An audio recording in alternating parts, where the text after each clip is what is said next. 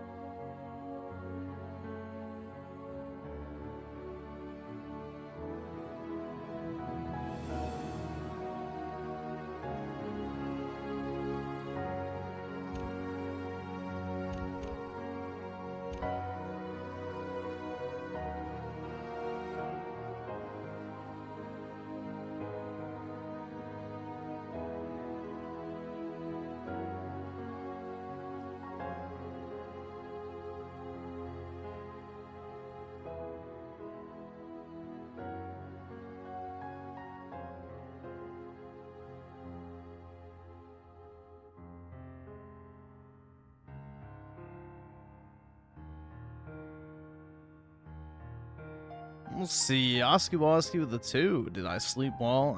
Yeah, I guess. I just mainly didn't feel like streaming. So, I've wanted to finish up that, the Wistoria show, so I did that instead.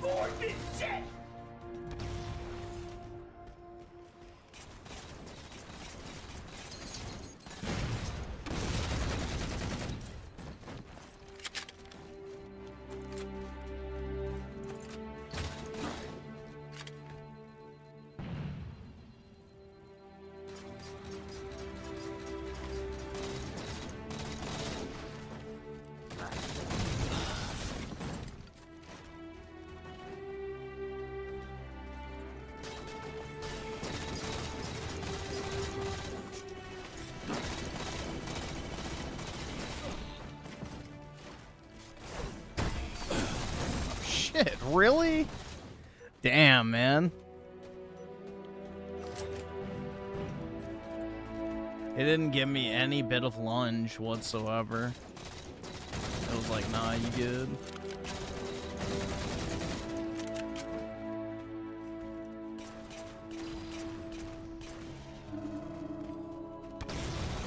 Big old watermelon? Sheesh.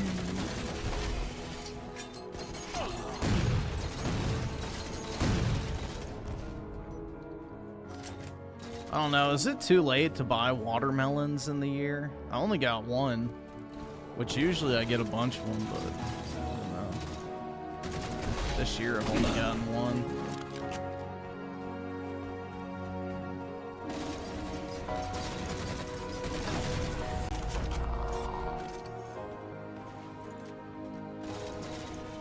It's still summer? Yeah, but aren't they like an early summer thing?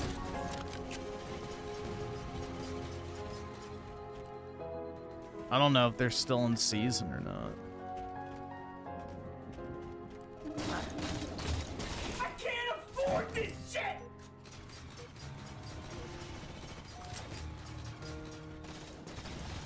I can't afford this shit!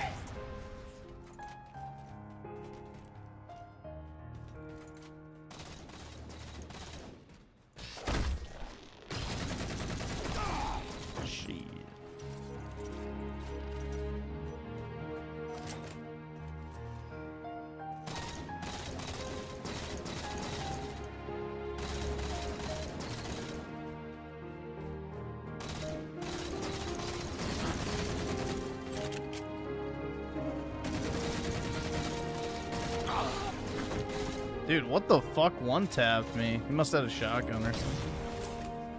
Damn.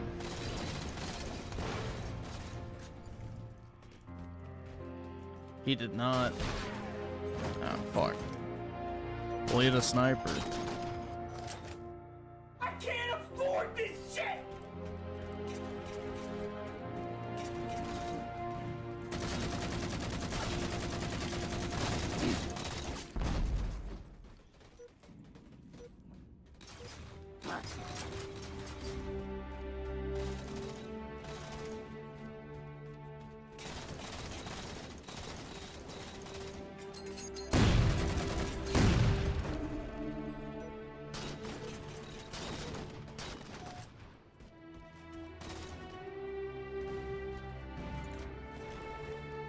Do I recommend wearing a hair system? I don't even know what that is. What is a hair system? I mean, really, the best thing to do is if you're losing your hair and you're really that worried about it, go get, like, professional medical hair replacement. Like, that's really the only way to fix it. Or take that drug that, stops hair loss. I don't know what it's called. Finasteride or whatever the fuck.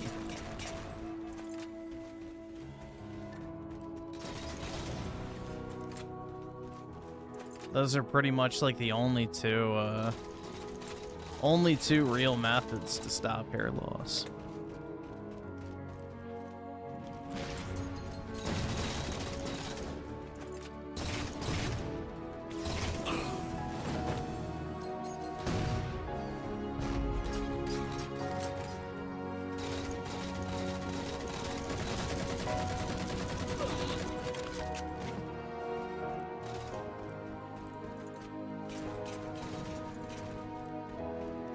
Nah, I wouldn't get a wig, bro.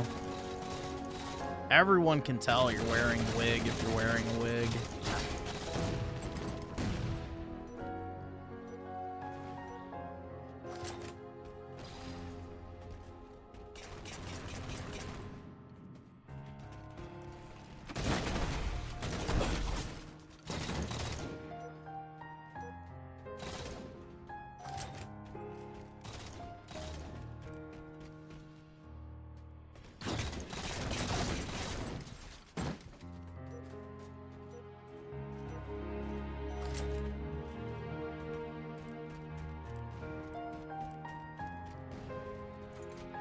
I can't afford this shit!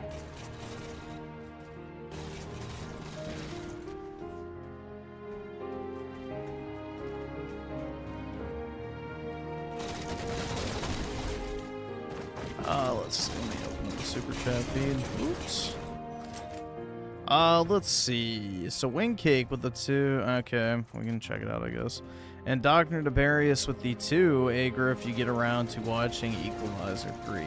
I looked it up. I think it was on Hulu, which I don't have.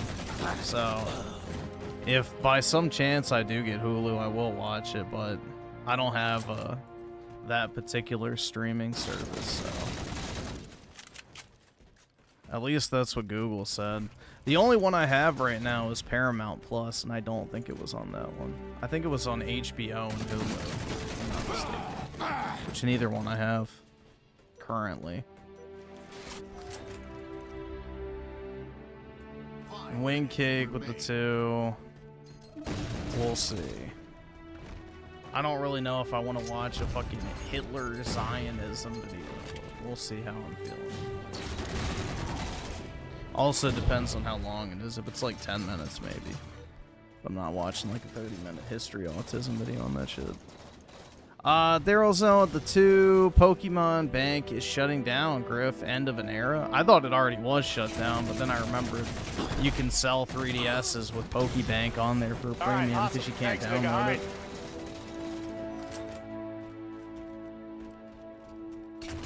But yeah, now there's a time limit on all the Poketism challenges. Until they port the GBA games over, which I don't think should take very long. Yeah, I paid the $5 a year for a while. I probably have Pokemon in my Pokebank.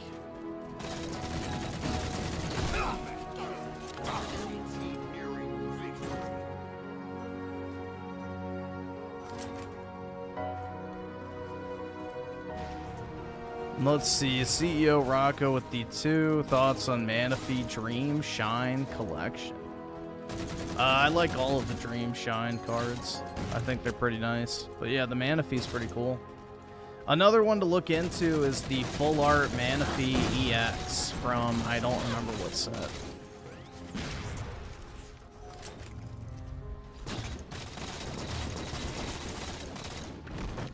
This is like retardedly expensive. From Breakpoint. Oh, it's actually pretty cheap. What the fuck? $800. That's not bad at all. I thought it was going to be a lot more.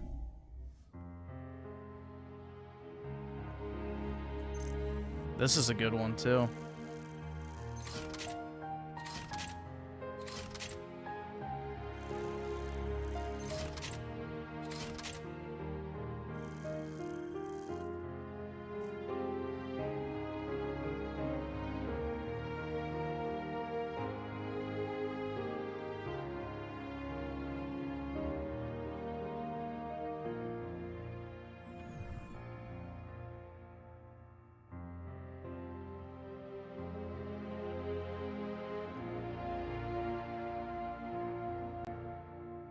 But yeah, Dream Shine, I'm looking real quick. How much is that one?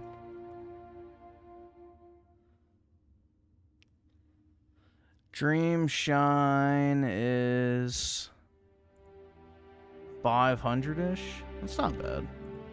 But yeah, I like all the Dream Shine cards. They're nice. The Mew is really good too.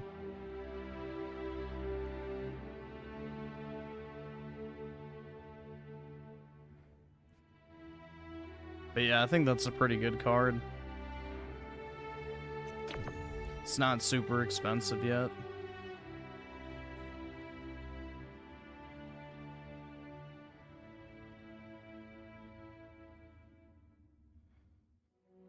Daryl's on with the 5. Watch. Okay. Sure. Indoctrinated and Berries with the 2, they're all on HBO Max, I'm fairly certain. Yeah, I don't have HBO currently, but if I do get it again, I'll watch it. I just canceled pretty much all my streaming services. The only one I don't have canceled is Paramount, because my parents use it. So, other than that, I don't really have any streaming services at the moment, other than Paramount and Crunchyroll. But, yeah.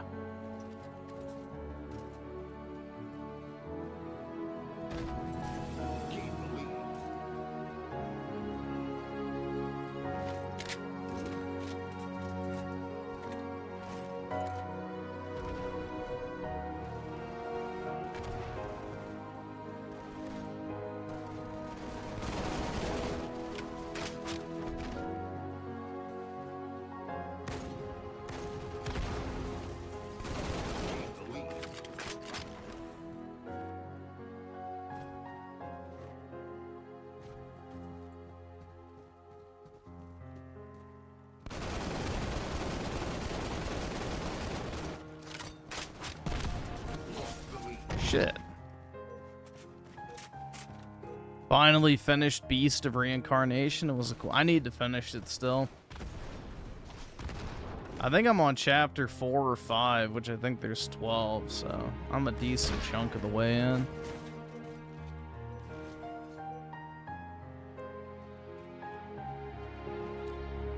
It's definitely heavily Nier inspired, that's for sure.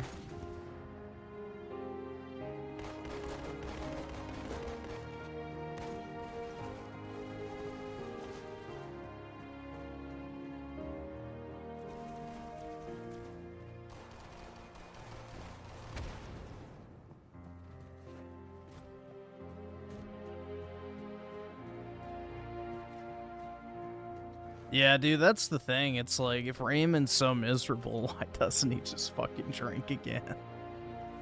Like, fuck, dude. If you hate your life that fucking much, just, pop a bottle or some shit. Alright, awesome. Thanks, nigga. Alright. Like, fuck, bro. If you're already that fucking miserable. A drink every now and then ain't gonna hurt.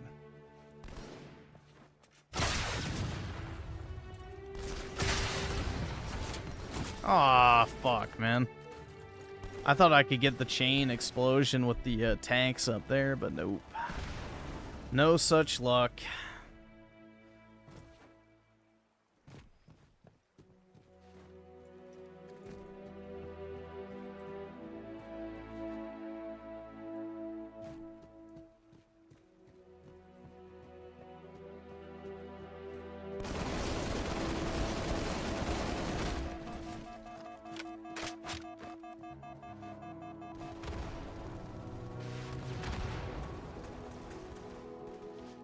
Either subscribe, donate, or get the fuck out.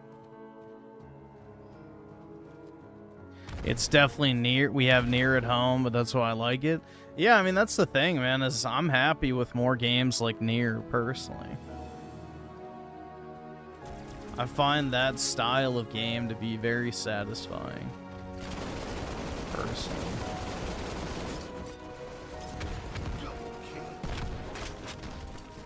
I just wish the main character was dressed a little more slutty, if you know what I'm saying. You got banned for promoting a terrorist organization? Brutal, man.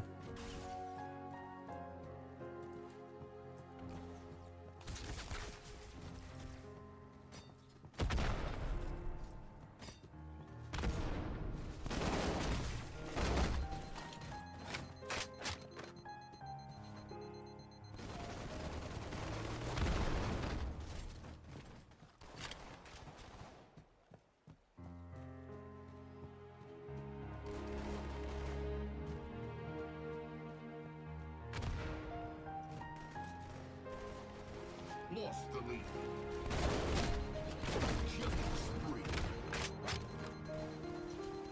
Gained the lead.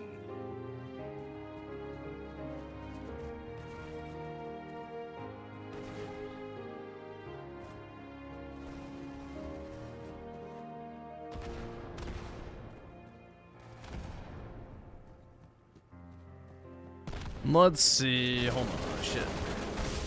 There we go. Gained the lead. Let's check. Oski Woski with the 5. I'm going back to Gen 5 so I can catch some Pokemon.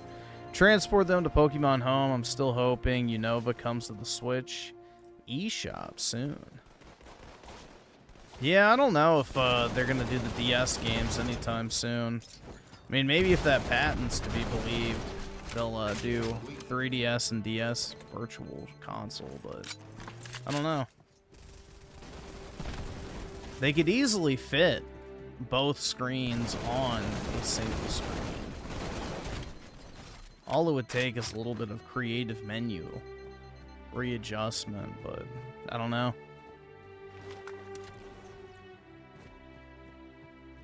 When am I playing Power World? Probably never, bro. I played Power World when it came out. I did all the achievements. Didn't really like it. It was like kind of fun for like 10 hours or so, but pretty meh. Lost the lead. It's just more survival slop, which I'm good on.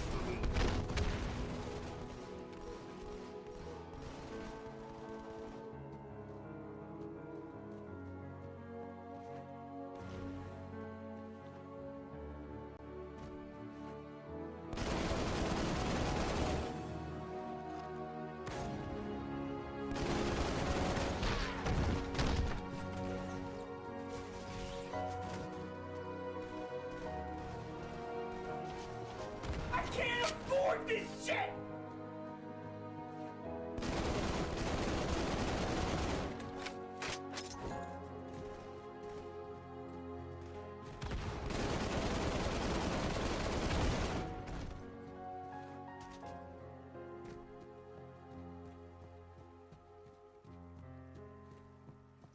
Five minutes remain.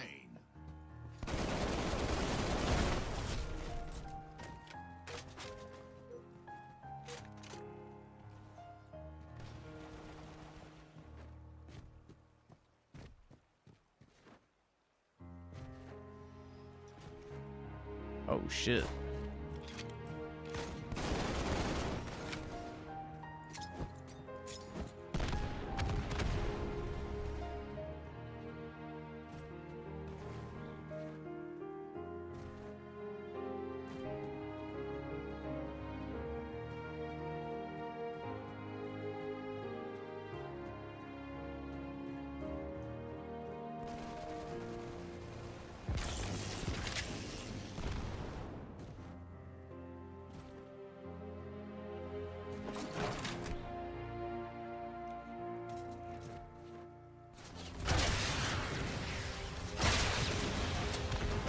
shit.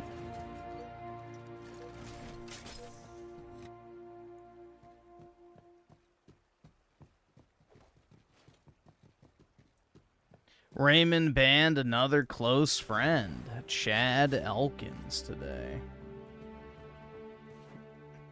What did he do?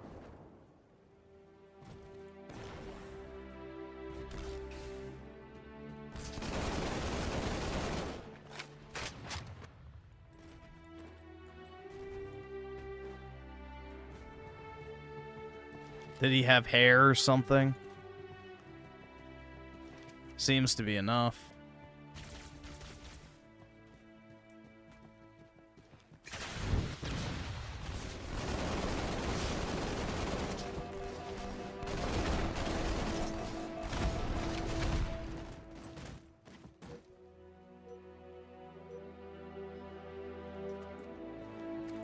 He's paranoid about people out. Oh, okay. He did Raymond's taxes. Oh, wait. So does he think he's the one that leaked the social security number? Because he would have done his taxes, so he would have had it. Oh, my God. That would be funny, honestly.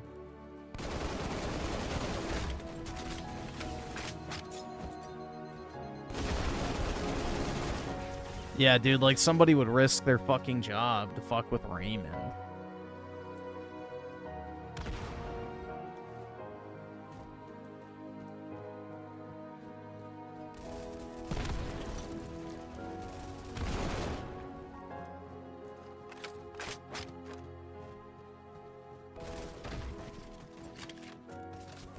I can't afford this shit!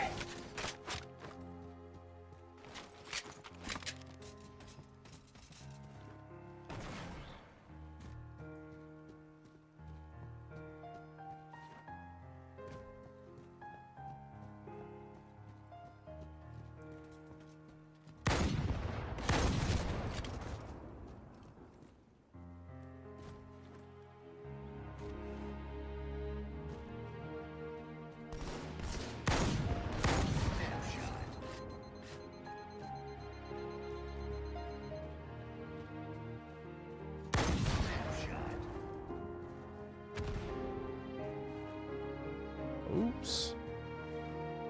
Almost didn't make that jump.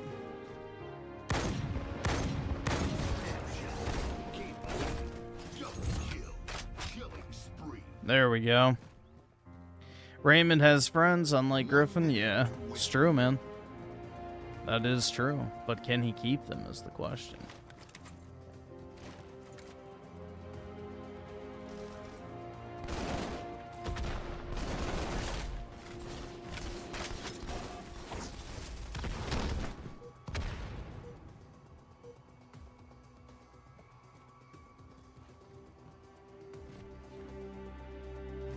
Overshield. 30 seconds.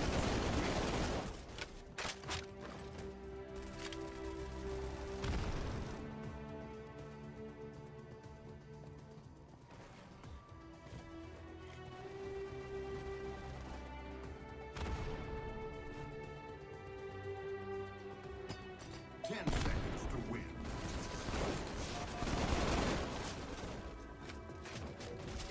I can't afford this shit! Game over. Victory. Damn, that was kind of uneventful. We just timed out. Let's see. Juan with 38 months. What is this? UTech We'll USA. see. An hour? Maybe. Maybe.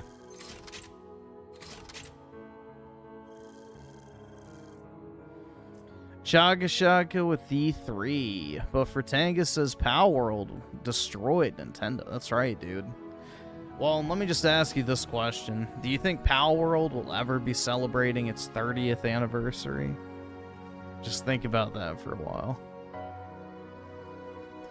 And Chaga Shaka Gaming with the 3. Can we see Ray cry to Avril Lavigne subscribe, again? donate, or get the if fuck you can out. get me a timestamp, sure. I don't know what video that was from, so if you have a timestamp, then sure, I can pull it up.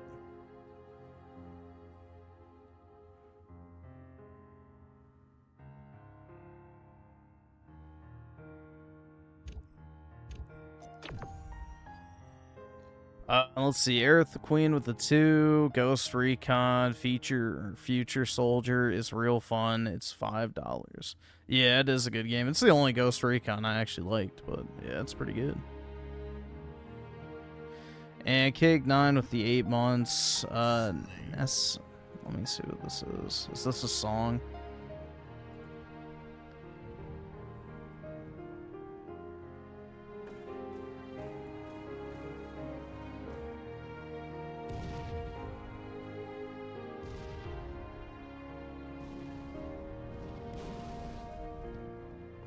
Okay, well, I can't find it this second, so I'm looking.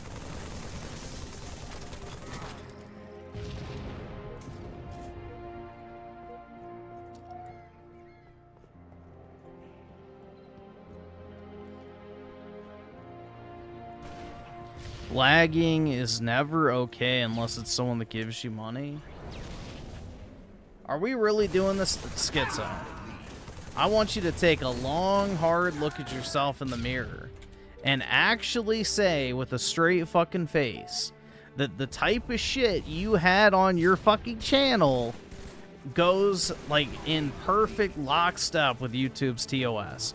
You literally had a fucking thumbnail of a Jew getting executed point blank. What the fuck are you talking about? There's not some grand conspiracy by the fucking random mods in my chat who have zero fucking sway over YouTube. Like, sorry, bro. Like, you literally had fucking black people getting lynched in your thumbnail, Jews getting executed with a fucking gun to their head, and all sorts of other shit about, like, fucking white Australia and all this other shit, bro. Like, that's just YouTube 101. That type of shit will get you fucking banned. So, I don't know what to tell you. And I'm not going to become, as your name used to be, schizophrenic at the idea of someone using a YouTube feature to the point where I take preemptive measure because I suspect that they flagged a video that, 1, I have no way of proving that they did or did not, 2, have zero fucking care if they did or did not because they're just using a YouTube fucking feature, and 3, it's really none of my fucking business. So, I don't know. We're not doing this shit, so.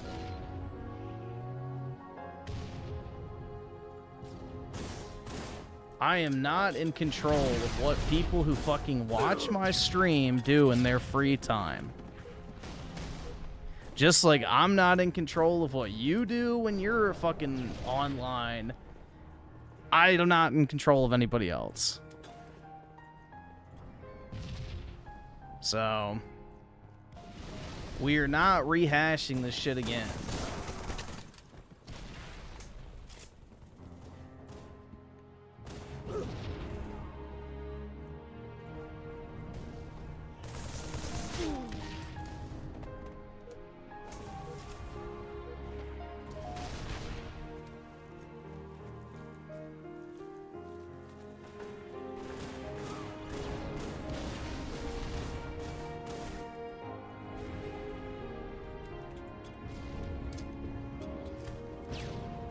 No, the only reason you're bringing it up is because you want me to intervene or some reason. Otherwise, you wouldn't say anything. So, no, don't play stupid. Don't play stupid.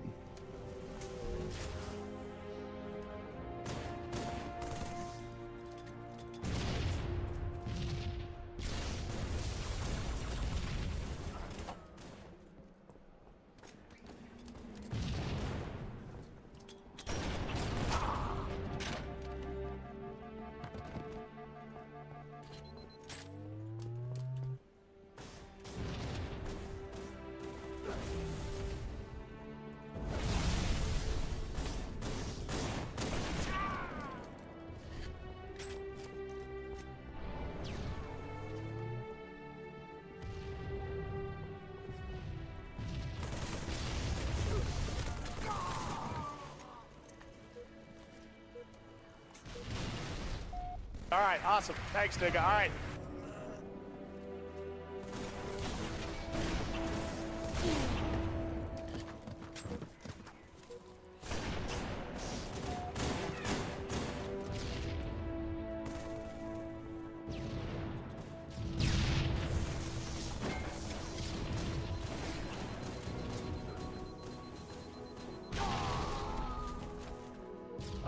Let's see.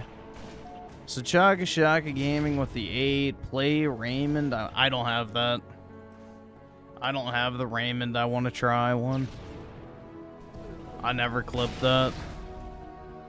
And also, watch Angry Jose's review on the end of Oaks. Oh, God. Is this a movie review? Dude, y'all gotta stop with the movie content. I don't fucking watch movies. We'll watch some of it, but I'm not promising we're finishing it. Like, I don't watch movies. I don't have anything to add on a fucking movie review. Gain the lead. Gain the lead.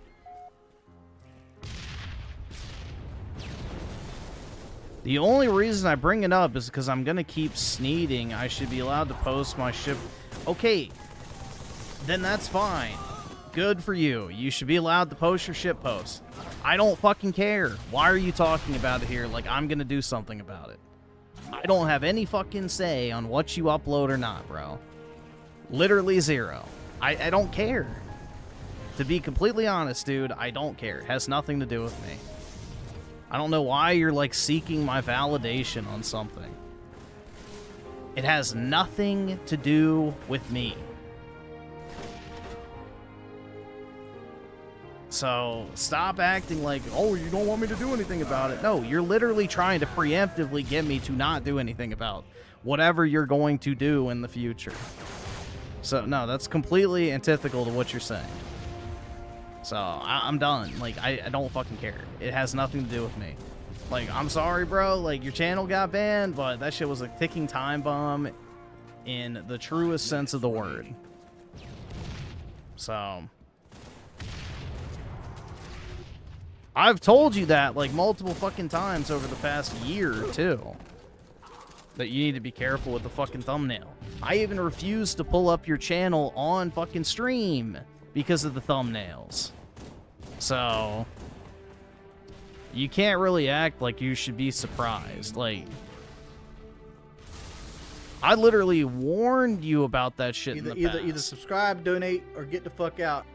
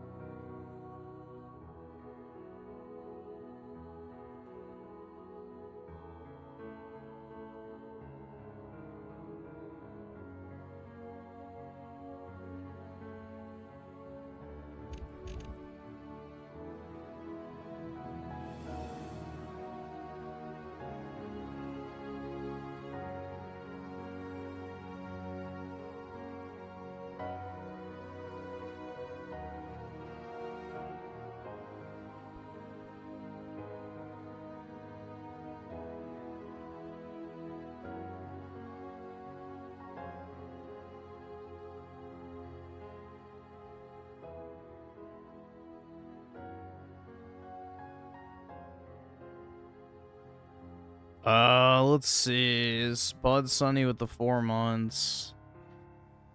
Oh, great. More PlayStation shit. And then we're gonna have the usual suspect. Watch videos, watch videos. Yeah, the same video we've seen 85 fucking times. I can't afford this shit! The same fucking video. I can't afford this shit!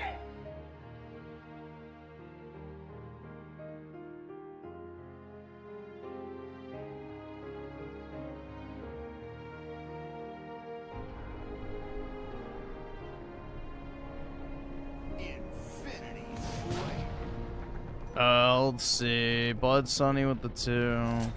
Didn't we already watch this the other night? Eliminate the enemy team. I'm pretty sure we already watched this. The PS3 game prices. Oh no, never mind. This is a black dude. I just get sick of these fucking videos, bro. Like, oh, dude, a PlayStation physical disc. Ooh. Oh my god, guys, we get to see another fucking 40-year-old man-child with Arrested Development talk about how important heckin' gamerinos were to his childhood. It's just like...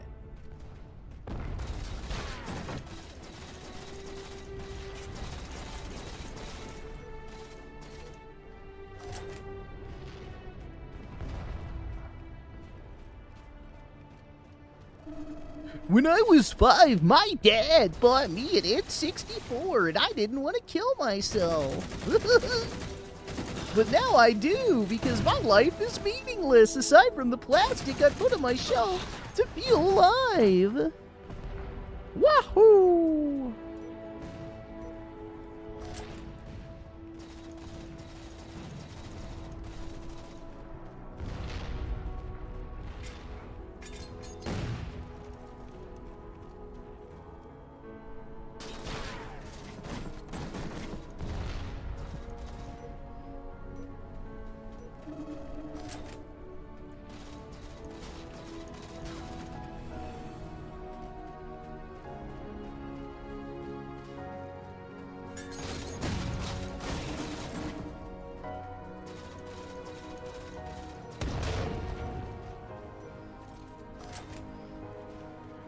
I can't afford this shit!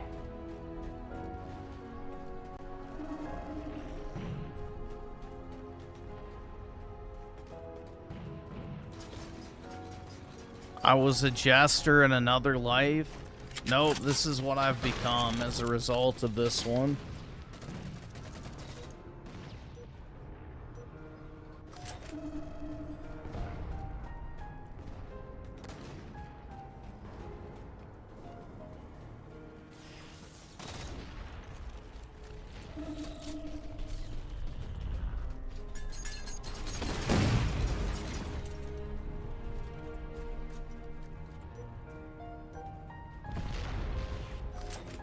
Yeah, I'm gonna... Whenever these PlayStation videos come up, we're watching 5 minutes at most. And if it's boring and repetitive, I'm turning it off. Like, I'm getting fucking sick of this shit, bro. It's like the same fucking video every single time.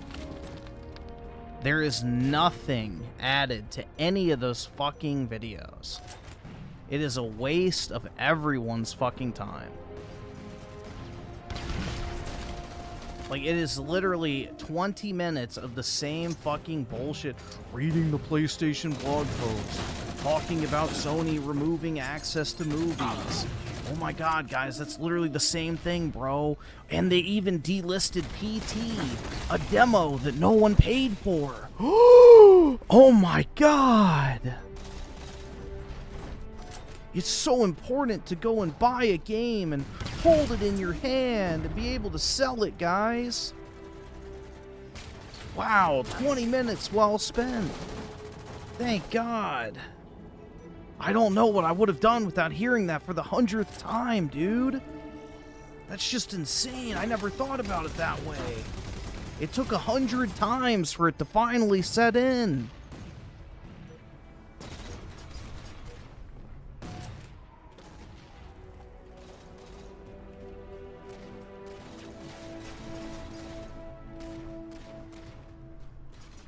I can't afford this shit!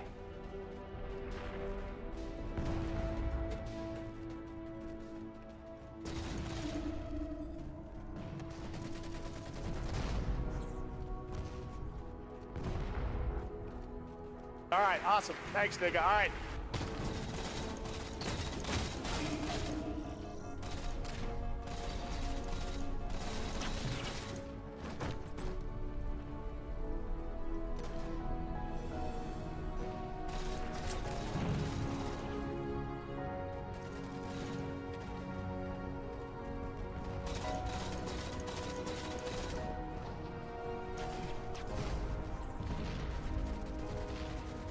Schizo, you literally had videos of you punching, or I don't know, I don't think it was you, it was somebody else, punching trannies.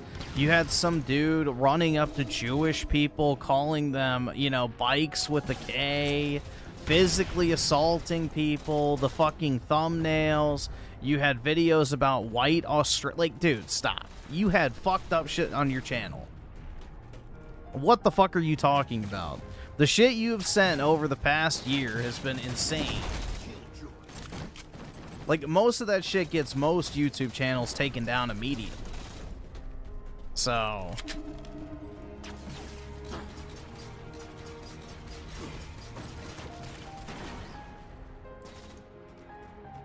I even warned you about that several fucking times, so I don't know why you're surprised, Pikachu face, that, you know, the channel got flagged for whatever, what was it, promoting terrorism? When literally that's the type of shit that YouTube specifically bans people for with zero hesitation.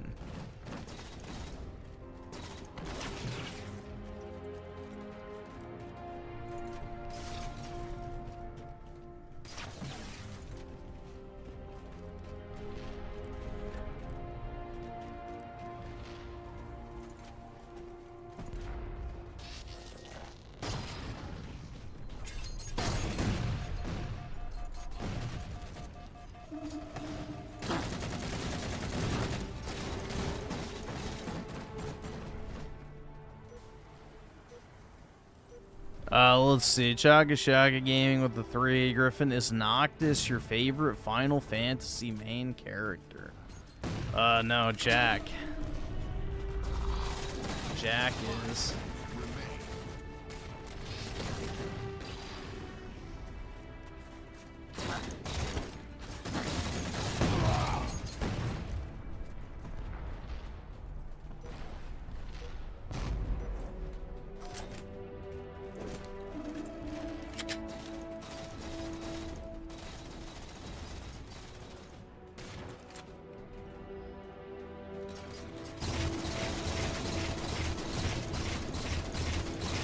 It's worse, too, because Schizo lives in Australia, and Google probably is way more strict on Australian users anyway because of their government. So... your days were numbered. Bro, like, I don't know what to tell you.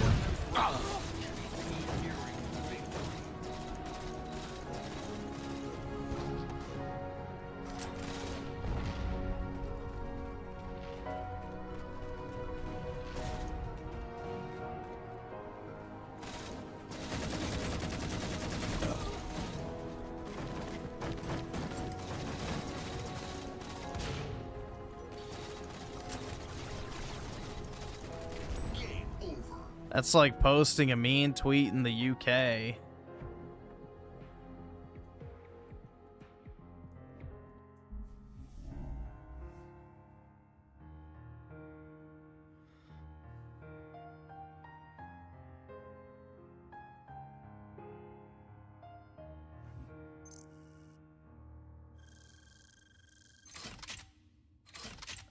Let's see. Bud Sunny. Oh, great. Another fucking... Again. Alright, I'm watching, again, 5 minutes, and that's it. 5 minutes, and then if it's not interesting, it's gone. Dude, no. No, I'm not watching it. It's 50 fucking minutes. Nope. Nope. Not doing it. Nope. I'm not even opening that. Absolutely fucking not.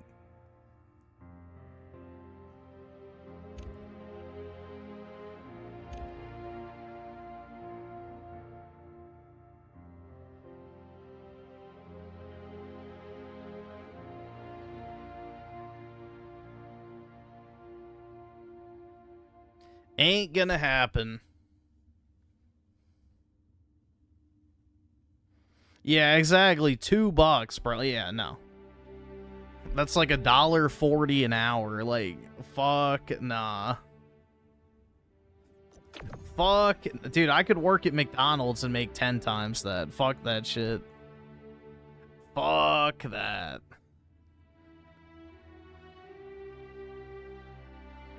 I would rather work at McDonald's than watch another fucking PlayStation physical media video, to be honest. Infinity Slay. Migrant? Well, I don't know, bro. I think Indians on Uber Eats make more than that. Enemy team I think Indians on Uber Eats make more than that. lost the lead. I could do like 2 or 3 Uber deliveries in the same amount of time and get more than that.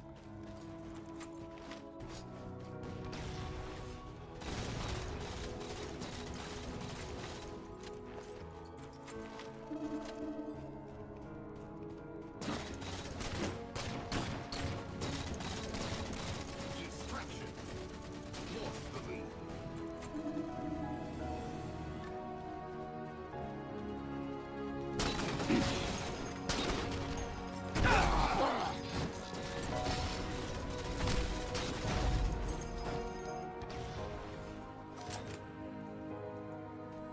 Let's see. Bud Sunny with the 2. Alright, that's fine. That's not... I'm assuming that's not a PlayStation physical media bad... or digital bad video. Yeah, that's fine. Chaga Shaga with the 8. Why do people want you to watch 40-year-old men flap their arms for physical disc? I'm annoyed by it too, Griffin. I don't blame you. I don't know, man.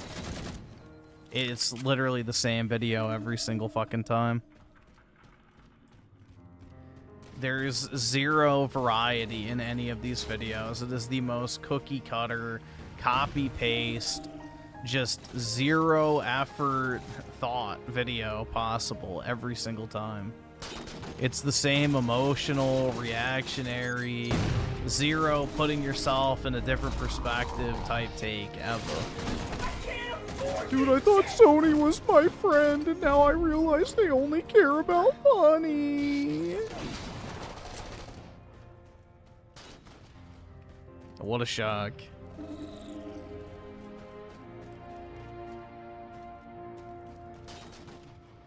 Yeah, there's not even an attempt to be made to play devil's advocate. That's the thing.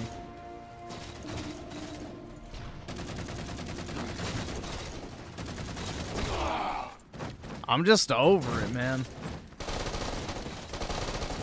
Yeah, again, Schizo, it was probably Young Defiant's little group that wanted to take you down. Because they have a history of mass flagging people, just FYI.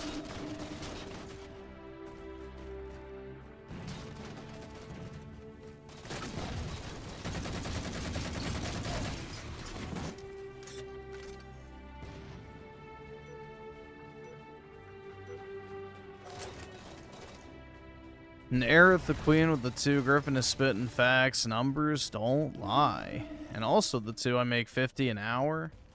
Yeah, I'm sure you can make a lot more. Doing a lot of other things than that. And you can keep your sanity at the same time.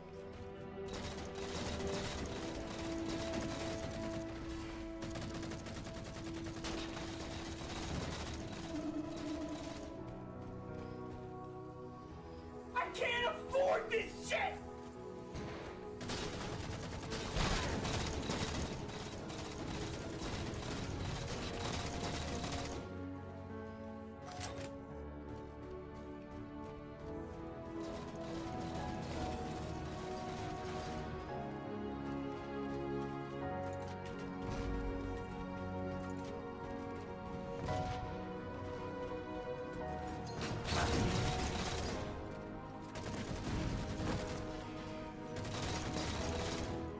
I saw on Reddit someone was working 60 hours a week only to make 2K a week.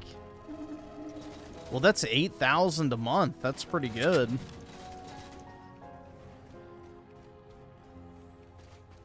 That's pretty good, honestly, depending on where you live and what your other job prospects are. I mean, 8 grand a month is not anything to, like, scoff at.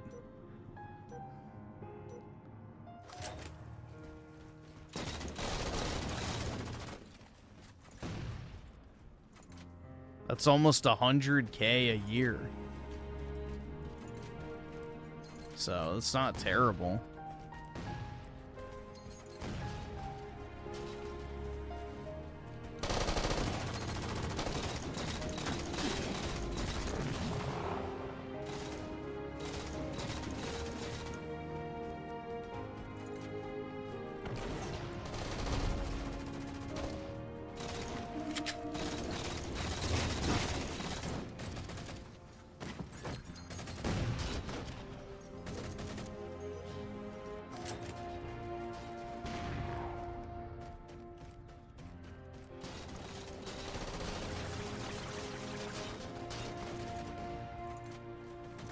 Yeah, the problem with Raymond is you'll, like, the thing is his viewership, because he's, like, segregated from, you know, mainstream platforms, his viewership will consistently drop, and eventually the whales will, you know, get bored and move on.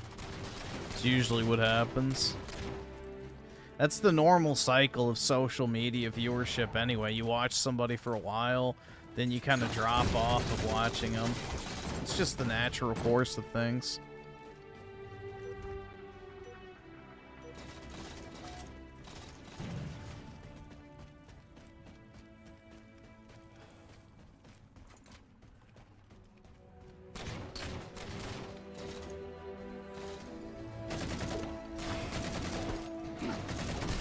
Yeah, if someone issues a copyright strike, you can see who the claimant is in the email that they send.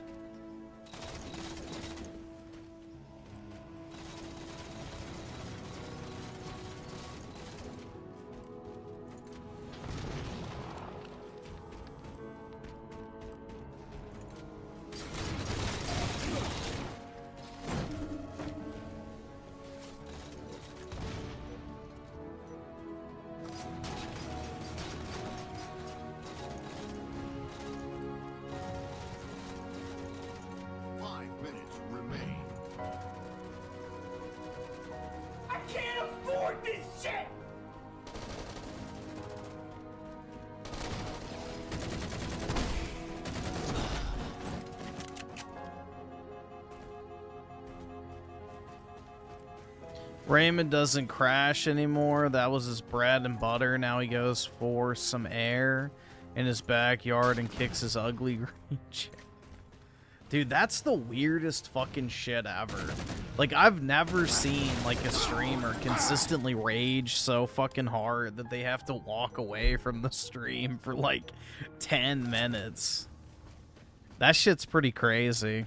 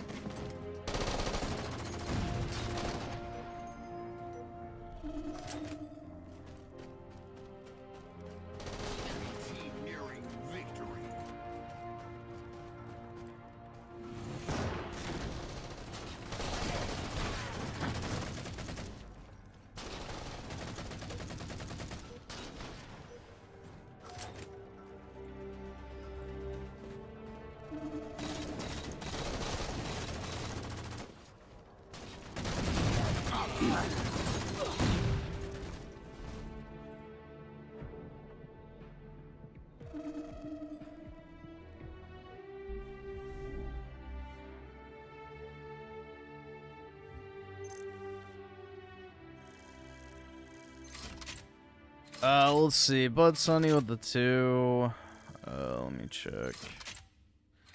And Aerith the Queen with the 2. I got Campbell's Chunky Steak and Potato for 150. Eating the bug meat. Isn't that what the guy who worked there said? He would never eat it because of the bug meat or some shit like that.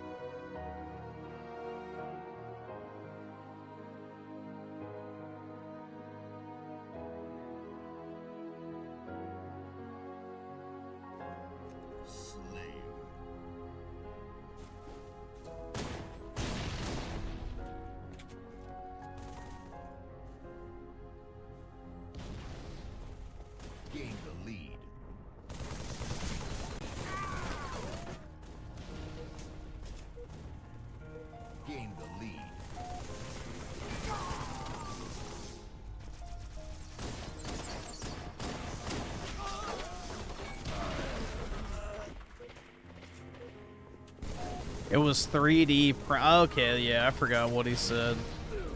I forgot if he said it was the bug meat or, yeah, whatever. I mean, that is the bug meat, to be fair. My silence on the Sony physical media situation is deafening. That's right. Hopefully it's blinding, too. I want you to lose 2 senses, not just 1. But yeah, I don't know, man. It's like raging that Best Buy stopped carrying DVDs. It's like, yeah, no shit.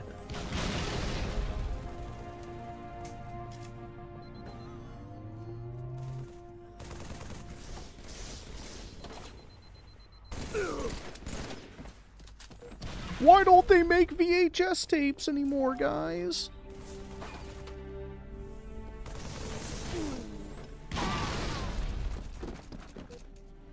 I can't afford this shit! And Shaga Gaming with the 3, so Griffin, you don't flap for physical? I don't, dude. I cannot say that I do.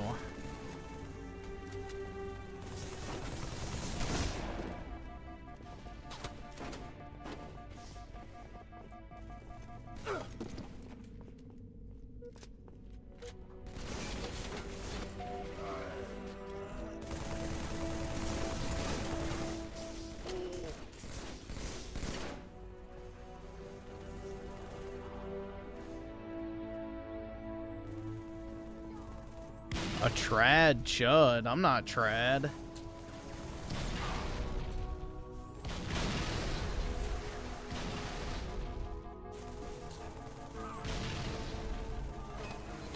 I'm definitely not trad, bro. I definitely don't consider myself to be trad.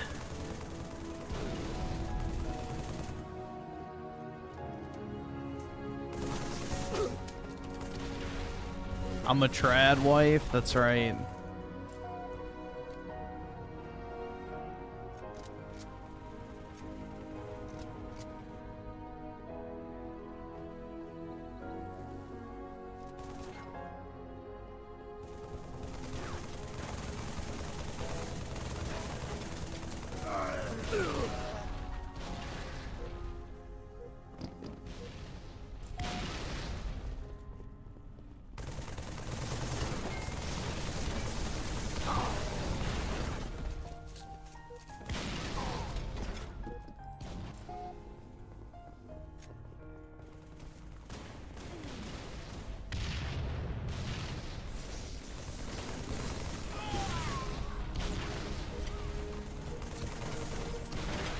Yeah, that's right, dude. I'm mining for Bitcoin.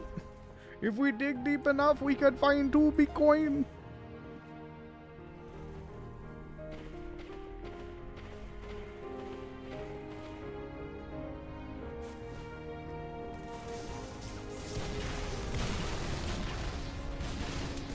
Oh, shit.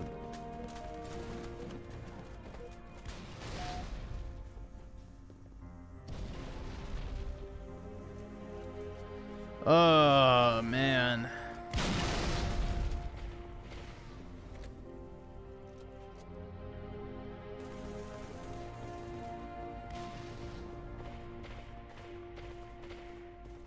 Game over.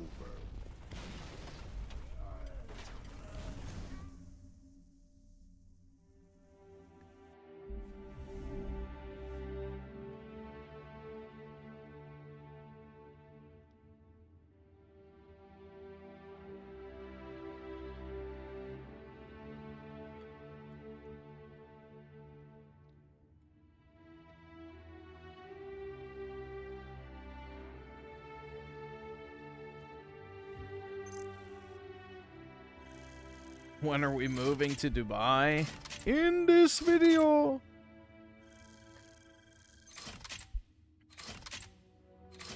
Oh, man. It's all so tiresome.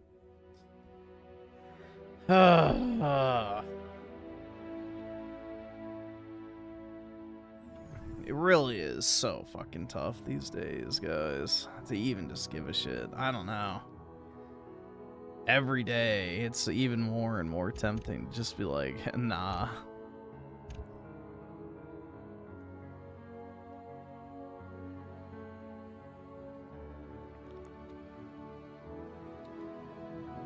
Schizo, I don't think there's ever been a moment in my life where I've wanted to see what Young Defiant looks like. I genuinely could not care less. All right, awesome. Thanks, nigga. All right.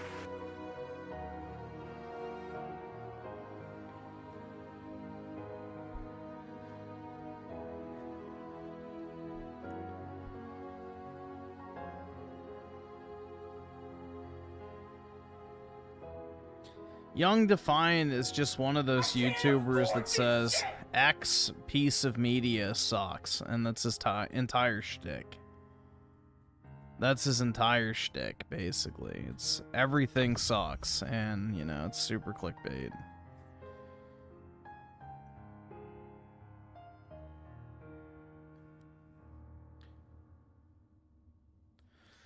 Tim Marco with the 7. Remember, Griffin, physical games are so important. You will own nothing and be happy. You're right. I will be happy. PT was delisted and Sony took movies out of people's libraries. That's right, man. We gotta rise up.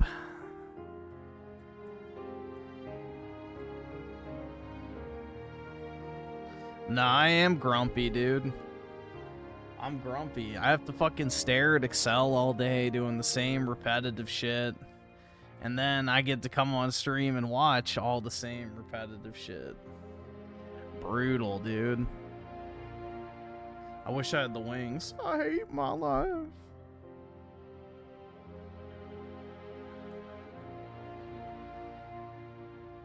I have every part of that except that. Why am I leaving matchmaking? Oh, that's lovely.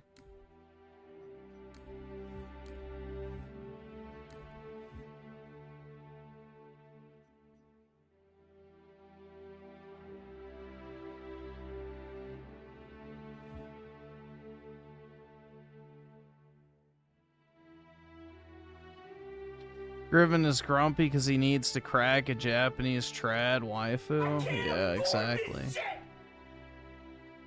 Exactly, bro. I can't afford this shit!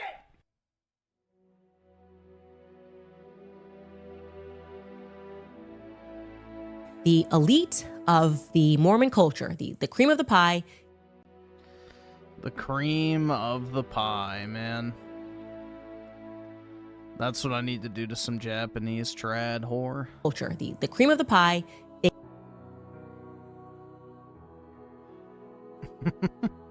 The cream of the pie.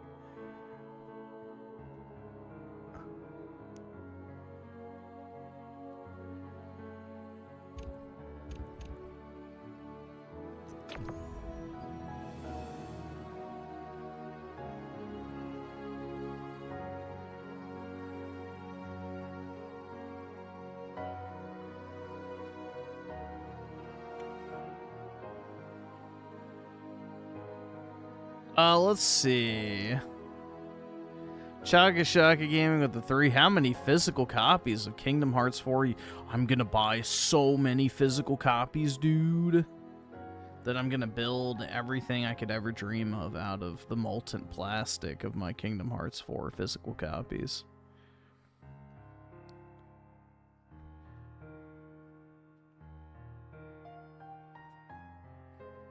And Aerith the Queen with the 2. Griffin needs PK in his life 24/7. Absolutely not. No, that'll genuinely drive me insane. And Bud Sunny with the 2. Anti-console war hippies. Pathetic. The fuck? I don't even think the console wars are a thing anymore. Are they?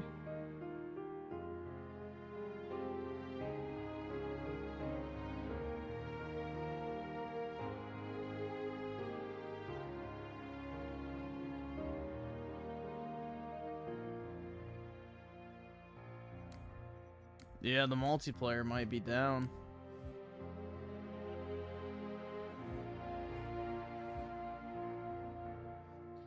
I don't really even think console wars are a thing anymore. It's pretty much generally accepted. Xbox got their fucking teeth kicked in. PlayStation is the de facto, like, home console. And Nintendo is just doing their own thing and, you know, thriving.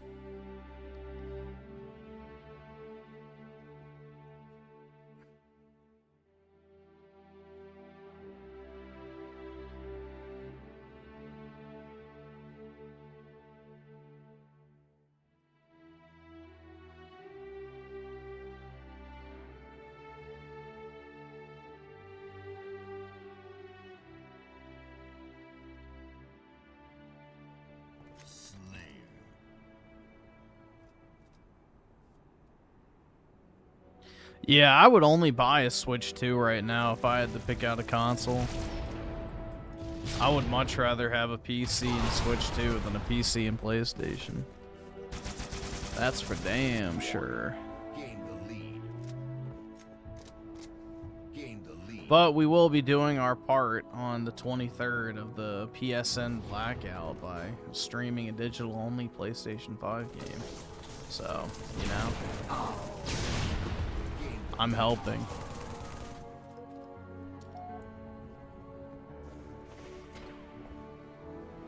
Gain the lead.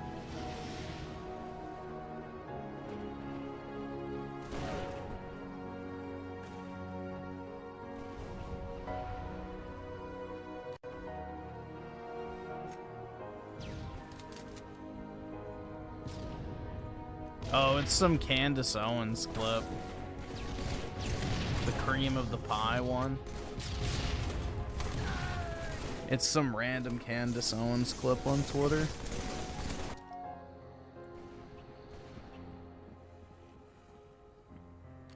If you just type in the cream of the,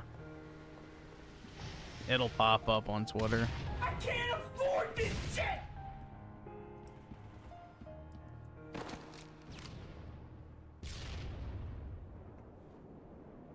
I think the exact tweet says something like the cream of the what? Or something like that. But it's from that account, Candace Owens struggling to pronounce things.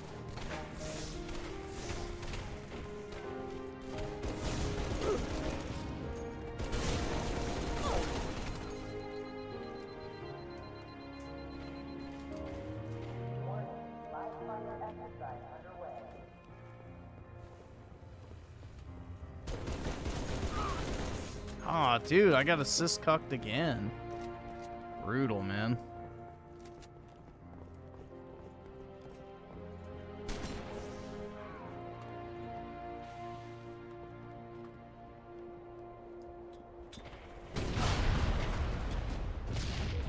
Fuck.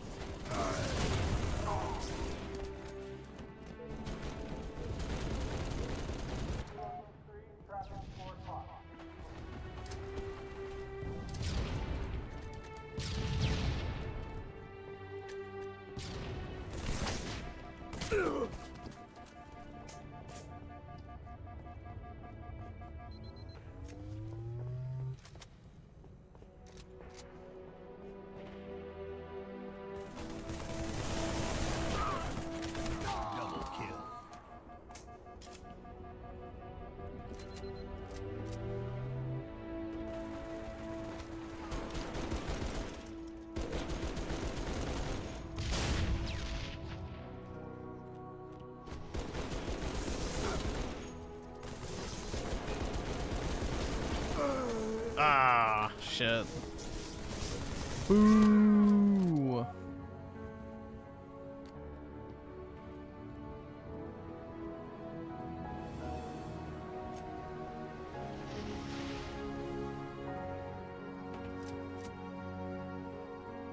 Yeah, personally, I do not find Candace Owens to be attractive, but, you know, to each their own, man.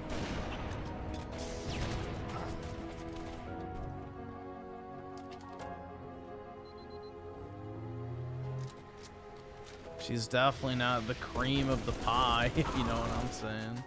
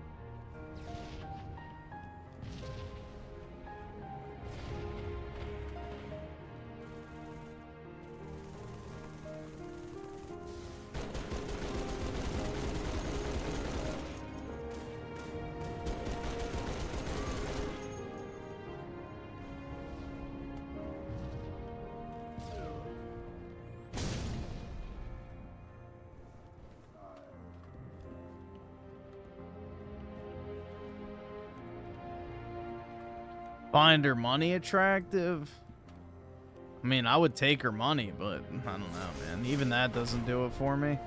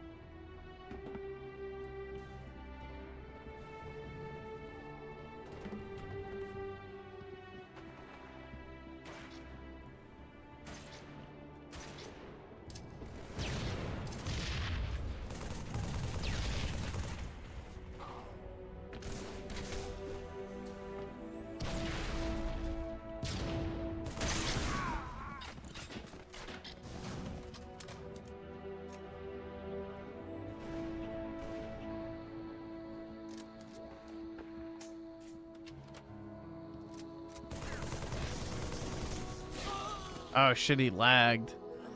I couldn't time that right. I don't really want to play Kingdom Hearts 4. I don't really have any desire to. 5 minutes remaining.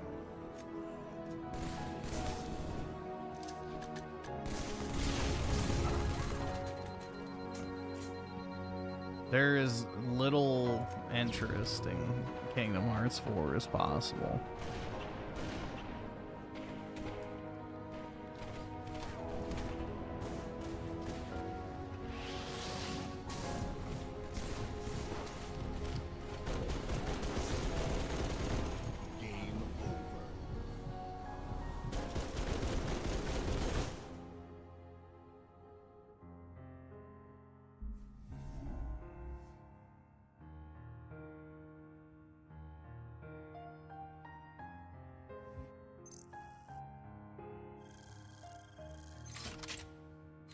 Yep, you were right, Griff. I joined his Twitch with my normal name, and the first thing he said, "How's the band, you stupid ass bitch?" He literally striked my channel to see if I got to... Yeah, I told you, bro. Again, you know, there's not some schizophrenic conspiracy going on in my chat to get you banned. But...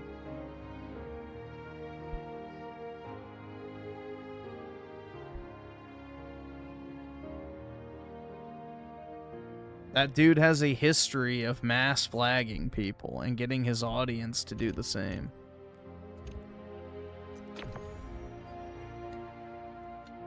Bud Sunny with the 2. It was a bit... yeah, I got it. I pulled it up.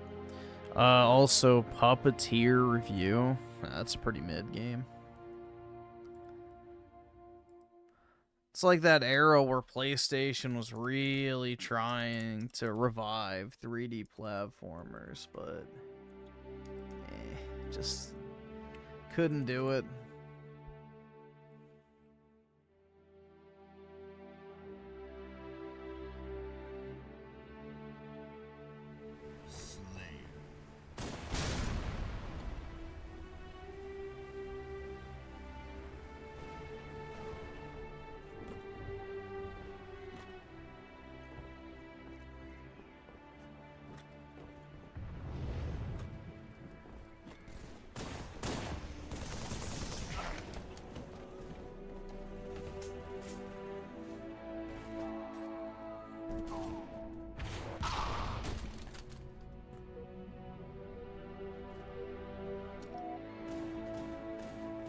Let's see. 16-bit Kikamura with the 2. Would you rather play GTA 6 or Kingdom Hearts 4?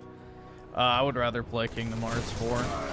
Because at least there would be actual gameplay.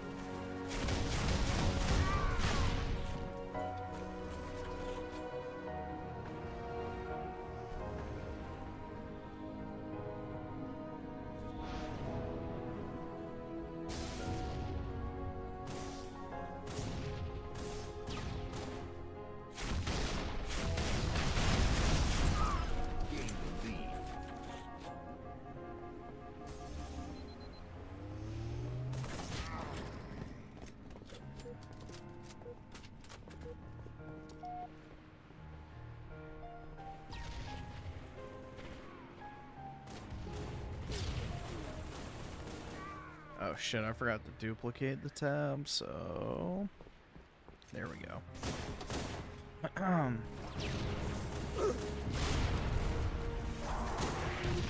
But yeah, I would much rather play Kingdom Hearts 4 over GTA 6. Undoubtedly.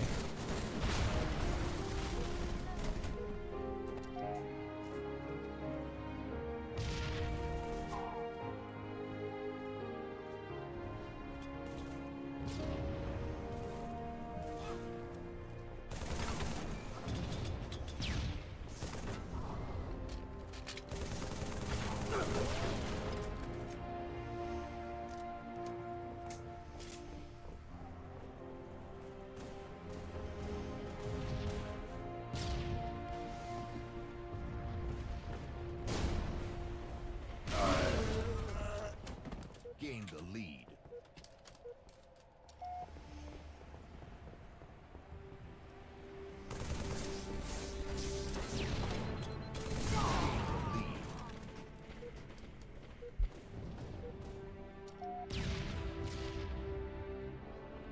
I know math is hard when you're an idiot, but if you're a broke boy, just say so. Oh god, what is this? U Generation with the 50. Play high. Game. The Fed will have the rest when he is on. Oh god. How bad is this game?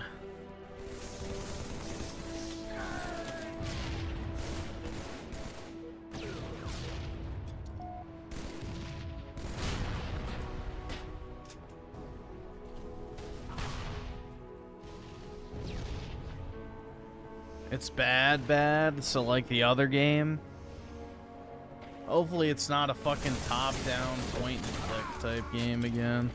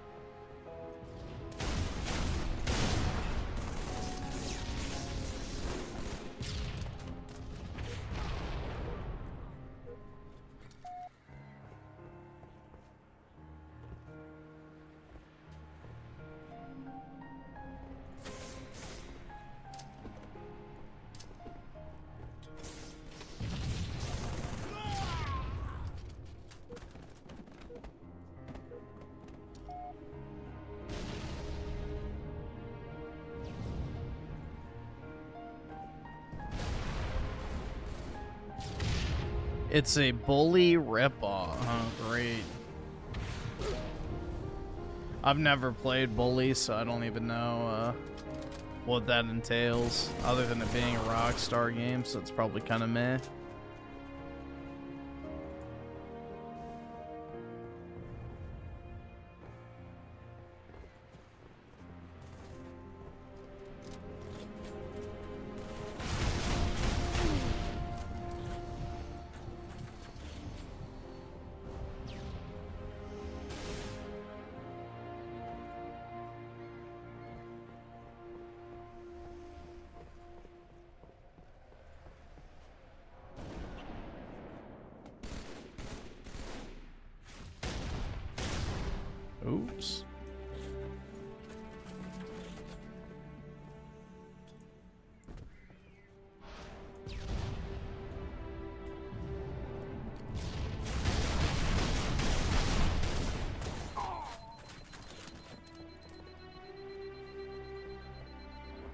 Oh, great. A 4v1.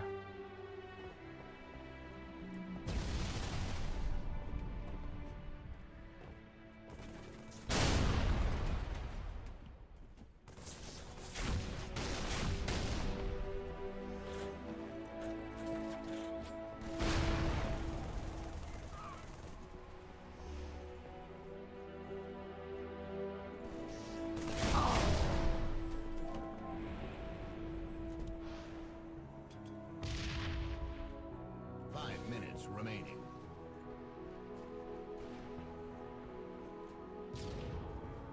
You had a dream that you spent $650 on a Switch too? Dude, that sounds like a nightmare. Oh my god.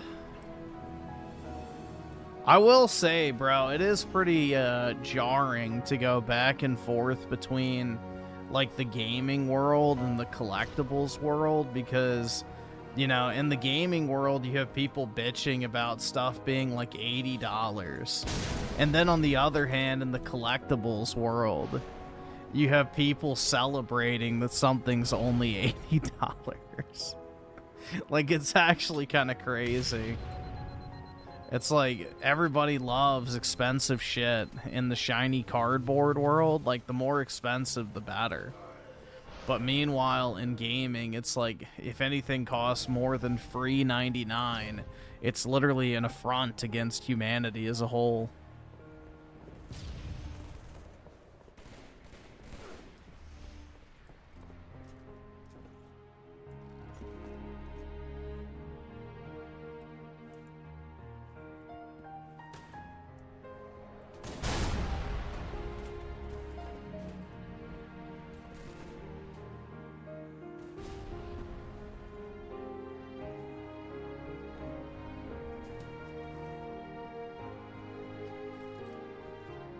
And it's funny too, because like the trading card crowd, they're all getting in on physical video game grading now.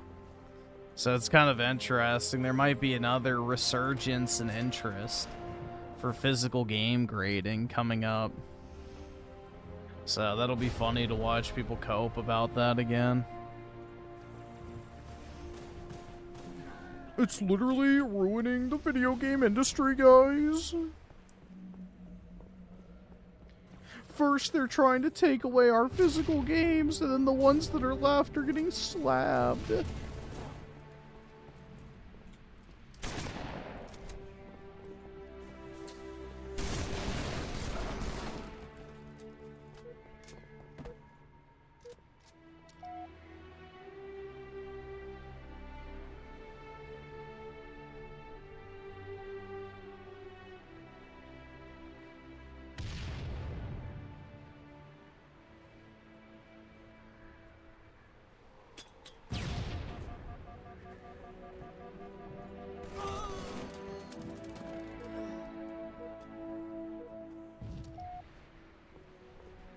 Yeah, dude, I was really tempted to make a community post, and it was going to be like, this is what Sony is taking from us.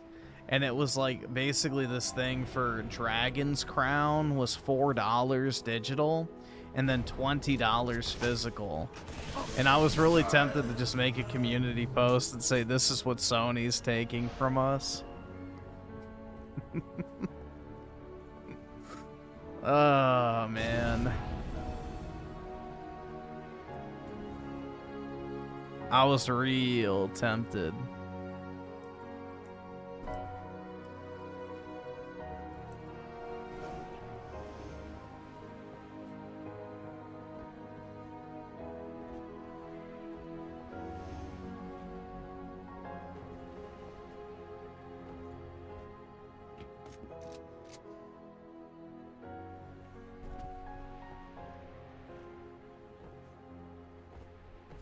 One minute remaining.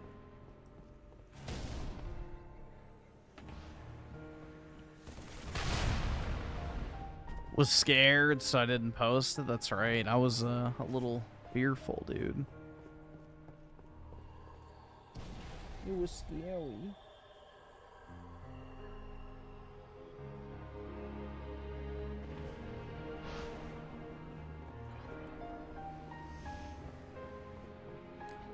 Oh. Seconds remaining. It looks like I just got that gifts feature. What is that?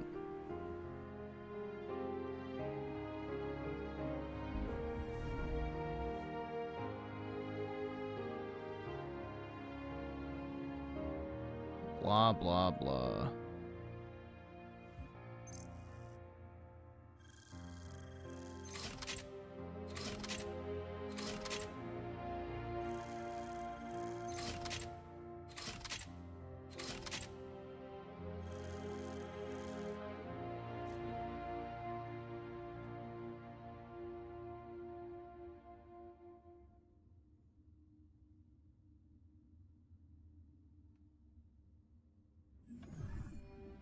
I don't know what the gift feature does. I just turned it on, though. I literally just got a notification on my phone from Google saying you can turn on gifts.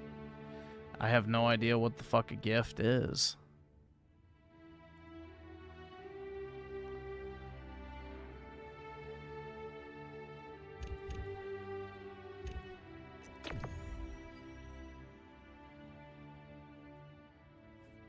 I'm familiar with a grift, but a gift, no idea.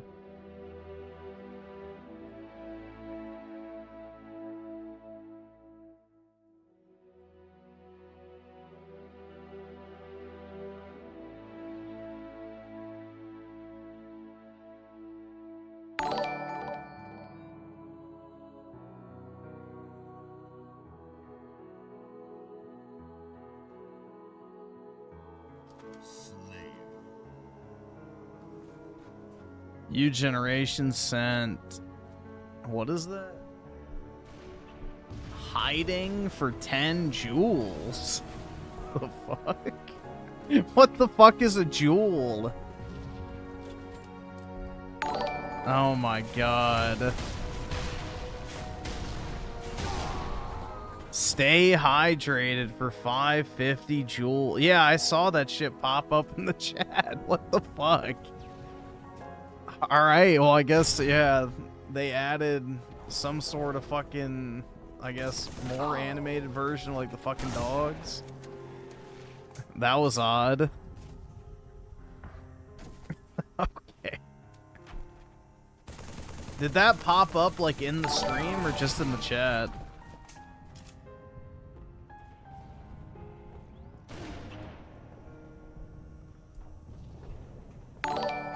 Dude, what the fuck is this?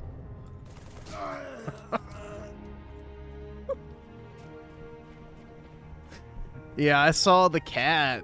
Dude, that's weird. And the jewels, dude. Oy vey, my jewels. Yeah, I have no clue. I haven't even seen this on another stream before, so interesting. Interesting, man. I have no clue. This is beyond me at this point. But I appreciate the jewels, dude. Let's see. So Juan sent 6-7 for 67 jewels. And Oski Woski sent Turn It Up for 800 jewels. And let's see, Mario Dillon with the loot box for 1,000 jewels. Wow. I'm guessing you have to, like, refresh the stream because I enabled it mid-stream, or you can only do it on certain versions of the YouTube app. I have no clue. Again, I've never seen this shit before. I literally just got a notification from Google on my phone that I could turn it on, so I just did.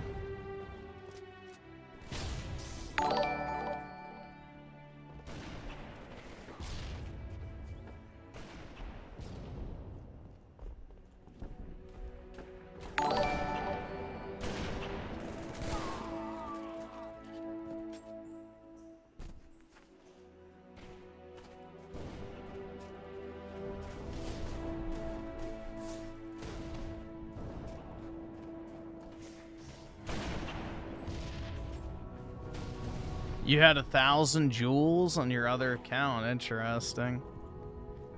Do you have YouTube Premium? Maybe they give you free jewels every month.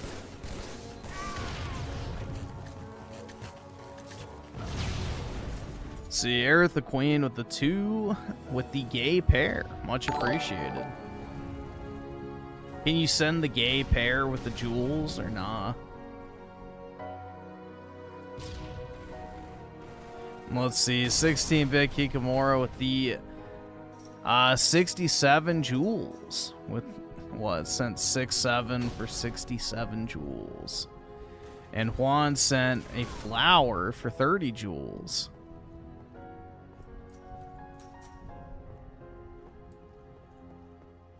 Hold up. This text is like so tiny. There we go. Esoteric Outcast with the 1,000 jewels. Much appreciated, man. Big ups. I have no idea how much a jewel is worth, but I appreciate it. Regardless. Big ups, dude.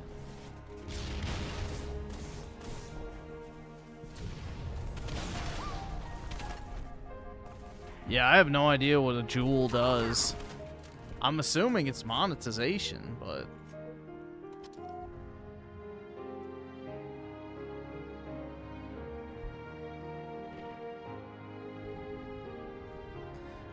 So digital currency the viewers can buy in bundles. So it's like, okay, it's like kicks, I guess. It's like kicks.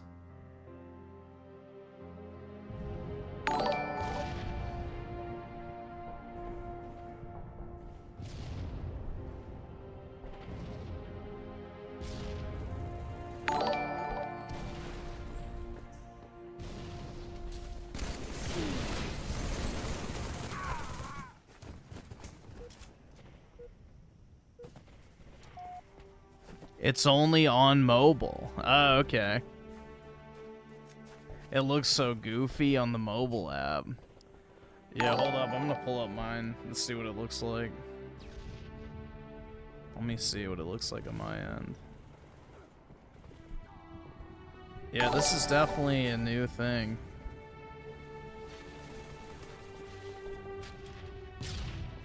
So it looks like they're popping up on the stream through Streamlabs at least. So that's good.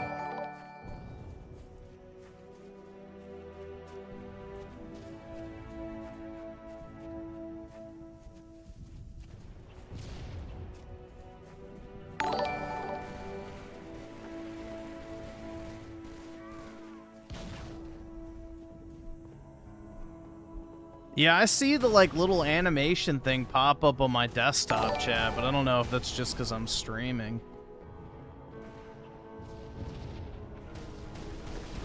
Yeah, I could change it to the cream of the pie. I could.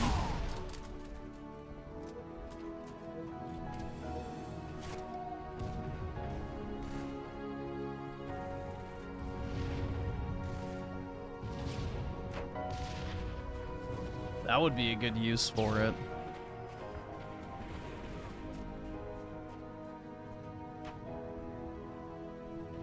$500 jewels, that's right.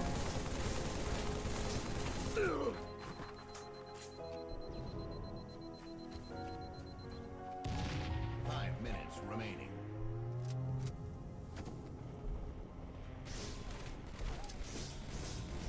Boy, hey, that's a lot of jewels. Game over. Dude, what the fuck? Juan sent the happy poop for 10 jewels.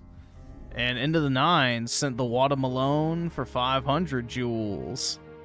U Generation sent Finger Heart for 350 jewels. And 16-bit Kikamura sent the Happy Poop. El Rosario Soul sent GG. Appreciate it, man. 16-bit Kikamura with the GG. Appreciate it. End of the Nines with the gold shekel. Also 16-bit Kikamura with the 10 shekels. Niderlab with the 10 shekels. And Into the Nines with the 10 shekels. Oy vey, man. That's a lot of shekels. Wow.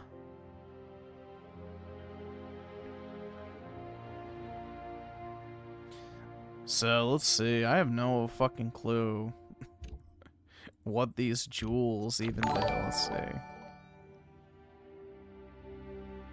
How much money do you get per jewel? I don't even know how. Oh yeah, it looks good on mobile. Much better than the normal one. I just saw the turtle. Looks pretty good. Yeah, they are trying to make this shit like TikTok now.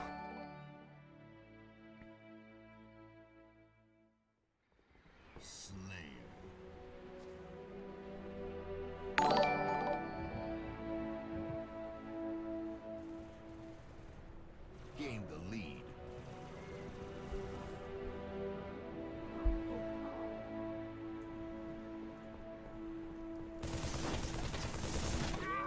$1K is $1. Interesting.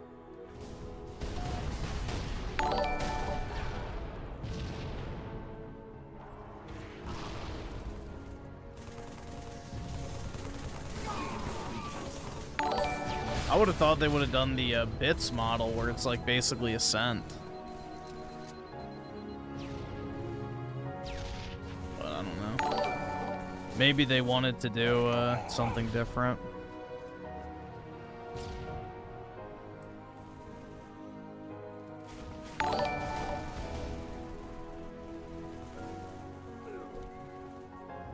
So you can just spam. Yeah, I mean, if you want to.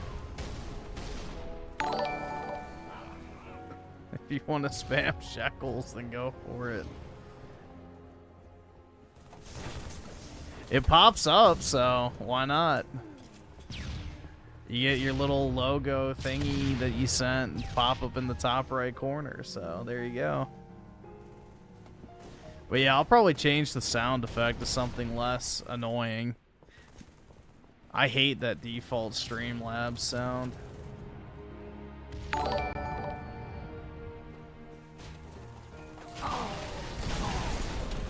Maybe I'll do it to like a coin clinging or some shit like that. Yeah, I have no idea how much the revenue is, so... I'm not, like, again, I didn't even know this was a fucking thing until, like, literally 10 minutes ago. So, this is completely new to me. I just saw, like, a notification on my studio app saying, gifts are now available. Enable here, so I just turned it on.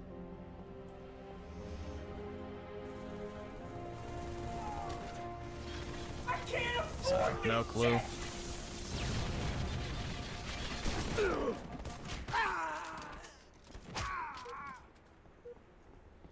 If you want to send jewels, then I'm not going to complain.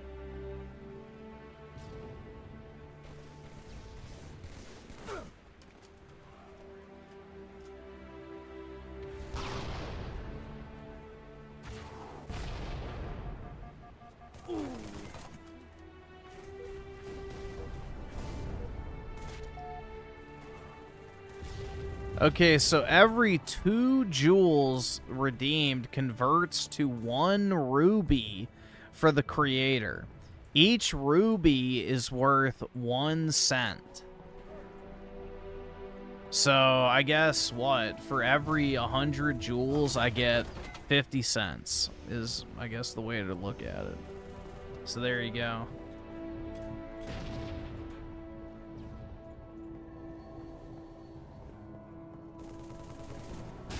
I guess that's how it works.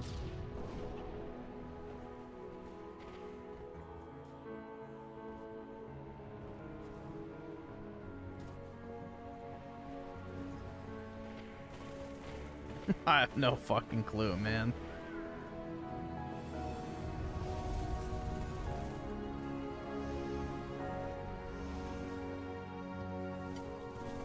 Now you're like a real TikToker making absolutely zero. I know, man. Times are tough.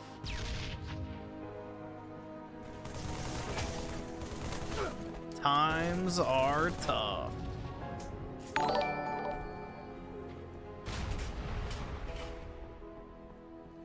Let's see. Era the Queen with the two YouTube Jewels thing. Been around for around... Yeah, it probably was in like a limited beta thing. Like some of the other features of them. Like the super stickers were a limited beta feature for a while.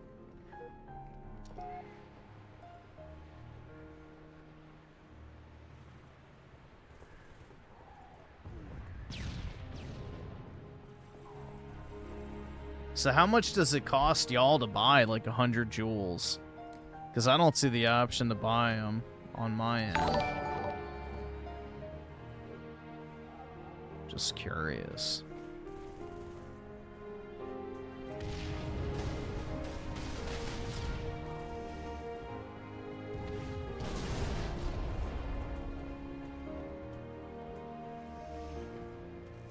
Super stickers are gone? I don't think so. Can you only have one or the other on? I have super stickers turned on. So, I don't know. That's weird.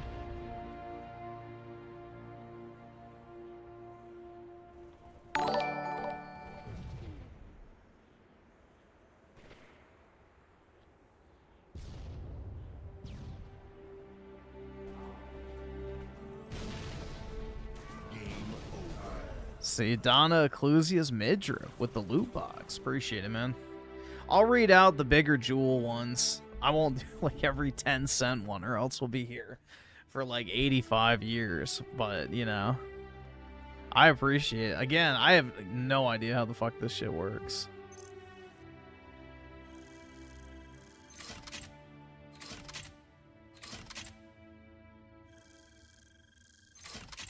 But I appreciate it, man.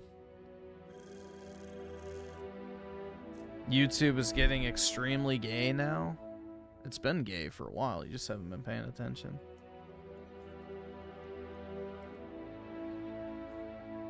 Let's see. Streamlabs. Let's adjust that sound effect.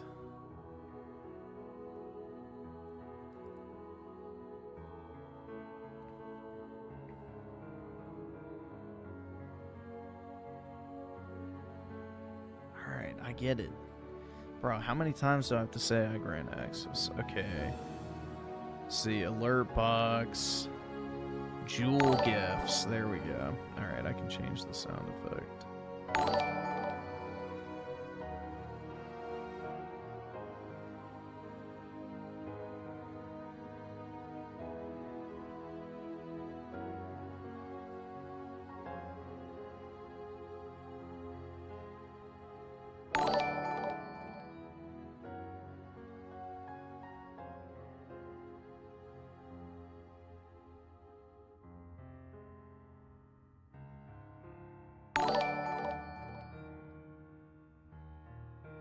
Should I put this one?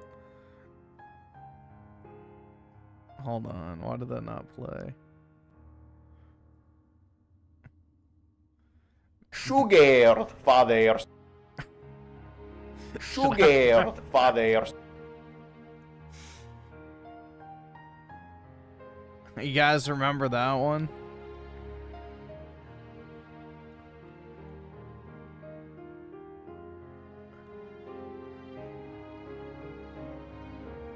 Or maybe, hold on, wait, let's see if I can find this other one real quick.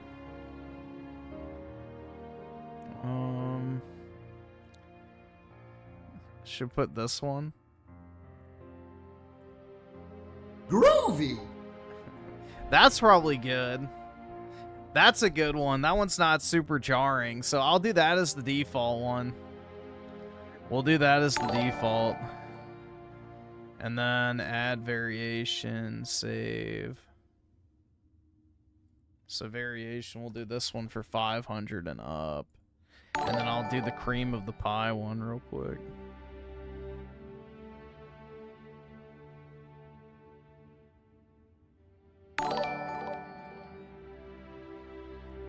Alright, let's do the cream of the pie.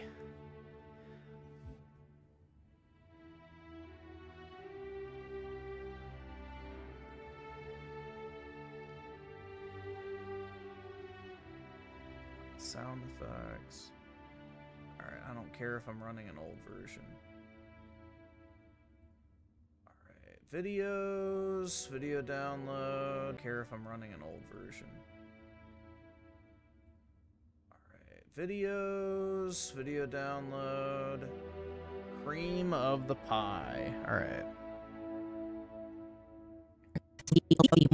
The Mormon culture, the cream of the pie. The cream of the pie. All right, there we go.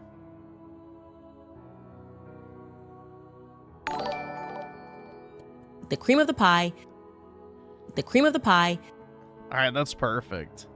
All right, let me render that real quick.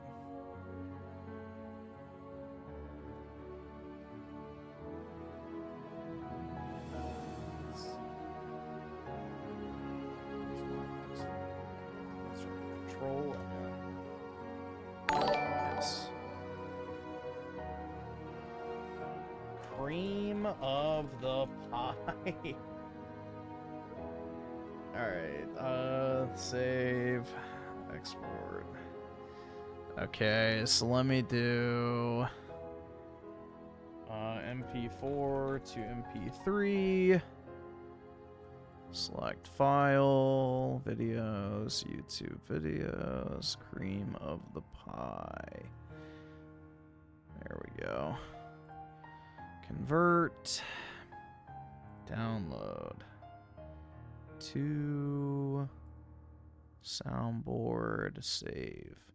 Okay, so let me put this up on Streamlabs.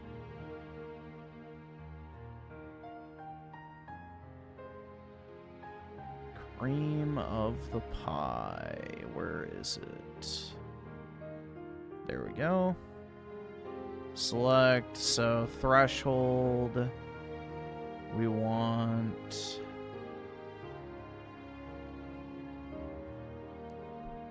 Okay, why is there not? Is at least.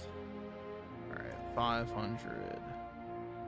Alright, save. Alright, I think that should be good now. The cream of the pie should be up.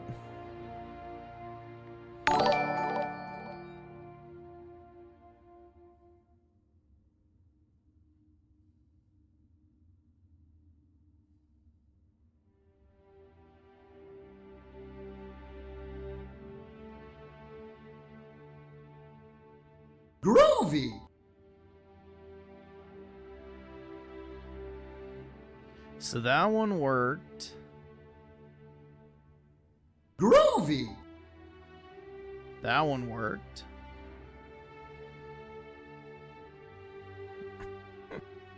Dude, this is so retarded. Either subscribe, donate, or get the fuck out.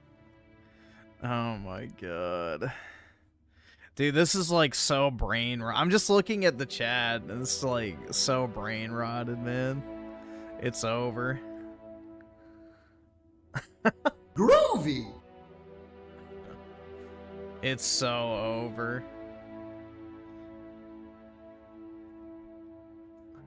The kids are not gonna be okay.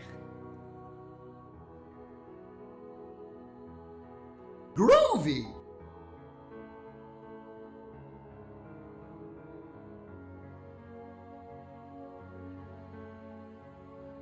Groovy.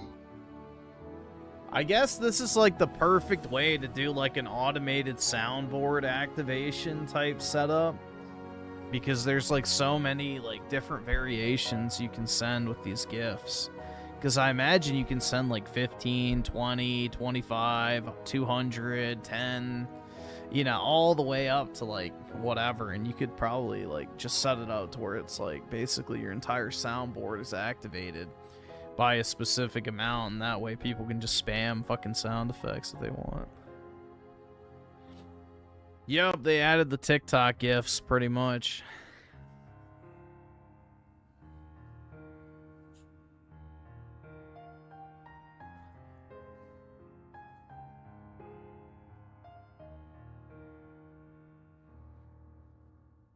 Let's see. So Oski Woski with the 550 Groovy. jewels. Appreciate it, man. And Aerith the Queen with the 250 jewels. Groovy. Yeah, again, I have no idea how you even cash these jewels out or anything, bro. Like, this is, interesting, to say the least.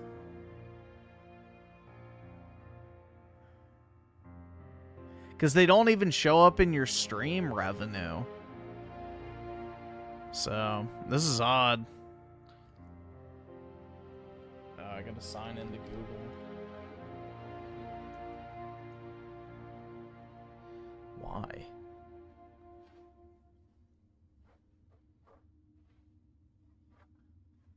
I literally just signed into fucking Streamlabs on my Google account.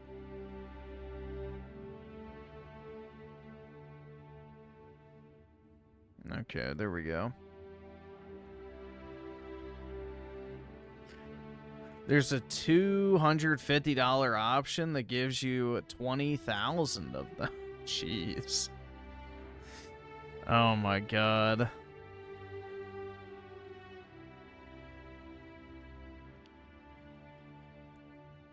Groovy. PK is sending jewels too. Everybody seems to like the jewels. I don't know. We'll see how long it lasts before it starts to get annoying, but I think the groovy effect is pretty short, so it's not too bad. It's better than that loud ass ding.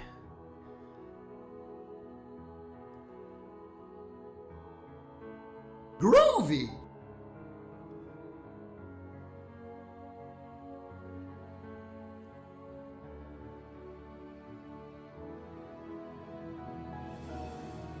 Groovy.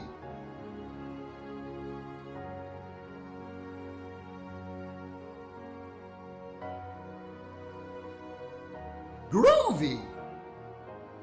They gave 1,000 to everyone. I guess that's nice.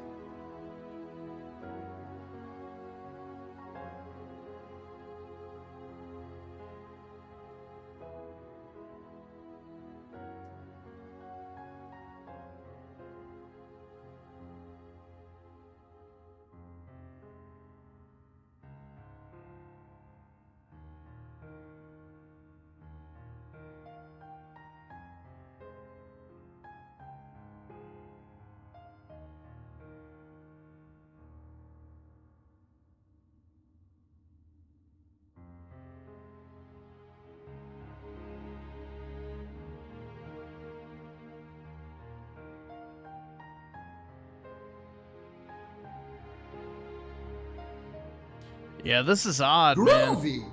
Unknown territory.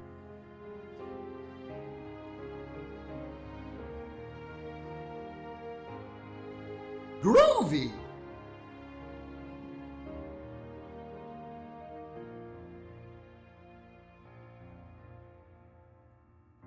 Give me my jewel. That's right, dude. Where's my Groovy. heckin' jewels?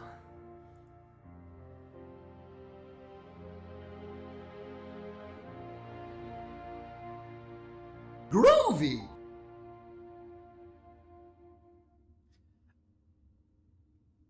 I don't know how long this sound effect is gonna last, but we'll see. Groovy.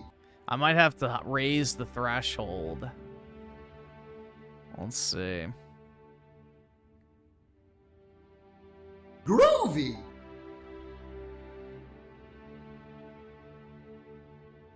Stickers are gone? Yeah, that's weird. I did, like, literally here. I'll show you what I'm looking at. You can see on my end. I literally have them turned on. See? Gifts, super chat, super stickers, super thanks. Everything's turned on, so Groovy. I'm guessing if you have one on, the other one deactivates? I don't know.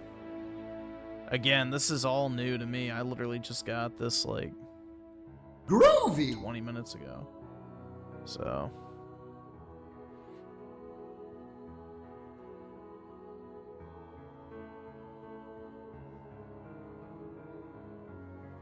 Alright, let's see. Groovy.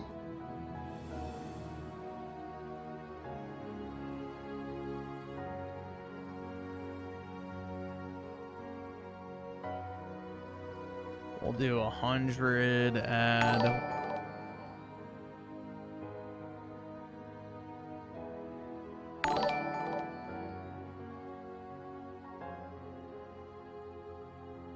Do that as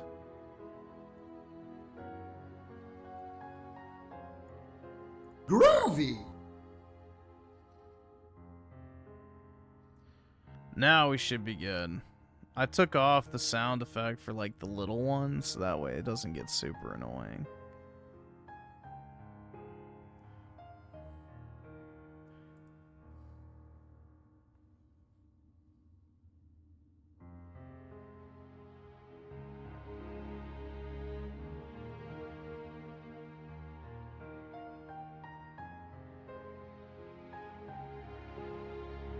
There's jewels. Yep, there's jewels now. So you can send jewels. Just like on TikTok, I guess. Alright, I think that should fix whatever the issue. Bro, this makes the super chat feed a fucking nightmare to go through now. Holy shit, man. Holy shit. Alright, yeah, so now it's not doing... You have to send 100 for the sound effect trigger. Okay, that's probably better.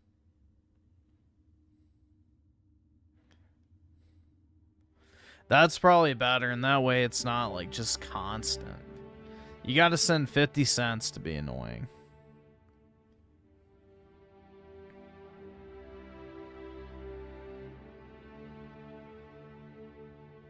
Groovy. Yep, there we go. Perfect. Groovy. Cream of the pie is at 500. Groovy. It's on 500. Yeah, I guess this is the replacement for the stickers.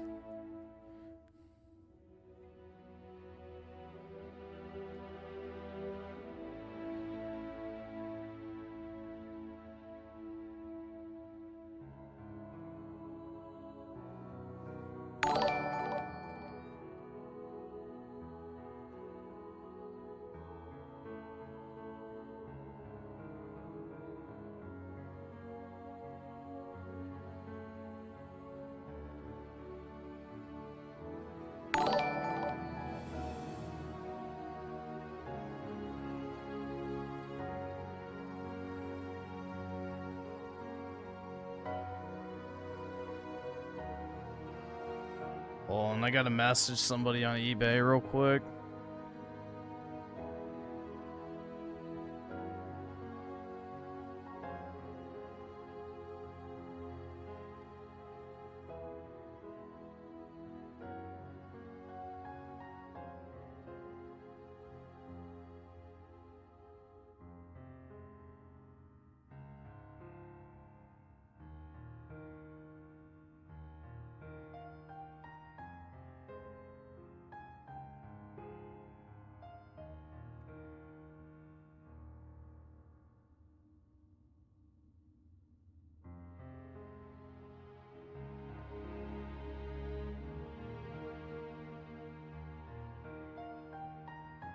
That's lovely.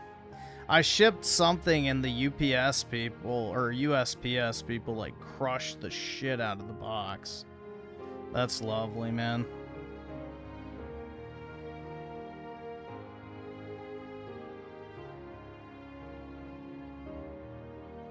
Groovy.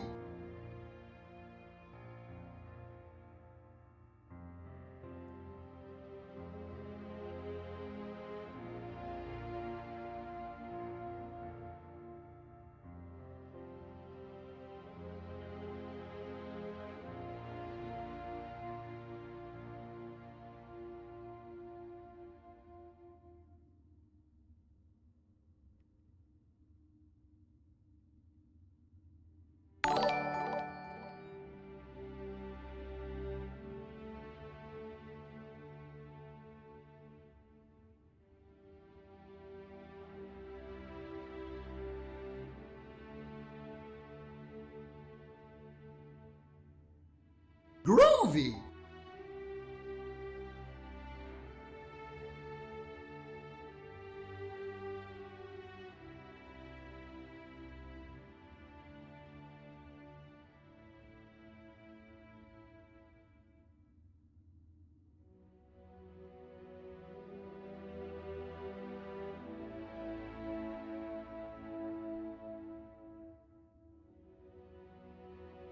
All right, let's see.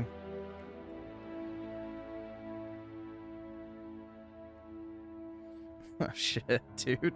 These fucking gems. Holy fuck, man. Dude, this is gonna make reading the super chat feed a fucking nightmare, bro.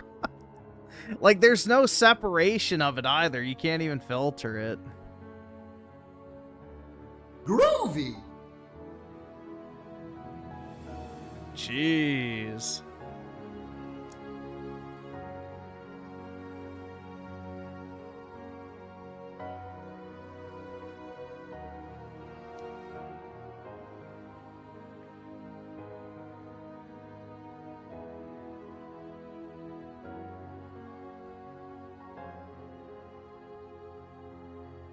Groovy. You sent 500 and cream of the pie didn't work? Let me check.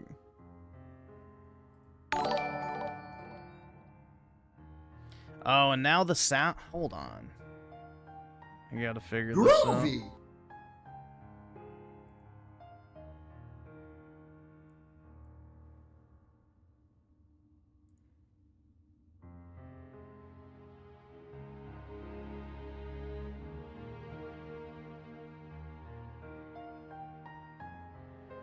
Groovy.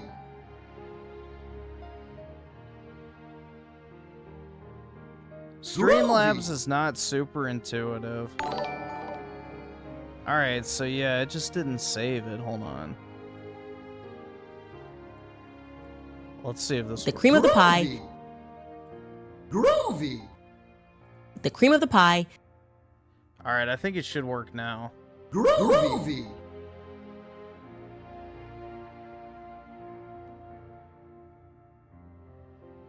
The cream of the pie.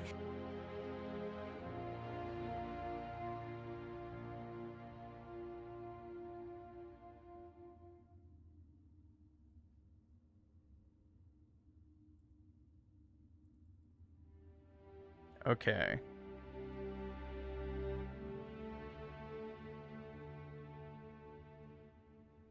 I think it should work now. Groovy. So that's for 100. The cream of the pie. That's for 500. Okay. Fingers crossed. Yeah, Streamlabs is like really unintuitive to set up.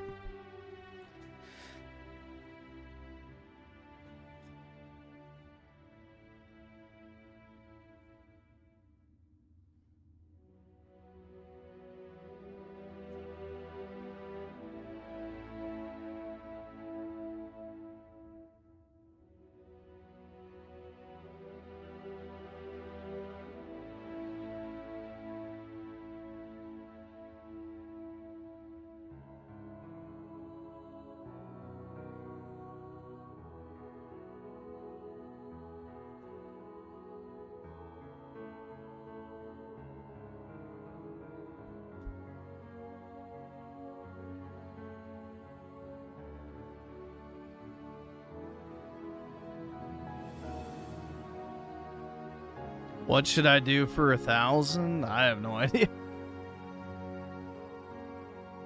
No clue, man.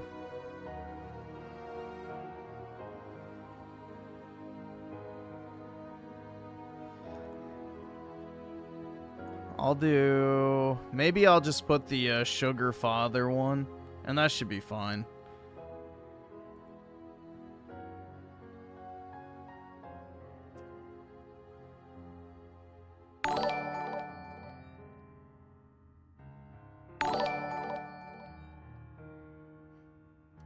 $1,000.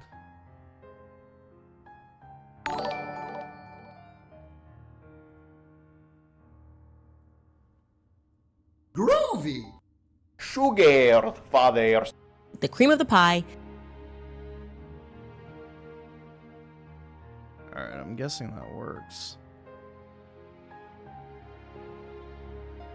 The cream of the Sugar fathers. I don't know, man. Groovy.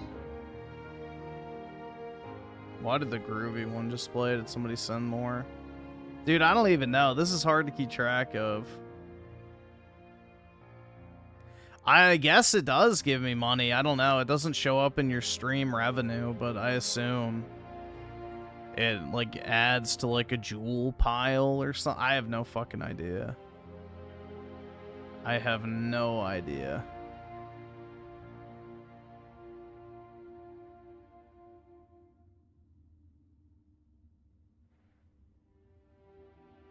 Groovy.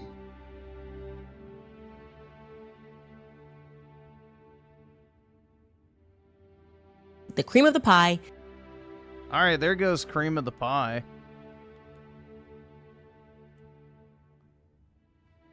Alright, I think it's working now. There's just a delay with Streamlabs and when they pop up in the chat.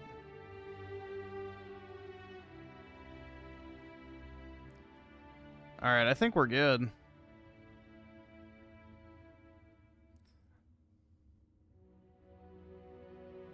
I can't afford this shit!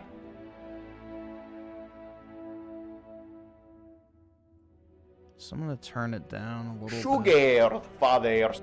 Groovy. Turn that down a little bit. Groovy. The cream of the pie. I'll turn that The cream down. of the pie. The cream of the pie. Alright, that's good. Alright, I think we're set up now. We should be good to go.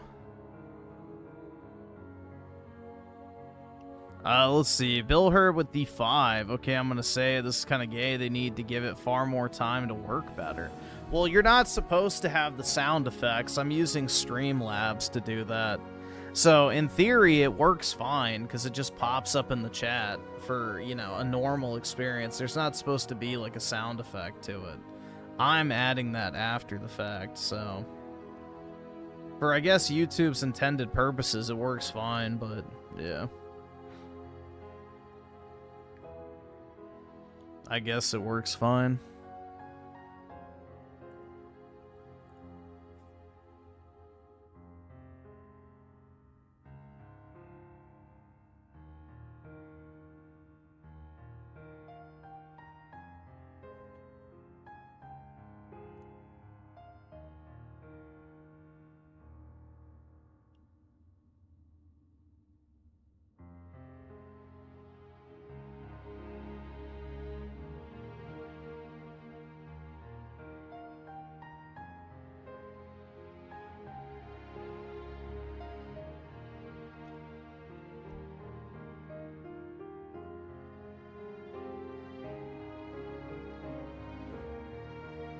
Yeah, they're only supposed to be a quick little flash in, like, the chat. They're not supposed to have a dedicated sound effect. So. Refund your jewels? Never. They're mine. My jewels.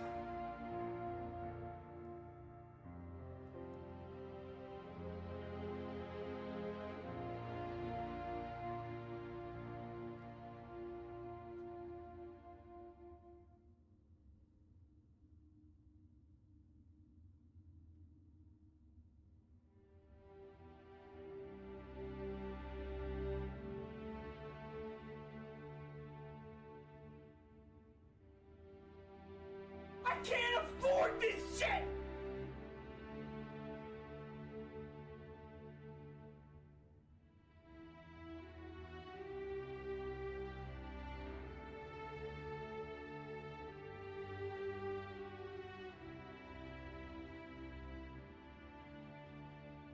Let's see. So Aerith the Queen with the 2, mute, stupid clown, what a low IQ he like, PK. Okay. 1 minute, there we go.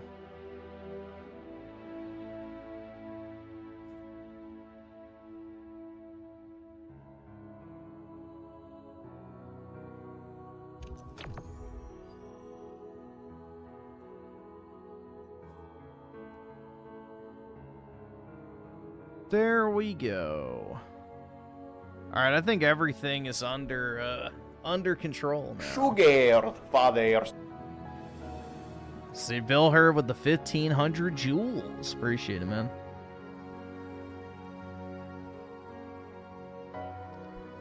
Big ups.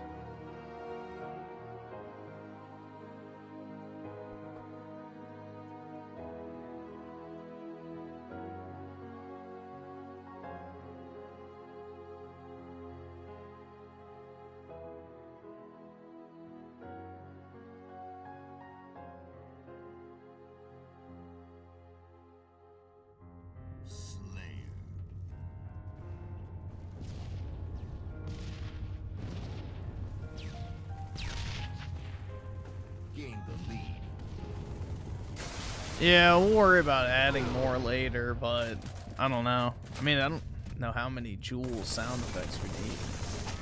I mean, is anybody actually going to send 5,000 joules rather than just send a super chat? That's the real question.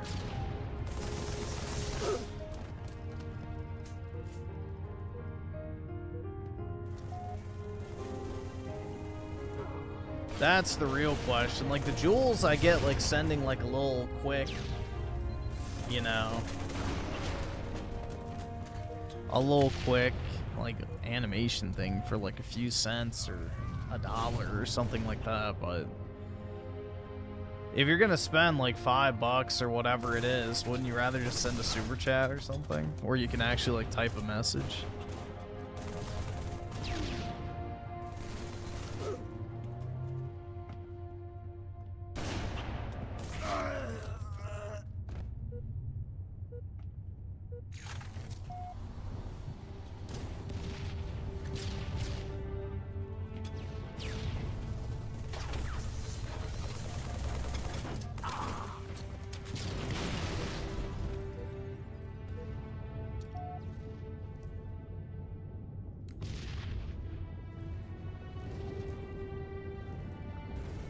I have no idea how much 5,000 joules cost. I would assume it's like probably close to $5, or no, it would be close to what, 50? I have no idea. I don't even see the option to buy the joules in my chat, so I can't even check. I checked on my mobile app too. I don't see the option for joules.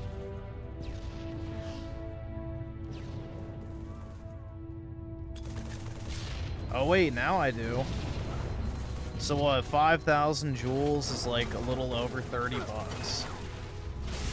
So, yeah. I don't think anybody's spending $30 on fucking joules. What?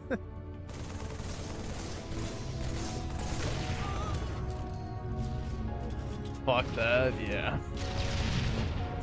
That seems pretty crazy. Like, at that point, you know, send kicks on kick. That's way better from a cost per kick perspective. Or just send a super chat. Like, sheesh.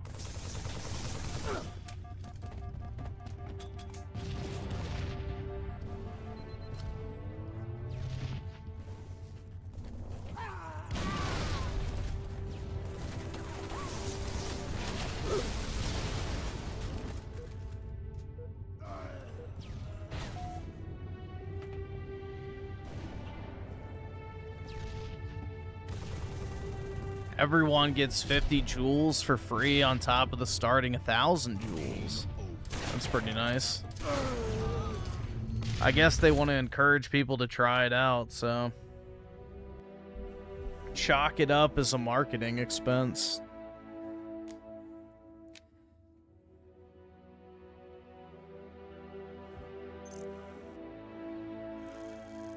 I think you have to do it on mobile.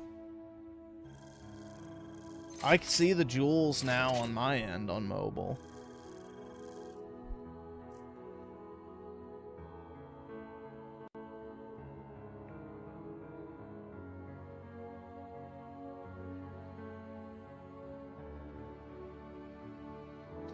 Oh, so I have 0 jewels on my account. That's nice. No jewels on my account. They didn't give me any for free.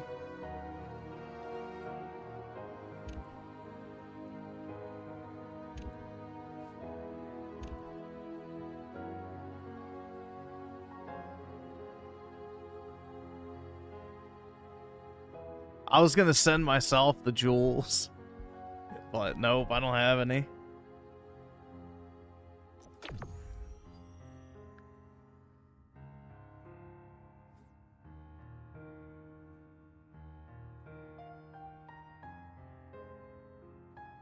And again, they don't even show up as like regular stream revenue, so you have no idea how many jewels you've gotten.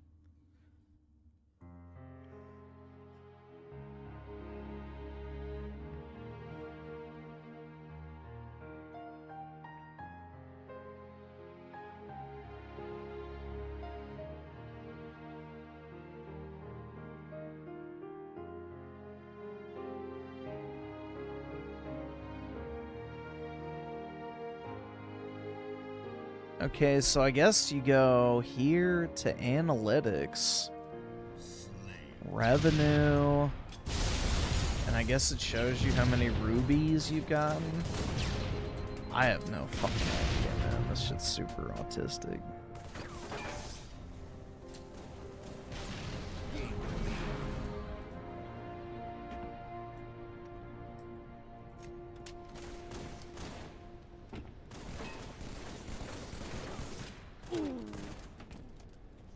Yeah, I did go to the buy section on the stream. It doesn't give me the option for the free ones. It may be because I'm a YouTube partner, so they don't let you get the free ones if you're already somebody earning on the platform. The rubies convert, so the jewels convert to rubies, and the rubies are worth 1 cent subscribe, each. donate, or like, get it's the fuck really out. fucking stupid. It's like kicks with an extra step so that YouTube can keep more of the revenue.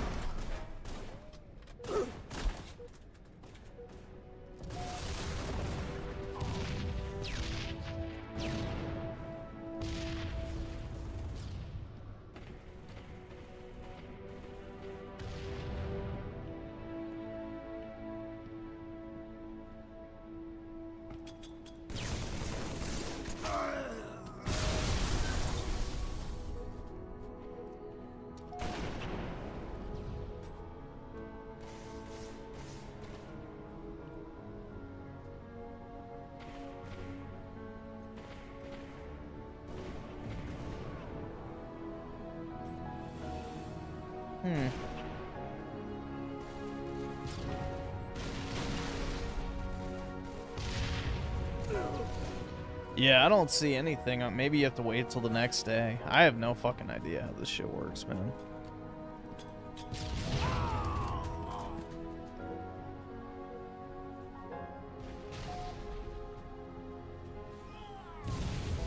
See, Azerg with the 58 months. Hey, Griff, did you watch? Yeah, we watched that on stream. It was pretty decent. I don't know. There wasn't really much new stuff there. But it was fine. Like, if you're a normie that doesn't know much about the EDP shit, then I guess it was probably pretty good. But if you'd been following the lore, it was kind of just like, yeah, you know. We already kind of knew this. I can't afford this shit!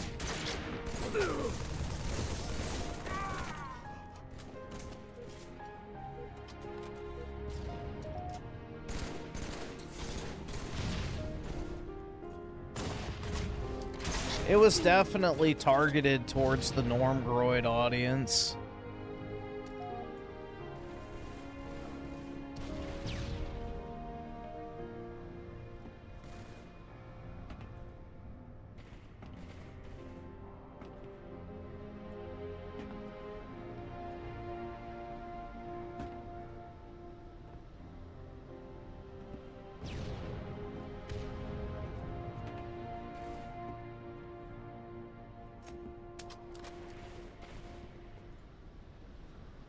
Appear in the Synthetic Man stream chat again. I haven't watched Synth stream in a while. I usually try to sleep whenever he's live, so the timing is not ideal, but maybe.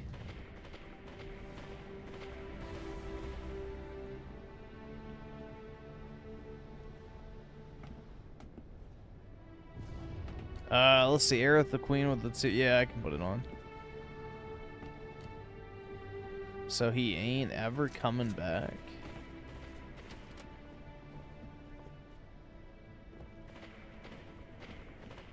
You are sleeping when he's streaming? Yeah, exactly. That's the thing. Is like once I'm done with work, I try to go to sleep. So, and then I would try to wake up in time to go live at a normal hour here. So it doesn't really provide much overlap on the timing.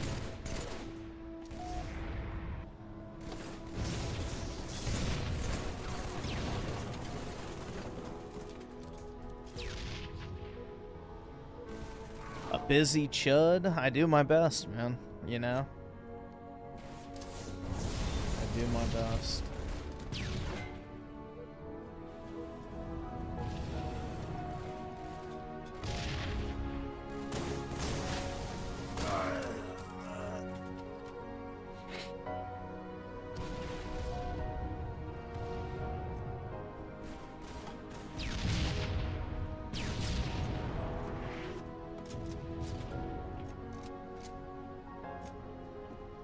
Streams earlier in the day now? Like what, at noon? If that's the case, then I maybe could watch him, but I don't know. Just usually like 5 or 6, I try to go to bed.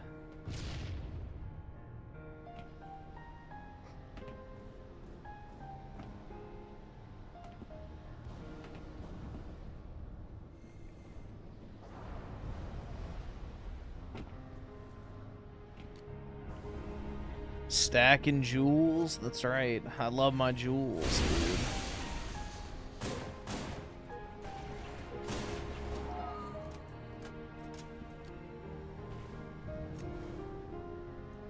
Last night I didn't stream. That's because I was weebing out, so. I was weebing out.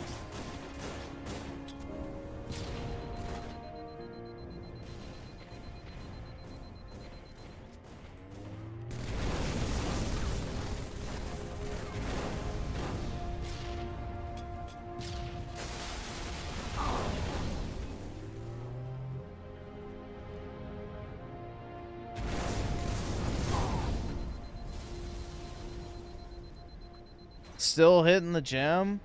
I went every day last week and the week before. I did not go today because dude, I slept from like 1 until like 8, so I slept through my morning alarm even, which was kind of surprising. But yeah, I'll probably go today or tomorrow. I guess it's not technically Tuesday yet.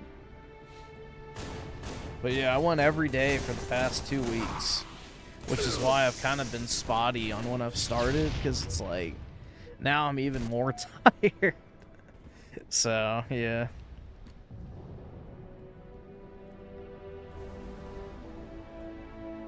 To pull hot babes? Oh yeah, dude. Definitely.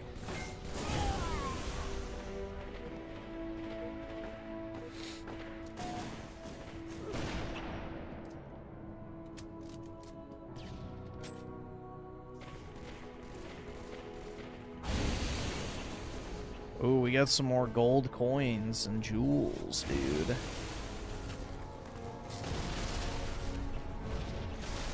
The jewels. Hopefully they're not the family jewels. If you know what I'm saying. My work hours must be crazy. Well, I work a normal 9 to 5 schedule, but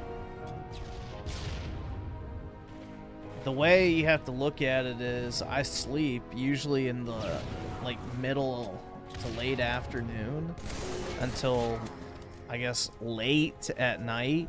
So like from 5 to 6 until like 9 or 10 ideally. Sometimes I don't get up till like 1 because I just sleep too long and my alarms don't wake me up.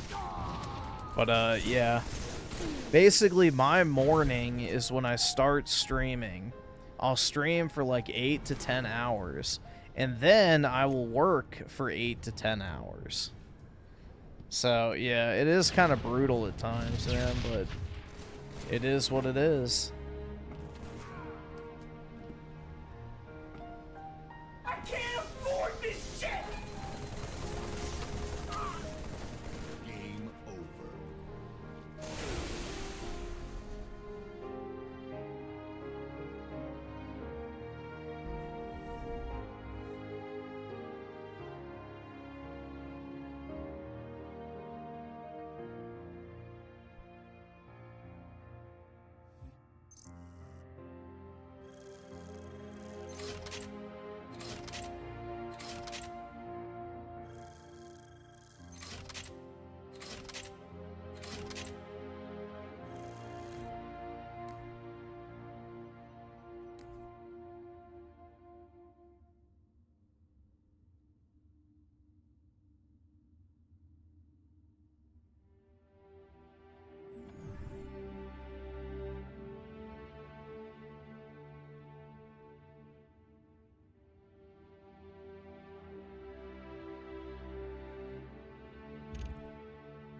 Groovy.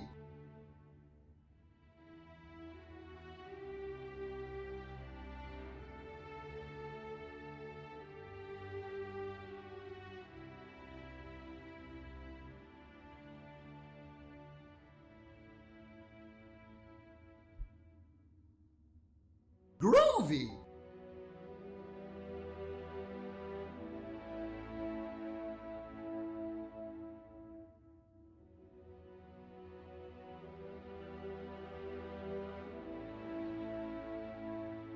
I work night shifts, so I'm up all night at work, go to the gym, then sleep all day. Very nice, man.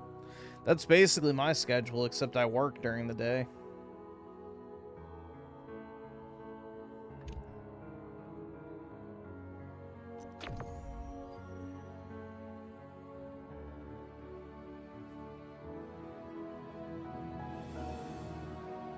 I can't afford this shit! Yeah, PK loves these jewels, man. You know, they speak to him as a zoomer. I guess PK is a zoomer. I don't know how old he is.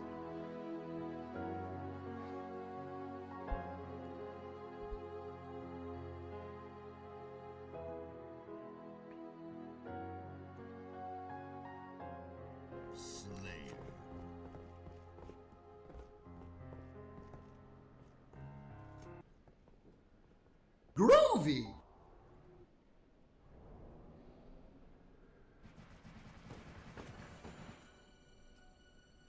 Let's see. Aerith the Queen with the 2. PK is poor. Mute him, Sar.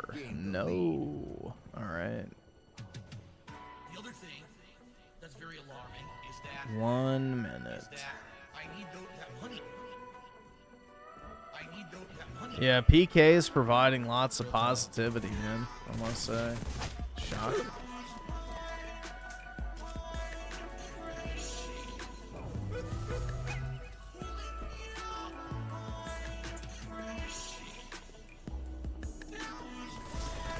I have no idea if you can send jewels while muted or not. Probably not.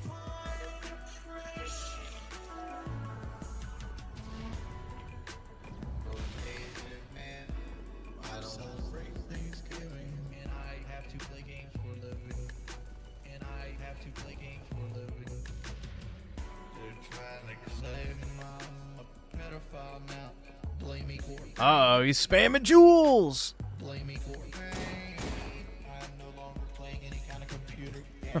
Rude, old man.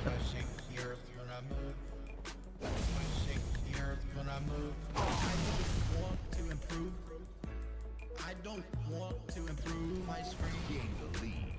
I shake the earth when I move. I shake the earth when I move. I don't want to improve. I don't want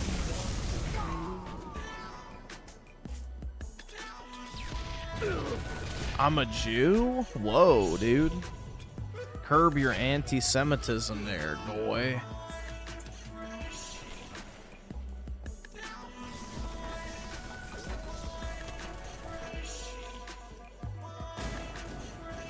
DSP pulled a god pack and what set was it? It's pretty cool though.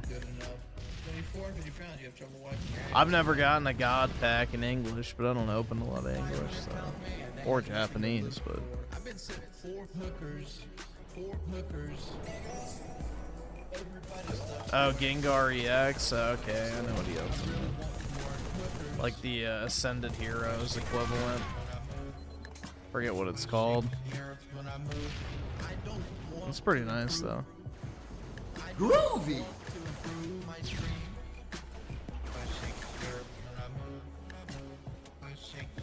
Did he get the Dragonite too or nah?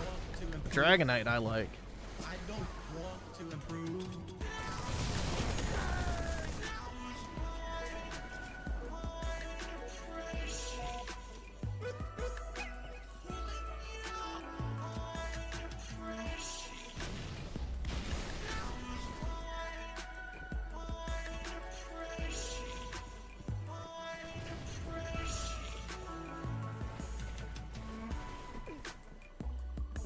I can relate to this song? I don't think so.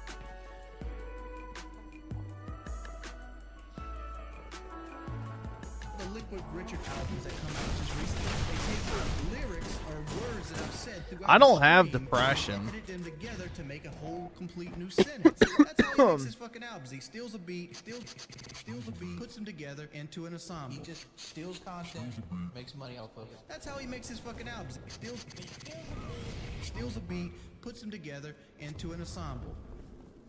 That's what they all say? No, dude, depression is like the most common shit people say. Yeah, I have depression, guys. That was my depression. That is not me, dude. Like, yeah, am I, like, super heckin' happy all the time? No, but I'm not, like, depressed. Welcome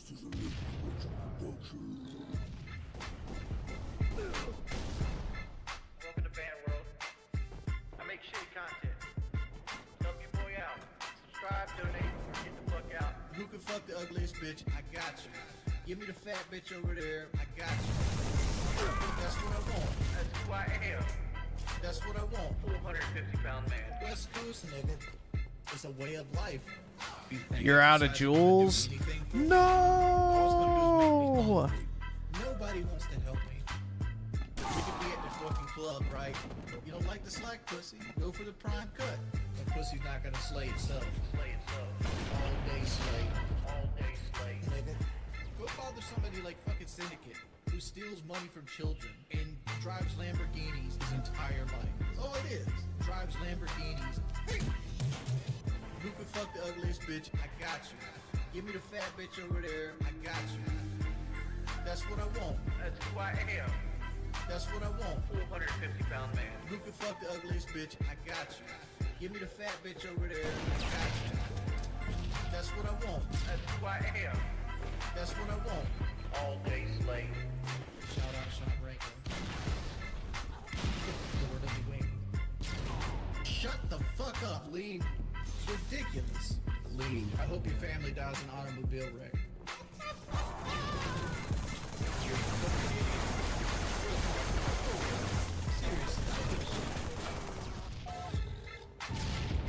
Big up Liquid Richard.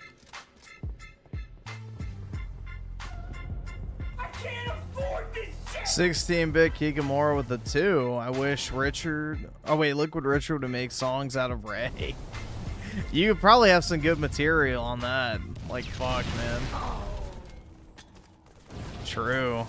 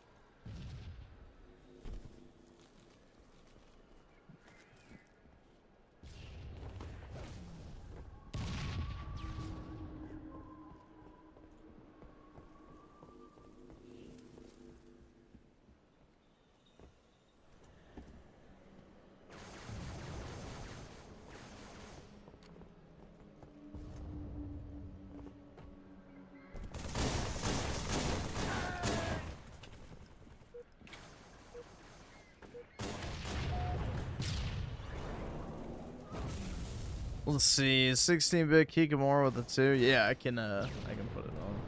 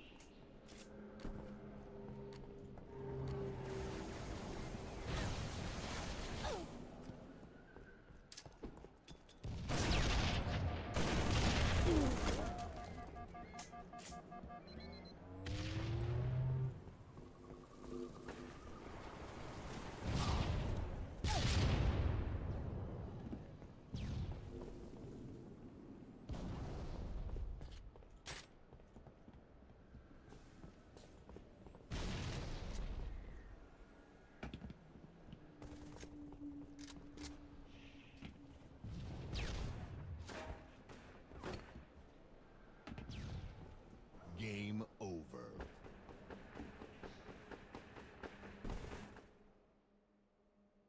Protect your peace. That's right, dude.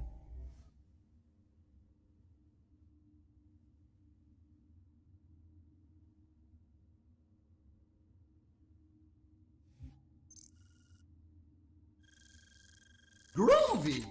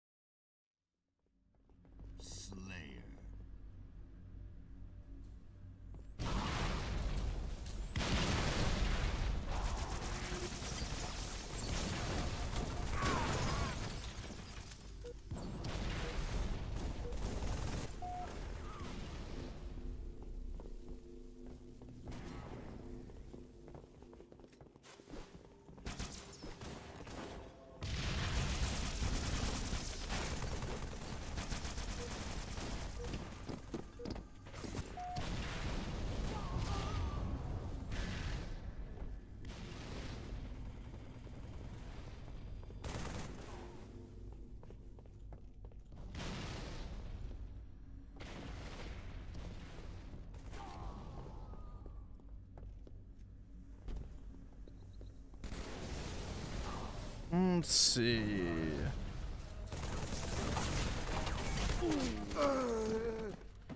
Let me put on the other song. Sorry, I'm just messaging this dude on eBay.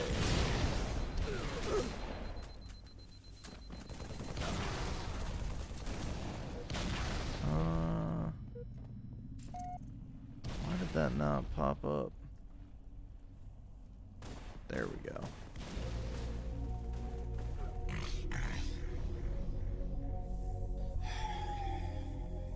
My name is Richard. I am Darkside Phil. Oh my god. I really needed to make this fucking money. You got an Umbreon PSA 9? Nice, man. What'd you get? Which one? Messaging dudes? That usually is the clientele for trading cards, man. That is usually the clientele.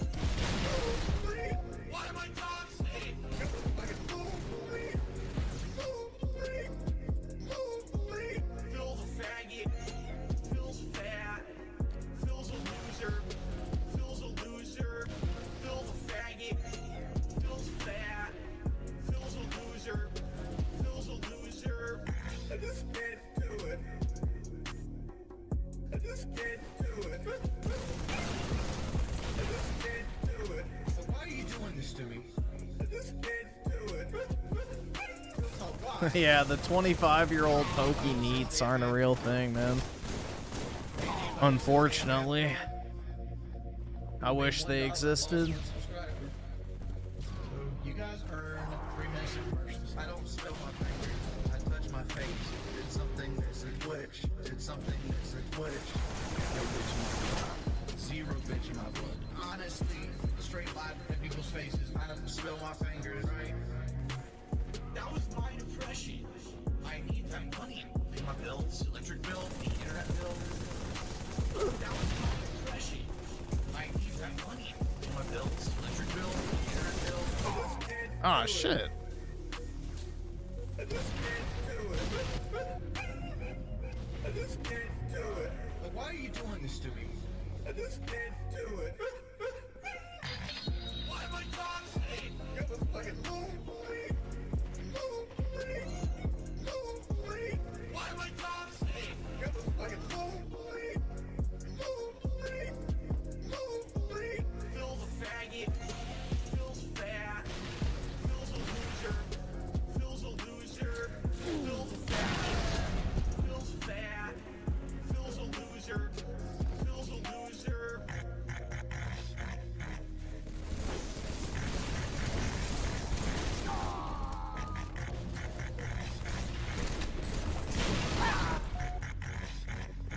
Big husband Richard.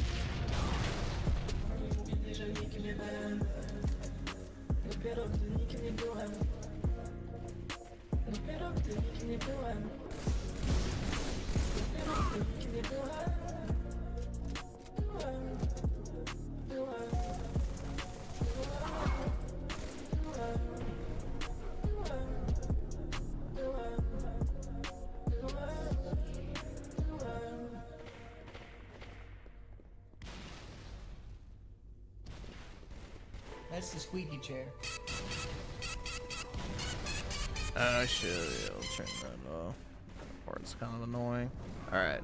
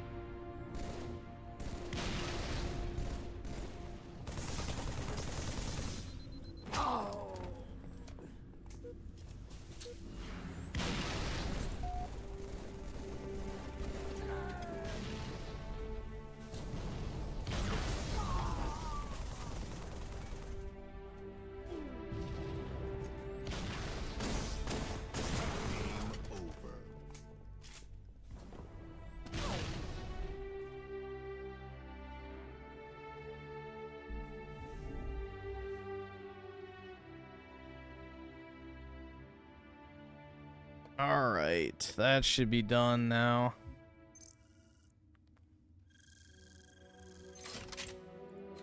That should be done.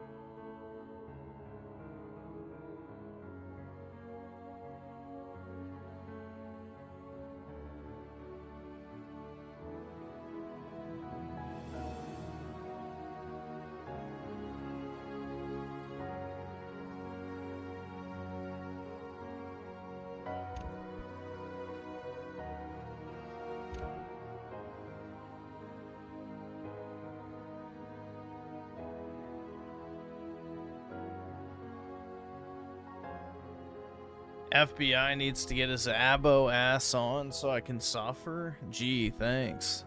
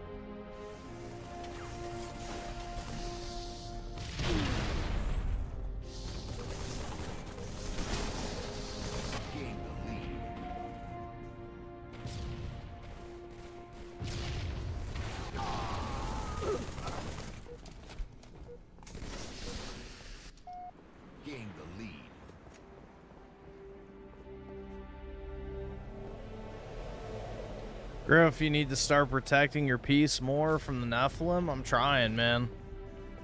I'm trying. It's easier said than done, PK.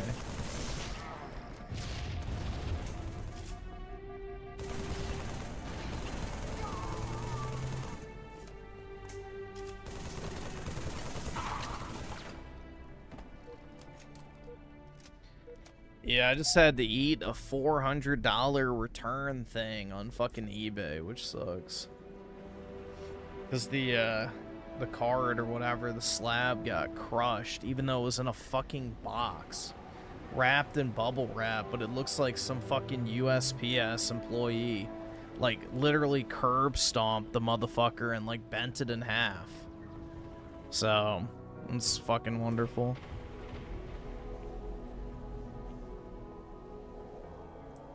So, not much peace is being protected tonight, unfortunately. It's fucking yay.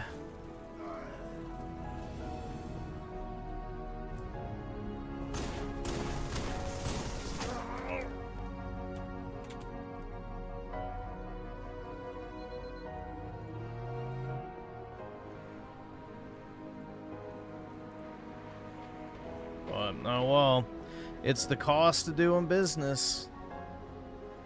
But, yeah, it does suck. No, they don't have to cover it, dude. Getting USPS to pay out on a fucking insurance thing is like, you know, finding the pot of gold at the end of a rainbow. Good luck.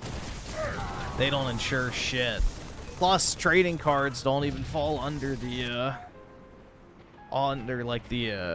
I guess, insurance policy. They don't insure collectibles above $100, so it's not worth the effort. You have to go through a fucking, you know, a bunch of, like, you know, hoops and a bunch of unnecessary paperwork. It's just, it's not worth it. It just kind of sucks, man.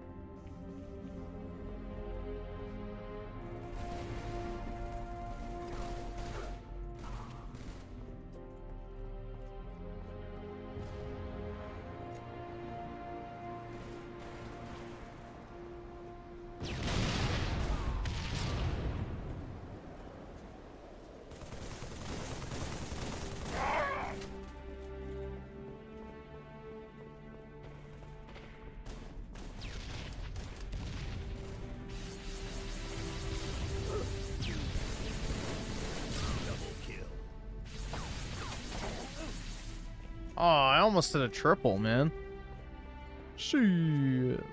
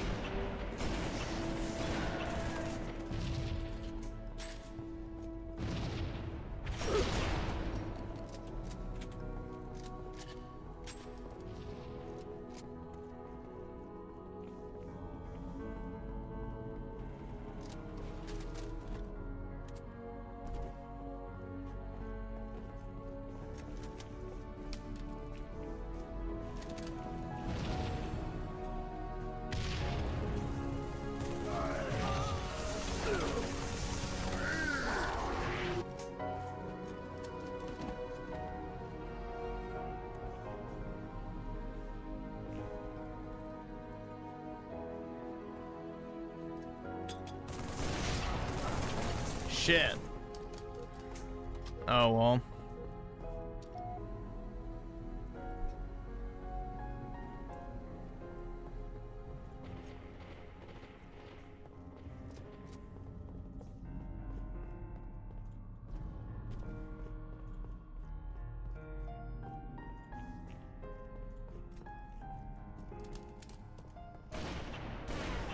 Yeah, I've done it 3 times, PK. Only 1 time they paid out. So, it's just kind of one of those things where it's like, whatever. It's, you know, I just chalk it up to the cost of doing business, unfortunately. So,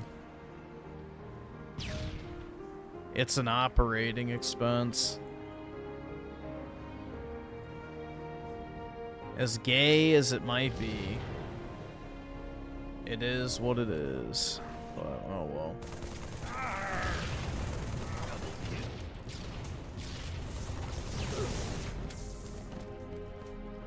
Just means I have to sell some more stuff to make up for it.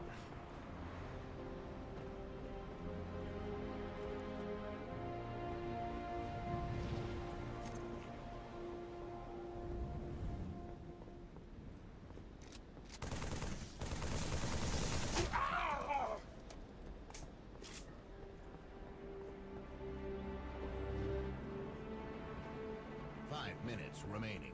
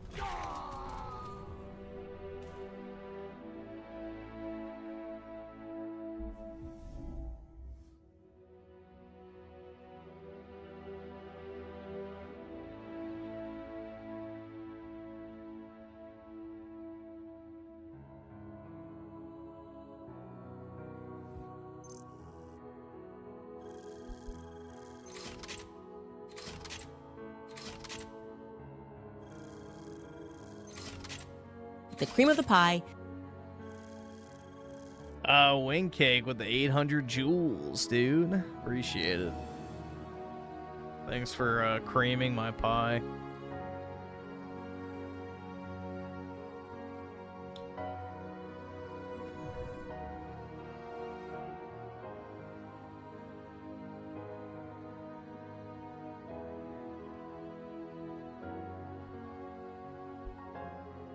They're like the shit on TikTok, I guess. But they equal money. Some untrackable amount, like, that literally doesn't show up in your YouTube analytic feed or anything like that, so I have no clue. No idea.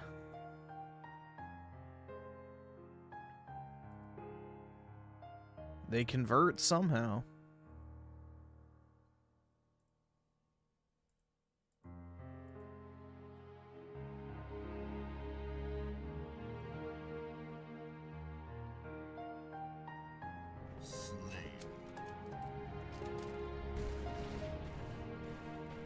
sugar fathers.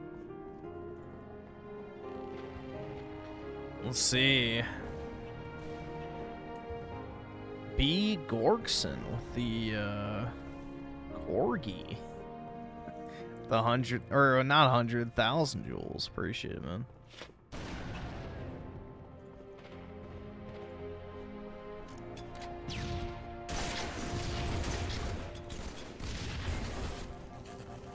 I wonder if you lose them if you delete the stream. I don't think so.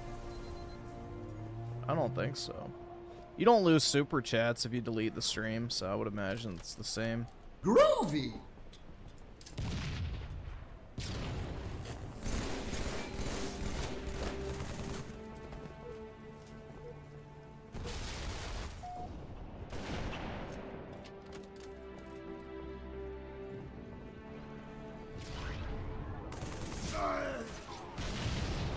No! Oh, brutal, man.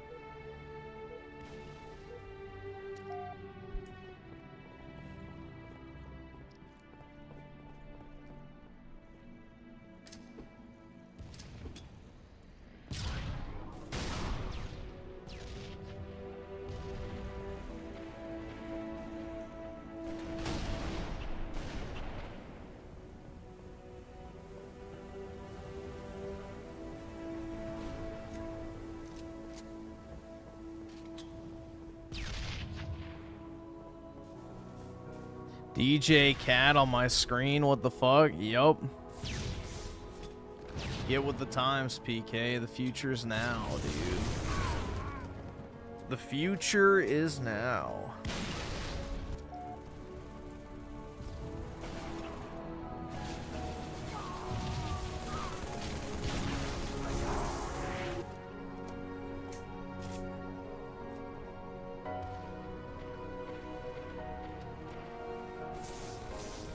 Yeah, that's the thing. It doesn't show up in your chat revenue on YouTube, so I have no idea. I have no way to track how many joules I've gotten this stream. But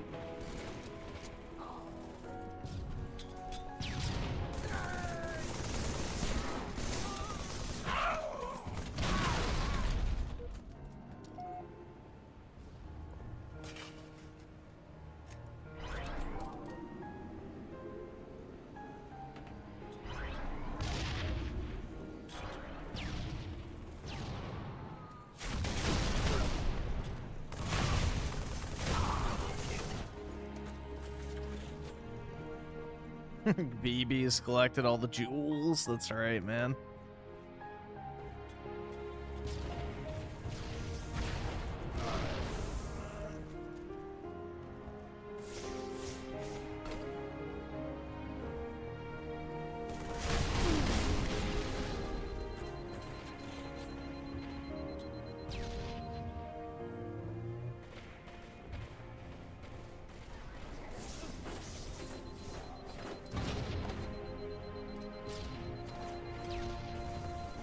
Check your analytics under advanced mode or the dedicated mobile revenue card.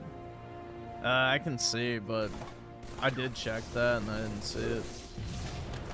Usually it takes a day or so for your revenue analytics to update. So there's like a live real-time tracker of chat revenue before YouTube takes their cut. And that's usually how you can gauge live streams before that day-long period. But yeah, I can check on my phone, but yeah, it's kind of weird that they don't have like a ruby tracker or gem tracker or whatever to like let you know how many you've gotten. I feel like that's kind of a necessary feature. Especially if that's your main source of income on a live stream to figure out how much you've made. Maybe they're just counting on people not caring. Let's see. Analytics, revenue.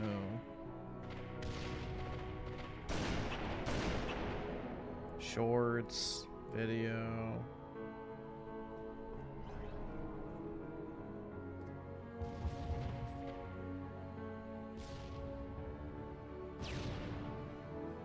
Yeah, I don't see it.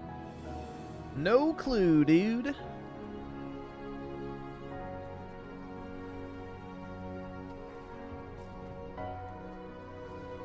But yeah, this is interesting.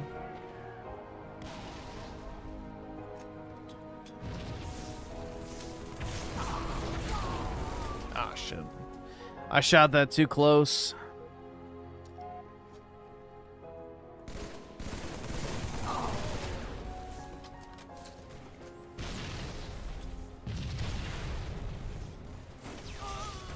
The cream of the pie.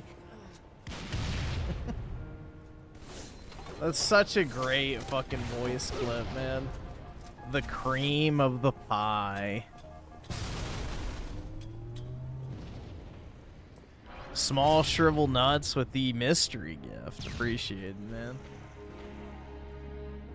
What's in the box? Hopefully the cream of the pie.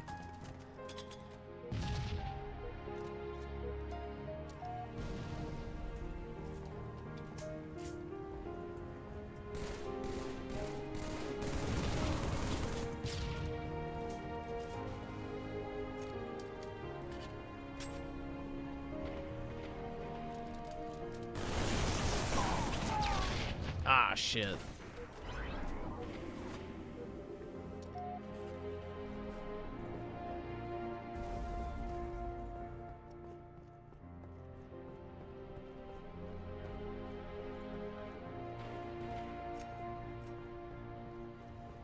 Five minutes remaining.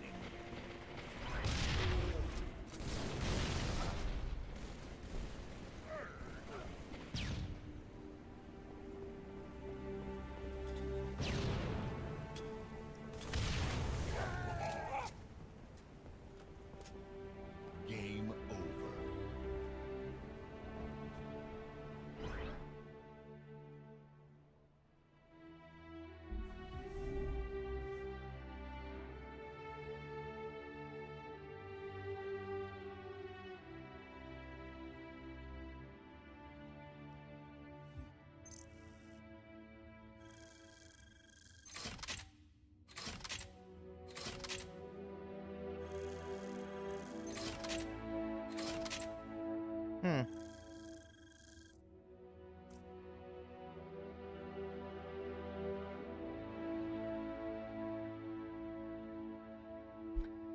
Apparently, if you beat Resident Evil 4, you get your own Aerith Griff. Unlikely. Aerith would never love a chud like me.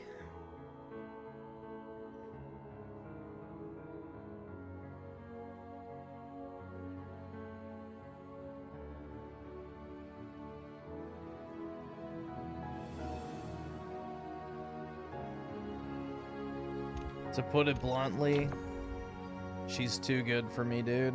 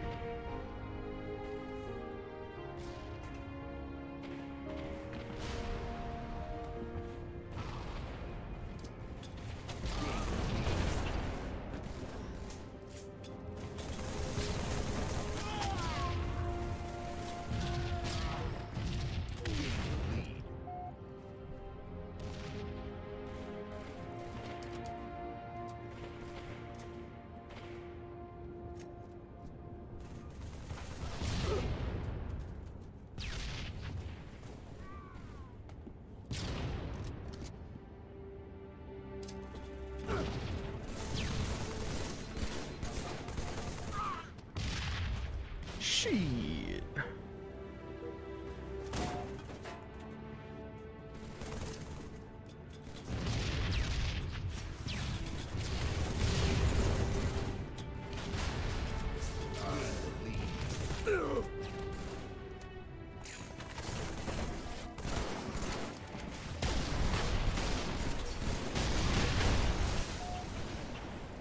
Gain the lead.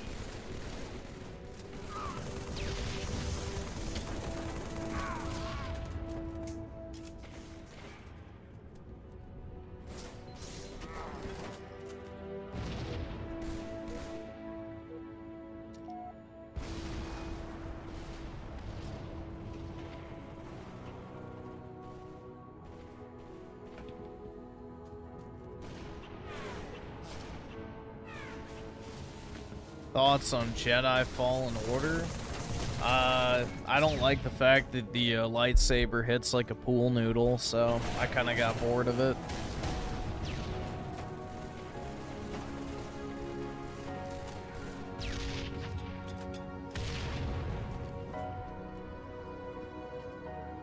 Was not the biggest fan. I much prefer Force Unleashed style Star Wars games.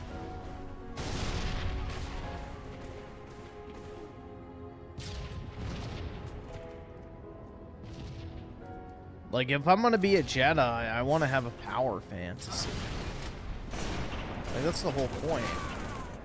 You know, Star Wars is like the coming-of-age fantasy for the average guy. You know, you discover you have some hidden potential that you didn't know was there. You get to save the day, bang some bitches, hang out with your friends.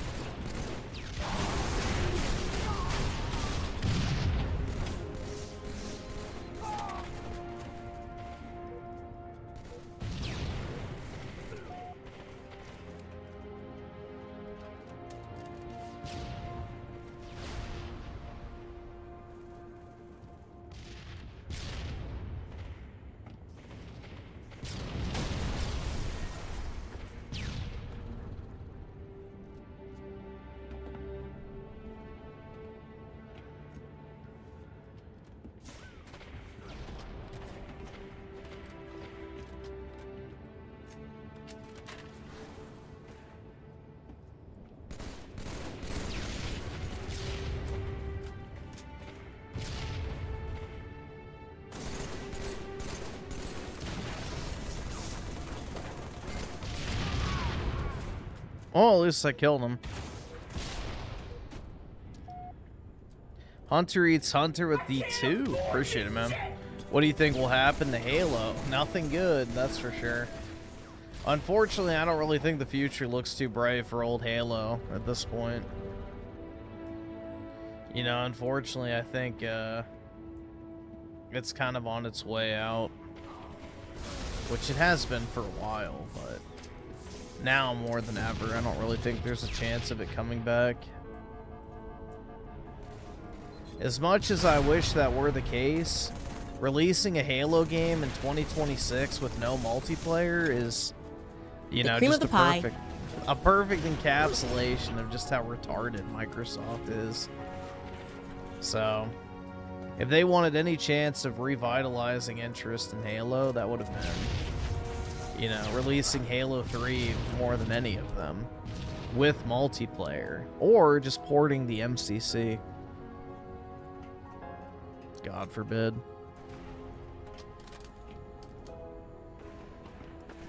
No, Schizo, stop. Anyone who plays Clannad gets liked less. And that's a fact, bro. Cockroach girl.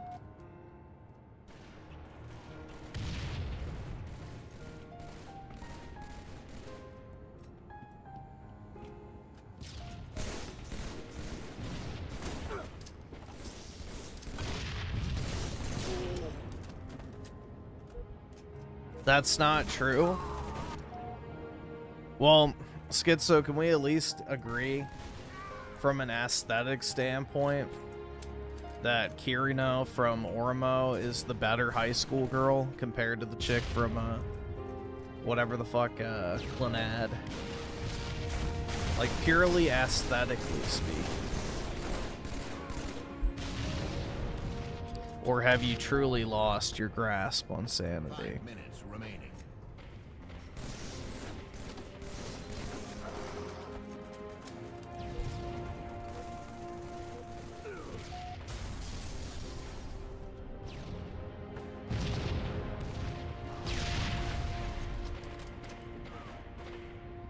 Art style wise, yes. Character, all right, I'll take that as a win.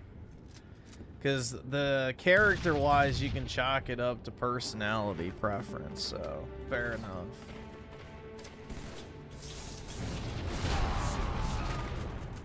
Suicide? The fuck?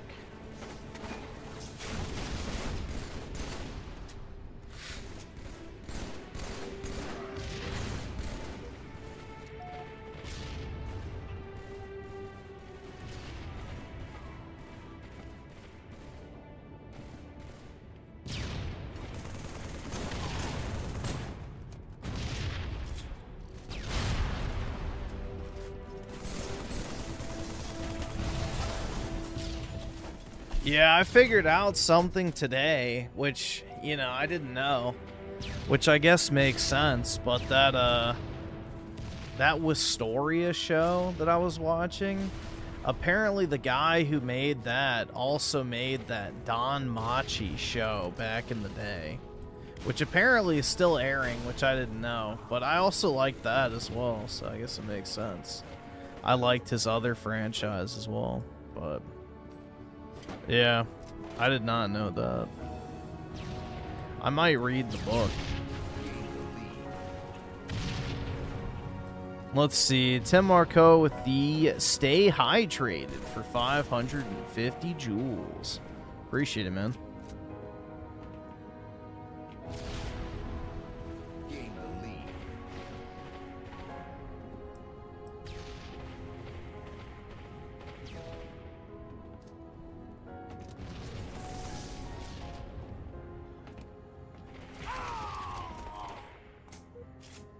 Yeah, I only ever watched the first season of Don Machi, so it's one of those that I just kind of forgot about, but I really liked the first season. I remember that. It's like trying to hit on the blonde chick.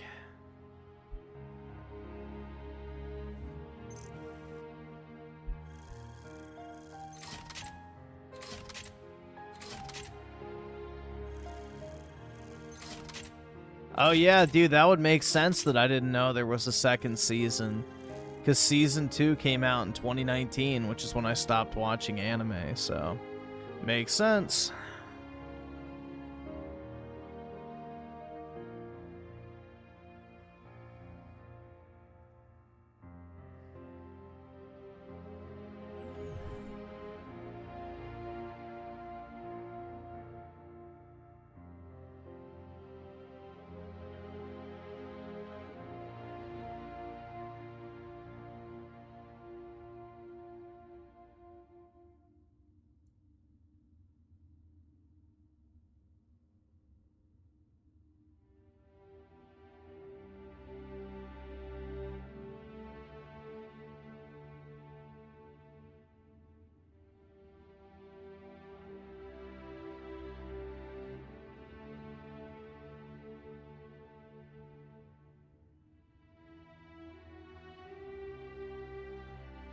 The cream of the pie. And Flabby Friend with the party blowers. Appreciate it, man. Big ups. Thanks for creaming my pie. Blow some cream into my pie, dude. And then it's a party. Hell yeah.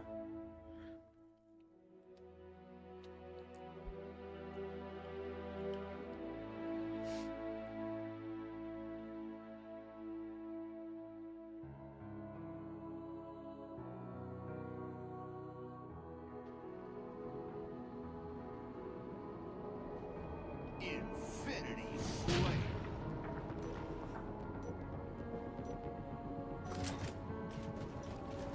Eliminate the enemy team.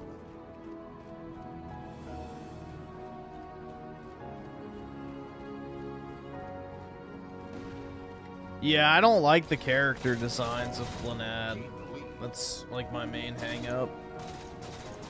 But I don't know, I wasn't really too big on the story either. It's a little too slow burn for me.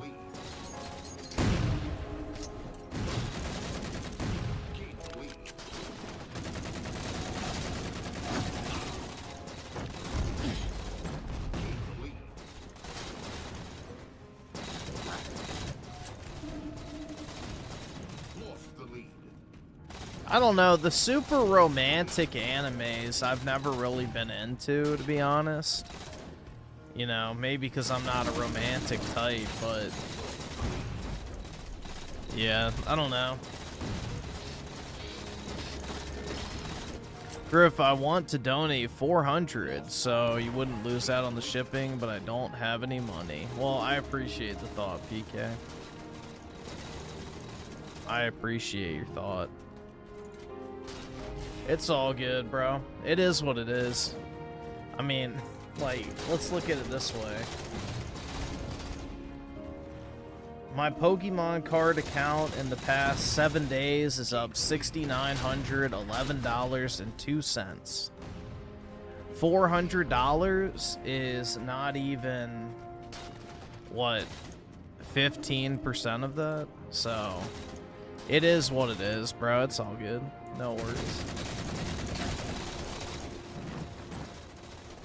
No, it's not even 10%. My bad. I fucking can't do math, bro. It's not even like 5%. Or it's a little over 5%.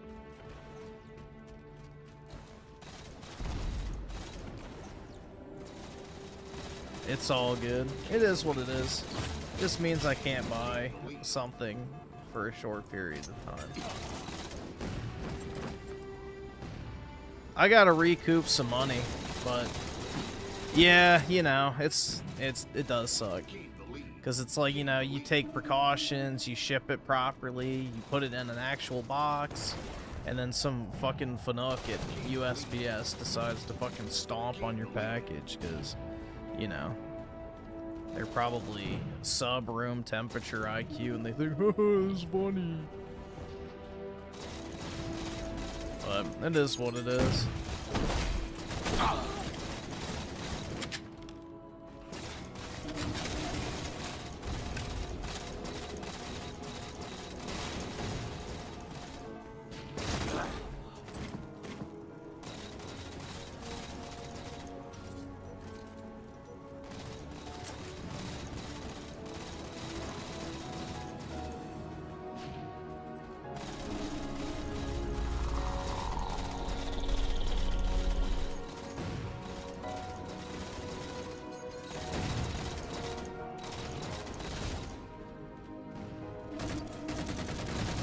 I need to recoup some funds for a while anyway, because I gotta pay some taxes, dude. The cream of the pie. Cream of the pie. Let's see. No Lemon Nico with the Turn It Up for 800 jewels. Appreciate it, man. Brutal. How did I kill myself on a launch pad, bro? How does that even work?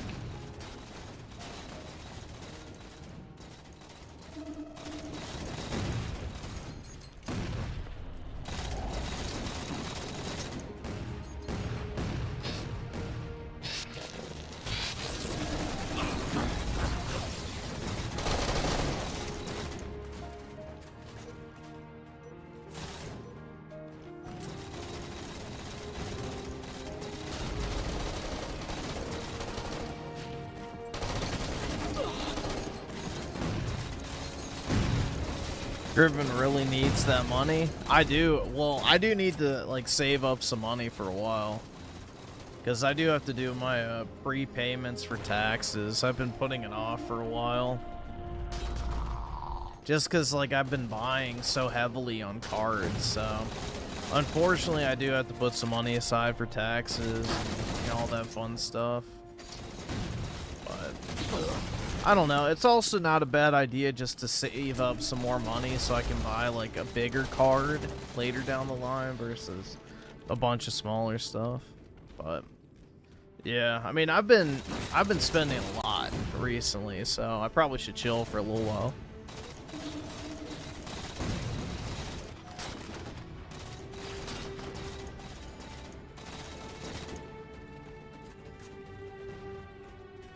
Can't be spending every penny I make, which is basically what it's devolved into recently, so.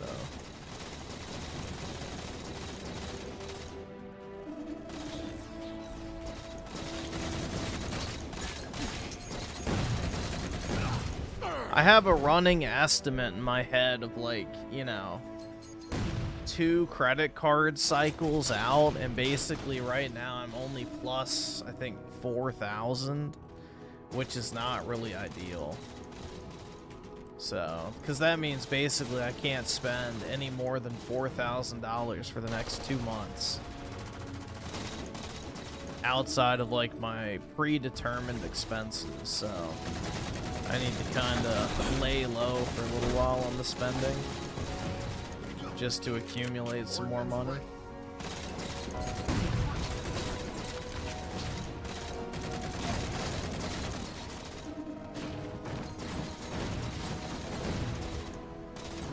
Saving up for a new car, nice, man. Very cool. Luckily, I don't need to get a car or anything like that. Wow, that's pretty sick. I do like the idea of getting a new car, but then when I think about paying for it, it's like, do I really want it?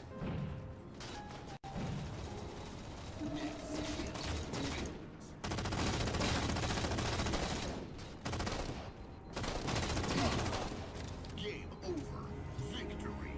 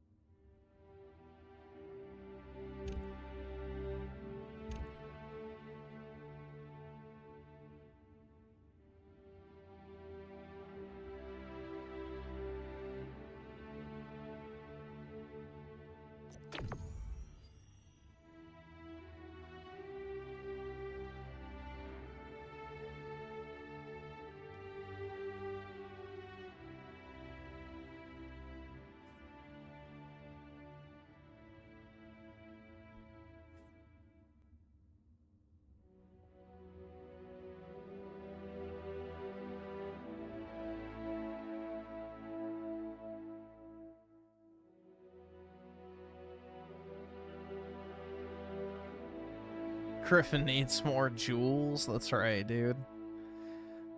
Please, can you spare a jewel?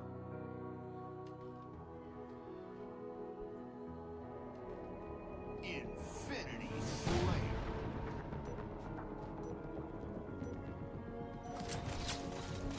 Please, one jewel. For just 1 jewel a second, you can club an African child to death with a sock full of nickels.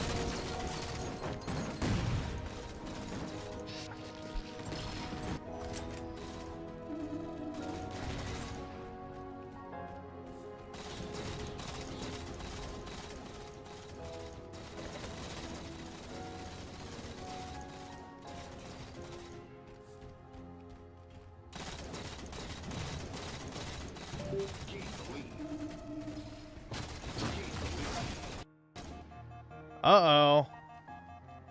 Unreal Engine crash. It's over, dude. No.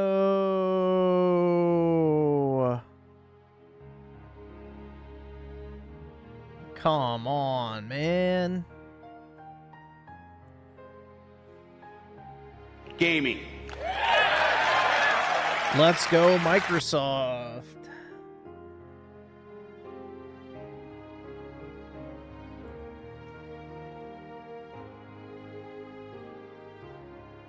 Remember a time?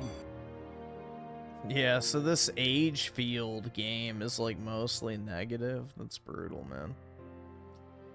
Alright, well, once the Fed gets on, then we'll check it out.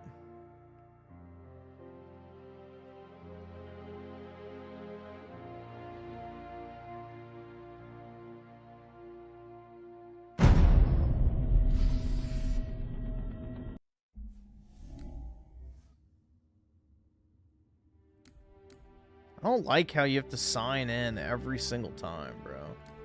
It's irritating.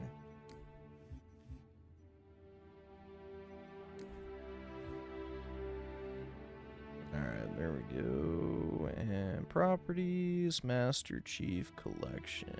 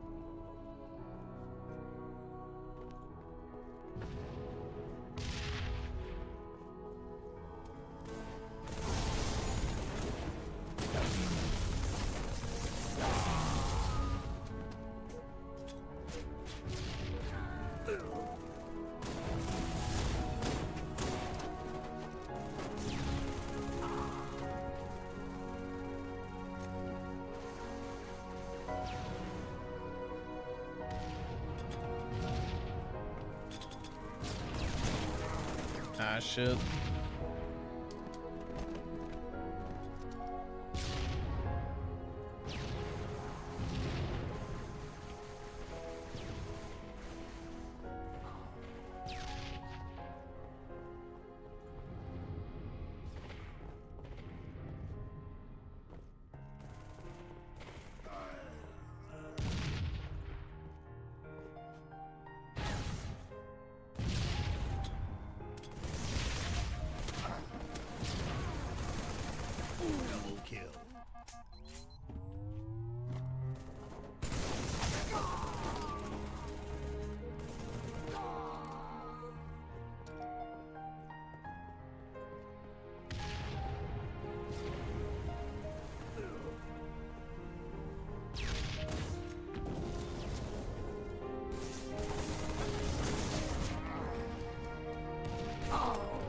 Fuck.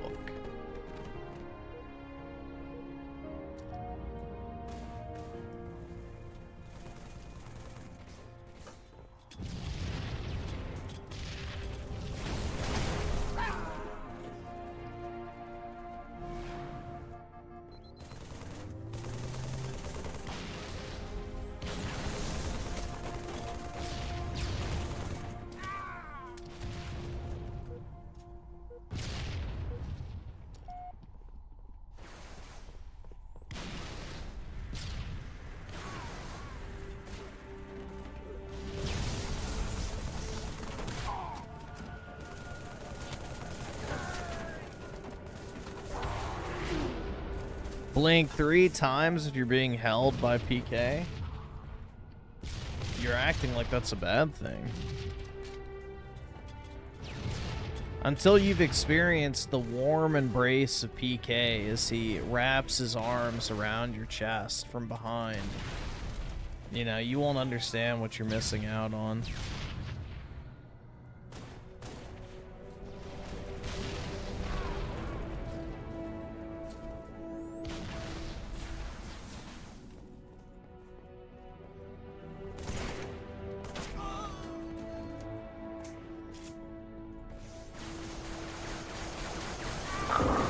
Nice car.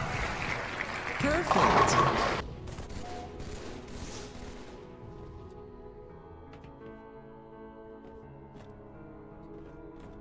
You know the old saying, right?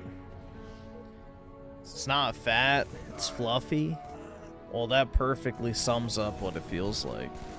It's like a big, warm, fuzzy blanket that you start to, like, sink into. Like memory foam, but warm.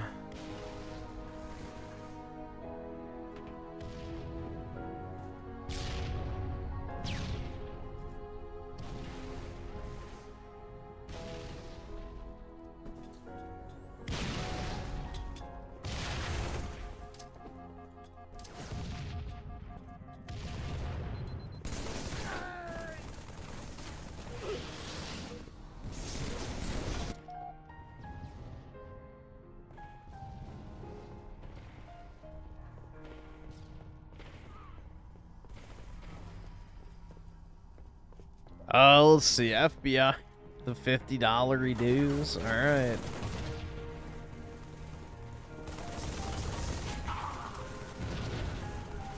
Oh boy. I'm sure this is gonna be an absolute banger, dude.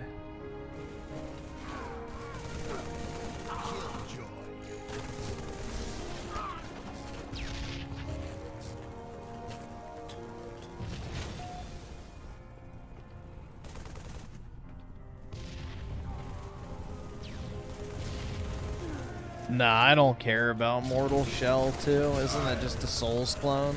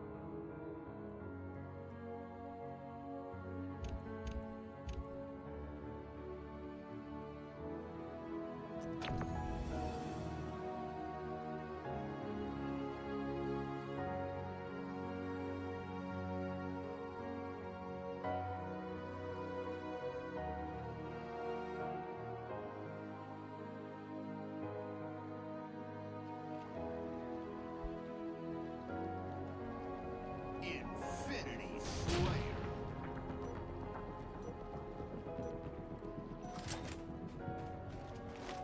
Eliminate the enemy team.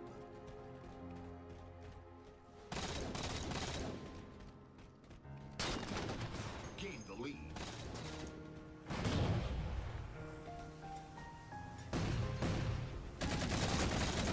I could have swore the incinerator spawns on this map, but maybe not.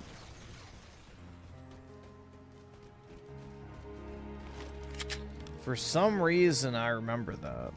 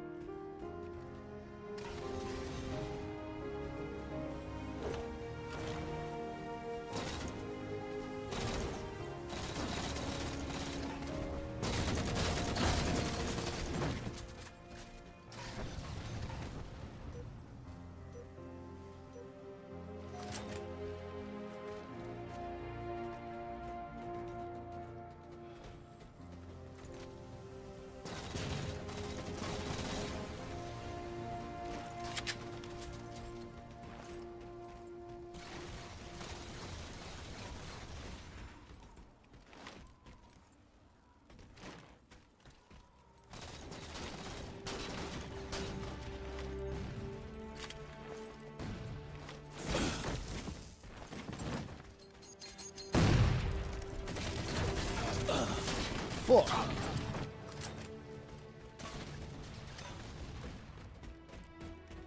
No, I'm not really too interested in VR.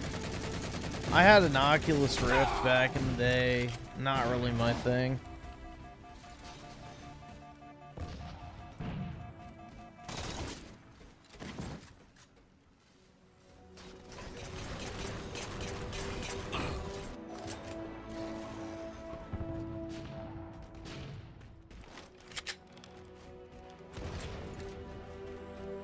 Like, I get the appeal of VR, but not really my thing. I don't know. I'm not really the biggest fan of having to, like, wear a heavy-ass headset in order to play a game. Not to mention, you get fucking hot wearing it. I know now you don't have to do, like, the synchronization every time you use it, but still in the past, that was kind of irritating.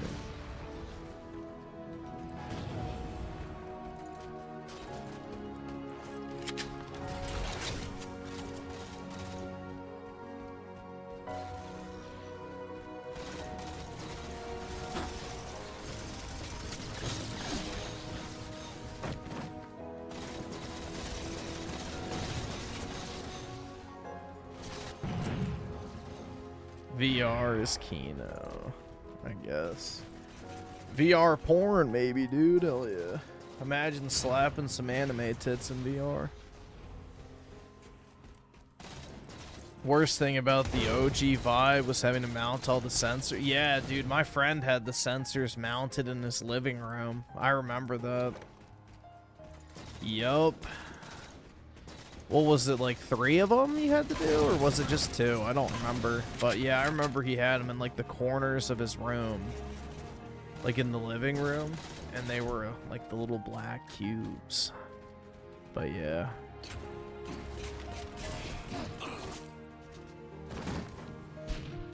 I remember I got annoyed having to have the 2 sensors for the Oculus because sometimes they would just, you know, deregister and you'd have to resync it and reorientate, and it would get picky where you put them.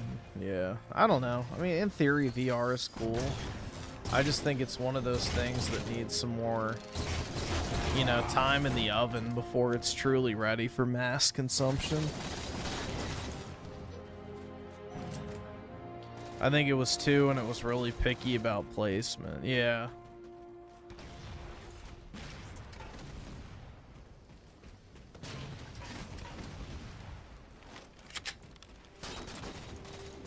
It was really cool technology, though. I did use the HTC Vive.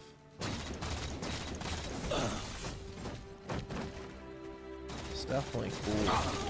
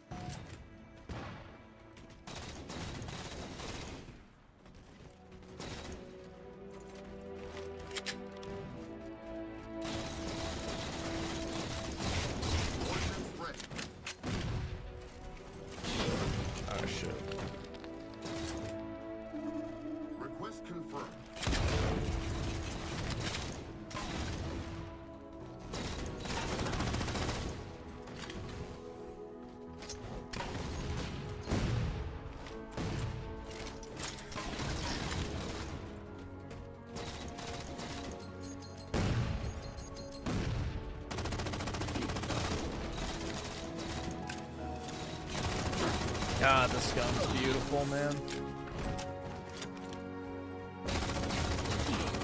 Oh. So satisfying. You know, say what you will about 343 Halos. I don't think you can be a gamer and hate on the saw. Like, this is one of the best automatic weapons ever.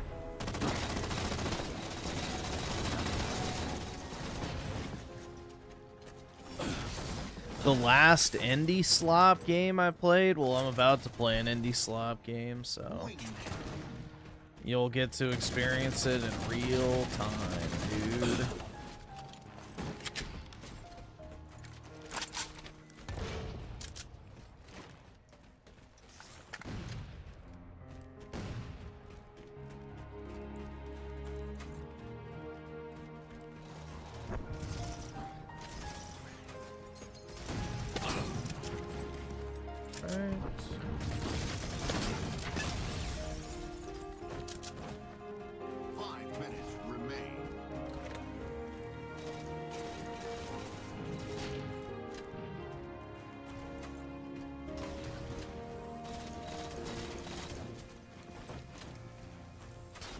kills to win.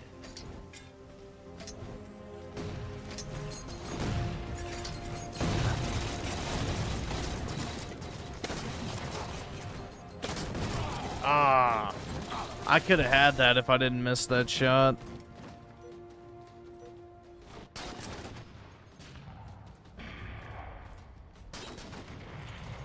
Next kill wins. Game over. Victory.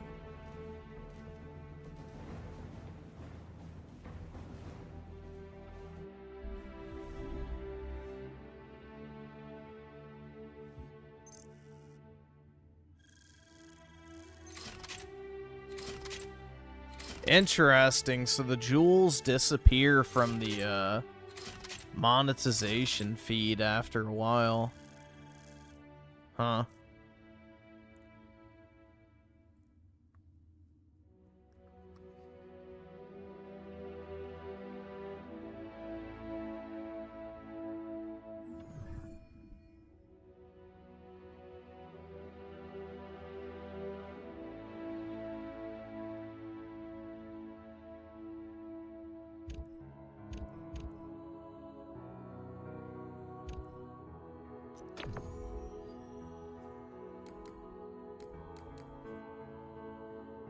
Oh shit, dude. I couldn't even back out. Alright, I'm gonna go ahead and buy the game and then get it installing.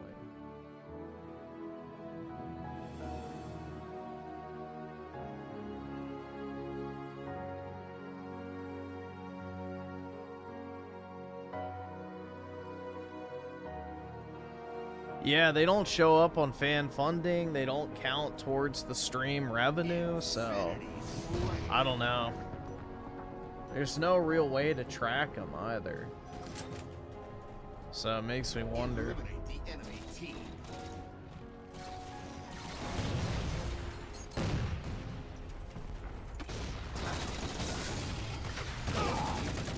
They show up in my viewer activity feed, at least temporarily, but then they disappear after a while.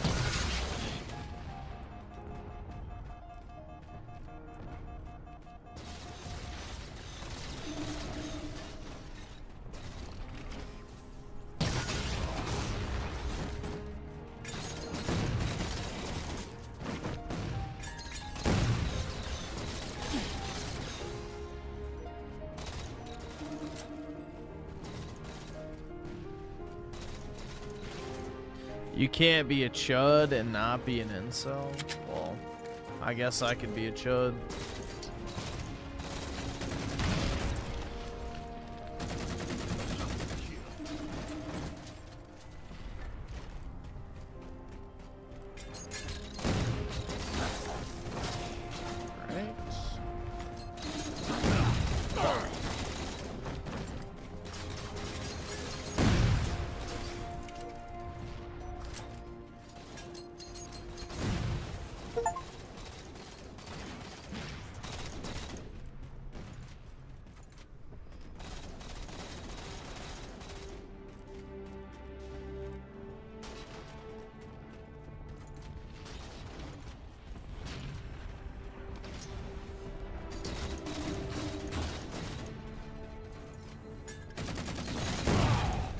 Fuck.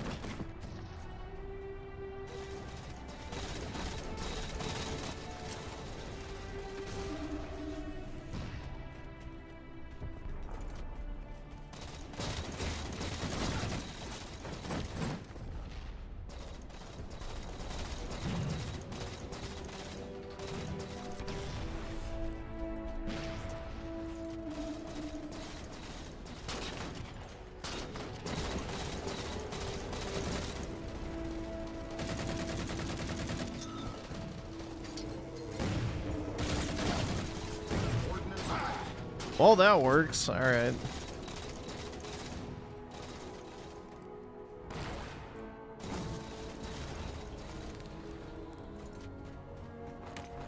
Ordnance ready. Ah. Shit.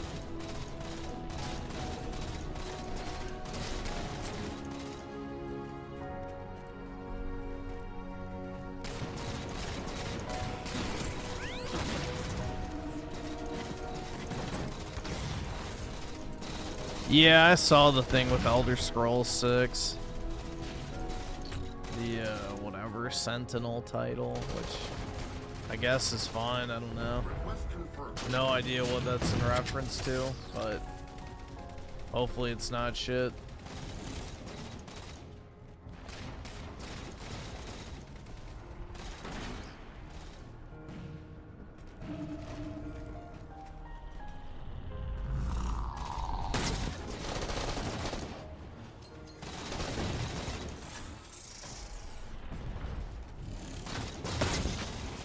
Shit, man.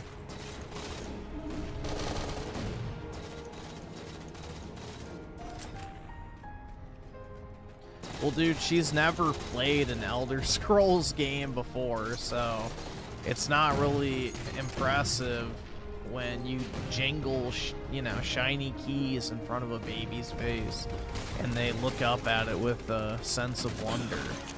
So yeah, the first times, you know, a woman is exposed to All right, awesome. Thanks, nigga. All right. to Elder Scrolls, she's like, ooh. You know, like Hillary Clinton with all those fucking balloons back in the day. So, yeah, I don't know. That's a great indicator.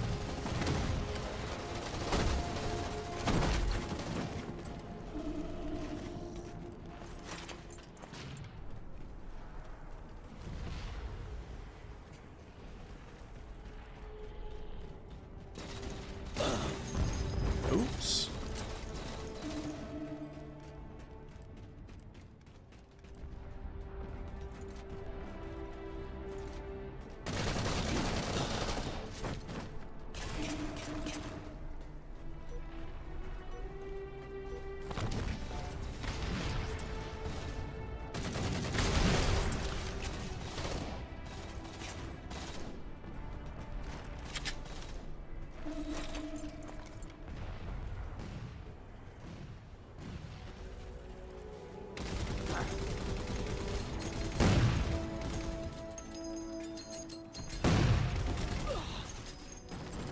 Well, we traded.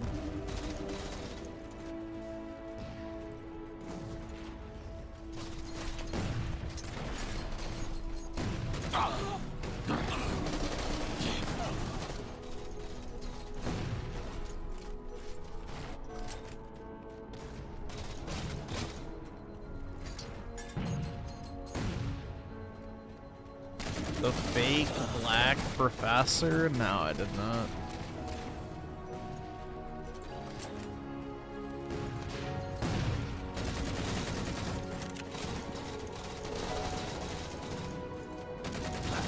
Was he on his way to get a cupcake?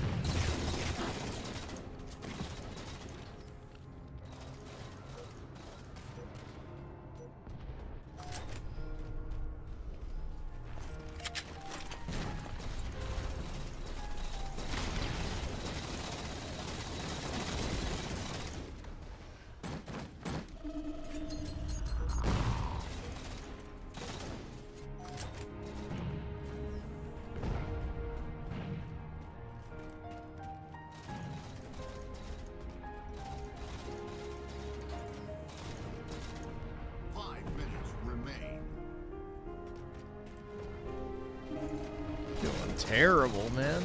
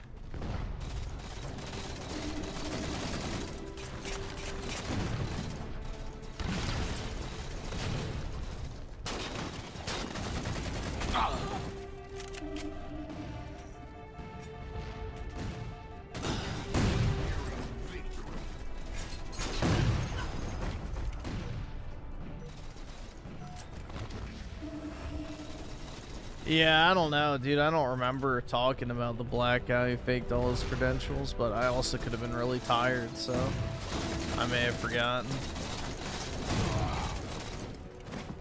I may have forgotten.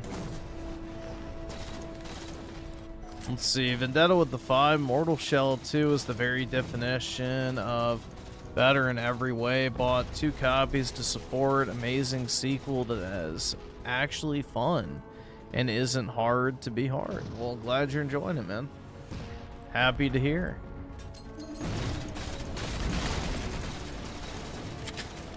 But it is still a Souls clone, right? That was my understanding of it. It's still a Souls-like.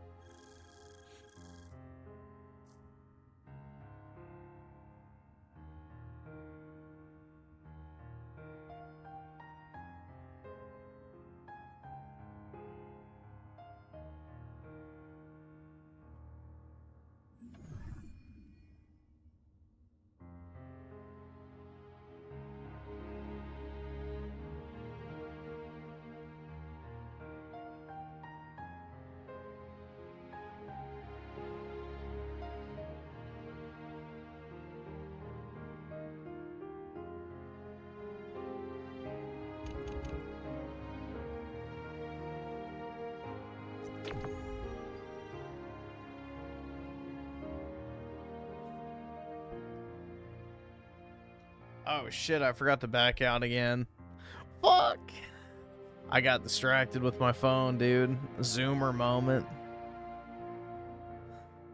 Zoomer moment. Alright, after this match, I will remember to back out.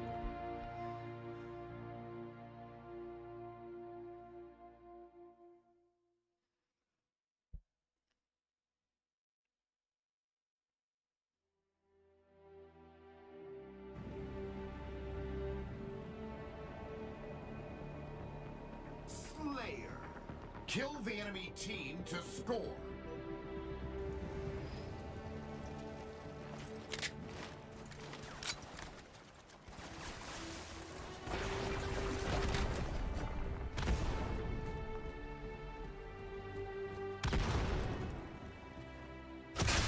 First strike. Gain the lead. Betrayal. Oops.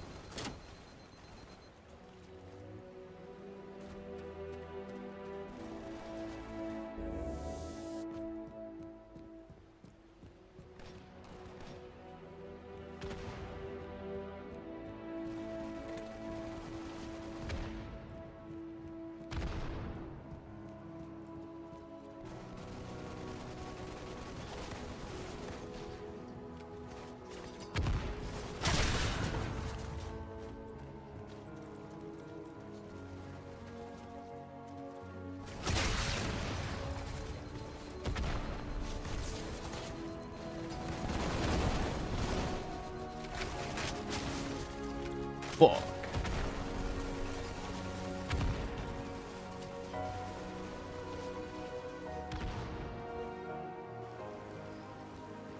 I'm a traitor, that's right.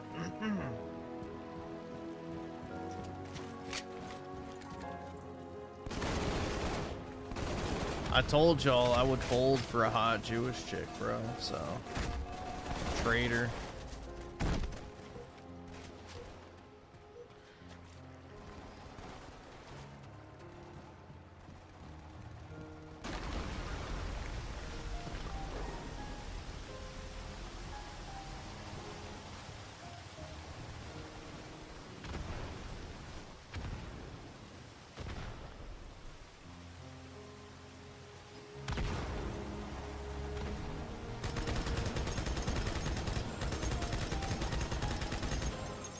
Got him.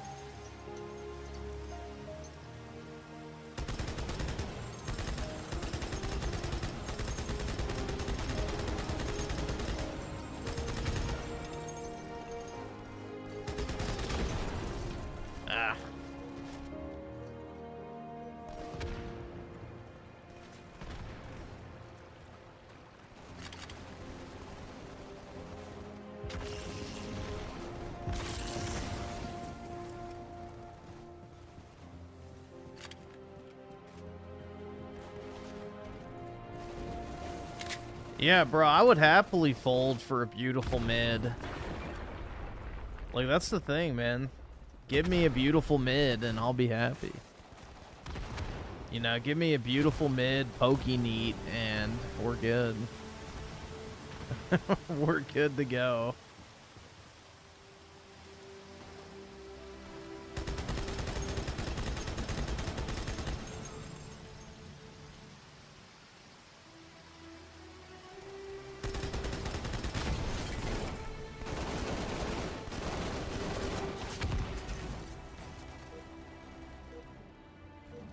Like, dude, imagine how perfect that shit would be. You find a beautiful mid, pokey neat, and the only thing she does is wants to spend money on cards. It's perfect. Absolutely perfect, man. All she wants to do is go to card shops and card shows and sit inside and play video games and shit. And then you just become like multi-trillionaires from your massive children's cardboard collection that you amass.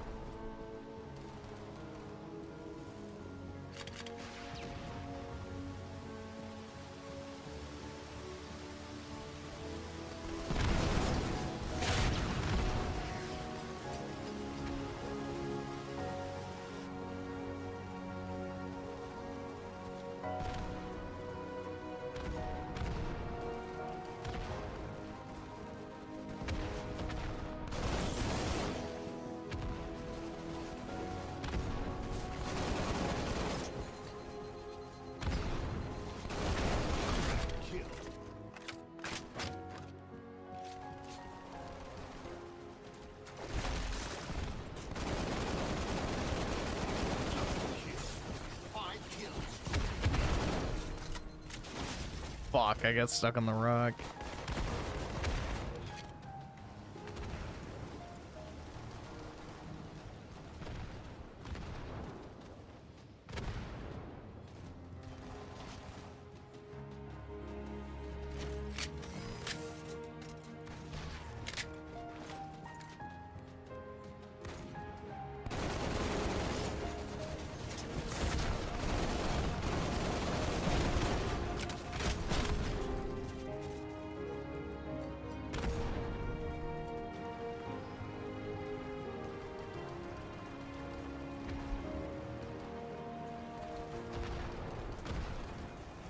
Dude, there's plenty of girls my age and younger that grew up with Pokemon. Like, bro, I used to battle the chicks in my class back in, like, elementary school when we would bring our Game Boys and DSs into school. So, like, we all used to play Mario Kart on field trips when we would, like, ride on the bus, so... Most girls my age and younger grew up liking Pokemon. So Pokemon is also very female-centric. It's the reason why the evolutions are so popular, for example.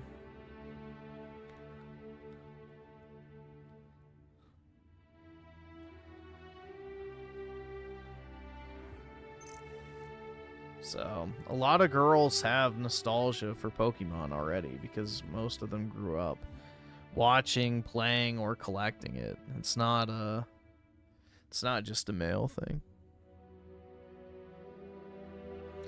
Vendetta with the 5. It's action hack and slash with some souls. You have unlimited stamina and the block and parry system is forgiving, like Beast of Rian. Play beta. Oh, of Mortal Souls or Mortal Shell? I don't know. It really just depends. Like, if it has difficulty settings, then maybe. But, I don't know. We have to play whatever the fuck it's called now. Age Play University or whatever. Or Agefield High. There we go. So, we'll play this for a little while. See how it goes.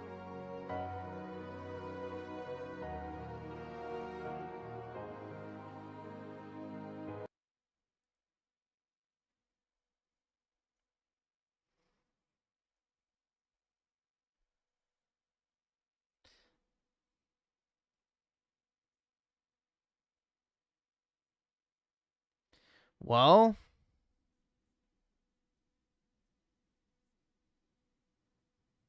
is it even gonna launch?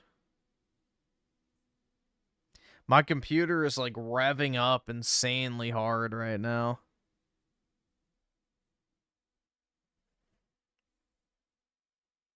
Is this thing mining fucking cryptocurrency? Oh, there we go.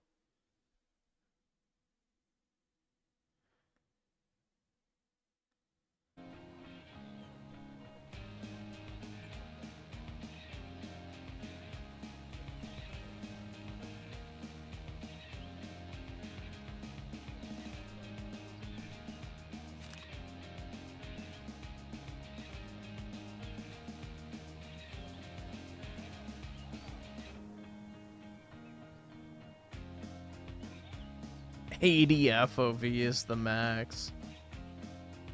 Alright.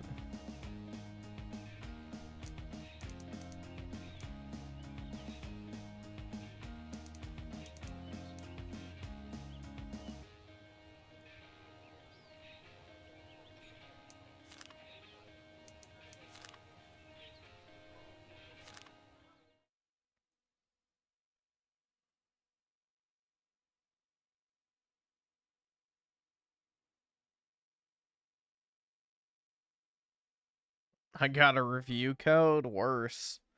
I got donated to play this.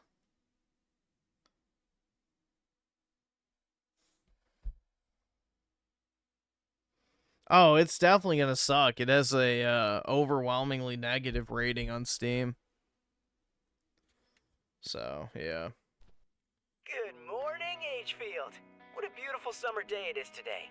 Mayor Welby wishes all students at Agefield High a great last few months until summer break. Keep working hard, support one another, and make the most of every opportunity. Your dedication makes our community proud, and we look forward to celebrating your achievements as the school year comes to a close.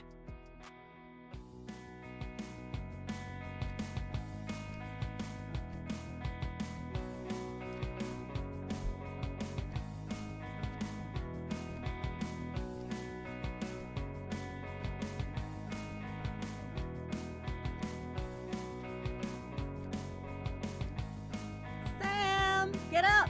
You don't want to be late for school on your first day, do you?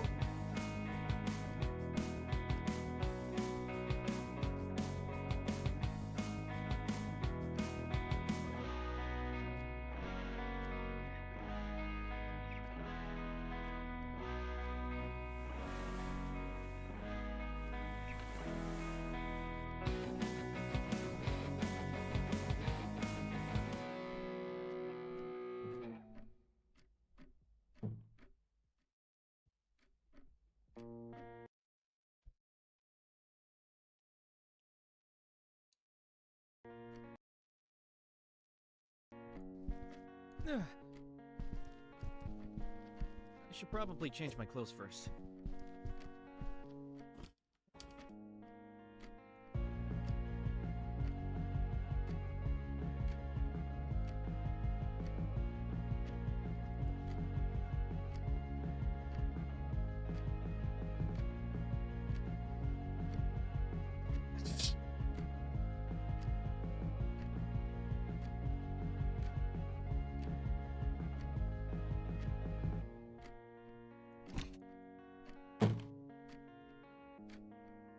Okay.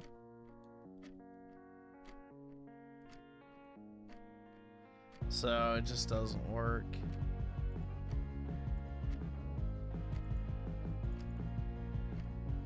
Okay, there we go. Come on, Sam. I'll drive you to school today. I'm coming.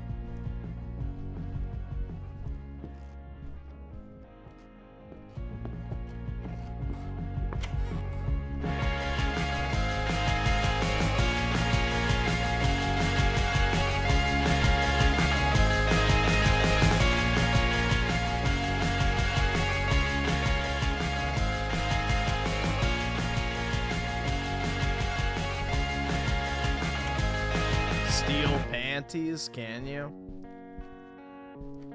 Let's see.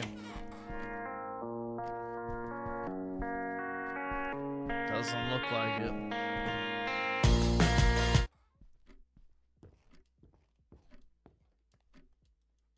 You can't turn it back on. Oh, there it goes.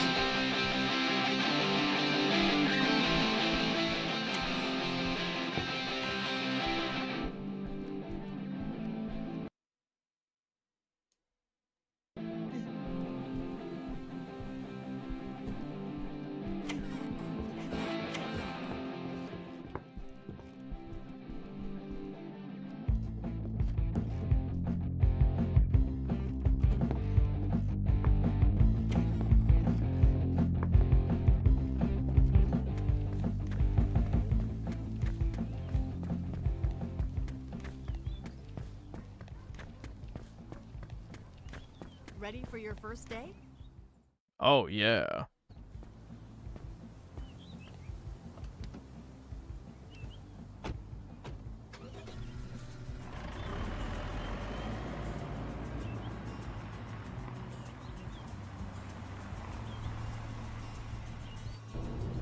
Yeah, there's no such thing as trad women, man. It just proves that statement true time and time again. You have the chance to get the more back and on more the these right path, bitches so be, please, you know, don't make any speaking trouble and on your shit. first day, okay? What path? The path to a normal, happy life. You can graduate with good grades. You can go to a good college. You can find a great job. Find a great girl and start a family. What's Do you that understand line? me, Not Sam? like everybody It's knows what that that's easy. like at all, Good huh? college, Gee, great what's job, that happy line? family. If it's so easy, then why aren't you happy? Yeah, Mom. Sam, you don't understand what I'm Yep, saying. I did see the Nancy May shit. Don't care. I feel very vindicated on my dislike of her. Very, very vindicated.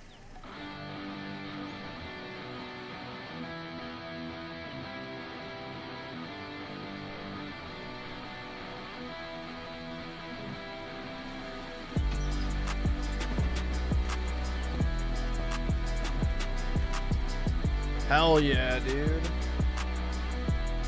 The whores.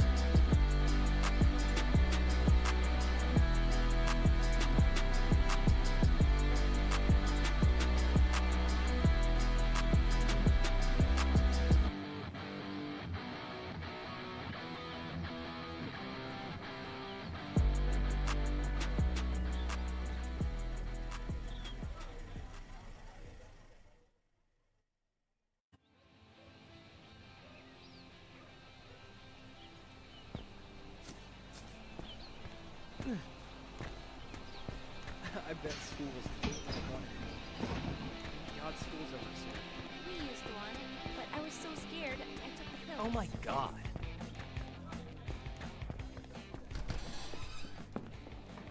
You heard about that rock concert? I'm one of the best looking girls around. God, I hate school. I'm not mad. It's just my boyfriend talks about Miss Davis. Whoa. Good morning, everybody. This young man right here is our new student, Sam. Looks like a loser. I love Oh, the wannabe rock star is late again. Big surprise. Take a seat, Axel. Hey, I'm Axel. What's your name? I'm Sam. Better get used to Mr. Carpenter's attitude. He's a huge dillweed. Well, let me give you the rest of the rundown. Dillweed, no See way, the guy that looks dude. like a werewolf? That's Seth. Hey, Renfield. What's with the look? You depressed or something? I'm goth, asshole. She's still emo, Over there is guys. Ashley. She's the head cheerleader in Seth's Queen Bee. And the girl over there, that's Chloe.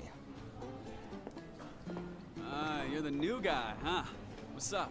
I'll show you the rest of the school later during the break. But right now, we have English with Miss Davidson. All right, everyone. I'll leave you to your English lesson. Stay out of trouble, please.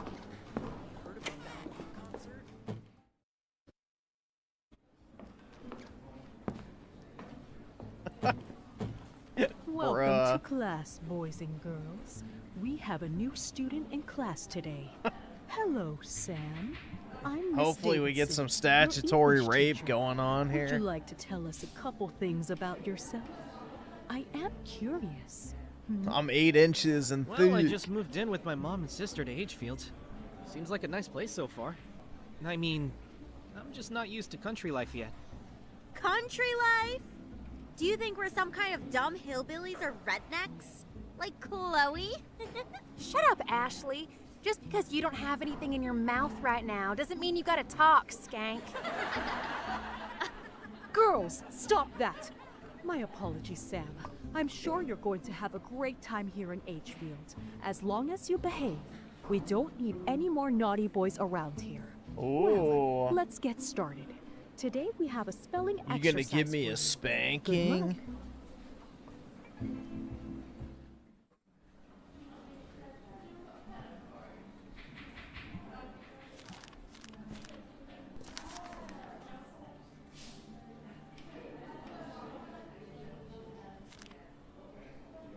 I have no idea.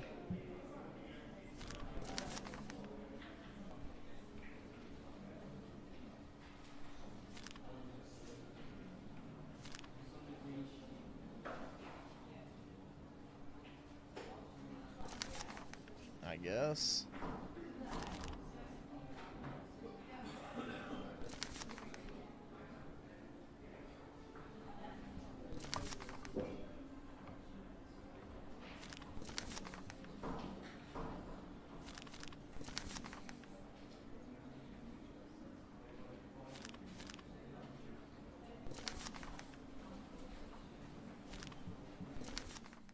Oh boy, that was huge. Yeah, it was. Oh, yeah, it was huge. Have a relaxing break, boys and girls.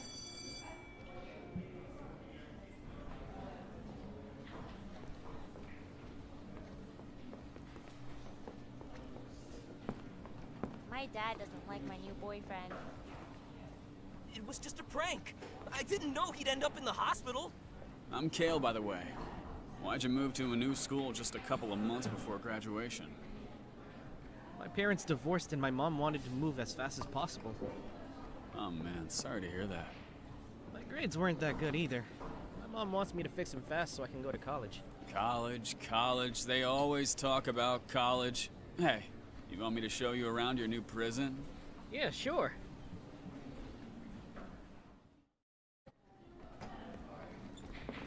She is wild.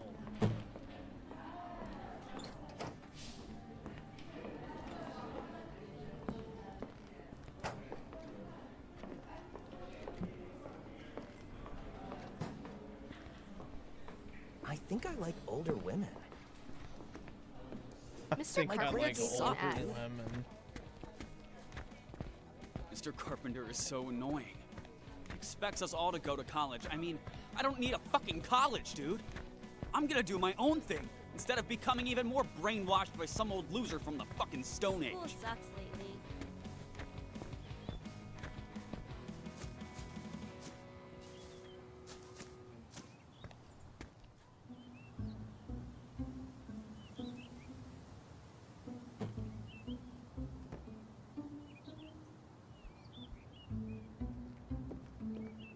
Hey, Axel.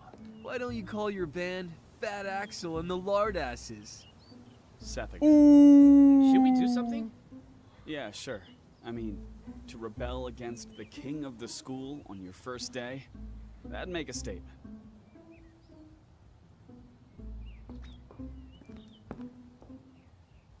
Moo. Hey, werewolf. What do you want, Pencil Dick? I want to beat your ass.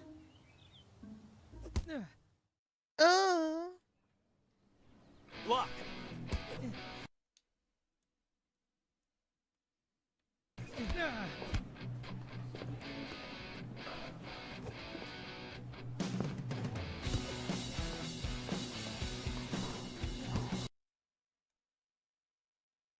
Punch it!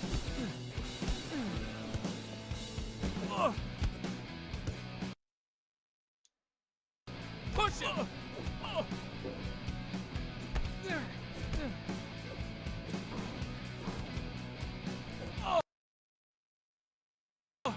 Kick him!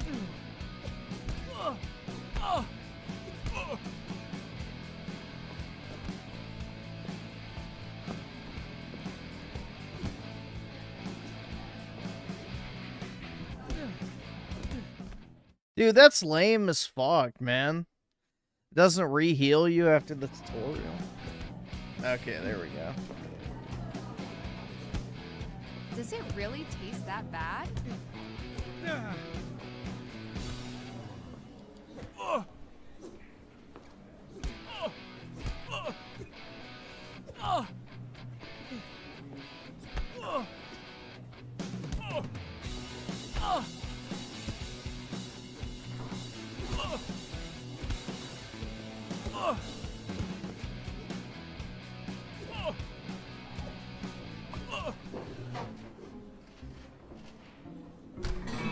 Seth! What the hell are you doing? You're new here, so I'll let you go with a warning. But you better watch yourself, bitch. Yeah, this is some great combat, man, I must say. Hey, you got balls, dude. You know what? Meet me and Axel in the park after school. These are our final months at school, and I've got a little plan to... Well, I'll explain the deets when you get there. Oh, and by the way, check out Mike's bike shop in the meantime. He sells the best bikes around. You're gonna need one in Agefield. Sure, I'll be there.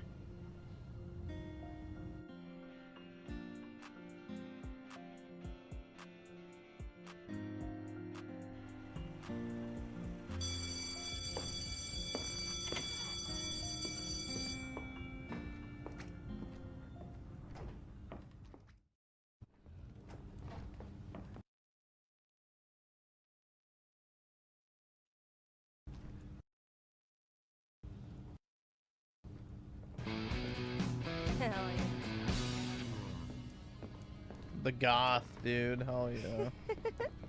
Press R to rape. Idiots. Hey, watch it!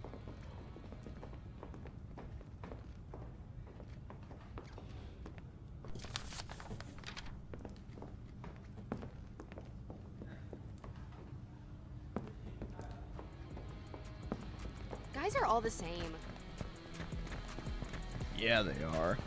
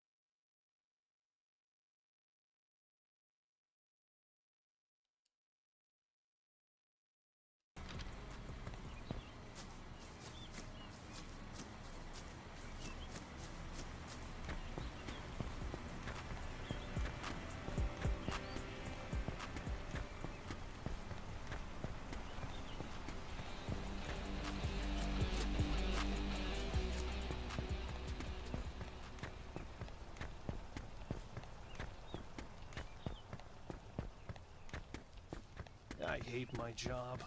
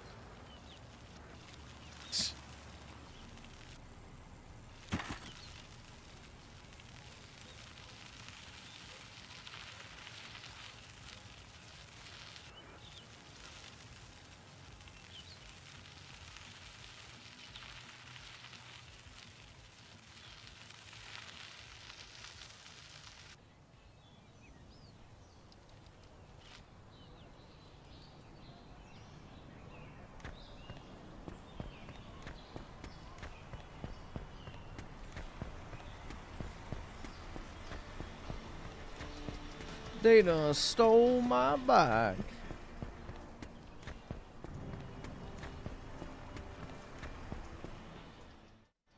Exactly. Damn teenagers act like they own this town. You know, I was a jock in high school damn too. I mean, kids. look at me. We pulled some stupid stunts too. Some really crazy stuff. I mean, it was the 80s. And we did it with style. But stealing a bike, I just don't get it. That's today's youth for you, dude. Today's youth. Oh, sorry, man. I got a customer. Talk later. Hey, I haven't seen you before. You're new here in Agefield, Mr. Yeah, it's more or less my first day here. Just call me Sam. Sam? You're Lisa's little brother, right? I am. Seems like she's already built quite a reputation, huh? Yeah, I met her at a, party. Not surprised. Hey, did I hear that right? Someone stole a bike? Yeah, it's a brand new beauty, too. It sucks knowing that it's in their hands. Just like his sister. You go to Agefield High, right? Maybe you know them. Well, today was my first day there, so I don't know too many people yet. You know what? Since you're Lisa's little bro, I'll make you an offer. If you get that bike back, you can keep it. I just can't stand the thought of it being in those thieves' hands. Really? Hell yeah! I came here for a new bike anyway. I'll do it. Cool. One of those posers looks like a fucking werewolf. I saw him hanging around the alley not too far from here. Find him and follow him. Werewolf? Could it be Seth? Hey, need a new bike?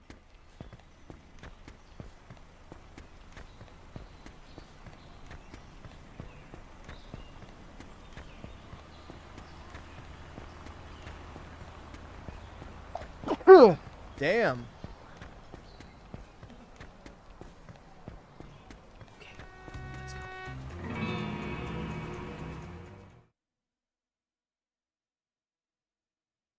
Oh, you have to sneak. Let's go.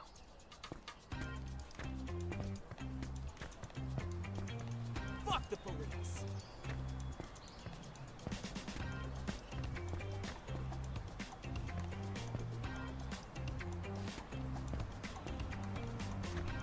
Yeah, stealth mission, dude. What?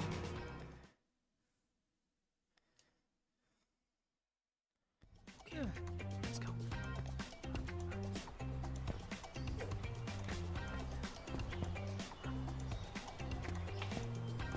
Fuck the police!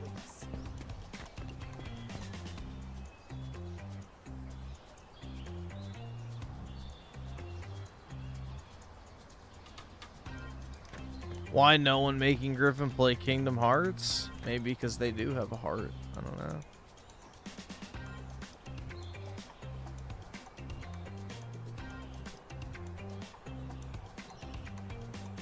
Oh, nice butt.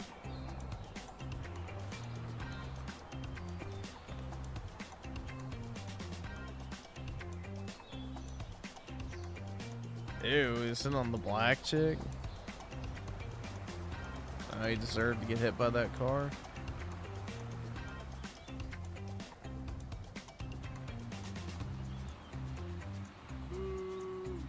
Lovely cow.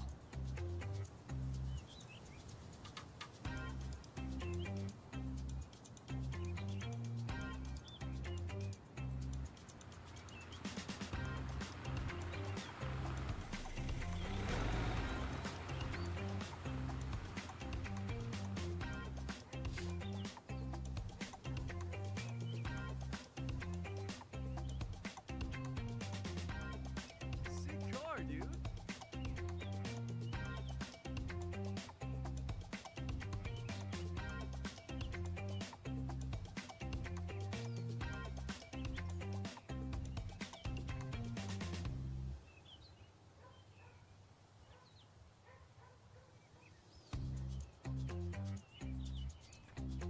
I'm gonna do whatever it takes to get that job.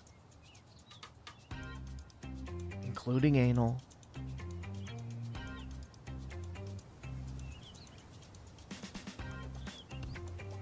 Fuck off, you old fart.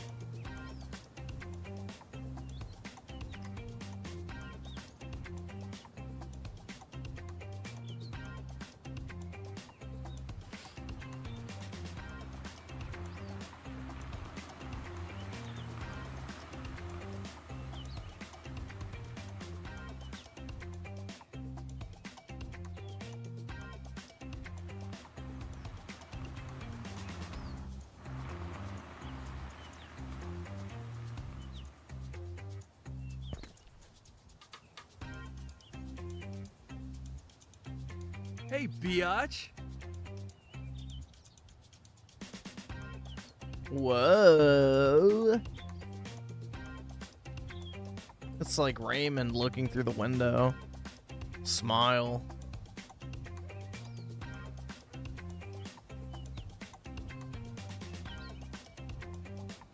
Should go steal his car.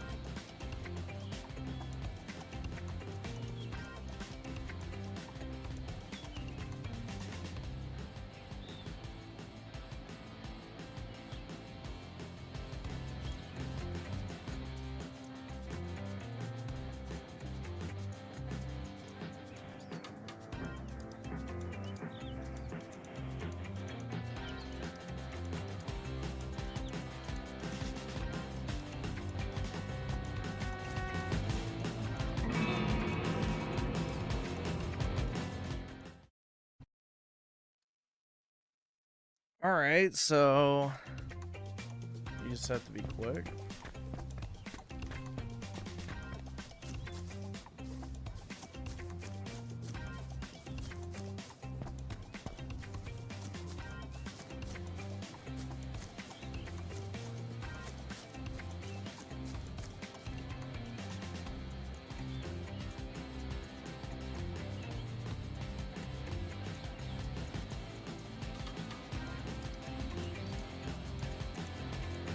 No, I was already getting discovered because the other guy's rounding around the house.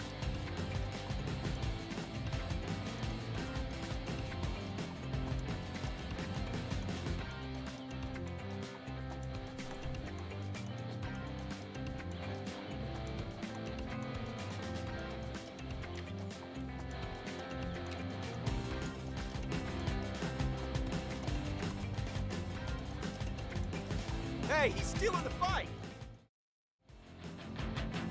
See you later, bitch.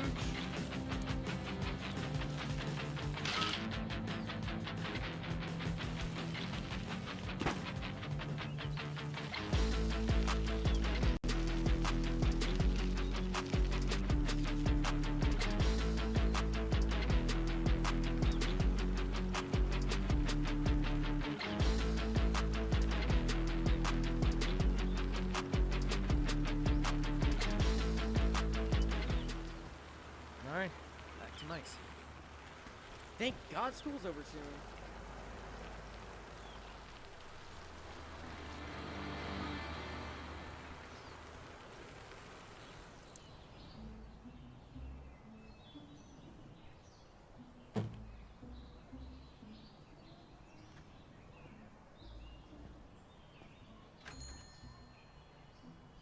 Hell yeah, dude. Nice, dude! You got the bike back, and now it's yours. You could always find it in your garage at home.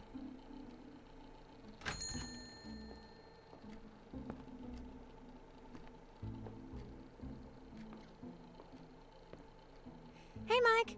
When will my bike be ready? Tomorrow, I promise. All right. Thanks, Mike. See ya. Hey. Hey. Bruh. Oh, you like her, don't you? No. Well, maybe. She's in my English class, but I don't really know her yet. Do you want some dating advice? I mean, I am a bit of a dating expert myself. Seriously? Yeah. Well, I mean, I've been dating your sister, and you didn't know about it until just now. Guess that says enough. Jesus. Well, what can you tell me? So, dating a girl like Chloe is a big deal. The first step is, you need to get her to notice you even exist. Try impressing her in some way. If you don't know what to do, just do anything that comes to mind. The main thing is that you do something that demands attention.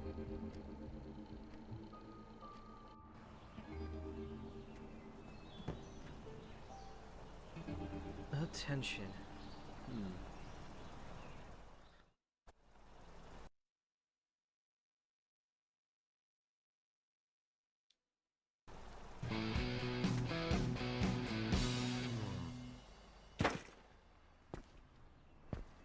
Okay.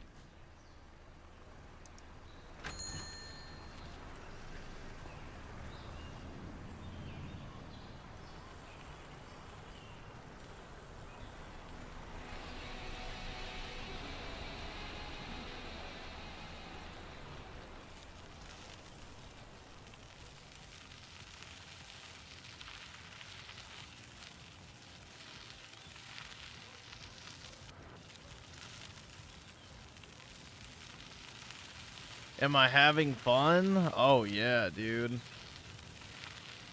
The stealth mission was a great touch.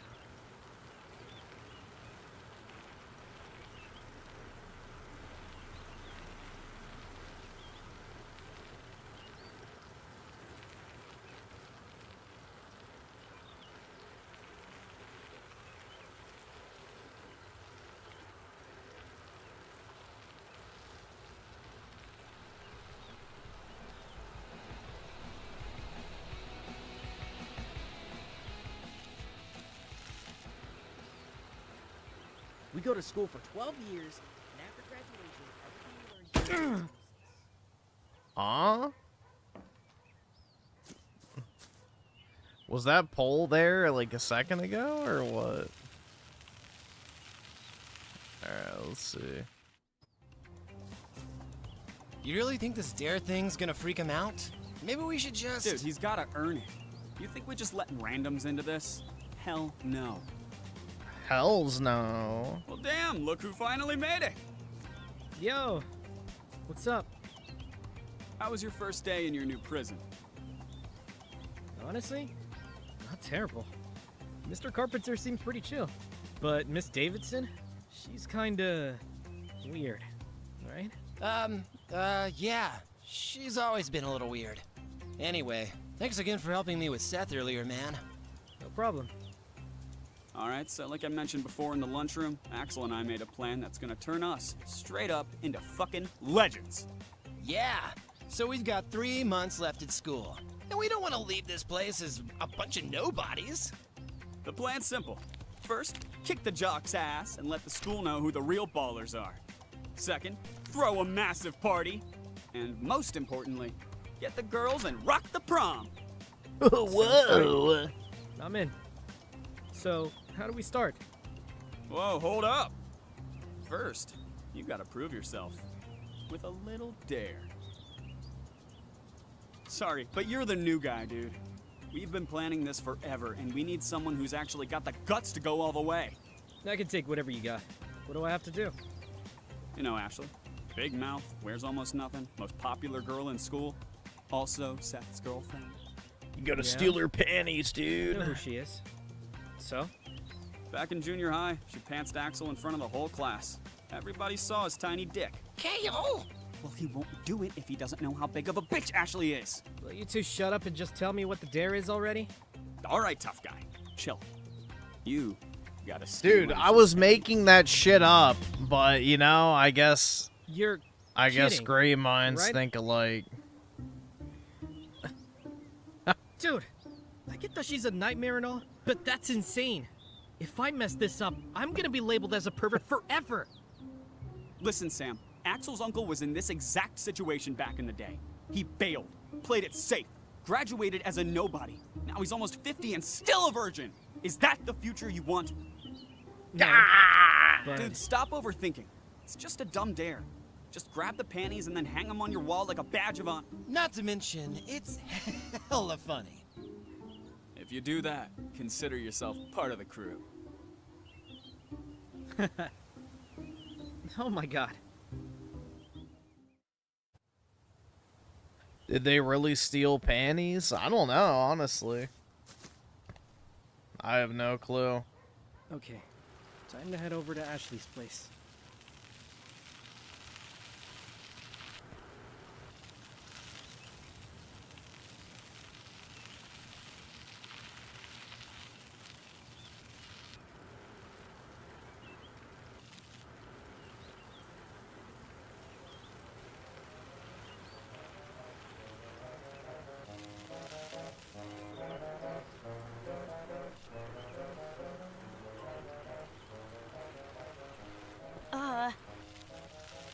I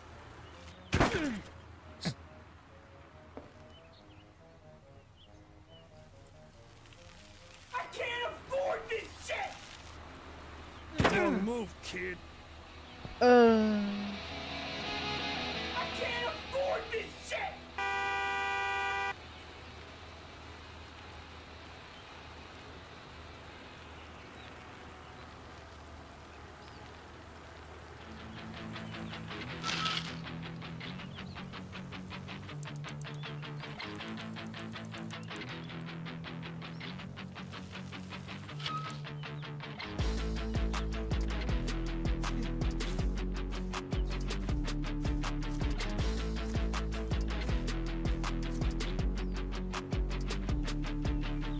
I'm gonna teach you some respect.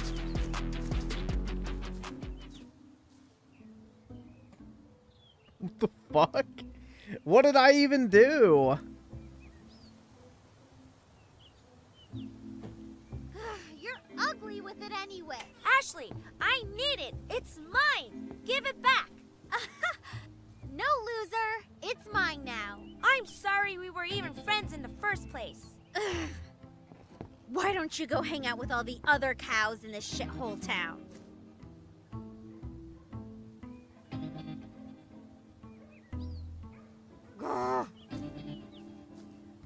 Ugh, that skank.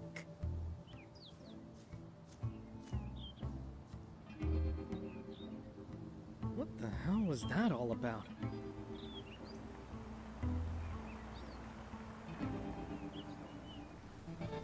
Another stealth mission? My God. Seth, Maybe not. this car is so hot.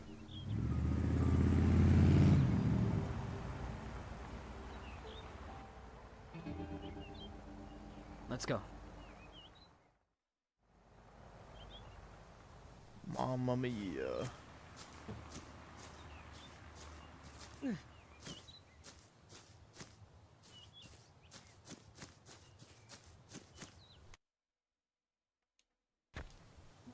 I can't believe I'm doing this. Security! And then you fuck her. I can't believe I'm doing this.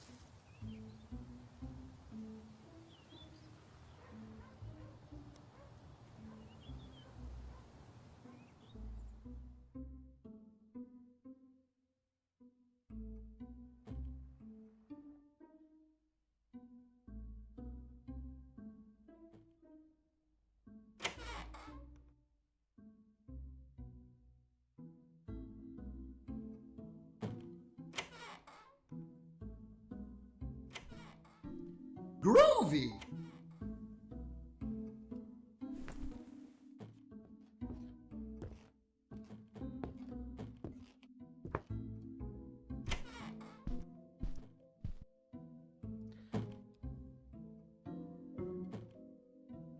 You're a great-looking mom, Layla. You're young and gorgeous, and all of Ashley's boyfriends were secretly also into you. Just one more surgery, and you'll be flawless.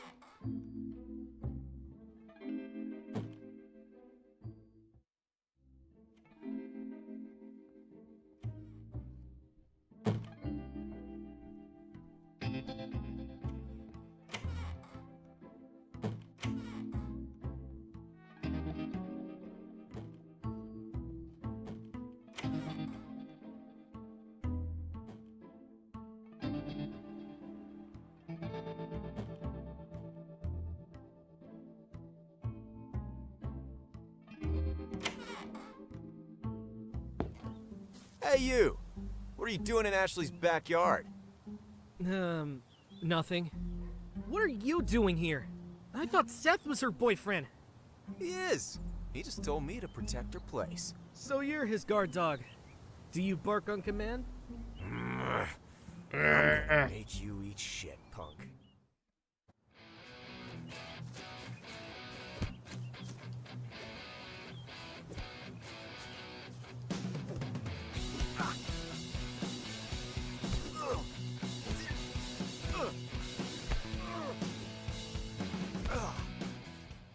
Oh man, that was a close call.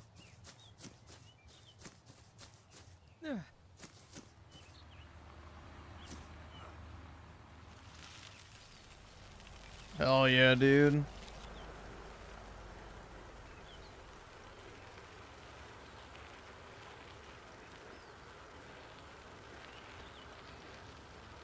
We got the used panties.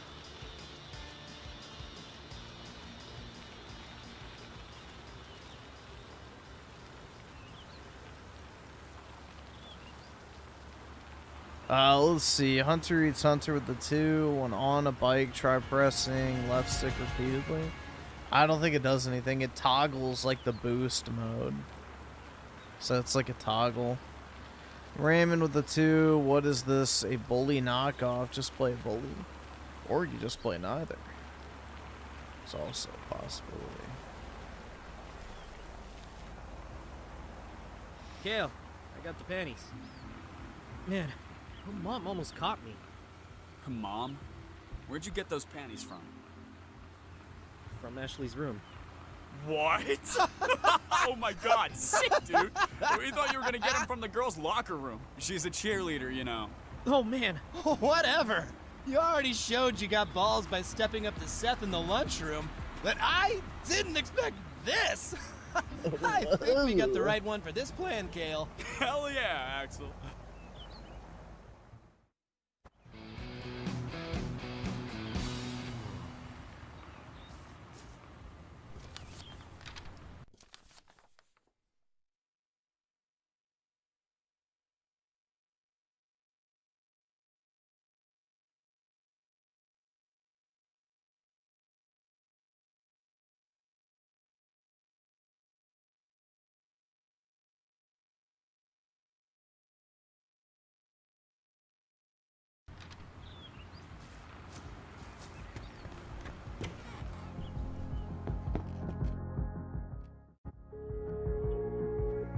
Hey, what's up? Hey man, I gotta tell you something. Go for it. You know Chloe? That girl from the English class?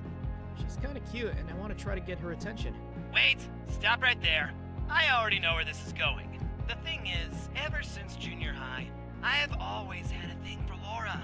So, how about I help you with Chloe? And after that, you help me with Laura. Deal. Mike told me at the bike shop that I need to get her to notice me by impressing her in some way. I'm practically a ghost to her right now. What if you just called her? But wait, I heard her dad is a nightmare. You'll probably have to get around him. How do you know that? Kale tried to call her brother Hugh one day, and her dad was on the phone. He sounds mean, like he could choke Bigfoot to death. Hey, I got an idea. You can act like you're the police with a deep voice. Tell them you want to educate the youth about the dangers of drugs or sex or Super AIDS. I don't know. Just make something up. Her number is 555-713-4242. Call her!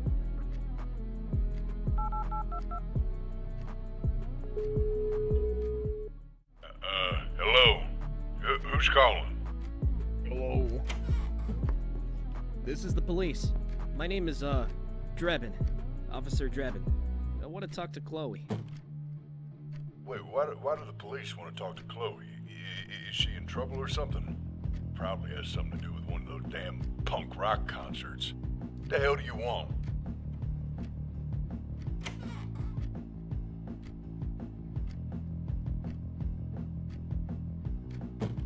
No.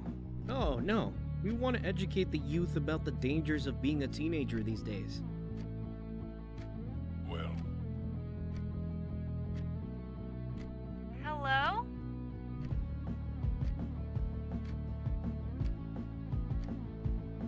Hey, It's Sam. Sam Tatum. Sam Tatum? The new guy? What's up? Do you need something?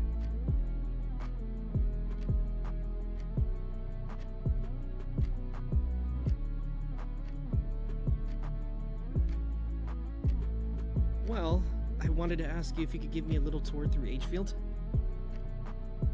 Why not just ask one of your friends? You know what? I'll show you around. But what do I get in exchange?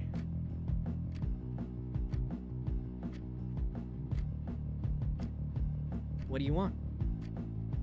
Well, I like music, and my dad ripped up the tickets he found in my room. They were for a concert I was supposed to go to this weekend. Do you play guitar? Give me a little show in front of my house. Then I'll take you around town.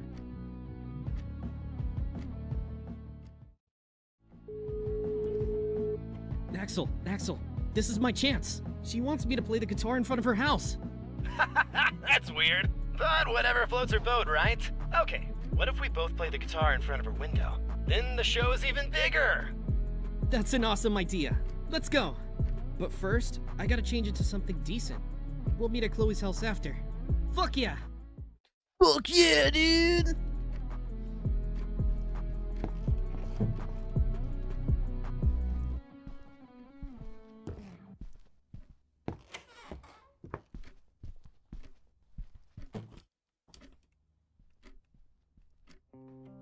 Oh, I don't have it yet.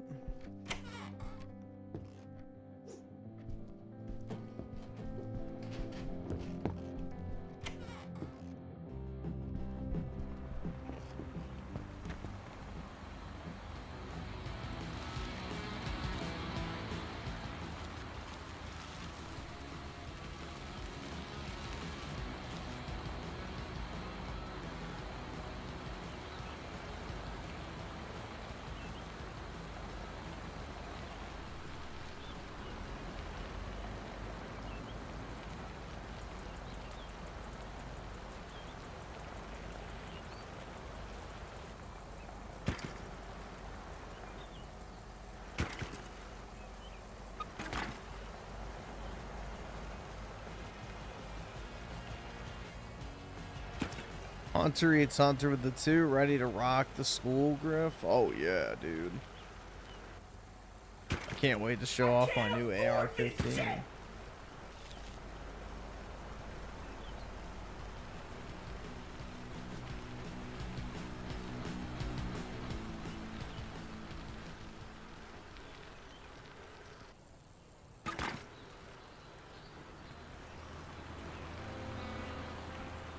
She's got 7 children?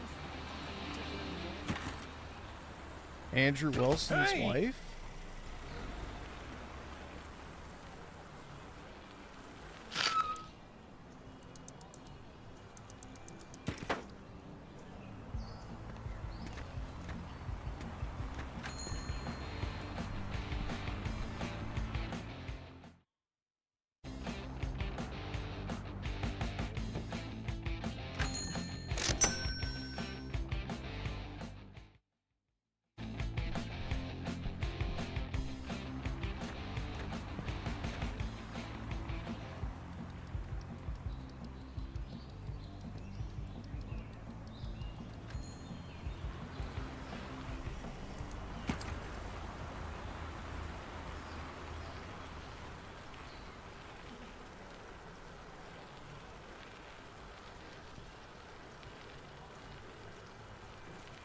I lost all my money gambling to a bunch of bald-headed cheaters.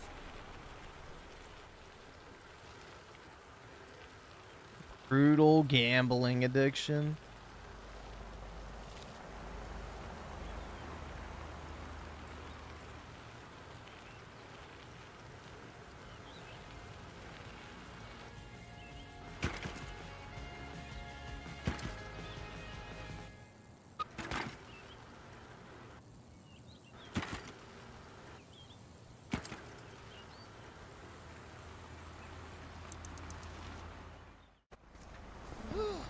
God, I hope her dad isn't home.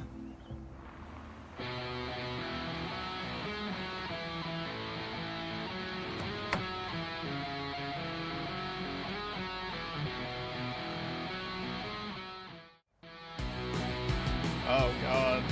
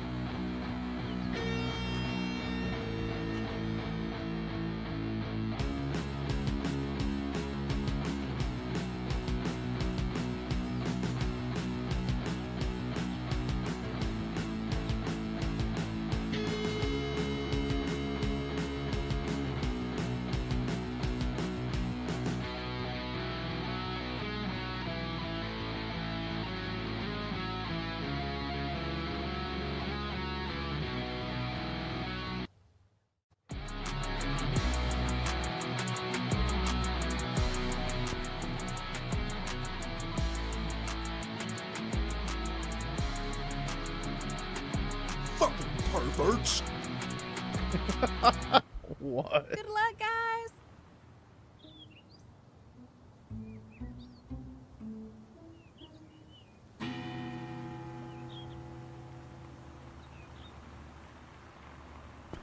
We'll meet later at the playground.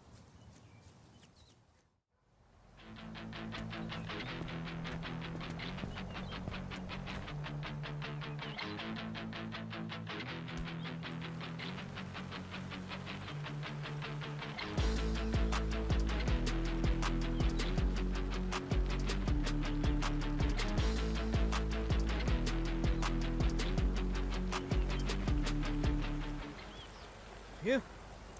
That was fucking close. Bruh.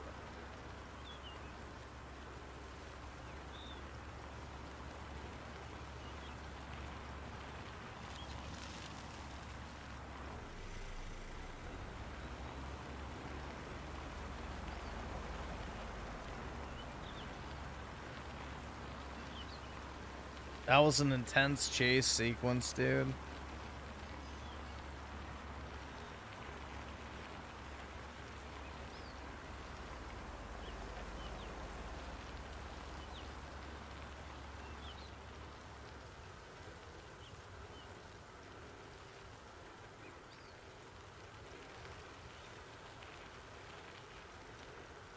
This is probably better than Bully thus far, I would imagine.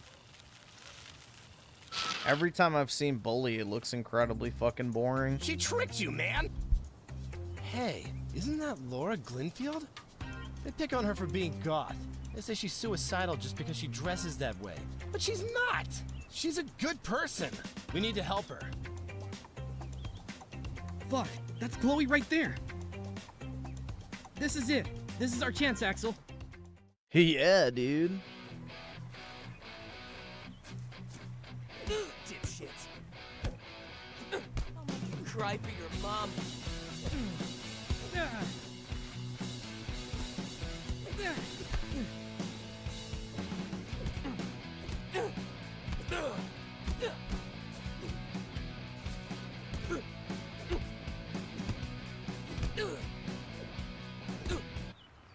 Yeah.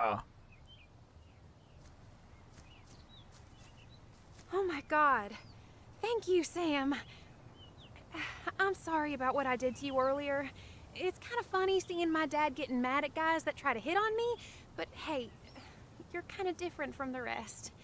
You ain't playing the guitar that bad either, you know? Should we go to my house? You should see what else these fingers can do, girl. I was talking to Laura, actually. But maybe I'll see you around, Sam. My little guitar hero.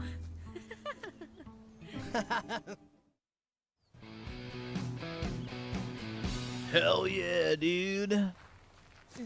That was so sick.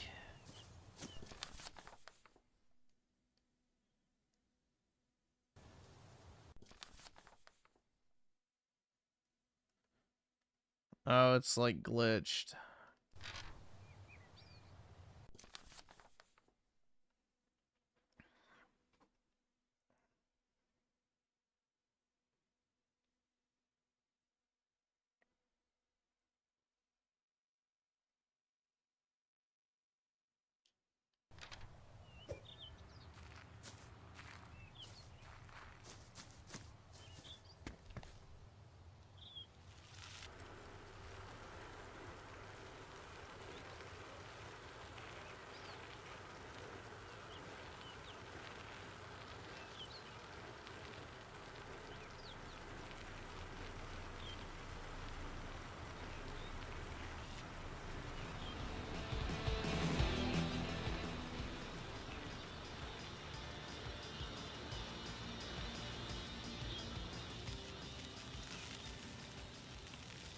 If I work 2 jobs, I can maybe afford that car.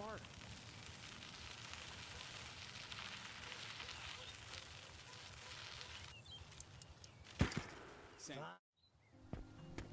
Now let's kick my plan into gear.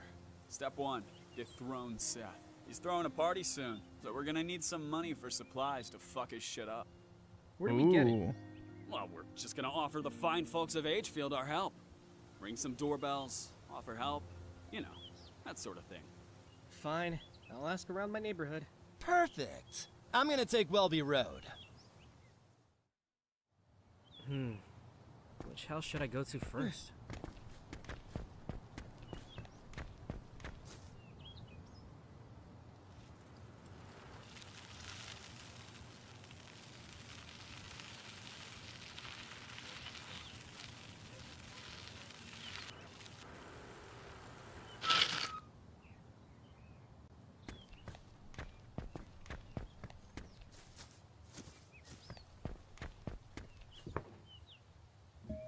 Get the fuck out of here, kid.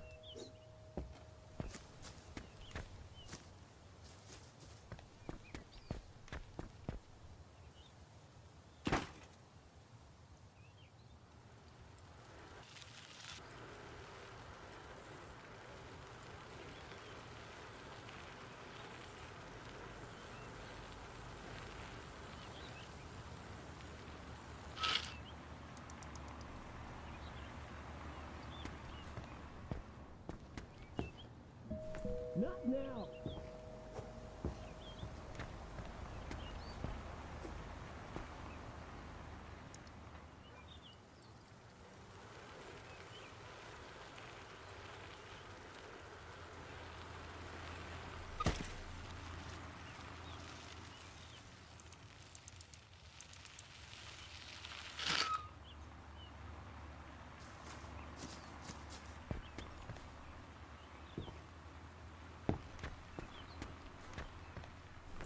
Oh, hey, mister. I was wondering if there's any way I can help you do some chores for a little cash?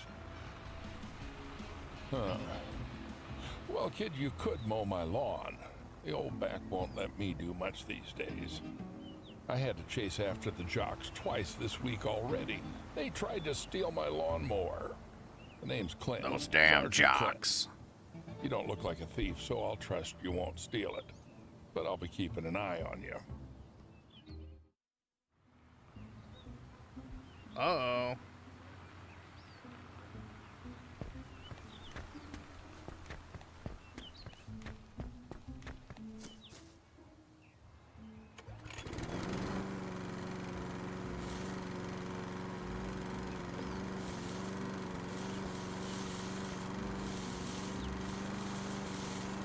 Dude, this control. Really hope this plan works out and I'm not just wasting my time.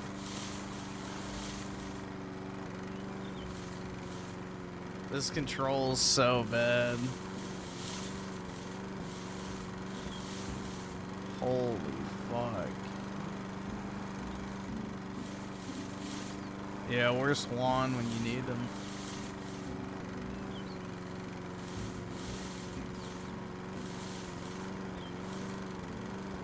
Man, Mr. Clint better pay me a lot for this. What a chore.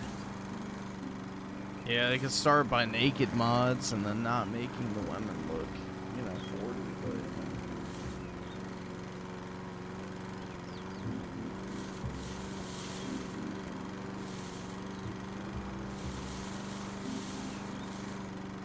Dude, this shit controls so bad. Like, there's zero reason for it to control this bad. Let's see if the mouse and keyboard controls better. Not really. They're slightly better.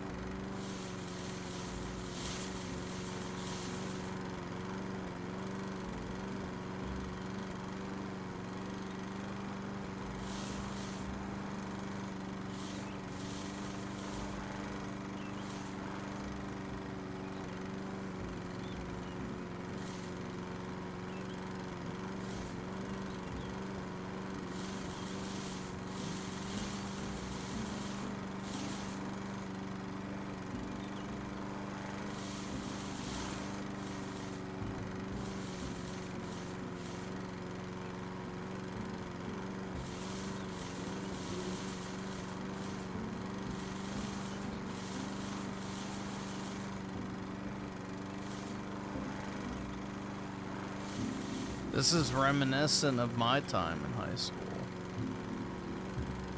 I used to mow lawns for money. All the time. Every weekend, pretty much, except in the wintertime.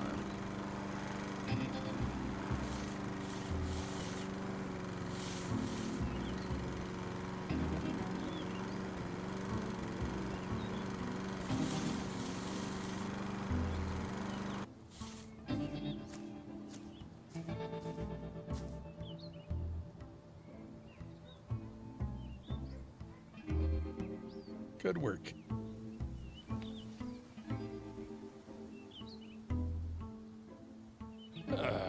Kids today expect cash for even the smallest chore. That's one of my favorite pieces of music, boy. You should be grateful for this. God, that grandpa tricked me. He promised me cash.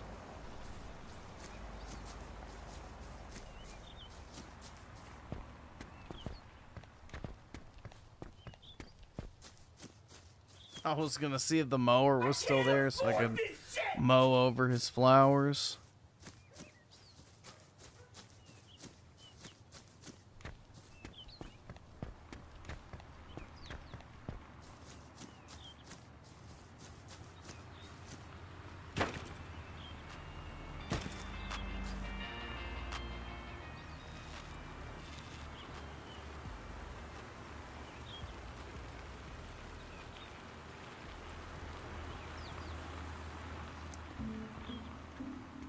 So I mowed my neighbor's lawn, but all he gave me is this old-ass cassette tape. You're lucky! I had to sand the calluses off an old woman's nasty-ass feet, and all she gave me was a fucking $1! Trash music's on our list of supplies anyway. Now all we need is Ipecac. But we still need a few bucks to buy it.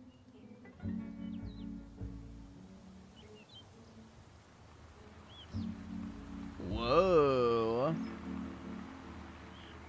What the hell, man? Help stole my bag. Let's help the old hag. Maybe we'll get a reward. What? Just do it! Jesus.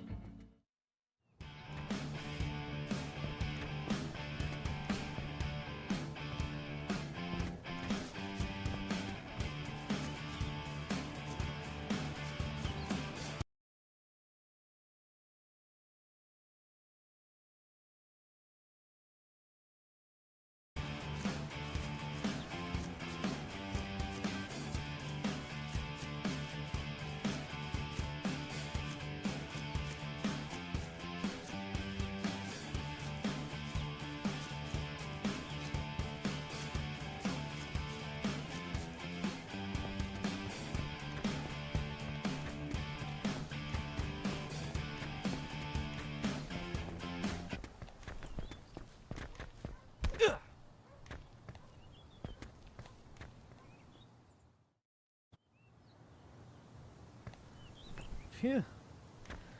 Let's get back to the woman.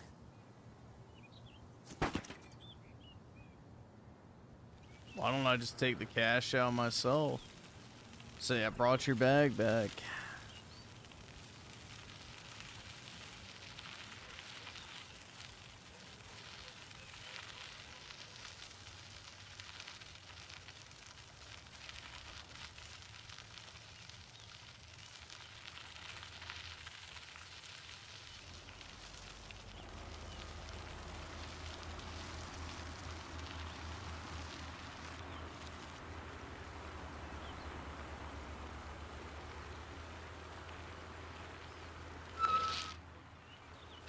Oh, young man, you saved my bag.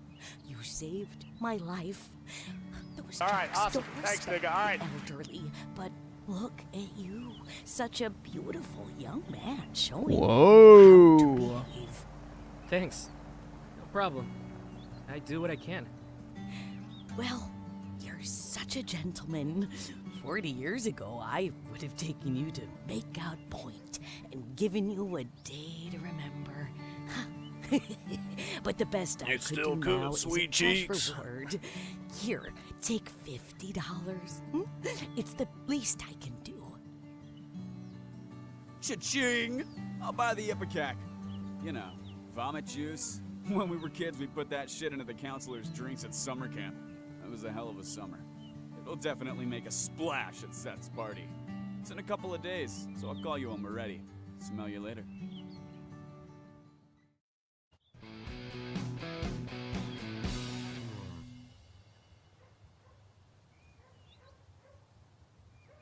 You generation with the 5. What is this? Play this to really feel like Raymond. Oh, God. D&D, Audrey Hepburn, Fangoria, Harry Houdini, and croquet. You can't swim, you can't dance, and you don't know karate. Face it, you're never gonna make it. I don't want to make it. I just want to. Oh, God.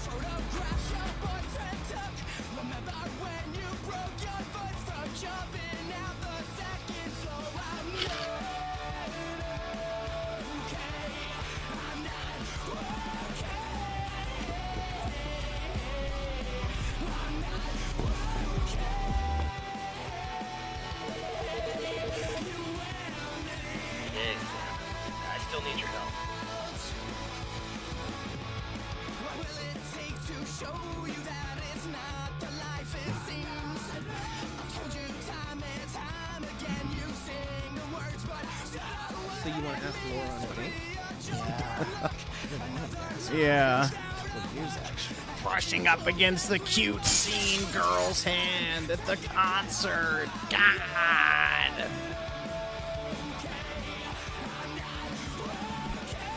Oh my God, bro.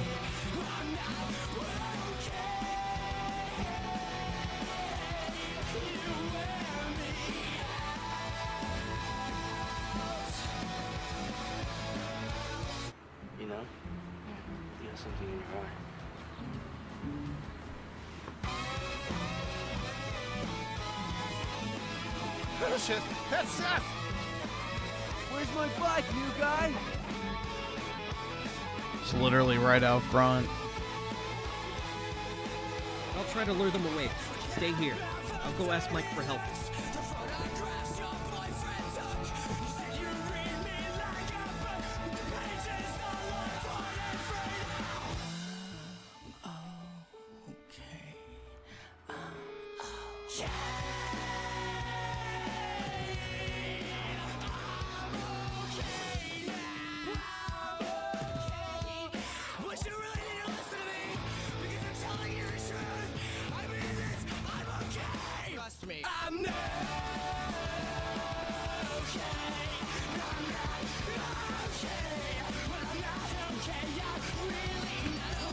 This fucking song, bro.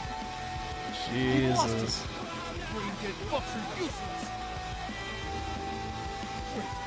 There he is. What was the point of me sneaking?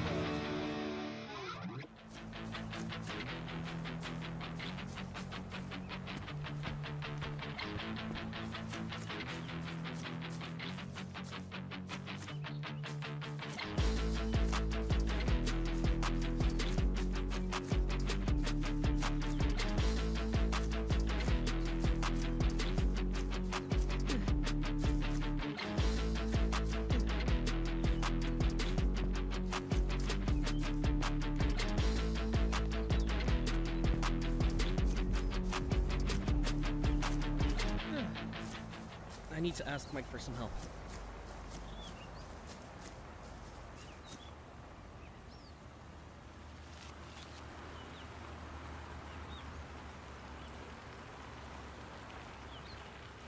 There we go, man.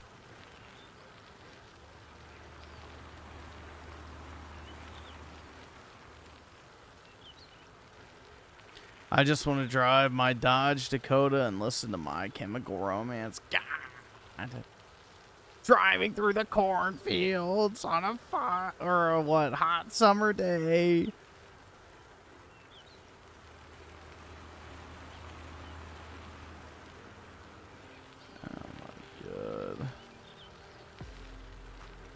Let's see. So, Trials of the 2. Will you play Stalker 2's 2.0 update? Looks probably not, man. I am not a fan of games like Stalker, generally speaking.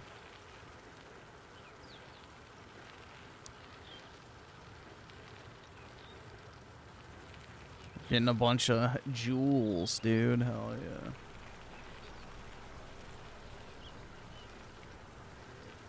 Gotta love the jewels.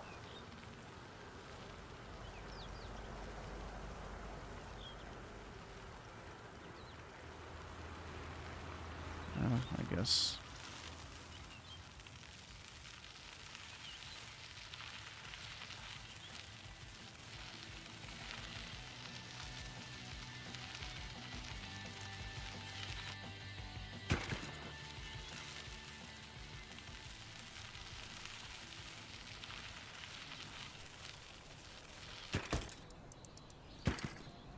For 12 years, and after graduation, everything What we the learned here is fuck? useless.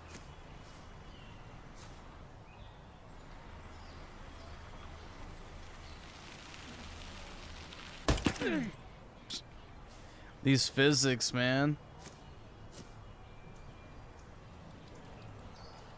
Some top tier shite. She's got 7 children from 5 different men. Yep. Andrew Wilson maxing.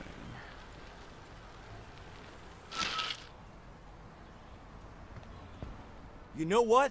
You need to fight back and show him who you are. If you don't have the power to beat him in a fight, you need to blackmail him. With an embarrassing photo or something. Yeah, me and my friends are planning on sabotaging his party. Oh, that's what's up, dude! But 2 plans are better than 1. Am I right, or am I right? What do you mean? A photo of him cheating on Ashley. I heard some students saying they saw him kissing different girls here in town. Whoa! Hell yeah! But I mean, he's the most popular guy in school. Isn't it kind of expected? Will anyone Yeah, care? exactly. No, Axel's right. His girlfriend is his greatest status symbol. Losing her would lower his rank for show. And these photos will get her very angry. For sure. Oh, got it. Let's go. Take 3 photos. See, and Bud spread 'em Sunny around with town. 1,000 jewels. Go change into Appreciate it, something bro. more camouflagey. He's gonna do more than just throw bricks into windows when he figures out Thanks who for it the was. jewels, dude.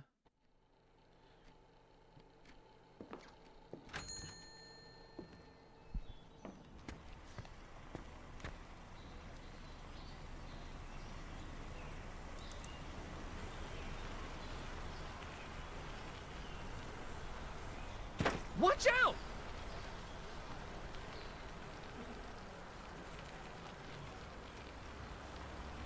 And then also the 500 jewels with the watermelon. Appreciate it, man.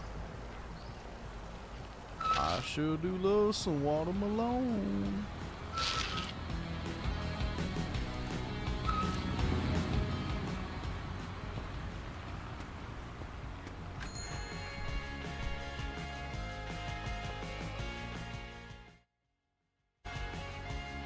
Is this what my youth was like? Nope. In high school, I was sitting in my room playing PS4.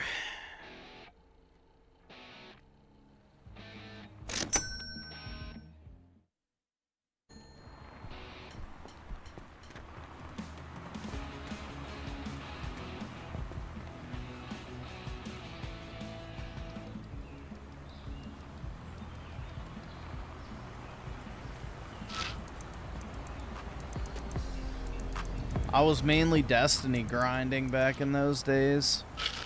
Good times, man.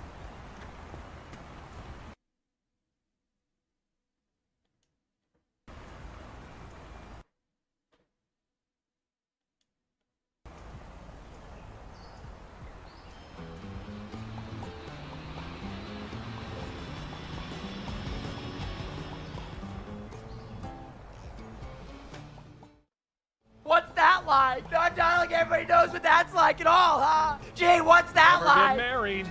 It's a trap. Based?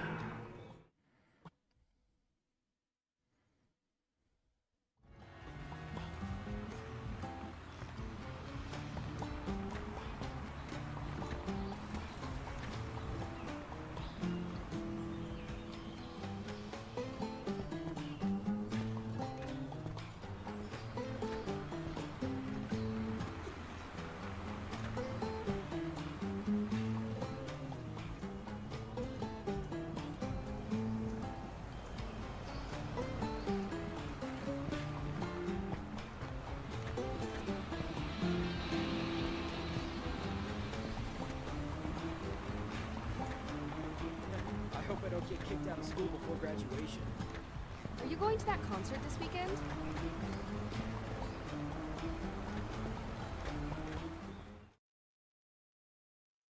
What?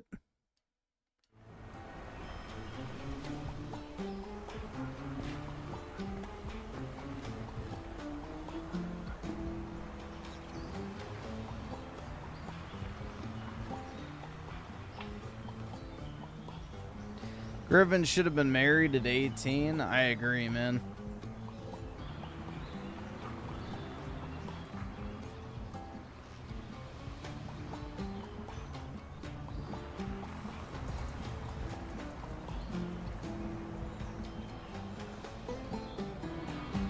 But oh well, that ship has sailed, so a chick will have to get married at 18 to me instead. Haha. See how it works.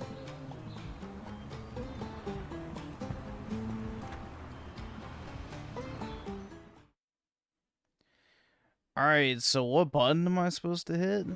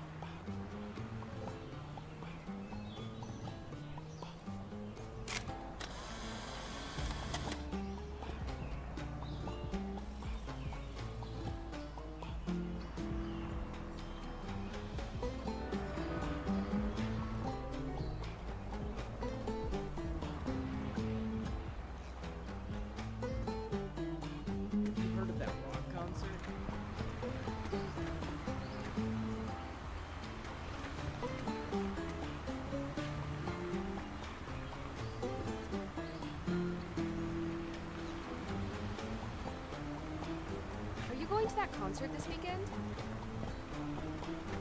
Yeah, these stealth missions are fucking dog shit.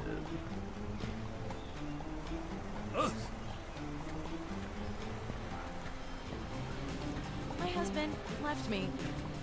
Thank God.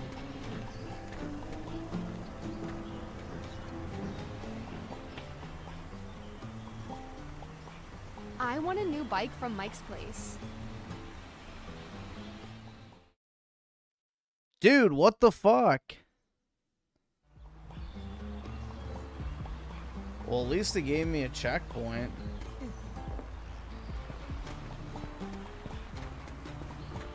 Either subscribe, donate, or get the fuck out. This chick's definitely better looking than his other girlfriend. My boyfriend talks about Miss Davidson all day.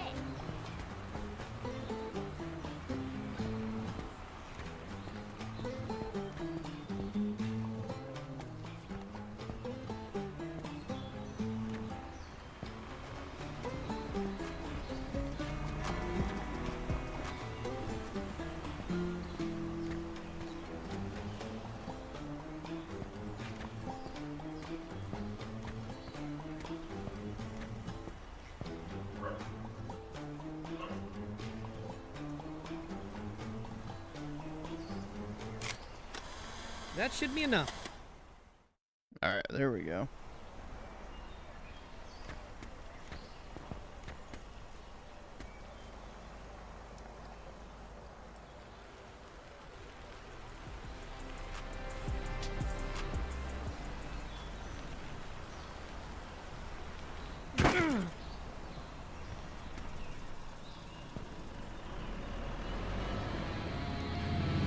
Watch out!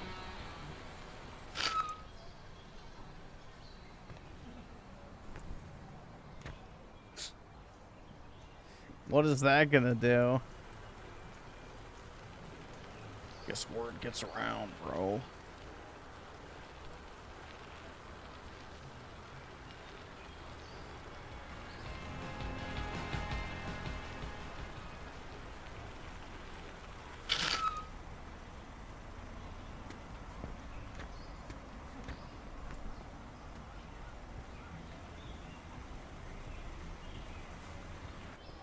All done. Sick, dude. Ashley's gonna freak out if she sees what her Yeah, loyal she is. boyfriend is up to. Okay, I gotta go. My mom's making her meatloaf for dinner.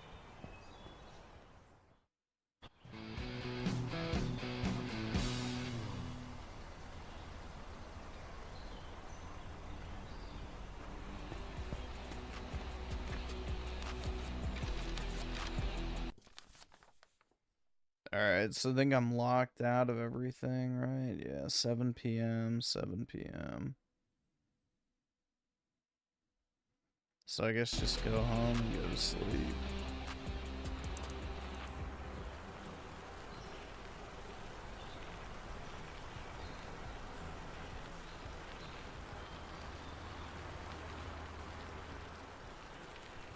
I need to date a woman the same age or younger. Never go older. That's right. Especially if you ever plan on reproducing. Children are gonna drive me insane.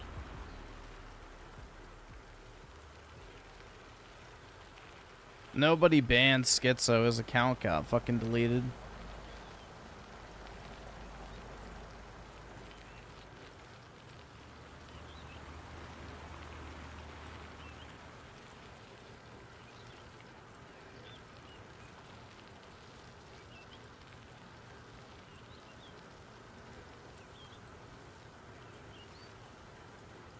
You went on a date with a 30-year-old at 21 and she was a disaster.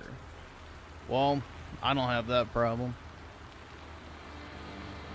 No dating for me.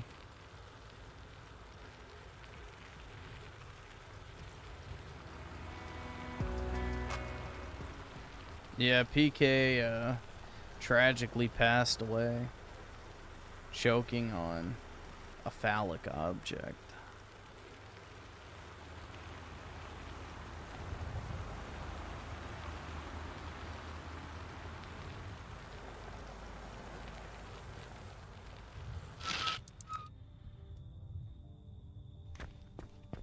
28 still young. That's right. That's right, Mom. 28 still young. I have my whole life ahead of me. Yo, is this the sister? Said you're gonna help your sister to get a job.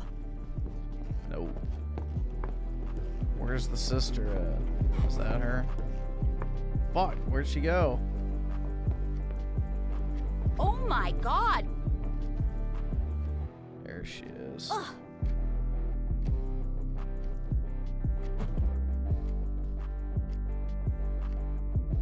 Yeah, you should just bang his sister, dude. She's way hotter than the other chick.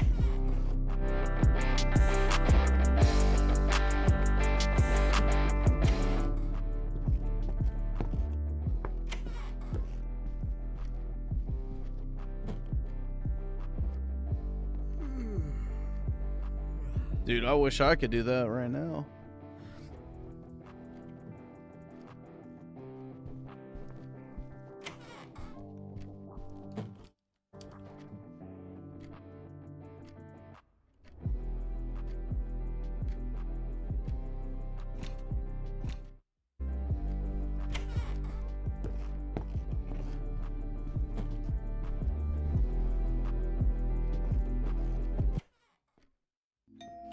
You were thrown out of the college. Get a job. For the last time, I'm gonna find a rich man to take care of me, Mom.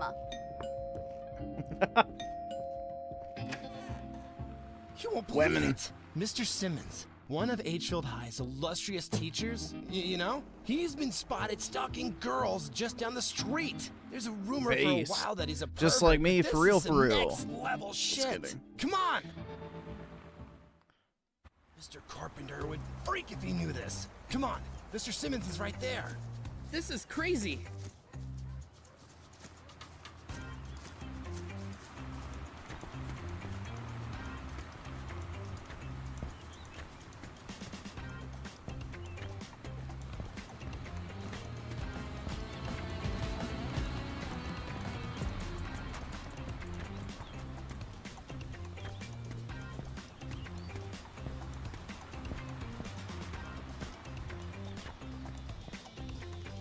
Won the cash of the 5 months. What's up, Gamers? Game of the year? Oh yeah, man. It's definitely a game of the year.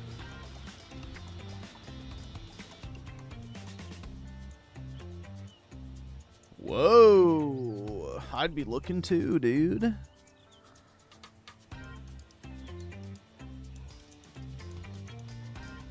Yeah, it's like that fucking the gif of the how it feels to be a janitor at a high school, and it's like the fucking breeding bull getting dumped into the herd of cows.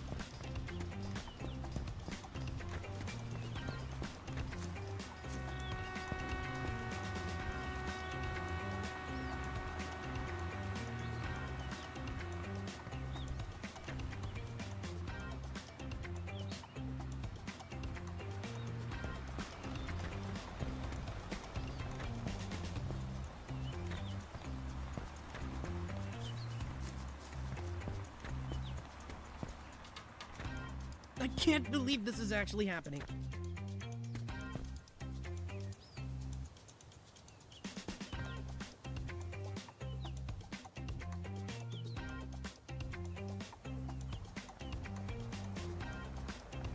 Based.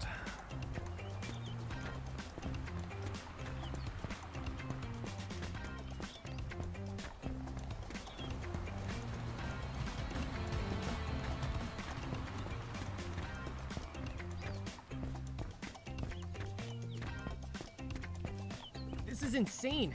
Someone should lock that teacher up. He probably wants that. He wants his little worm put in a cage. Let me watch. Please. Even if through the window.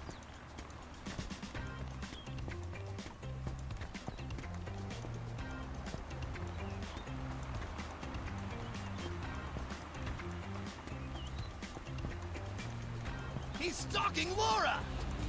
Alright, enough hiding. Let's bust his ass.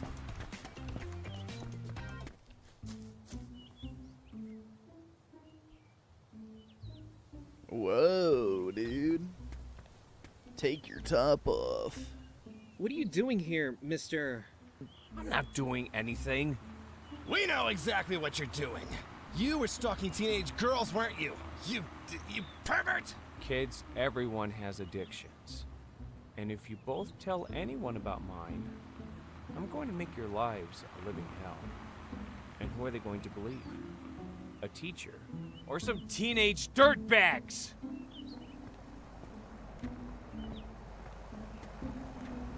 Everyone needs their hobbies. Thank you, guys. He's been stalking me for quite some time now. Why don't you close your I hope you fucking don't get in blinds trouble then, you because of dumb bitch? Let's give this pervert a lesson. Even though he's a teacher, he needs to learn that we won't let him get away with this shit. I heard his car is his pride and joy. Let's tag it with some graffiti.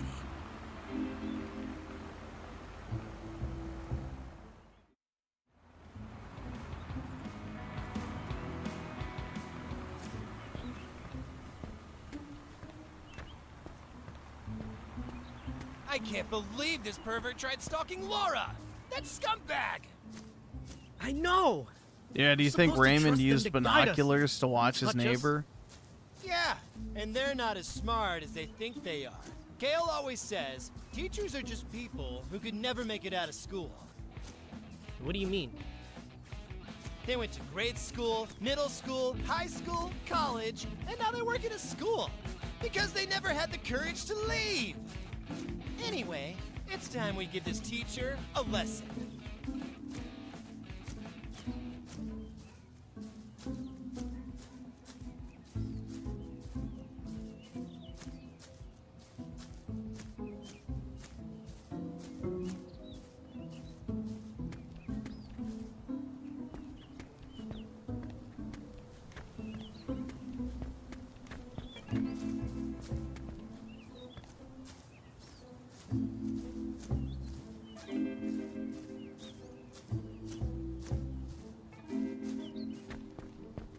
That's his car! Spray it!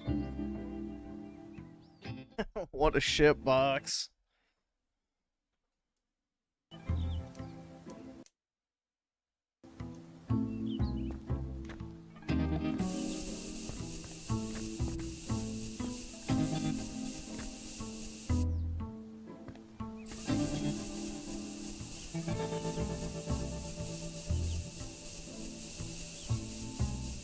That's perfect! Mr. Simmons is gonna shit himself!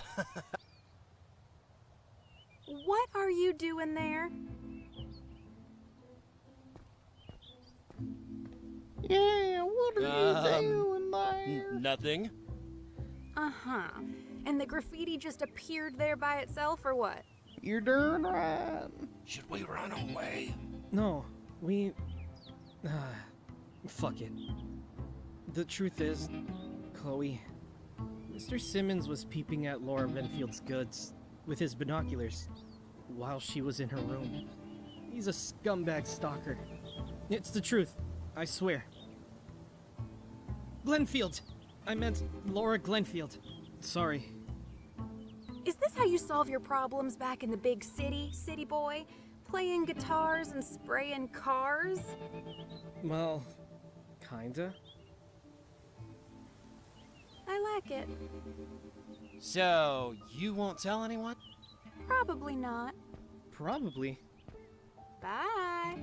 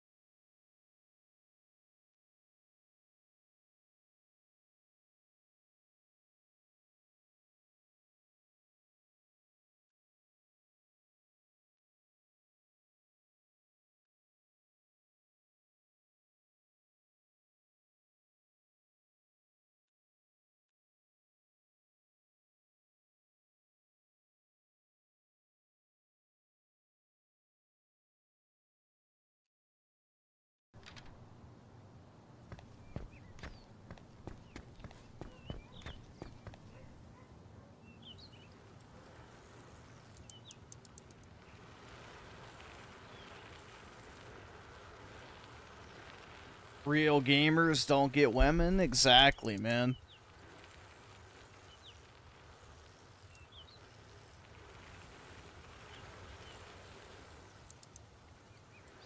Exactly. We don't even talk to them. They might as well not even exist.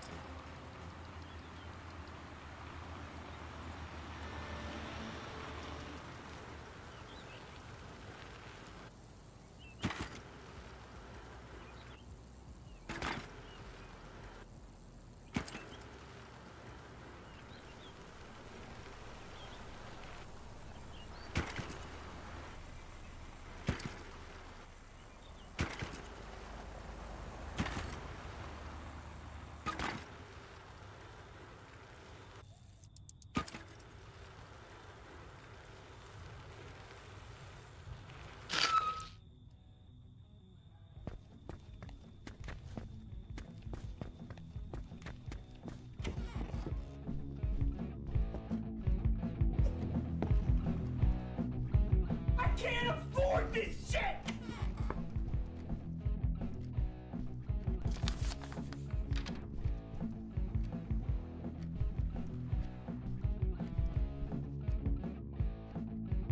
I wish I could sleep.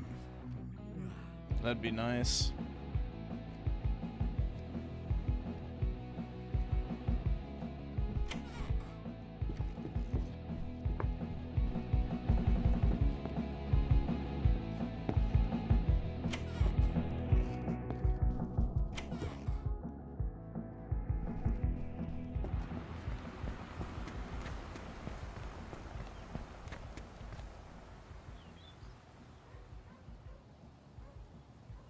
I know I'm not allowed to sleep.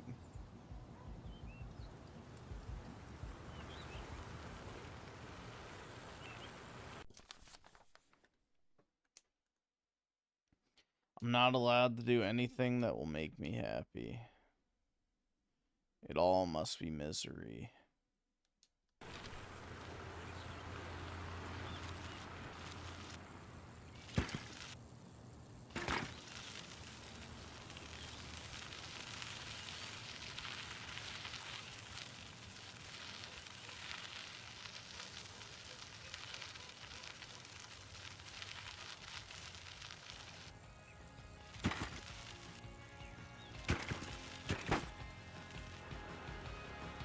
I need to get home fast so I can watch my shows. Well, the truth is now is what we want it to be, right? 8 inches. Oh yeah. Haze. 8 inches? Oh yeah, dude. Nice. Parents want me to move out. Oh man, I need a girlfriend. I just joined the military.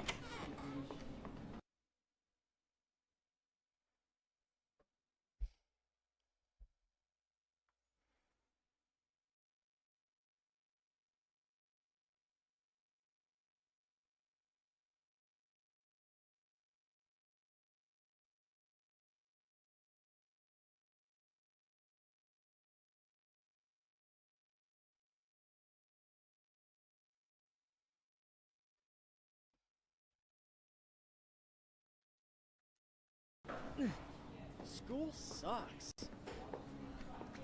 Those jocks really destroyed my underwear.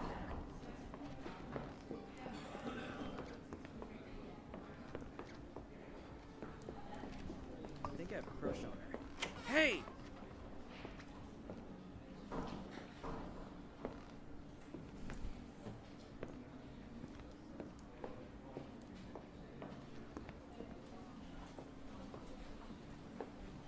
Thank God school's over soon. Phew. My parents almost found that magazine I bought. Idiot! Parents want me to move out after graduation. I might just join the military. I hope I don't get kicked out of school before graduation.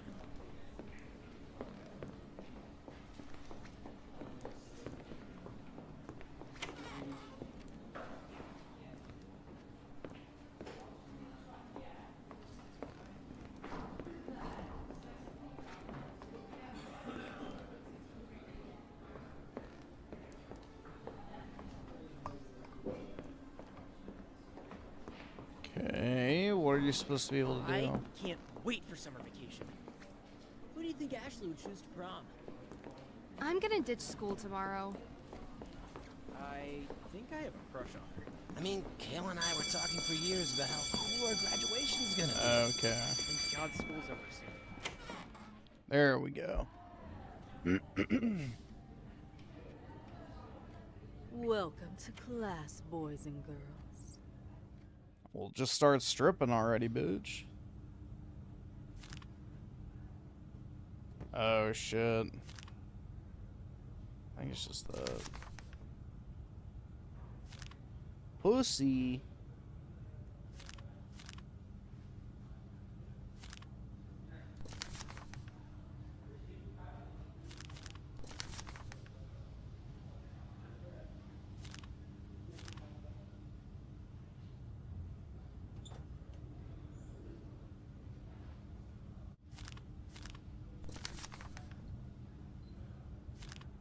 Barrow. I can't afford this shit! Communism. Even really paying attention to that. I already did this one.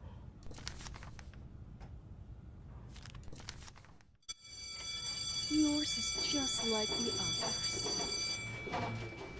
Did I get one wrong? I got two. Oh well, I don't really care.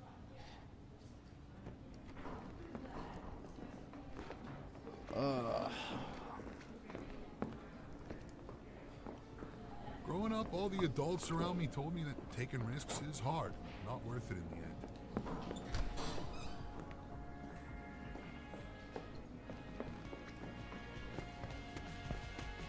And then I found a magazine I with can't naked wait to women see on them in its concert. bed.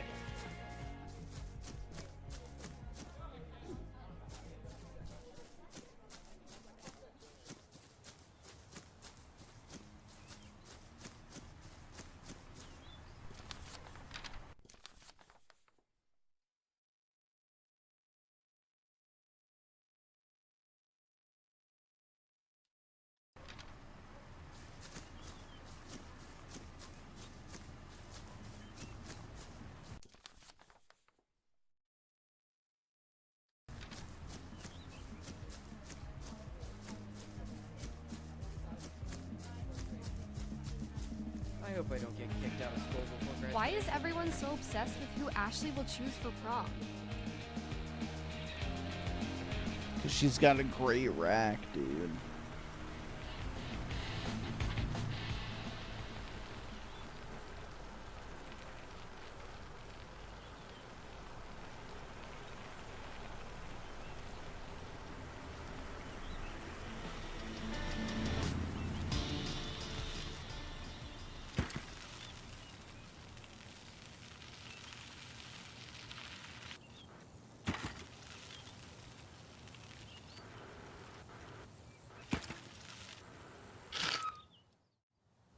Hello? Sir, I was wondering if I could mow your lawn for some cash?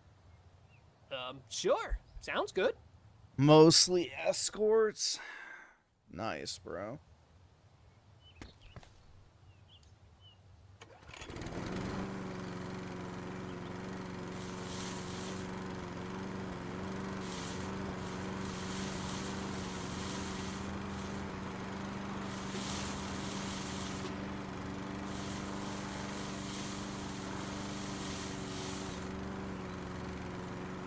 Did I get swirlies in high school? Oh yeah. All the time.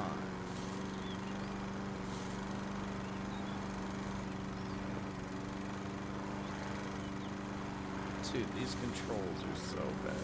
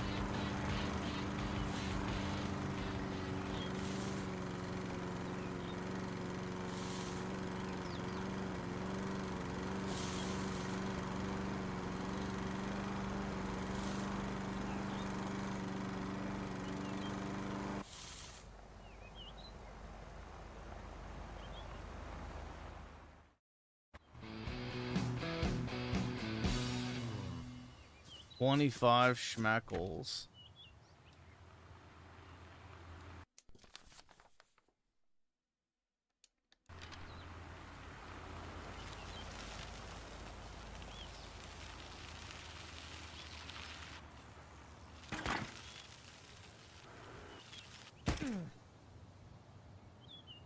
Uh-oh.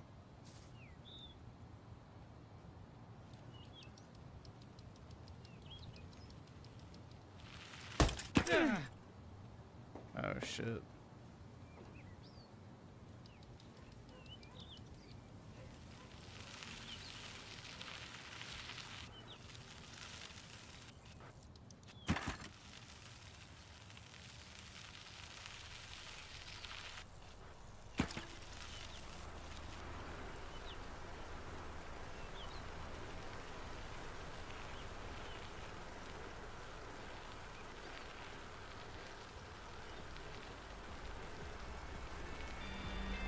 Am I actually autistic? Nope.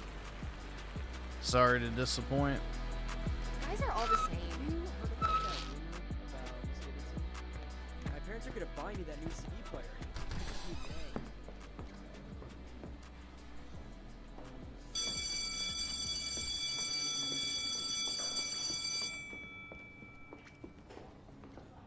Have you heard of that rock concert?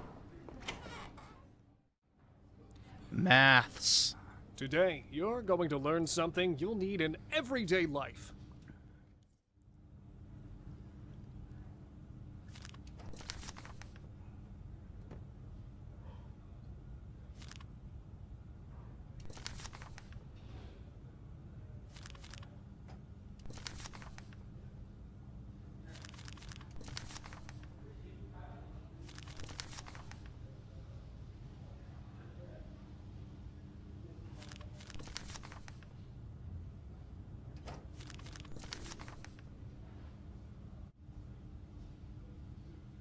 I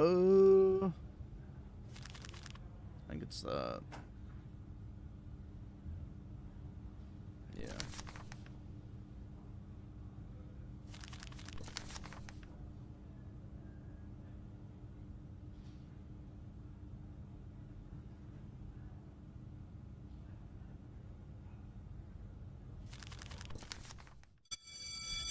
You're practically Einstein.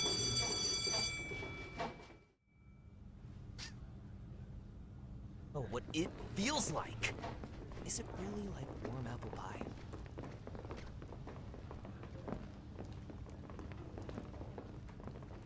They expect me to study all day.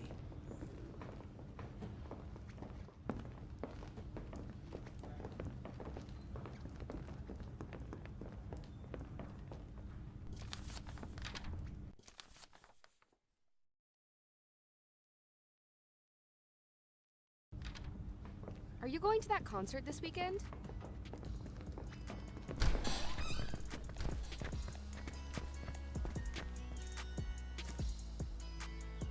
My black excellence, yeah. I'm pretty good at maths. I can do mental math pretty well. I used to be a lot better at it, but you know. My dad's friend looks pretty My parents are gonna find me that new CD player. Hey. Sam. We don't want to leave school like a bunch of nobodies.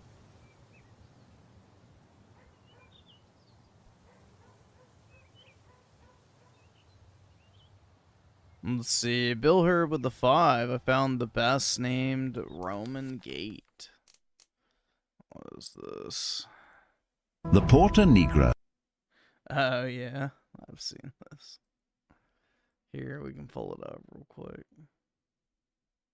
is one of the best preserved Roman city gates ever built. Built around 170 AD in the Roman city of Augusta Treverorum, now Trier, Germany, it was constructed from massive sandstone blocks. Originally, the gate featured 4 towers and 2 passageways, allowing people and carts to enter the city. Many of the iron and lead clamps were later removed for reuse, leaving visible scars in the stone that can still be seen today. The Porta Nigra survived only because it was converted into a church during the Middle Ages, protecting it from being dismantled for building materials. Isn't that fucking sad? They tore down all the old architecture to use for other materials. 7 inches?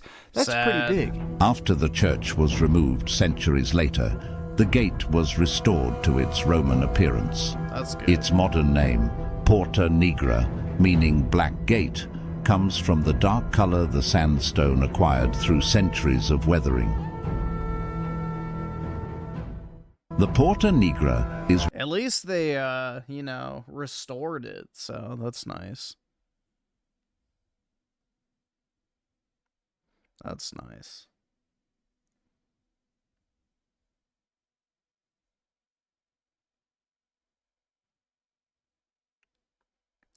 Let's see, Daryl's one of the two. You see that Griffin PK confessed his love for you. Well, he didn't need to. I already knew it all along, so. Still nice he did. And Bill Hurd with the 10, the so-called far-right party in Australia, One Nation, keeps having people say they're sold out to Israel. They're our best option for change, but people care more about Israel burning than doing better. Exactly, dude. Exactly. It's all a distraction.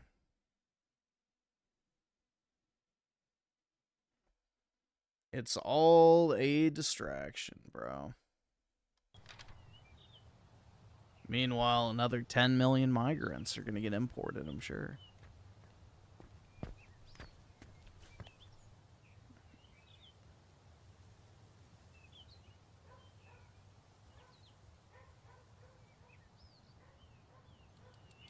What's up? I mean, Kale and I were talking for years about how cool our graduation's gonna be.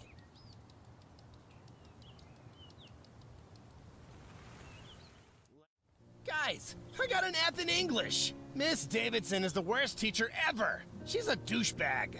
Shut up! I mean, she's not that bad. Bruh. You're only saying that because you want to take her to Pound Town. Well, You she's and me hot both. for a teacher.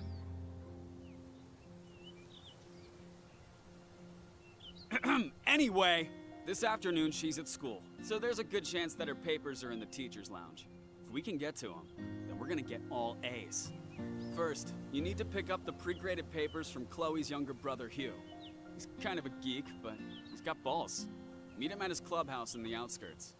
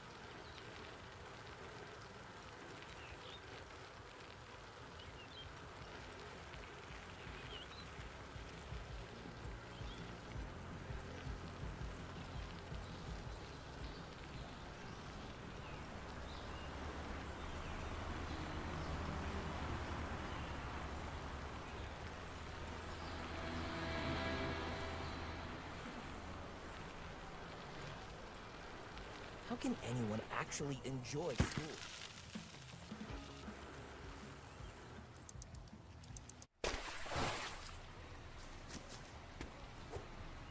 And what?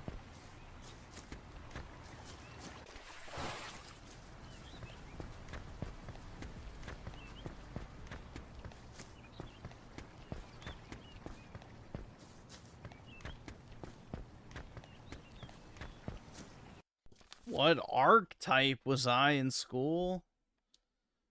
The nerdy quiet kid, dude. I don't fucking know.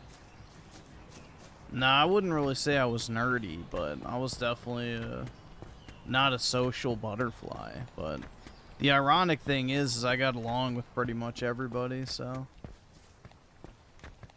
I was friendly with like 90% of the people at my school, but I'm gonna vote for Mr. I don't know. Welby. I didn't really do all the typical high school shit, so like I wasn't really into going to parties or, you know, going to like fucking sports ball games and that type of shit, so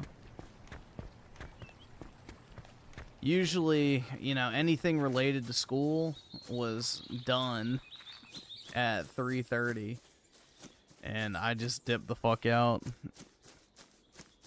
So I didn't really stick around and conversate or anything like that.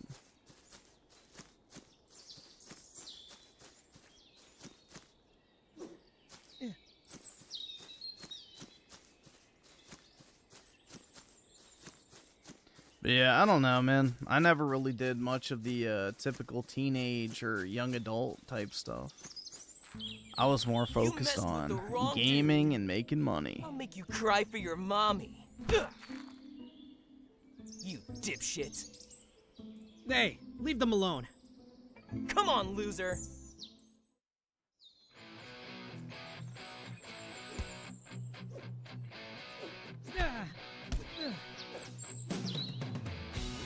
Kiss your ass goodbye. Dude, how the fuck am I supposed to block both of them? It doesn't, like, let you.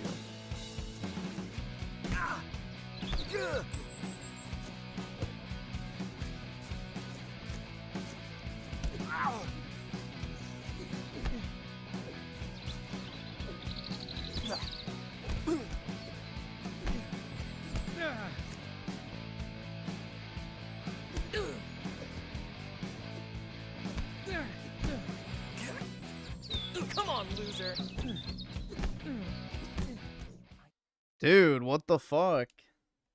This combat is slop.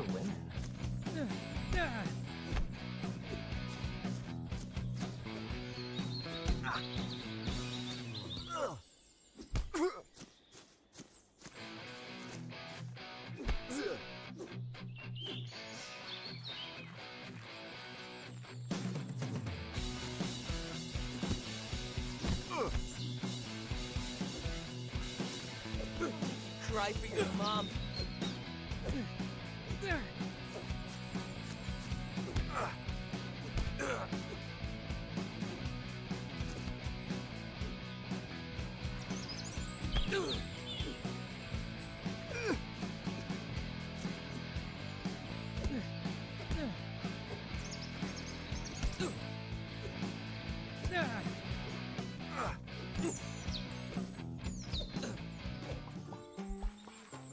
Thanks, sir.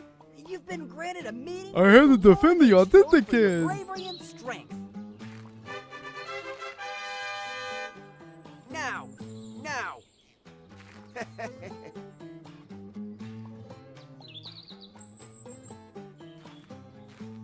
Hey, thank you.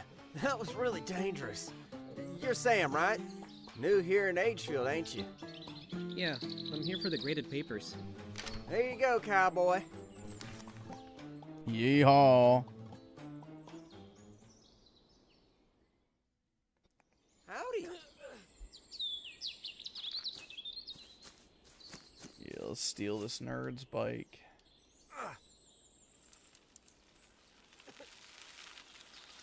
Oh, it's a police bike. Nice.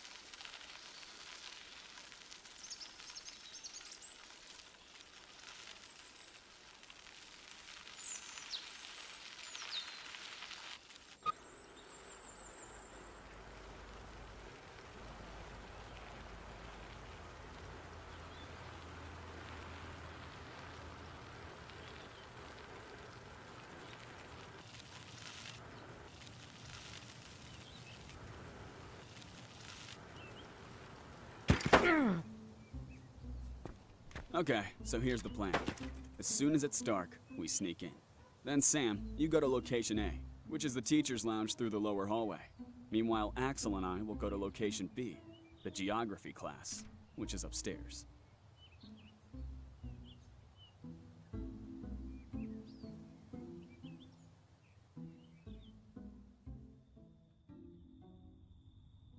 Well, Schizo, if it makes you feel any better, I'm having to wait now for the next season of an anime. Mr. So. Haley's roaming the halls. And it'll Rumor has probably it a be student 2 got years pregnant before years it ago comes under his out. watch, and he's determined to never let it happen again.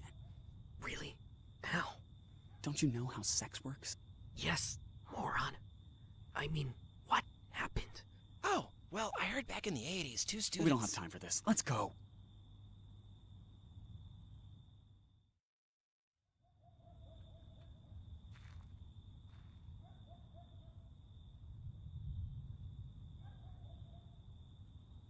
Yeah, there's no way I can actually get this right. Hold on. Target's got the 30th anniversary 10s up, but...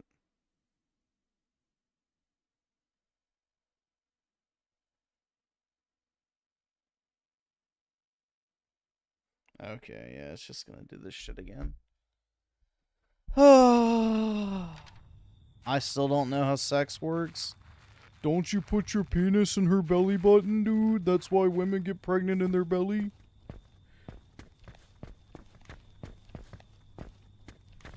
It's like blowing up a tire, but instead of air, you blow it with cum.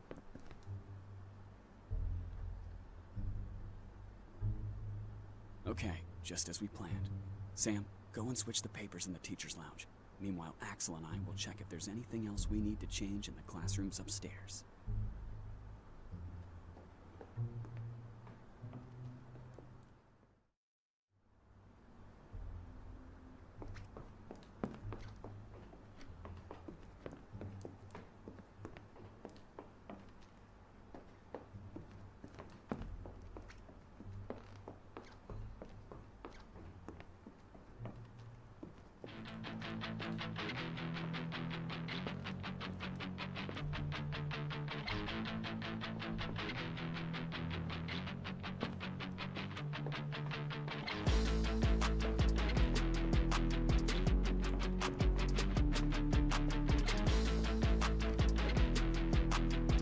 Wrong move, kid! Hey, stop! What the fuck?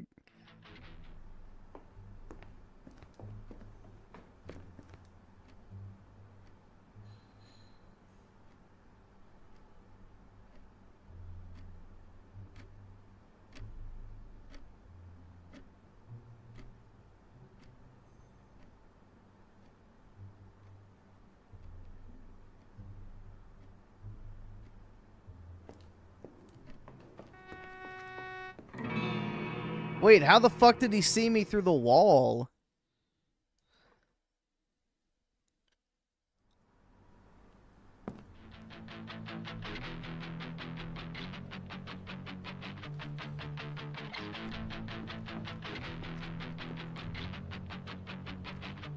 Hey, stop that!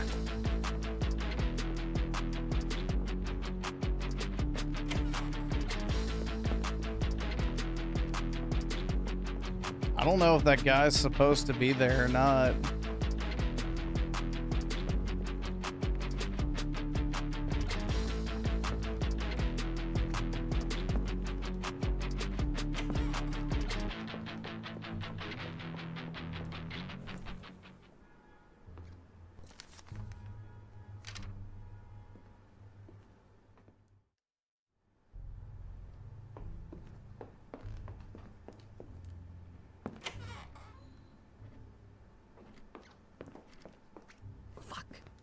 Mr. Haley.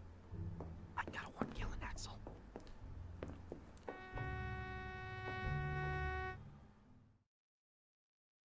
By who? Fuck. It's Mr. Haley. I gotta warn Gil and Axel.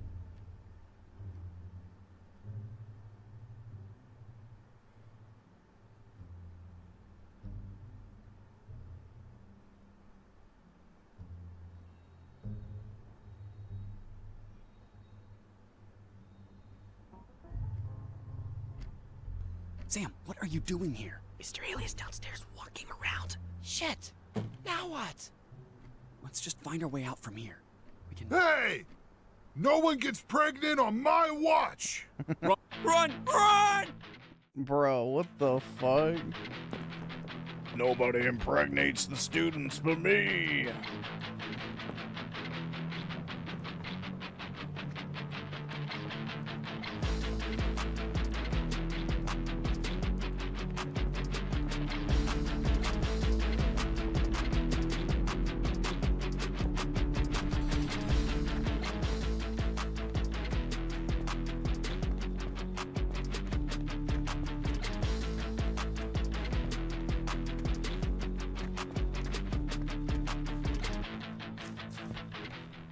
Seriously? Who do you want as a third? Well, what about? What the shit? You're dead, pervert! Shut up. Mr. Alias headed this way. Hide.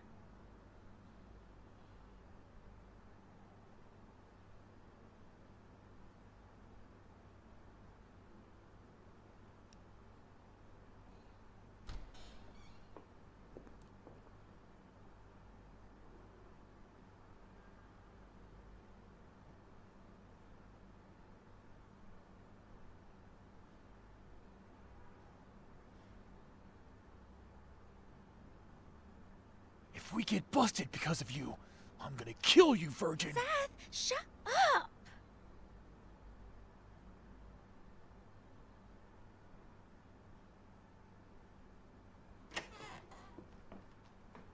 Well, I hope they had fun at least.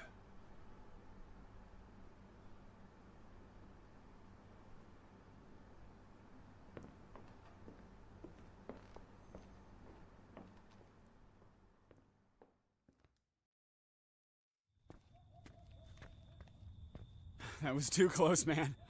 But you killed it. Yeah! You're the best, dude. I'm glad you're part of the team. How does it feel to be an A student? We are legends, man!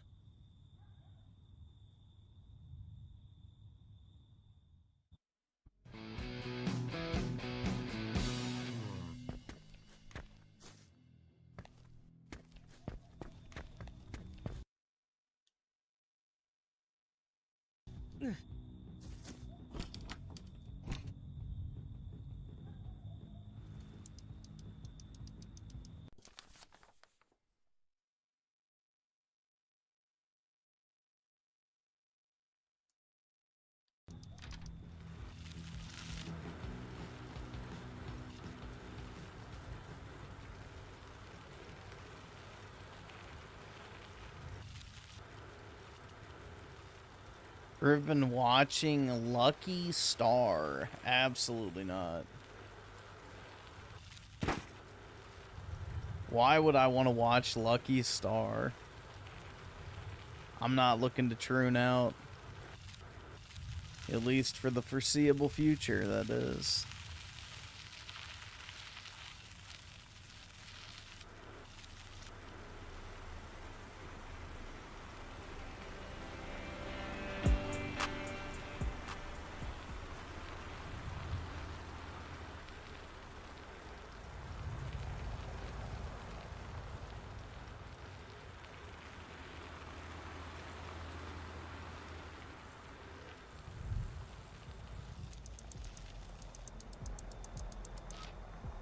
Watch Kingdom of Ruin. You'll have so much fun. Why do I feel like I won't?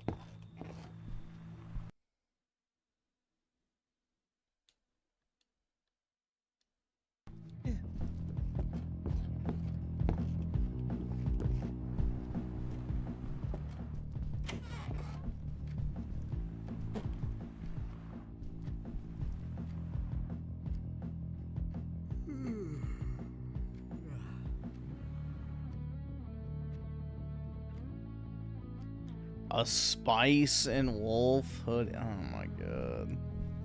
Do you want me to be wearing a Spice and Wolf hoodie?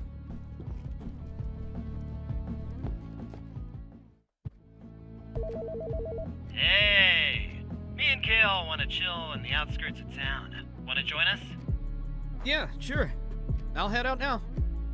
Hey, and maybe this would be a great time to ask Chloe if she'd like to join too? Oh, and Laura. Ask Chloe if she wants to ask Laura too. But don't tell Chloe I asked for her, okay? Okay? Yeah, sure. It's worth a shot. Great! We'll meet at the house.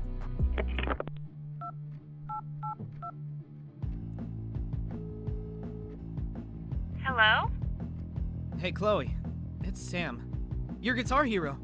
Wanna hang out at the outskirts of town? With me and a few friends? Okay. Yeah, sure. Why not? Awesome. Oh, and would you ask Laura if she wants to join too? Asking for Axel. He likes her. Yeah, sure. I'll ask her. Cool. Let's meet near the old abandoned house. Okay, sounds good. See you at the house then.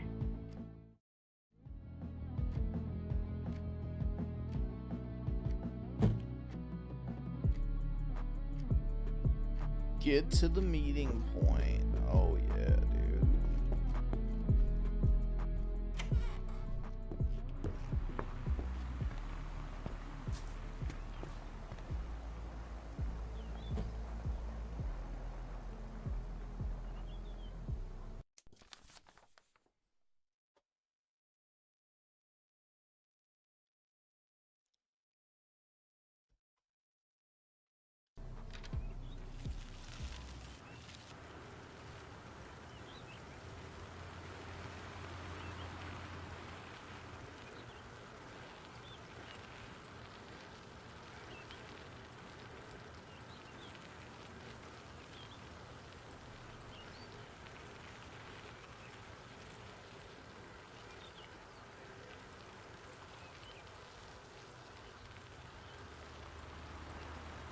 I wish I could be the MC so bad. Nah. Not really, bro. I'm not into 40-year-old looking high school chicks.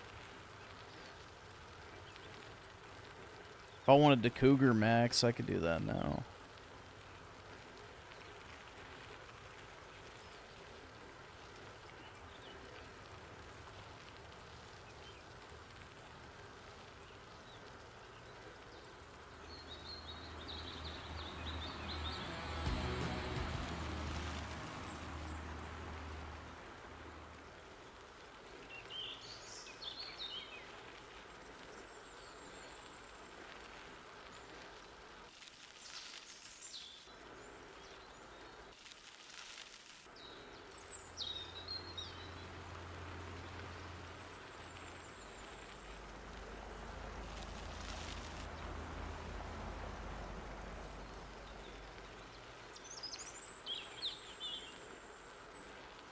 Teen sex? Too late for that.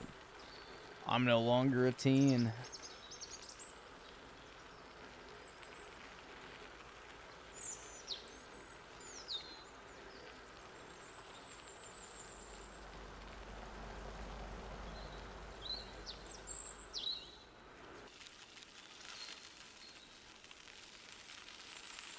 That's a proven method. When girls get scared, they jump right into your arms. Then you can... Hey. Hey, man. Are they both coming? There they are.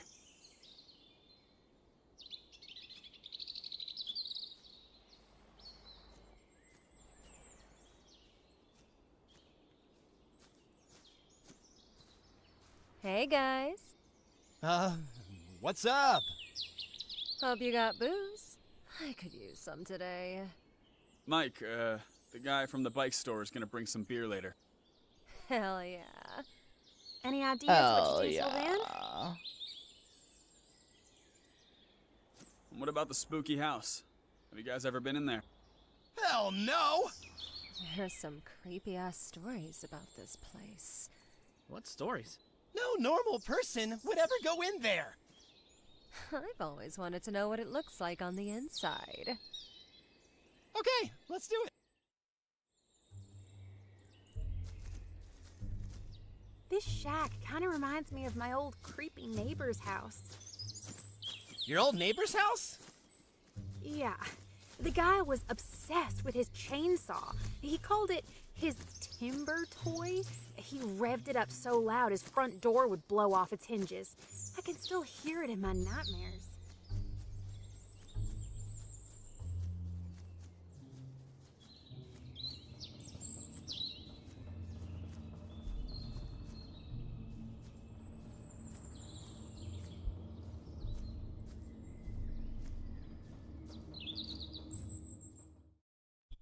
This house is beautiful. And Hold on. This thing just crashed. There we go.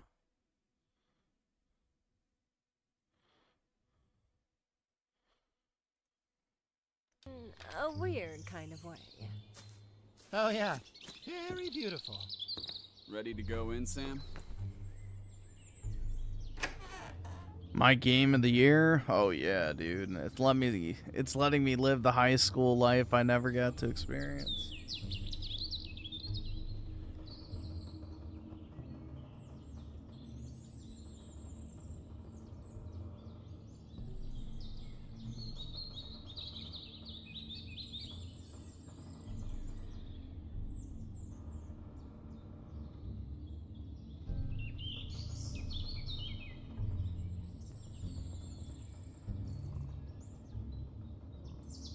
Spooky.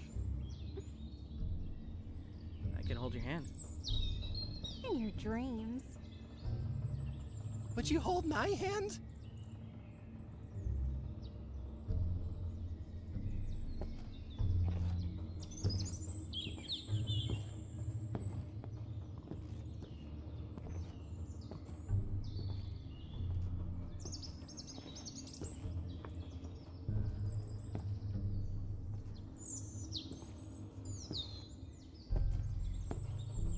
Whoa! Whoa!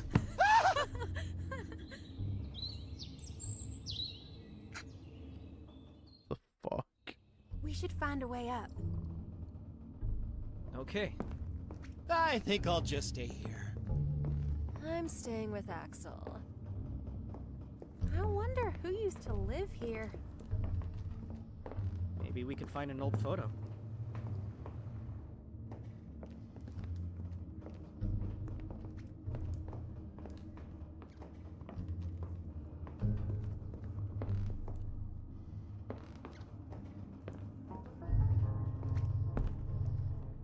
Let's see if there's a photo.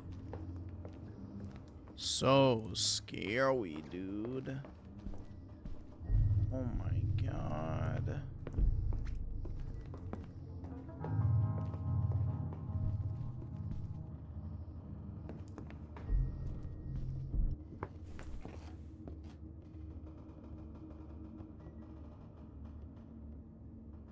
I found something. Interesting.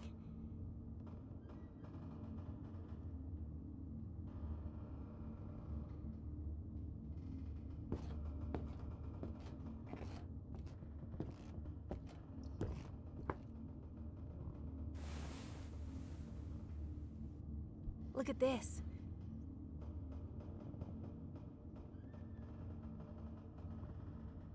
You should take it. Huh? Okay. It's kind of cozy in here. Is this what houses look like where you're from? No. Why don't you move in then? I'll think about it. But someone would have to fix it up first. Someone brave and strong. Well... Whoa! Maybe I should hold your hand. Well... Sure. Let's go back to the others.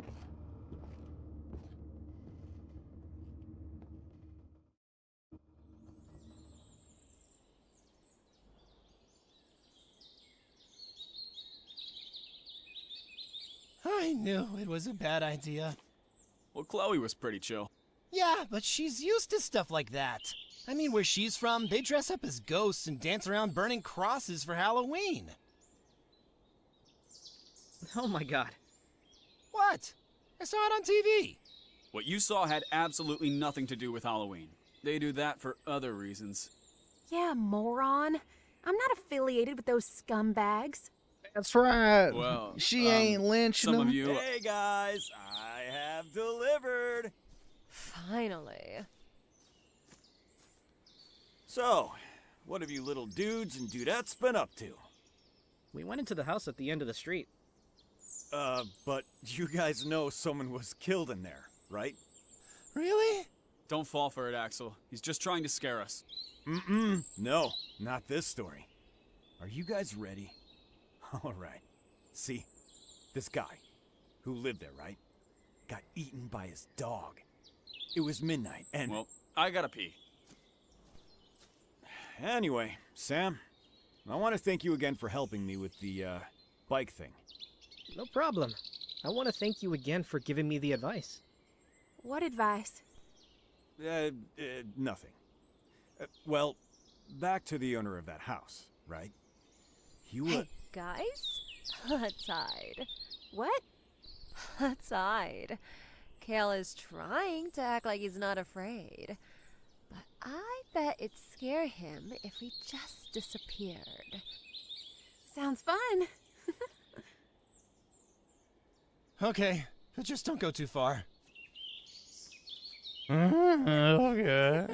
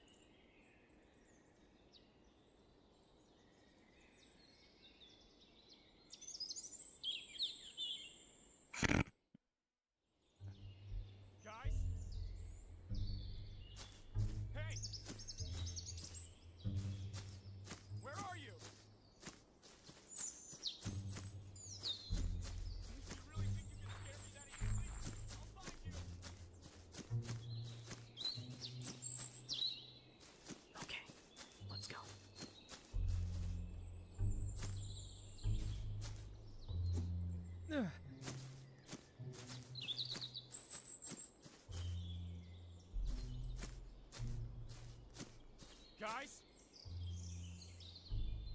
Hey! Where are you? Oh wow, I don't know. Where are they? You really think you can scare me that easily? I'll find you!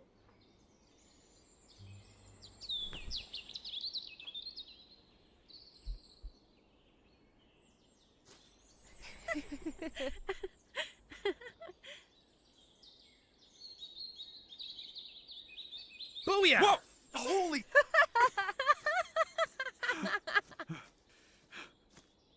Whoa, we got him, It's hella fun guys. hanging out with you guys.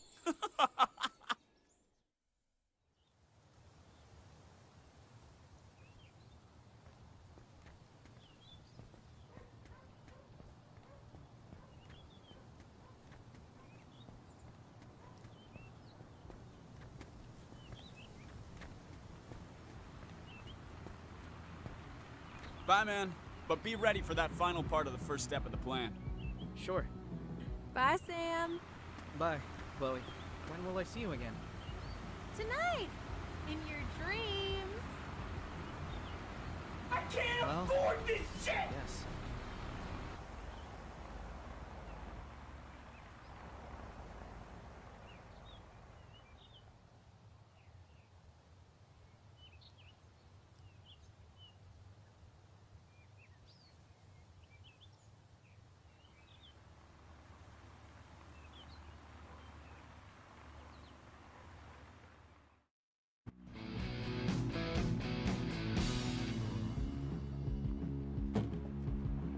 Hell yeah, dude.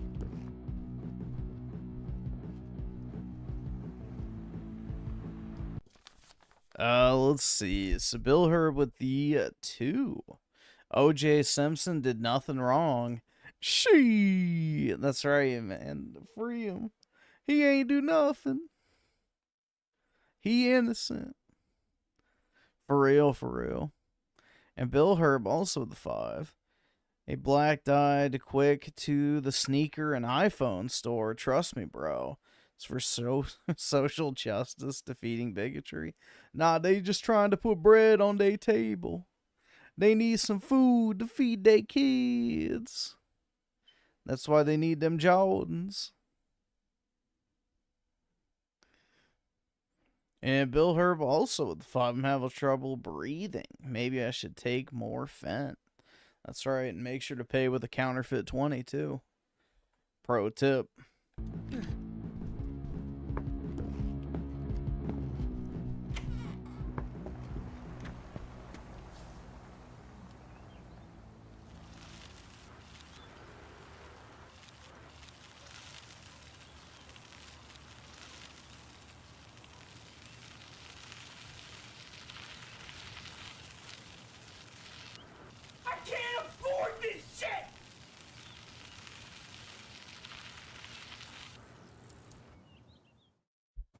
Booyah! Today is the day.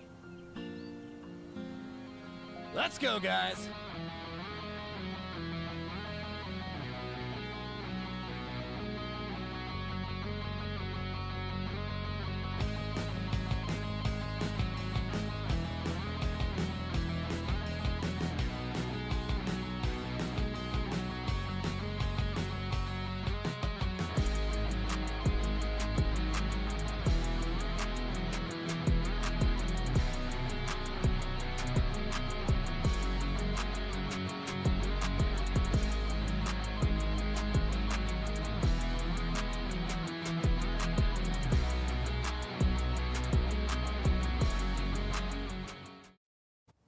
The Ipecac in the drinks. Got your back. Let's go.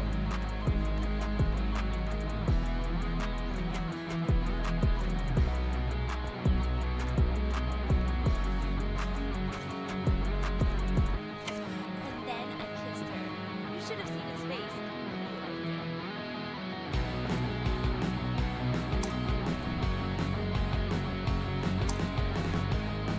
Just gotta roofie some drinks, dude. Hell yeah. The Agefield discount days are here. I'm going shopping today.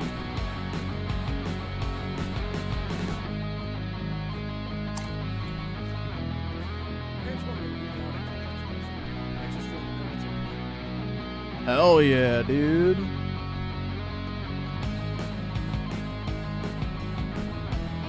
actually looks good. Like, so that's,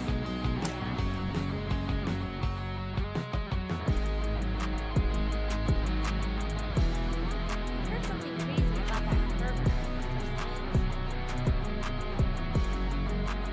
Yeah, this is exactly what I would do in real life. It's just that easy. Let's call the cops.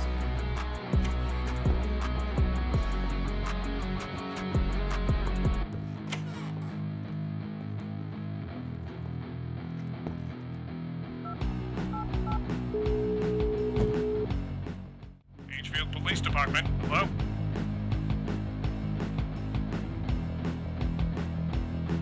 Hi, my name is Sam Tatum, and I'm calling to report a minor having a huge party. Okay, so your name is Sam Tatum?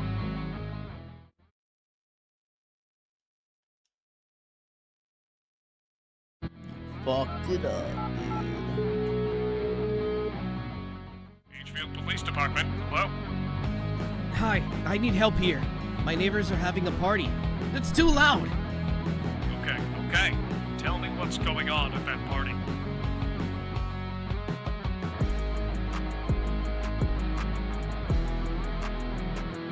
Well, I'm looking through my window and there's minors drinking alcohol, teenage girls topless in the pool, and they're blasting horrible music through the neighborhood. The address is 36 Welby Road. Okay, don't try anything yourself. Keep calm. We're on our way.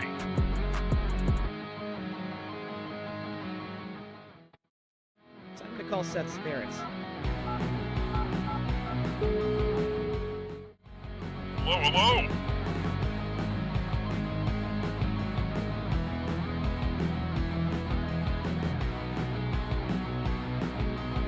Hello, my name is Officer Drebin.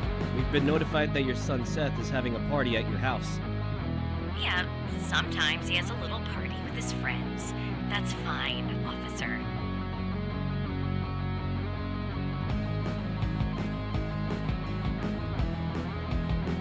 I don't think you understand me correctly. There is like 100 kids drinking alcohol, doing drugs, topless girls in the pool. The neighbors are freaking out. What the hell is he thinking? I'm so sorry. We're on our way.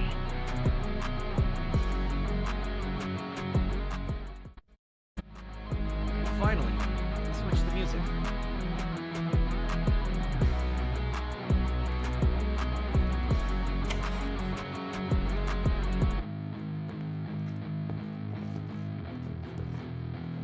As if.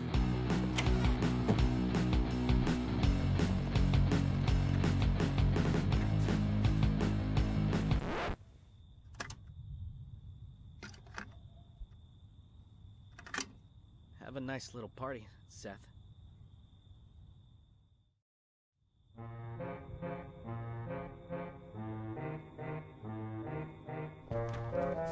I love The hell?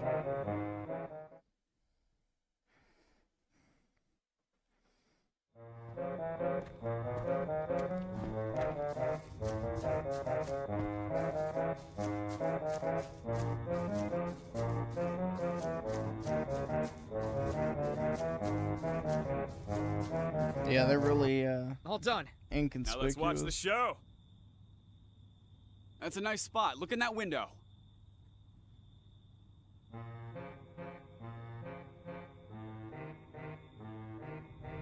What the fuck is this music?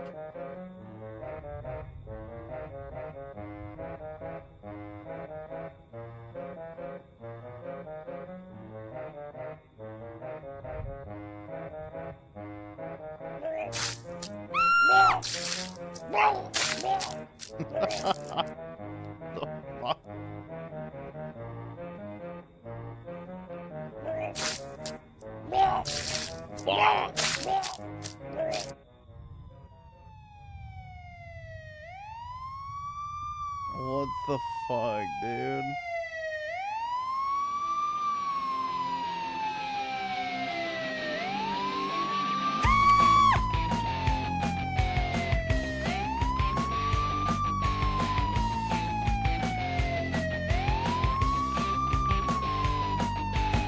Lesson learned, asshole. We make a great team, guys. We do. Number 1 of our 3-step plan is complete. Fuck yeah!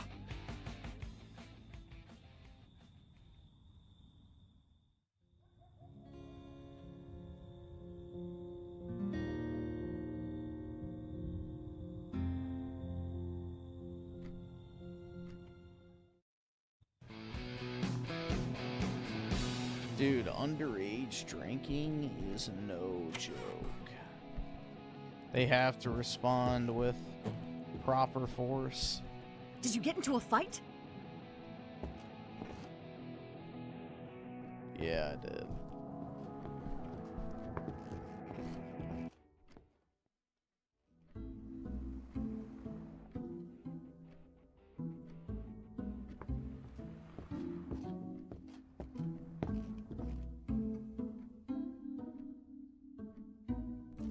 Whoa.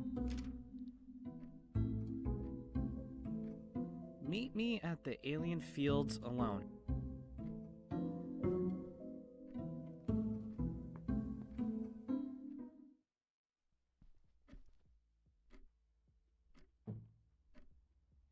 Dude, I'm trying to add these fucking ETBs to cart, but they won't let me.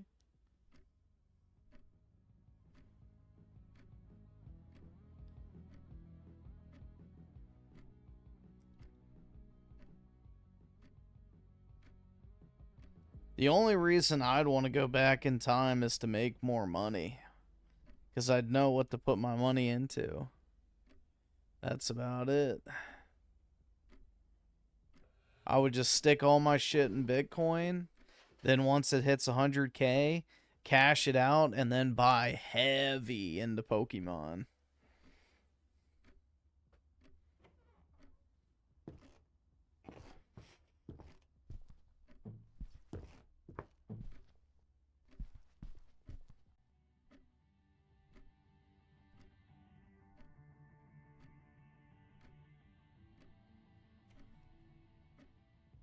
Alright, this thing's not gonna fucking add, bro.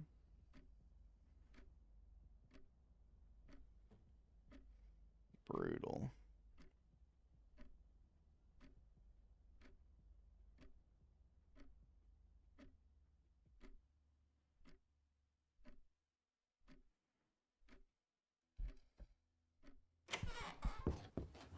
If I got 5 million right now, what would I do?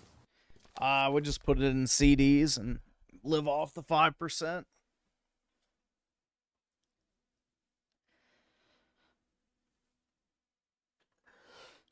Dude, with $5 million in the bank, you could literally live off of $250,000 a year without doing a fucking thing. Actually, you could probably just put it into treasury bonds. I think those are at 5% too. Let's see. 30-year yield T-bills. Oh, yeah, 5.3%, bro. 5.3%, so... Let's see. 5 million times 5.326. 0.526. You would get $266,300 of income every single year for 30 years doing absolutely nothing. So let's say you paid 30% in taxes. You would get to keep $186,000 divided by 12. You would be able to live off of $15,534 a month. So take away $5,000 for, let's say, your mortgage and living expenses. You'd have $10,500 for fun money every single month for doing absolutely nothing. Literally nothing. And then you could just bank that money. You can invest it. You could buy Pokemon cards. You could do whatever the fuck you want. But, yeah, it's pretty nice.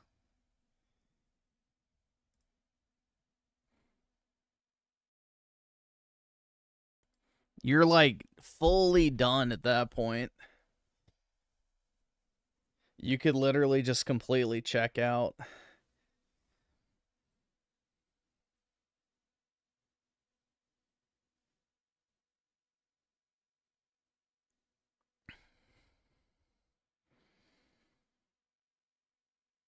Yeah, you just need to break the matrix, dude.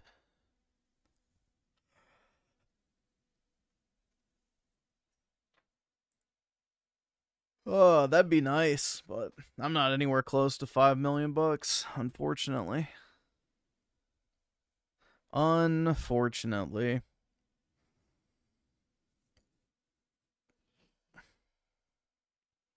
I wish.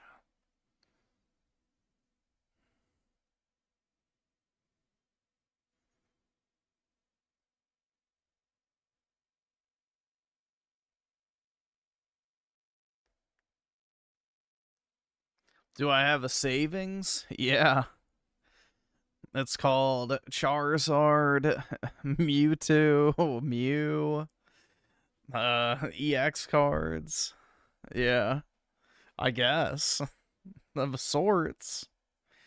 It's like 90% in Pokemon. Oh, I shouldn't say 90%. It's like 70% in Pokemon. The vast majority of my money is in Pokemon. But that's also, too, because it's just gone up so fucking much recently.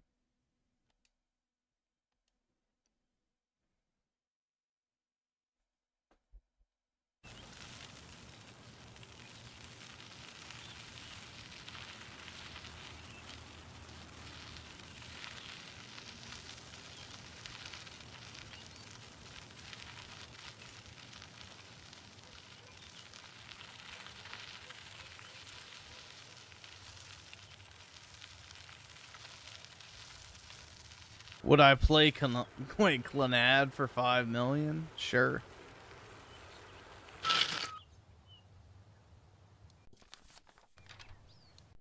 Gladly.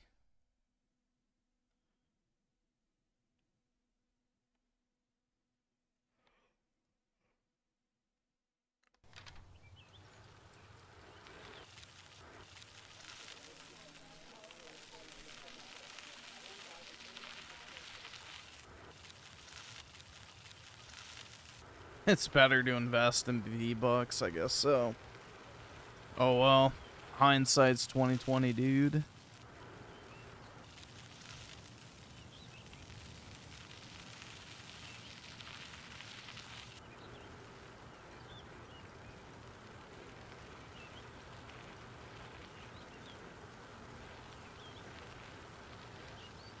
If I ever win the lottery, Griff, and get like 100 mil, I'll throw you some on Kick. I appreciate it, man.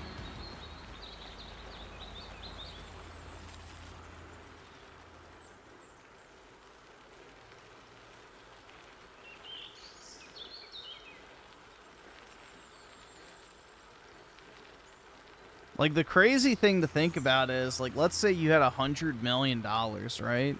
Let's say you just invest that. You would get $8 million a year, just like in a regular investment account, doing nothing with that. Like $8 million a year. That's crazy, bro.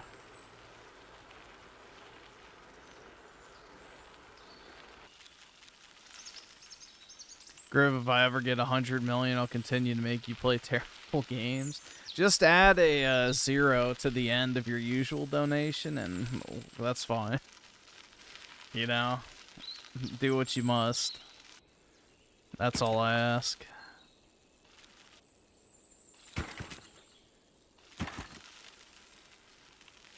Help me on my journey to become a crypto billionaire.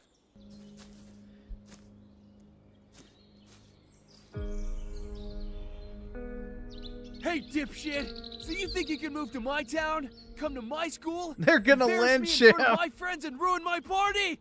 You're so fucking dead. They're gonna fucking lynch him. Oh.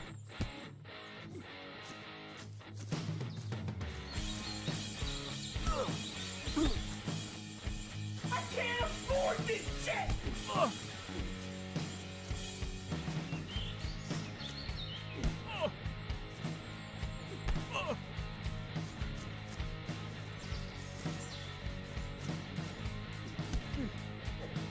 No one fucks.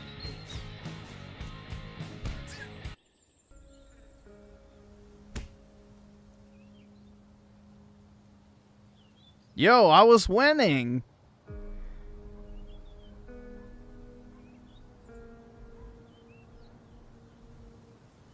The black guy lynched me, bro. This is the end for you, loser. I'm gonna fucking kill you.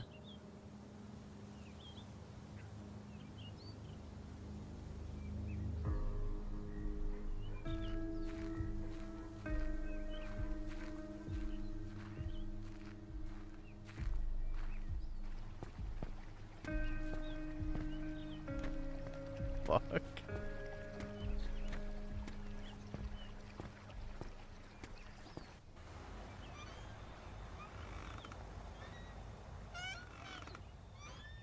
What the hell is this shit? Yogi Bear with the 5. Appreciate it, man. Spare change.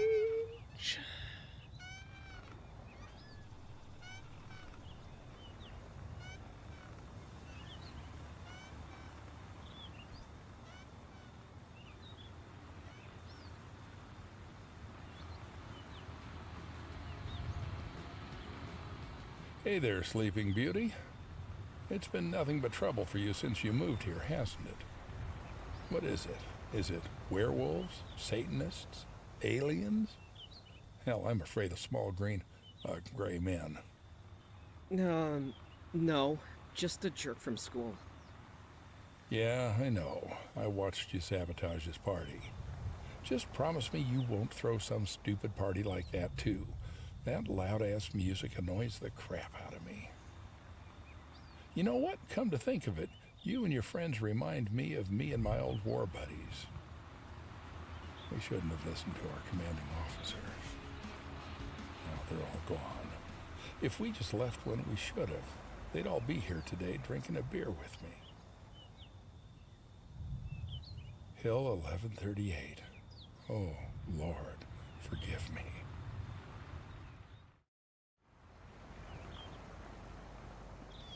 Dear Lord.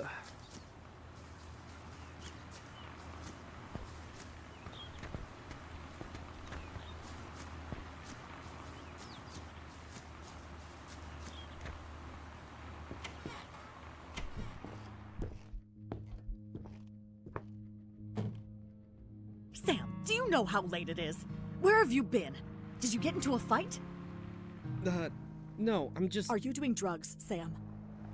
Isn't it enough that my daughter is out of control, my husband left me for some college floozy, and now my son is doing drugs? After you graduate, you're out of this house, Sam. Typical boomer.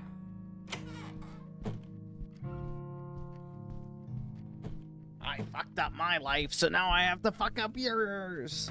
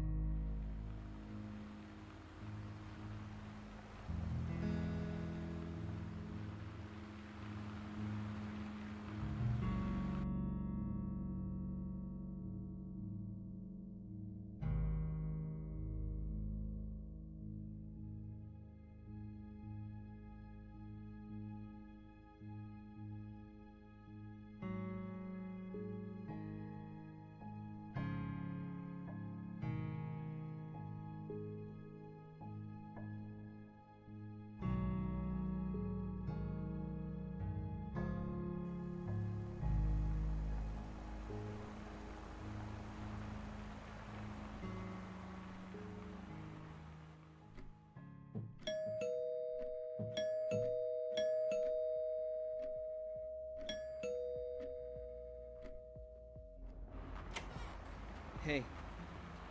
Can we talk in your room?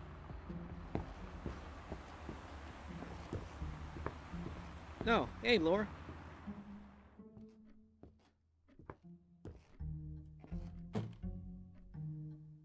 So a lot of students were rounded up and suspected for the car graffiti on Mr. Simmons' car. Now we're all getting detention until the real criminals come forward. Whose panties are those?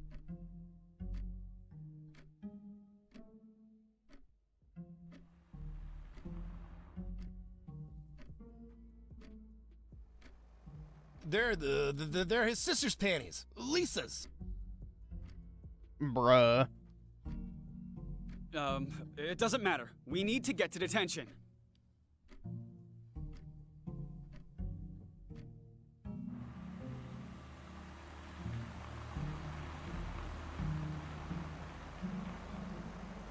I mean, that's pretty based, but it's not true.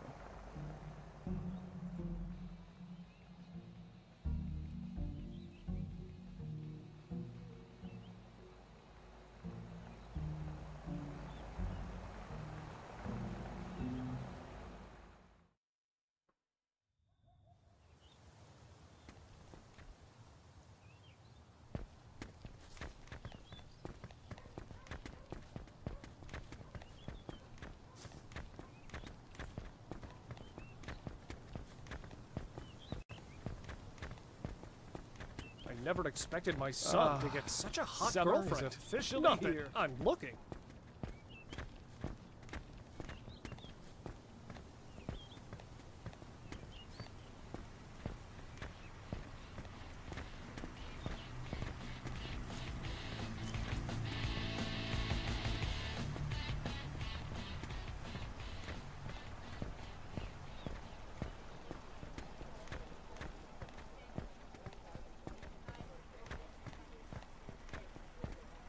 My parents think I'm one of those. I think I have a crush on her. Mr. Carpenter gave me an F.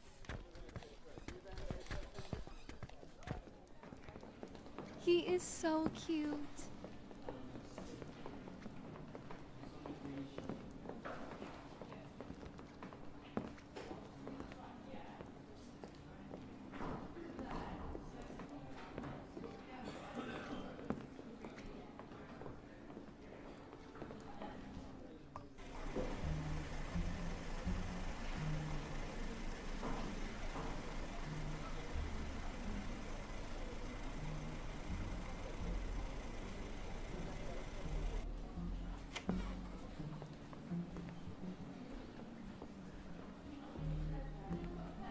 You messed with the wrong one. I warned you.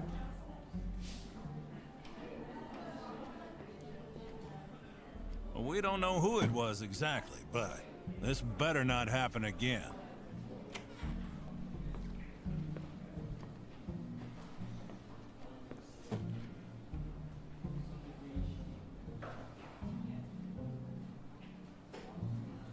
Hey! You pervert!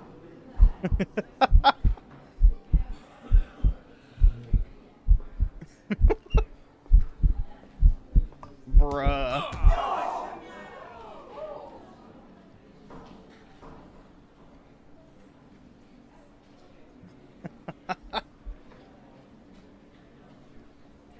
You little bastard!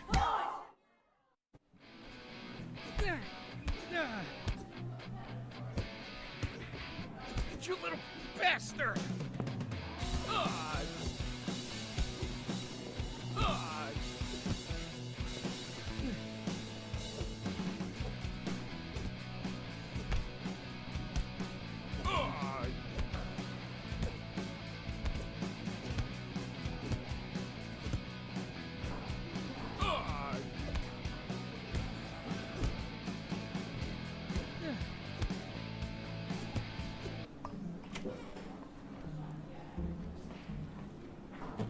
You little bastard!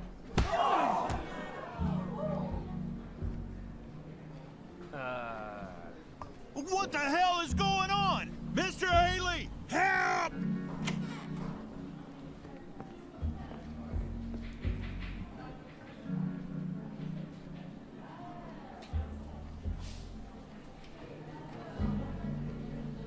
I'll be back. I'm gonna make your life a living hell, Sam. I'm sorry, kids. Now we see how important it is that students defend themselves against teacher misconduct. Is everyone okay?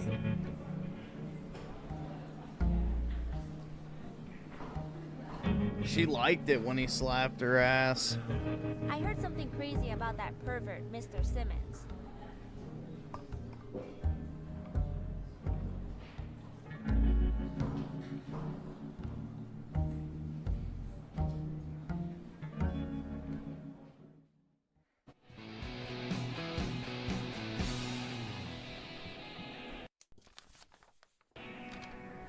Alright, this is probably a good place to stop.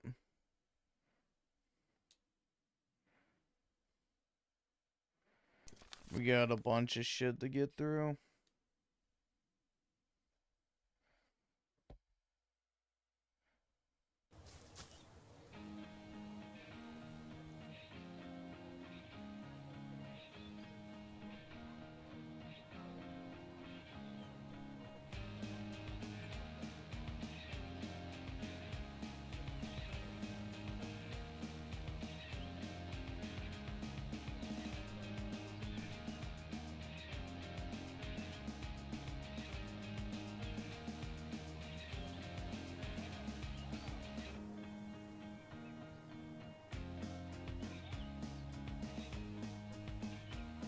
Alright, let's see.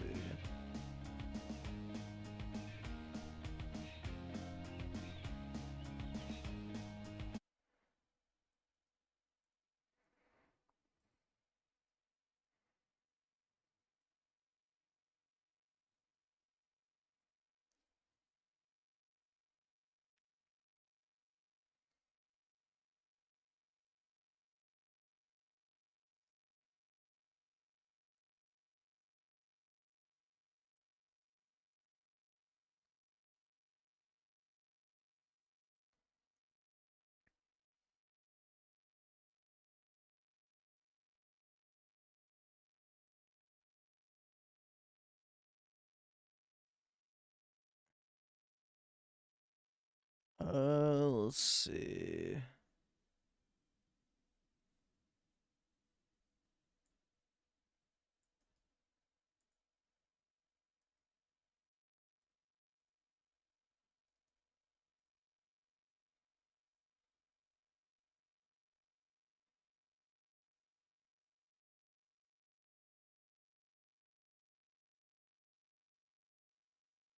Alright, I think that's everything.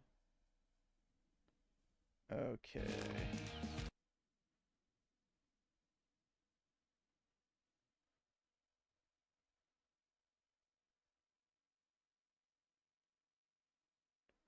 New generation with the 2 pour one out for the dog stickers being gone.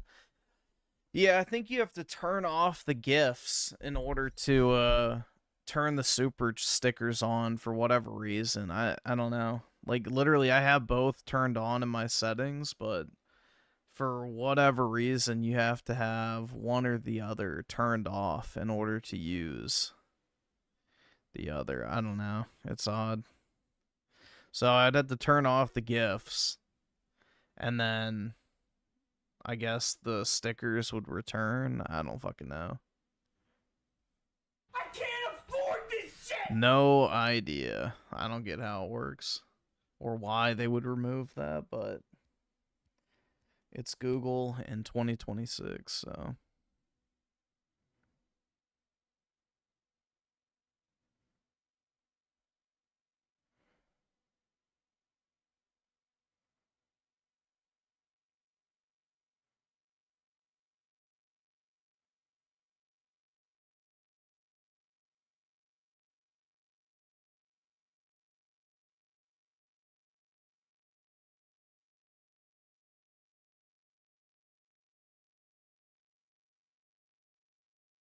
Can I do cartwheels? I don't know. I haven't tried. No idea. Can't say I've ever tried.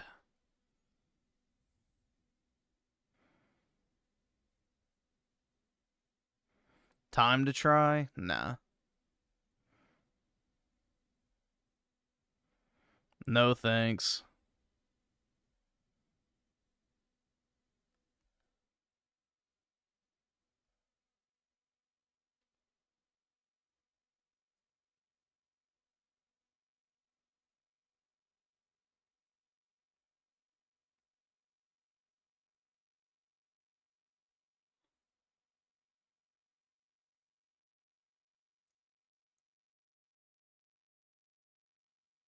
Alright, I think we're good to go.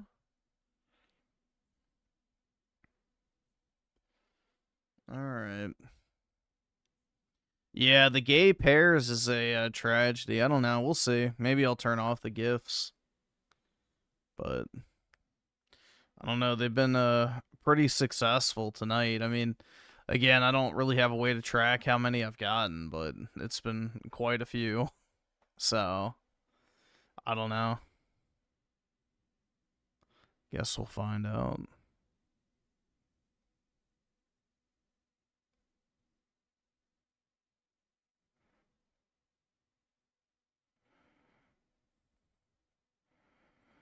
See how it goes long term. Or I guess short term. Not even really long term. They might just get annoying after a while.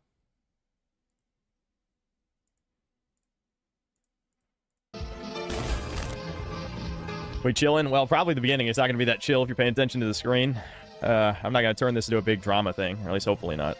I don't know how long. I'm not going to wait for Red Jer to show up, but I am going to point out some shit to all of you.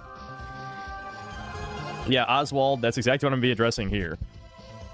Because, I mean, I noticed this early on, but I didn't realize this is what he's been doing, like, constantly. I mean, this is getting disturbing at this point. It's very cringe and gay. I'll wait another minute so we get more people in here, because I'm sure otherwise there'll be people constantly asking. No, Puar, don't make another execution video, though, you know, feel free to do any of your own investigation if you'd like. What happened now? Nothing happened, but I'm going to be pointing out something to everyone, and hopefully Red Jer stops this shit, or at least I don't know. This just comes across as the writer's barely disguised fetish, and it's disturbing. So I'll get into that in a second. I don't know. I have to assume. Yeah, the tranny intro is cringe on the videos we have seen from Red Jer, I will say. I can only imagine how cringe that would be, being the focal point of said tranny edits. Because I had heard that apparently there's like tweets going around of like more Sphere Hunter gay shit, and I feel like it has to be connected to Red Jer, even just indirectly posting all this shit. This isn't another memory runner. I hope not. See, the thing is, I'm not going to say I did a bunch of schizo digging or anything. The only real evidence I have, other than the timing of Memory Runner, you know, me taking him down versus this channel going up, is just that this, I assume Red Jer is also Red Dale, which I always skip the tranny intro, so yeah. Is a detractor channel for low tier god. So it would stand to reason if he's a detractor for LTG that he would secretly be a detractor for me. But I can't prove that. Honestly, at this point, the only thing that annoys me is the fucking Sphere Hunter shit, which I'll get to in a second. Sheer Gay, thanks for the 22 months of membership. Sup, Synth. And Synth pointing Angry Gosling. What's up? How's it going? Cash Money, thanks to the 2 pounds. RPG slop remake for $70. Yum. Yeah, pretty much. Do not look through his posts. Oh, that's exactly what we're going to be doing. It's, you know, that's the point of what I'm doing right now. It's a parody of Red Dale. He was originally supposed to be a quartering A-log. Red Jer himself said he's not Red Dale. Listen, I hate to be that guy, and I shouldn't have to be that guy, but do we have any reason to trust him? That's it, you know? I don't know. Just put it that simply. I tend to be the opposite. I disbelieve everything someone says until they're proven trustworthy. He has given me shekels. That's why this is going to be mostly cordial compared to the Memory Runner shit, but... yeah, like I said, I'll wait a little bit longer. Aryan Rooftop Party thinks the 10 pounds. Red Jer's editing is disgusting. I don't know how synth cells can be okay with their eyes being assaulted by every 30 seconds. Also, somewhat EU-friendly stream time's nice. That's what I'm saying. Best case scenario, he just makes himself look really gay doing shipping between his supposed favorite content creator, me, and a bunch of men. So that's just gay in and of itself. Worst case scenario, it is a subtle detractor situation like Memory Runner. He's here. Okay, well, let's just keep this simple. So first, I'll just show everyone who's not aware of this.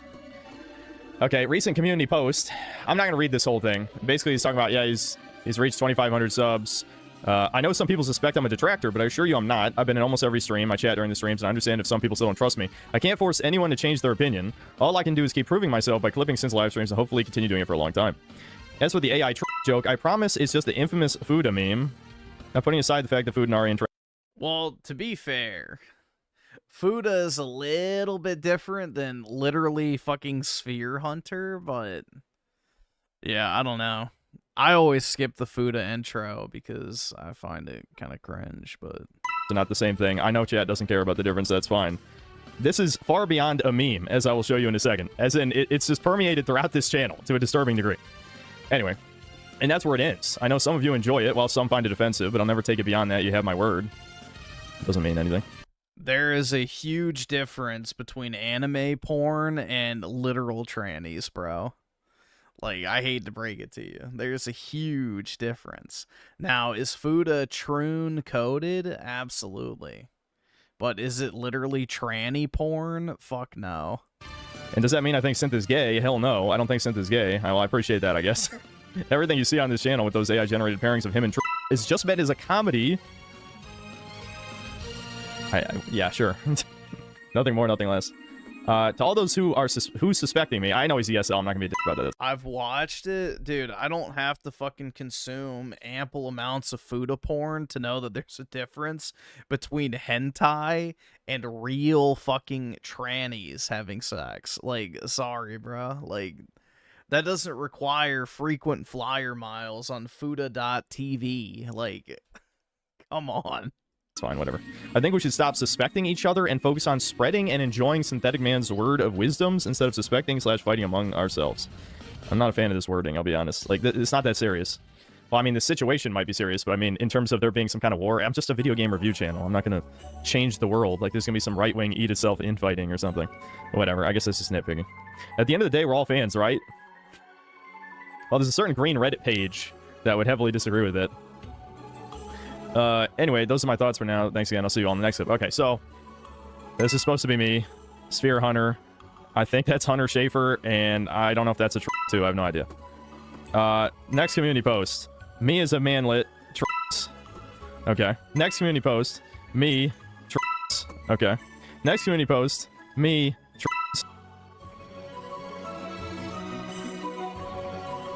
I just got Where did he get all these real pictures of you? Yeah, I know. Very real. That's me, dude. I look pretty flattering here. I'm not gonna lie. Not here. Like, this is it. Yeah, that was more normal. Yeah, I got disconnected from the server, by the way. This keeps happening. What server? The YouTube server through OBS. That's not good. Yeah. Well, anyway. I'm not even using the internet, so. Yeah, that one doesn't look anything like me. Okay. Anyway, me. My balls from getting bigger, you know. So we do agree this is gay, right? Like this is extremely homosexual. I'm guessing this was so gay it got taken down. Me and Wait, how do you know they're Okay, you don't recognize Sphere Hunter? This is Hunter Schafer, the famous trans actor, and I don't know who this is, but I'm assuming it's another famous actually, I do, right. I think that isn't that like the right wing. I have no idea. Okay, so more shit. More shit. Yeah, some of these are like super flattering. They like Hollywoodify you. Yes, more shit. More shit. Troon Tifa, dude. Brutal. Like, this Tifa? Like, come on. Or anything AI is a mistake. This doesn't even look like me. Alright, whatever it is. Too much hair. Yeah, definitely too much hair. Can't be me. Shit. You know, I'm really feeling the comedy right here. You feeling the comedy? You think it's funny? And not disturbing gay scenario? Yeah. He's beating it to this. This is the thing. I don't even want to humiliate Red Jur. Like, I don't think he's a detractor, but he might be, possibly. But this is... You gotta stop. You gotta stop. This is literally just a gay portfolio. I was gonna show his thumbnails, but this is way worse than the thumbnails. This is way worse than the thumbnails. Like, the thumbnails, some of them... Yeah, this is a bit like this odd, one. Here's bro. one that has... oh, here in the background is... I think this is a cropped version of the one from one of the community posts. Yeah, there's another one. Yeah. So I guess it's reusing the community post ones. Yeah, I mean, it's pretty odd. Pretty odd. So yeah, you know... I'm not... Do those thumbnails do better? No, it doesn't look like it. For the record, when Waffle Man asked Redger that question, his immediate response was, I work alone? Instead of simply answering, no, I work alone. That's not even denying the Red Dale accusation, if that's what he's saying. I think it's still suspicious that he started as a quartering A-log, then mysteriously switched when the Memory Runner drama happened. That's what I'm saying. Like, the timing of this, it can't be a coincidence. That as soon as Memory Runner's gone, then suddenly Redger comes out of nowhere. Yeah, so this is the 5th video on the channel. Is already gay shit. Awesome. Yeah, it's not even related. I'm noticing that he just kind of like puts it in the background for... Yeah, so if you could stop putting the gay in the background of your thumbnails, I'd greatly appreciate it. I'll just put it at that for now, since I know the autistic Spurg members of my audience will freak out if I say any specific phrases that might remind them of another obvious detractor scenario. You're not looking. You're not looking. Good look. I know, Sophia. Head on my foot. It's okay. She fell down the stairs again, chat. She fell. Yeah, Sophie fell down the stairs, and no one was around when she went down the stairs. She went down by herself, otherwise I could have caught her. All right, well, we got that out of the way. Hopefully that's the end of it, but you know, it can never just be that simple. Why do people make AI gay and are like, you're gay because I made AI gay? Yeah, who did that? And not a certain head of a certain website. I made AI gay. Not a certain Shota Neko enjoyer would never do that. Definitely not. I hate them. Quickly, I group hate them. Anyway, bye, chat. Shota Neko. Watch his intro and outros. Oh god, is there more gay shit? Okay. Synthetic Man height mocked. Oh yeah, I remember this. You guys wonder why I hate women. Secure the ballistics. I might as well get something out of it, right? Oh, it's Blair White is who the other person was. Okay, yeah, so this is random, just for no reason at all, has nothing to do with the video. He put 3 tracks in the intro. Okay. This guy's 273 subscribers. Okay, hold on. Alright, moving on. Secure the ballistics. That looks nothing like you. Literally nothing.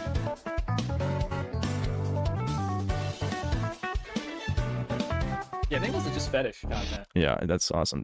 Redger, you do know secure the ballistics is a reference to breasts and not or a penis or something. I'm just saying. It's a Resident Evil 4 reference. Alright, well. Anyway, that was funny. Alright, goodbye. Well, hopefully that's the last I'll have to say anything about this, but somehow I don't think so, because somehow, you know, I just had this feeling, I had this weird feeling that it's not the #1 fan channel. I appreciate the donations and the gifted memberships, of course, but if it's a bribe to get me to, you know, ignore you, well, you didn't bribe me enough, I guess. You didn't appeal to my Goldstein nature enough. LMAO, I knew he'd rage out eventually. Okay, so no profile pic, Kiwi channel. Let's check your Pagan Imperium. Let's check channel activity. It's because of you liking Foodist, everyone thinks you like Transformers. Eventually the trans jokes will make him rage. LMFAO, I knew he'd rage out eventually. That's it, by the way. So he's never watched Chudcast, because obviously the channel activity doesn't show for unlisted streams. Otherwise I could check if he said anything else, but imagine my shock. The no profile pic thing holds true, as usual.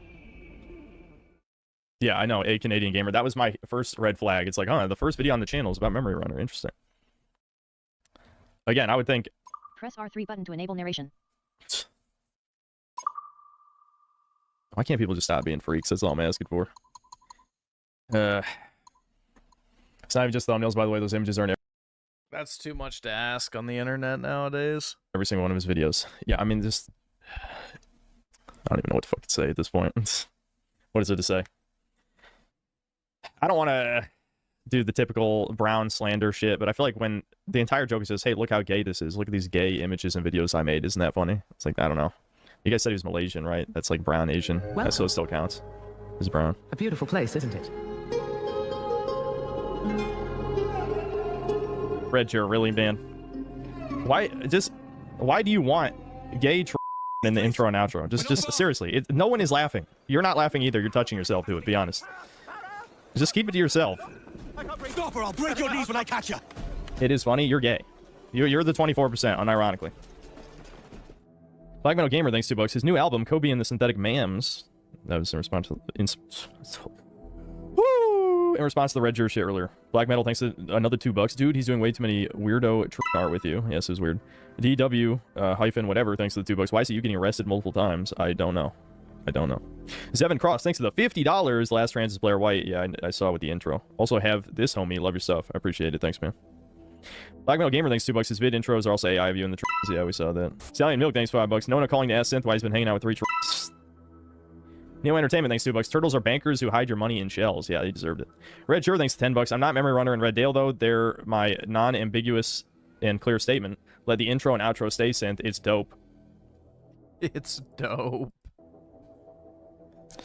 It's something, alright. Who do you think you're fooling? Genuinely. It's dope. To have an AI video of me and 3 trans. That's dope. Yeah, Troon cock is super dope, guys. It's 2026, and tranny cock is now considered dope. No thumbnails and no community posts putting you with tunes moving forward. I don't even know why, like, why are you even attached to this in the first place? If you know I don't like it, if you know probably most of the chat doesn't really like it either. Some of them just tolerate it to watch your stuff. Why keep it? Genuinely why? And I know why. You don't want to admit why. And you can keep that shit private to yourself, that's fine, but why the fuck are you putting in videos? It's kind of funny. You're kind of gay, at least, if not more than kind of. Red Jur, thanks to the 50 gifted. Like I said, though, you're not going to bribe me with this specifically, because, like, what the fuck, man? It's just weird. Stop doing it. Red Jur, thanks to the 10. This one for Puar. Maybe use your energy to help Synth, post more clips, and push away all the hit piece search engine optimization. Instead of hating on me, where's your Aryan pride? You want to let me, a brown, beat you. Ooh, that was very controversial. That had 42 likes and 50 replies. Very polarizing super chat. I do agree Puar needs to, like, you know, not work at the speed of a slug. I'm not really sure what he's doing when he edits. And this come from me, a guy who edits slow, or, you know, the level of effort my content is. I don't know.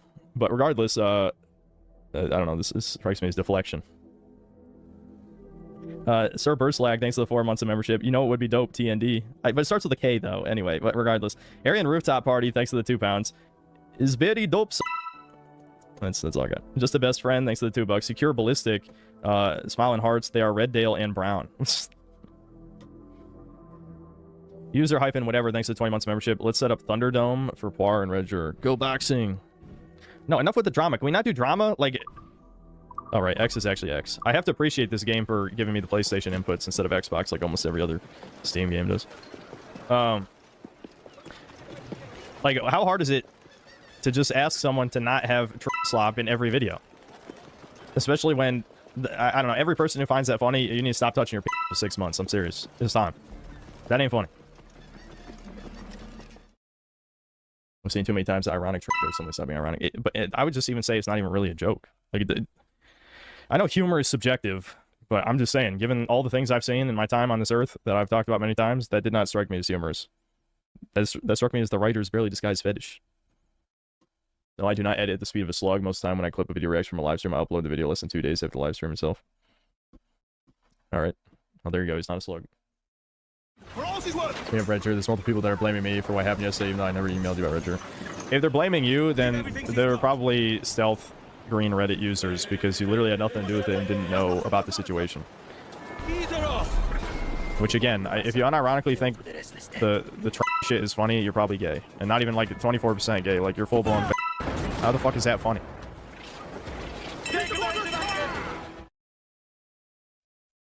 Yeah, I don't know. I always skip the intros whenever we watch a Red Chair video because of that reason, but you know. To each their own.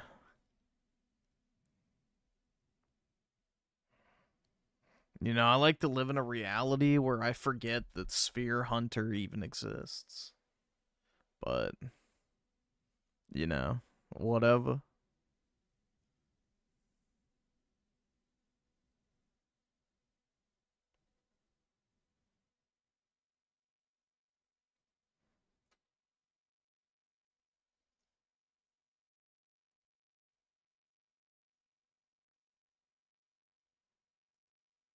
How did Hitler view Zionism? Did he favor it because it meant the Jews would leave Europe, or was he opposed to it? Because it may sound strange to hear, both the Nazis and the Zionists had common interests. Find out more about how Hitler viewed Zionism today. Good to have you back on the channel. If you're new, my name is Stefan. I'm a Dutch history teacher and I make videos about history for you. If you like that, please consider subscribing and do not forget to hit the notification bell. You can support me financially via Patreon, PayPal, Super Thanks, or buy me a coffee. Let's start.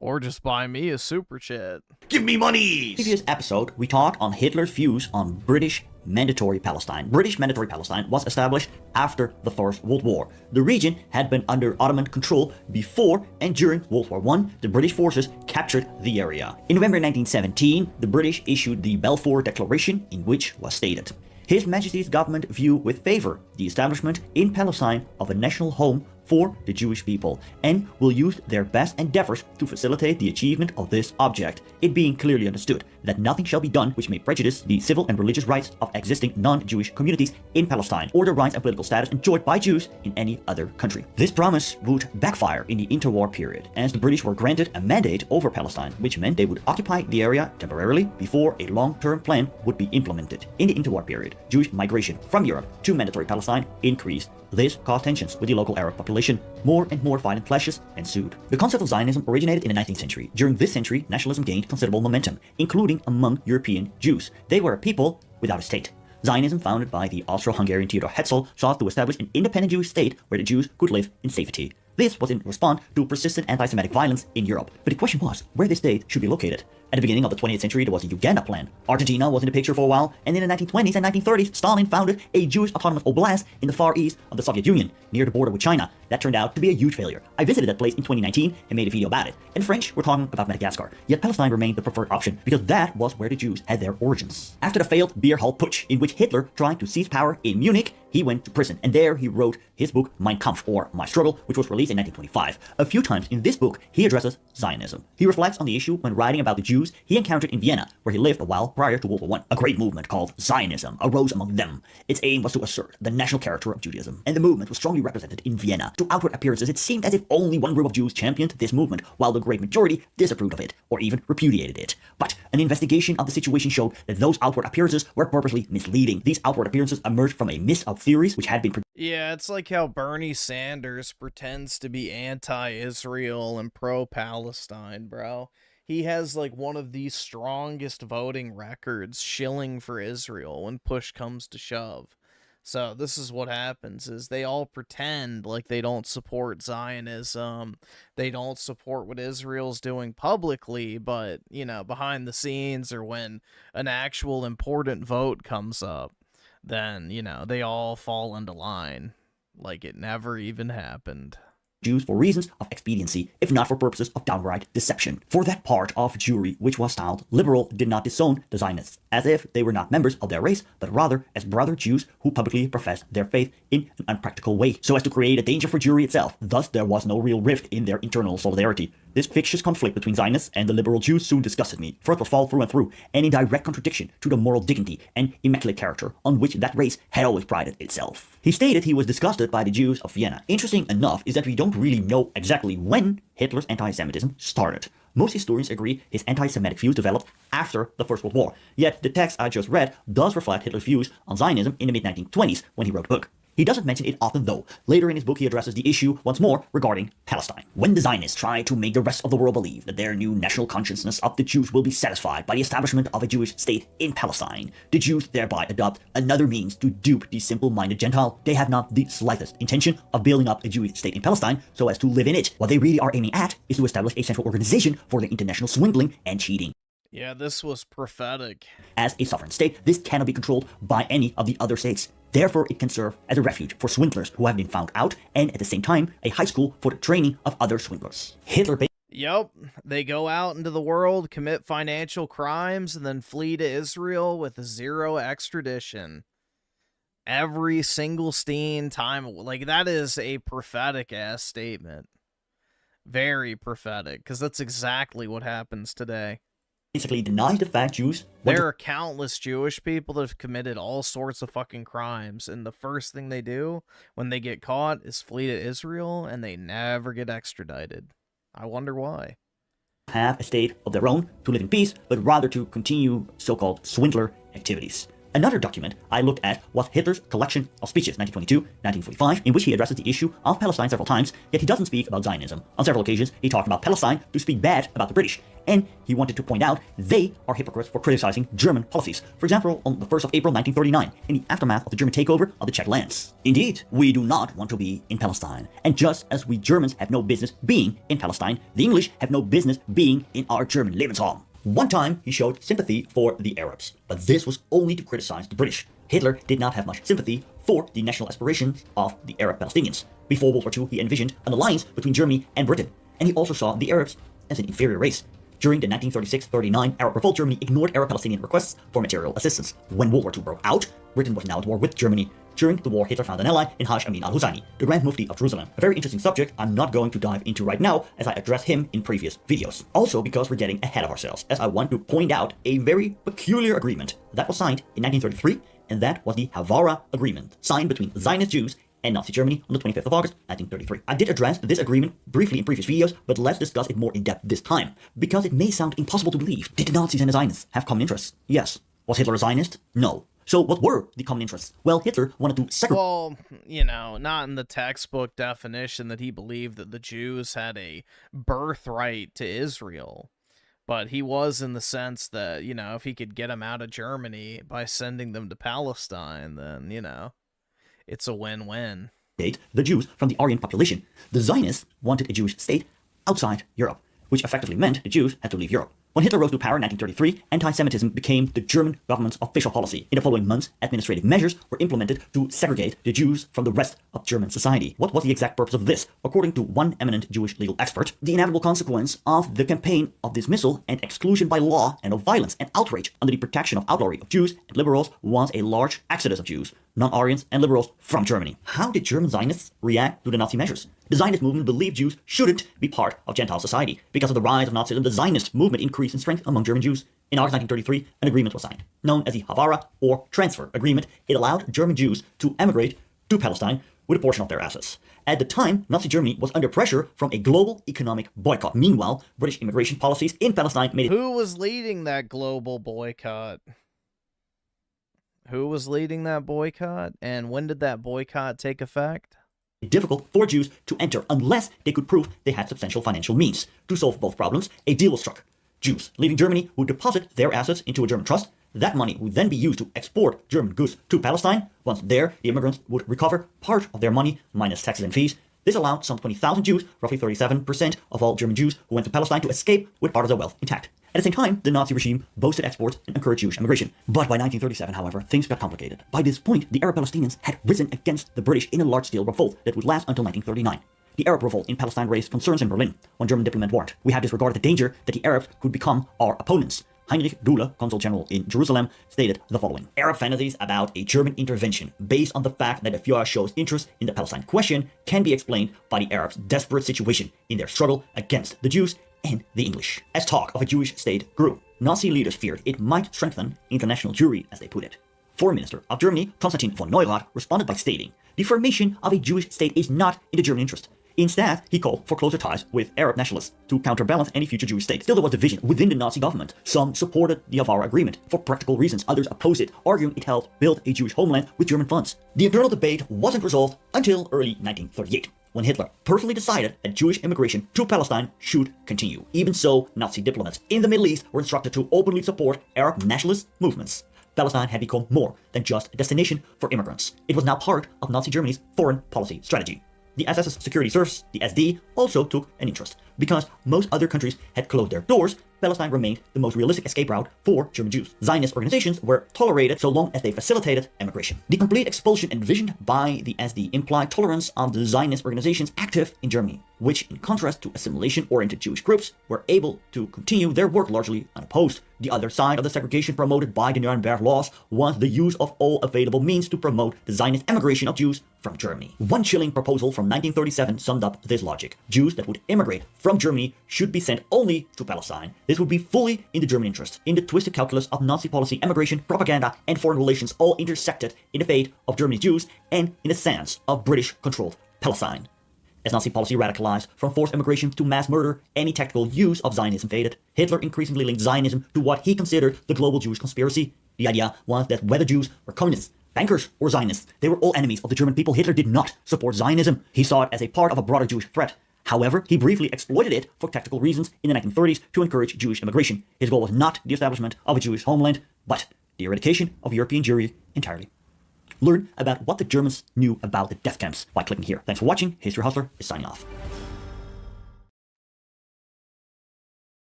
Let's see. Alright, I can close out of that, and that, and that, and that.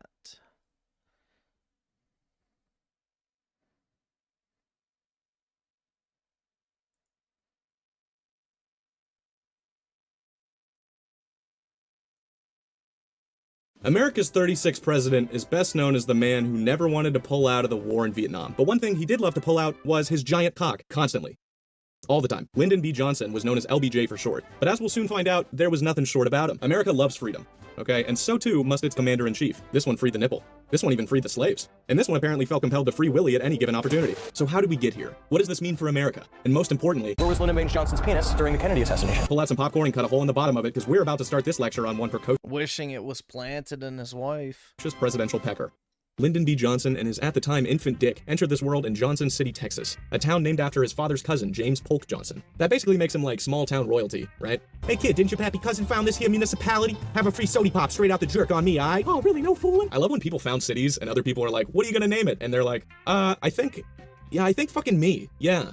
This is Me City. That's a pretty big dick move, which, as we will see, runs in the Johnson family, I guess. Technically, Lyndon was born right outside of the city in a farmhouse, like he's the fucking baby Jesus. Just got shot out the snatch, covered in viscous fluid, straight into a pile of hay and manure like a real man. He later became president of his 11th grade class, presumably with his dick hanging out behind the podium during his acceptance speech. As he matured into an older, more distinguished Johnson, he married a woman named Lady Bird. You may know her for the lake in Texas and the dog in King of the Hill. The feet, the hand, the tail, all moving as one unit. No wonder this proud bitch was named after our former First Lady. Then he became a senator and vice president under Kennedy. Yada yada yada, plot progression. Vice President Johnson's dick was a mile high on Air Force One, shortly after Kennedy experimented with the no top of my head look popularized by Britney Spears. The plane was flying to pick up JFK's lifeless body from Parkland Hospital in Dallas, and LBJ was like, ooh, can I come? Can I come? Can you make me president on the plane too? Please, please. I won't even take my dick out, I promise. Probably with his fingers crossed behind his back and shit. Because of the unprecedented nature of the situation, they didn't have a proper inauguration. They just got on the plane and were like, fuck it! Do it live! And they just swore Lyndon in right there in the cabin. I love this photo for several reasons. First, why are there so many goddamn people on this plane? Like, how's this man's coffin even gonna fit on here? Also, like, who are these people? Were they just having like a black tie gala at the White House and somebody was like, hey everybody, president got shot again. Anybody want to check out his body? Maybe poke him with a stick or something? If we're quick, he might still be warm. Second, this dude's face, awesome. It looks like he was trying to roll up a joint down there and then was just very startled that somebody was taking a picture of him. He's just like, hey, do you mind? This is a very emotional time for me right now. I'm trying to smoke down. There's also this picture, probably taken right after they were all done, and the photographer was like, oh shoot, I forgot we invented color already. All right, everybody go back, look colorful. This guy still got that face on him though. He's on joint number 2 getting foiled again. So now LBJ is officially made president on board Air Force One. The death of JFK still fresh, emotions running bare and raw. But this wouldn't be the only time something was bare and raw on Air Force One during his presidency, if you know what I mean. Now, you know, I'm sure LBJ was probably sad that a portion of Kennedy's head ended up on his wife's face, but you gotta imagine a part of him was just like, score! Just looking down in his pants like, here. No, it's a known fact they hated each other, so no, he was probably very happy. That little buddy, we're gonna be president. Oh, really? No fooling? There was allegedly nothing little about his buddy, though. From all reports, Johnson had a pretty massive, Johnson. He referred to it affectionately as Jumbo, and apparently he was one of those guys whose dick is longer soft than it is hard, so it just had immense swinging potential. He would often utilize this as a weapon against the communists. No, I'm just kidding. He just showed it to everybody whenever possible. Staff, secretaries, journalists, Secret Service. If you were in the White House between 1963 and 1969, you were gonna see the president's dick. There was just no getting around it. Literally, like it was physically difficult to get around. It's enormous. If he was wrapping up a piss sesh at the urinal and somebody came into the bathroom, he'd whip around to face them. Presumably with such force that the other guy got hit with the little droplets of pee that are still in the chamber, and he just talked to the guy about stuff while he kind of swang his dick around. And that stuff was usually just commenting on how big his dick was. On one of these occasions, he's quoted as saying, have you ever seen anything as big as this? Oh, I don't know, Lyndon. Maybe our country's gross national debt. Get the fuck out! You're fired! My dick is bigger than the debt! But occasionally he'd just talk about, like, whatever was going on at the time. Legislation, economic policy, trouble with the missus, you name it. So let's just take a moment to really picture it. It's your first day at the White House. You just got hired as a fucking secretary or a chef or something. I don't know what people do there. You're sweaty. You're nervous. You ate a shit ton of whatever the 1960s equivalent of Taco Bell was the night before, and now you've got to make a run for the border. And it is pretty bad. You've got like 8 minutes in a life or death situation to not shit your pants. So you're doing your little Cupid shuffle down the hallway trying to look inconspicuous. You casually push open the bathroom door and you walk inside. The President of the United States of America whips around from the urinal, spritzing you with piss. He's got his pants around his ankles because you just know this is the type of dude that pisses with his ass out like a fucking 8-year-old. And he just starts talking about his day. Man, I tell you, these damn hippies are gonna be the death of me. Vietnam, Schmietnam, take a shower, you tripped out ingrates. He's got his dick in hand, just swinging it around absent-mindedly. He's not even looking at you, he's just talking at the upper corner of the bathroom. Now, of course, we're gonna make the acid and the pot illegal so we can start locking them up and such, but it's just taking too damn long. I can smell them from here, the damn commies. Hey, have you ever seen anything as big as this? And then you just quietly shit your pants right there in front of the president, his dick in hand, he's still talking about hippies, and you just stand there for another 6 minutes, just hoping he doesn't notice the shit in your pants, until he finally zips up, heads to the door without washing his hands, gives you a slap on the back, tells you he knows you had shit in your pants the whole time and that he's been there too. God. I love this country. Now, swinging his dick around was not the only thing President Johnson liked to do in the bathroom. No. This was practically his favorite fucking room in the White House. He'd dictate his notes from the toilet to his secretary. He'd hold cabinet meetings while he was shitting. He had a phone line installed up into the stall so he could take calls while he was on the throne. He was literally making orders about dropping bombs while he was dropping bombs. Yeah, just fucking nuke him.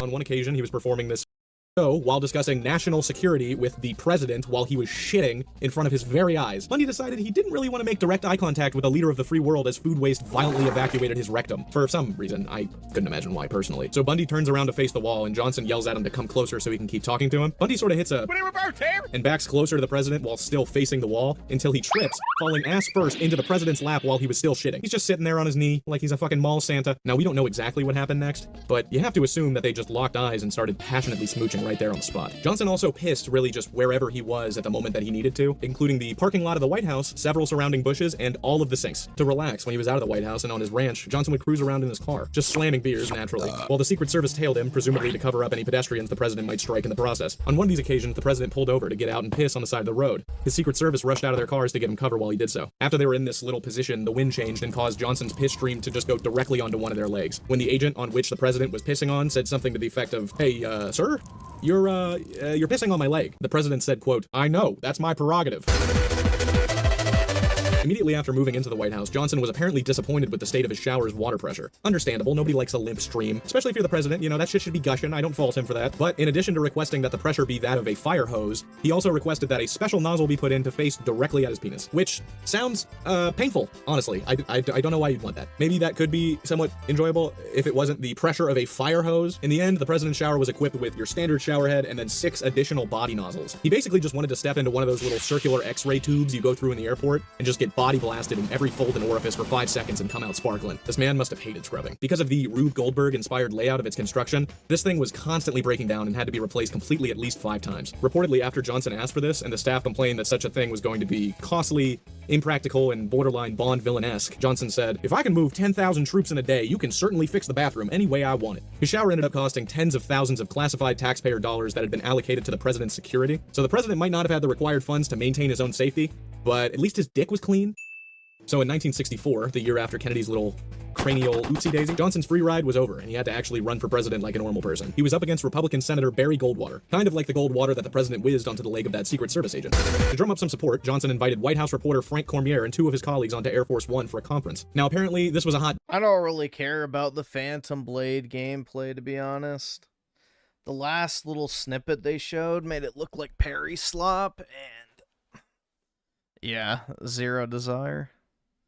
Day, a real scorcher. So the president, in his infinite wisdom, followed the teachings of the prophet Nelly. It's getting hot in here, so take off all your clothes. He started with his shirt, talking about social reform, moved on to his pants while discussing geopolitics, then proceeded to, as Frank puts it, shuck off his underwear while he was discussing the economy. Now apparently he did have a towel, but instead of using it to, I don't know, cover his cock in front of 3 grown men on an airplane, he just kind of flailed it around while articulating himself. Yeah, we really need to focus on bolstering the agricultural sector. I mean, these fucking hippies, they're just wreaking havoc everywhere. Communists, every one of them. Hey, you guys ever seen anything as big as this? By the way, he fucking crushed Goldwater. Look at this. Is that the ocean right there? All I see is blue. I guess it's true what they say. Sex sells. In addition to having a problem with taking his dick out of his pants, Johnson apparently also had a problem while it was still in there. Apparently he always had a problem with the way that the pants fit, which could be why he was taking them off in public more than MC Hammer. And his issue is one that we can all relate to. His cock and balls were just too damn big. There wasn't any room in there. The poor fellas were suffocating, I tell you. But once he became president, he decided, if I can move 10,000 troops in a day, and they can fix my shower any way I want it, and I can get naked on a plane while in an active press conference for my re-election campaign and then win in an absolute landslide, and if I can pee on men who kill people for a living with absolutely no recourse, then I can get some pants that don't choke my sperm shooter, god damn it. So Johnson calls up a tailor, and why don't you just listen for yourself? Hello? Mr. Hager? Yes, this is Joe Hager. Joe, is your father the one that makes clothes? Yes, sir. We're all together. You all made me some real lightweight slacks. He just made up on his own, sent to me 3 or 4 months ago. It's a kind of a light brown and a light green, rather soft green and soft brown. Yes, now, I need about 6 pairs for summer wear. Yes, I need about 6 pairs to wear around in the evening when I come in from work. And I can send you a pair. I want them 1/2 inch larger in the waist than they were before, except I want 2 or 3 inches of stuff left back in there so I can take them up. I vary 10 to 15 pounds a month. So leave me at least 2.5 3 inches in the back where I can let them out or take them up, and make these 1/2 inch bigger in the waist. Make the pockets at least 1 inch longer. My money and my knife, everything fall out. Wait just a minute. Hello? Hello. Now, another thing, the crotch down where your nuts hang is always a little too tight. So when you make them up, give me 1 inch that I can let out there. Because they cut me. They're just like riding a wire fence. These are the best that I've had anywhere in the United States. But when I gain a little weight, they cut me under there. So leave me, you never do have much margin there. Let's see if you can't leave me about 1 inch from where the zipper ends, round under back to my bunghole. All right, then. So I can let it out there if I need to. Okay. Now, be sure you got the best zippers in them. These are good that I have. And if you get those to me, I would sure be grateful. Where would you like to send, please? White House. I just sure will appreciate this. I need it more than anything. And now, you give this boy the address, because I'm running for a funeral, and give him address just how to dress these trousers. So we'll send them to you. And don't you get the measurements out of them and add 1/2 inch to the back, give us 1 inch to the pockets, and about 1 inch underneath so we can let them out. Or would you like just a little more stride in the crotch? Yeah, that's right. Yes, sir. Okay, here he is. Okay, go ahead, please. You're on your way to a funeral, nuts getting cut like a wire fence, gotta call up the tailor, get more room down by your bunghole. We've all been there. Ladies, am I right? I'm gonna close out the video with this one because I think it is just... I think that this single action sums up the post-World War II American military-industrial complex and its geopolitical behavior better than any scholar or poet ever could. This is 100% real. During the middle of the Vietnam War, America was getting pretty fucking sick and tired of it. It was very unpopular. Terrible news coverage, daily protests, dirty hippies rioting and humping each other in the streets. It was anarchy. During a meeting where Johnson was speaking with some reporters off the record, they were asking some pretty tough questions. Questions like, what are we doing in Vietnam? What is your goal for Vietnam? Why haven't you pulled out of Vietnam? And Johnson, frustrated, whipped his dick out, plopped it on the table, pointed at it, and yelled, "That's why!"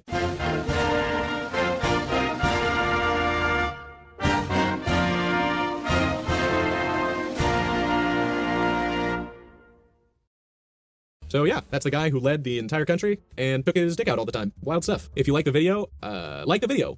Silly ass. If you didn't like the video, why are you here? At this point, you must have liked it a little bit. So just like it just a little bit, like just kind of like just tap the like button, just gingerly.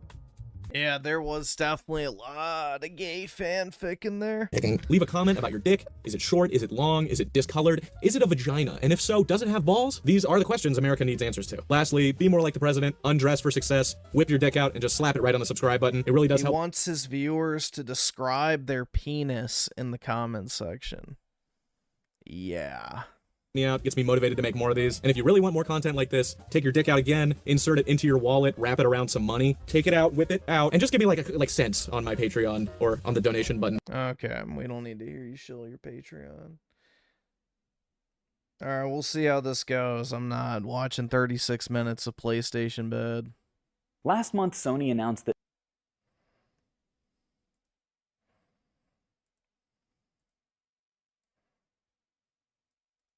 physical PlayStation games like these are now an endangered species. Starting in 2028, these things are...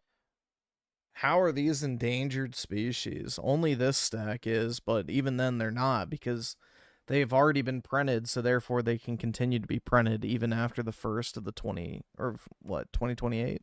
Are never going to be made again. And as a video game store owner, I find that pretty scary. So I put out a video last month talking about my concerns for the future of physical media, and it blew up. It is now the most viewed video on my channel, and I've got to say, I have never seen more conflicting opinions and bad takes than in that comment section. There are some folks saying Sony's going to reverse this decision. Other people calling to boycott Sony. There are people saying that video game stores like this one are going to thrive, being the only places that sell this kind of physical media, and other people saying that we're doomed because everybody's going to start pirating stuff. So today, I'm going to show you guys some of these conflicting opinions that are happening out there and give my thoughts as someone whose livelihood is dependent upon the success of this physical media.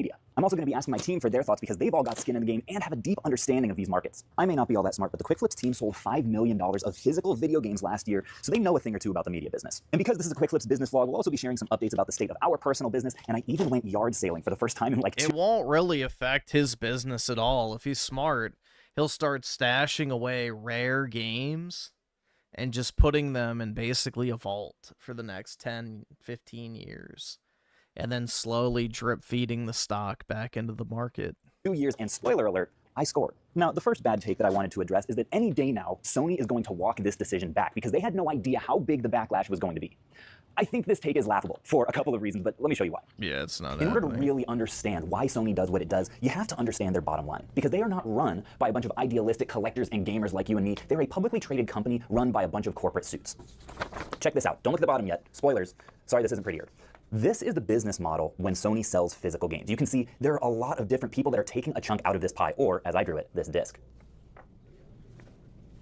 You got the manufacturer, right, taking a big chunk because games cost money to make. You got the distributor, when they're working with distributors, that get the product to various retailers. If they're working with like Best Buy and Walmart, they might get to skip this step. There's the retailer that also is going to be making their cut, and then there's of course the publisher that makes the games when it's not Sony themselves. But when Sony sells a digital game, he's got the ratios mixed up on that. The equation changes entirely. Look at this. See this graph? Yeah, they still have to play. Yeah, no, you have this backwards. No, Sony gets 100% when they sell their own games digital. And then they get 30% when they sell somebody else's games. They still have to pay the publisher, but the rest of this money, Sony just gets to keep. There's no manufacturing costs with digital. There's no retail costs. Yeah, that chart is woefully incorrect. With digital, there's no distributors with digital. It's all money in Sony's pocket. And when the corporate executives that are actually making decisions at Sony see all of this blue, they get so excited they have to change their drawers. But here's where things really get insane for Sony. When they're able to cut out the retailer from this equation, they gain a new ability, which is full pricing power. You know how oftentimes when you go to Walmart, not every game is going to be 60 bucks. There might be games that have been sitting for a while that are 50 or 40, or it's on the clearance rack for 25. That's because the retailer has pricing power, and if they want to take a smaller cut and decrease the overall market value of that game, they can do that. But when Sony is the only one selling a given game, not only do they get a much larger slice of the pie, they get to control how big the pie actually is, because they can just decide, hey, actually, that new Ratchet & Clank game, it's never going to be $35 at Walmart. It will always be $69.99. And folks, the suits, the actual decision makers at Sony see this CD getting larger and they start to drool in a way that makes me feel icky. So as much as I love the idea that maybe Sony didn't anticipate the backlash and they could walk this back any day, I think ultimately it's wishful thinking and it misunderstands the fundamental motivations of a company like Sony. But let's go see what China thinks. All right, batch of the week time. Here we go. Oh, this is from, oh my God, I can hear it already. Emmanuel Emmanuel. Shina, for anyone who doesn't know, is our intake manager. We have a buyback website called myquickflips.com that makes it easy for anyone to get fair, fast cash for their video games, and Shina is in charge of every game that comes in here and where it goes. Also managed a few video game stores back in the day, so she knows what she's talking about. Yes. So when people like David Garcia 8782 says, boycott Sony, give them nothing, and 700 people like it, what are your thoughts? Do you think that would work? Probably not, just because it's Sony. I mean, they do something that completely is out of the ordinary from what everybody's doing. Like, everybody boycotts it. Remember with the Apple Pencil and the AirPods and Apple removing headphone jacks? Like, people boycotted those? Oh, people were like, oh, don't buy iPhones. It's gonna, who doesn't want, in-phone jacks? Or like, they're making fun of AirPods, how you could lose them, and then boom, now everybody wants AirPods. Now here we are. And so, I mean, it's gonna be something that, sucks because we're so used to physical media. Or when they got rid of the USB ports on the MacBooks. That's the other one, too. Like all the way from, discs to Blu-rays and now 4K discs, but I won't boycott it. I mean, I'm a sucker. I'm just like, okay. I distracted you from the batch here. Well, I was gonna hold it because I opened it and what the heck? Oh, no way. Okay, I had no idea what was in there. I didn't either. It's That's why it's the uncommon batch that we of the see week. this many cartridges. Okay, hold up. Yeah, 36 items in here, and they are all Super Nintendo games. Whoa. And Speaking of earbuds, holy cow. what is this? I know, right? See, everybody wants to be something. So look at that. Oh my god. Someone's entire Super Nintendo collection got sent in. Look, Super Metroid. Nice. Oh my god. Okay, so there are some bangers in here. Look at that Kirby. Wait, these are actually, I have never seen Gee, why would somebody be selling their physical media, dude? so many Super Nintendo sent in one package before. Oh, we need to preserve physical. This is really, I'm glad I picked this one. Yeah, me too. When you shook it, I was like, this sounds like there's only like NES, like a couple NES games, but So you were saying something interesting also about like the values of PS3 games specifically. Yes. Because they announced the closure of the eShop in addition to like no more physical discs. Right. And you were saying some games have shot up. Yeah, so like I pulled it up actually right here. If you guys recognize Puppeteer, it used to be like about a $70-ish game. For a long time. Exactly. That line's flat. And so the last market price was at June 2020. I just can't believe people want to pay that much for a mid-ass game like the fucking Puppeteer. 26. So that was like last month. Wow. And then now it's That shit's crazy, man.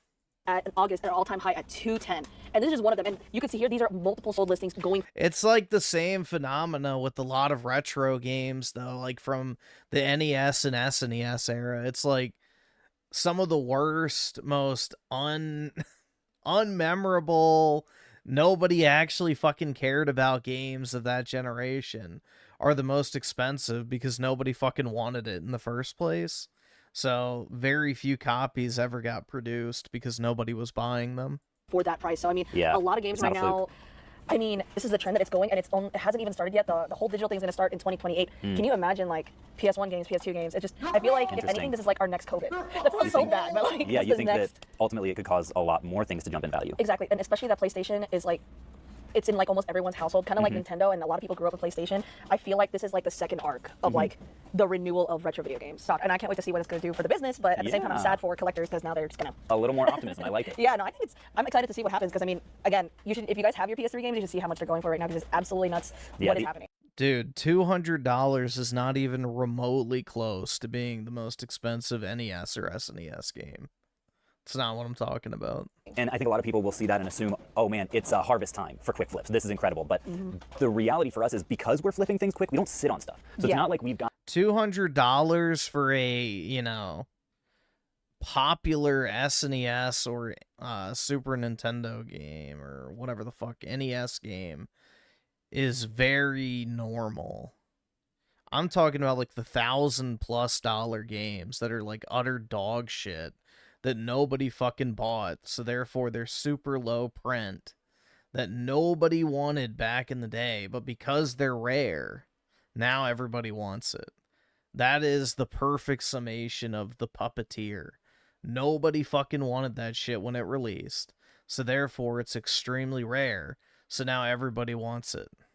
500 PS3 games that have been sitting for the last 2 months that have somehow appreciated in value. Right. If it's now worth $200, we're probably paying 50% or whatever of that number now. Right. We're not going to have a ton of Puppeteer copies sitting around that we bought low and now can sell high. Yeah. Like we're pretty much selling at around the same margins regardless of market percent. That Ninja Turtles like 4 in time, like classic. That's my favorite. Super Nintendo I have game. never seen so many games. I mean, there's just random ones in here. There's no boot, like what's it called, shovelware. It's all. Oh, I mean, I lied. There's Super Skull 6, but it's mostly good stuff. Right. I'm more curious what's in here. Did he give us free headphones?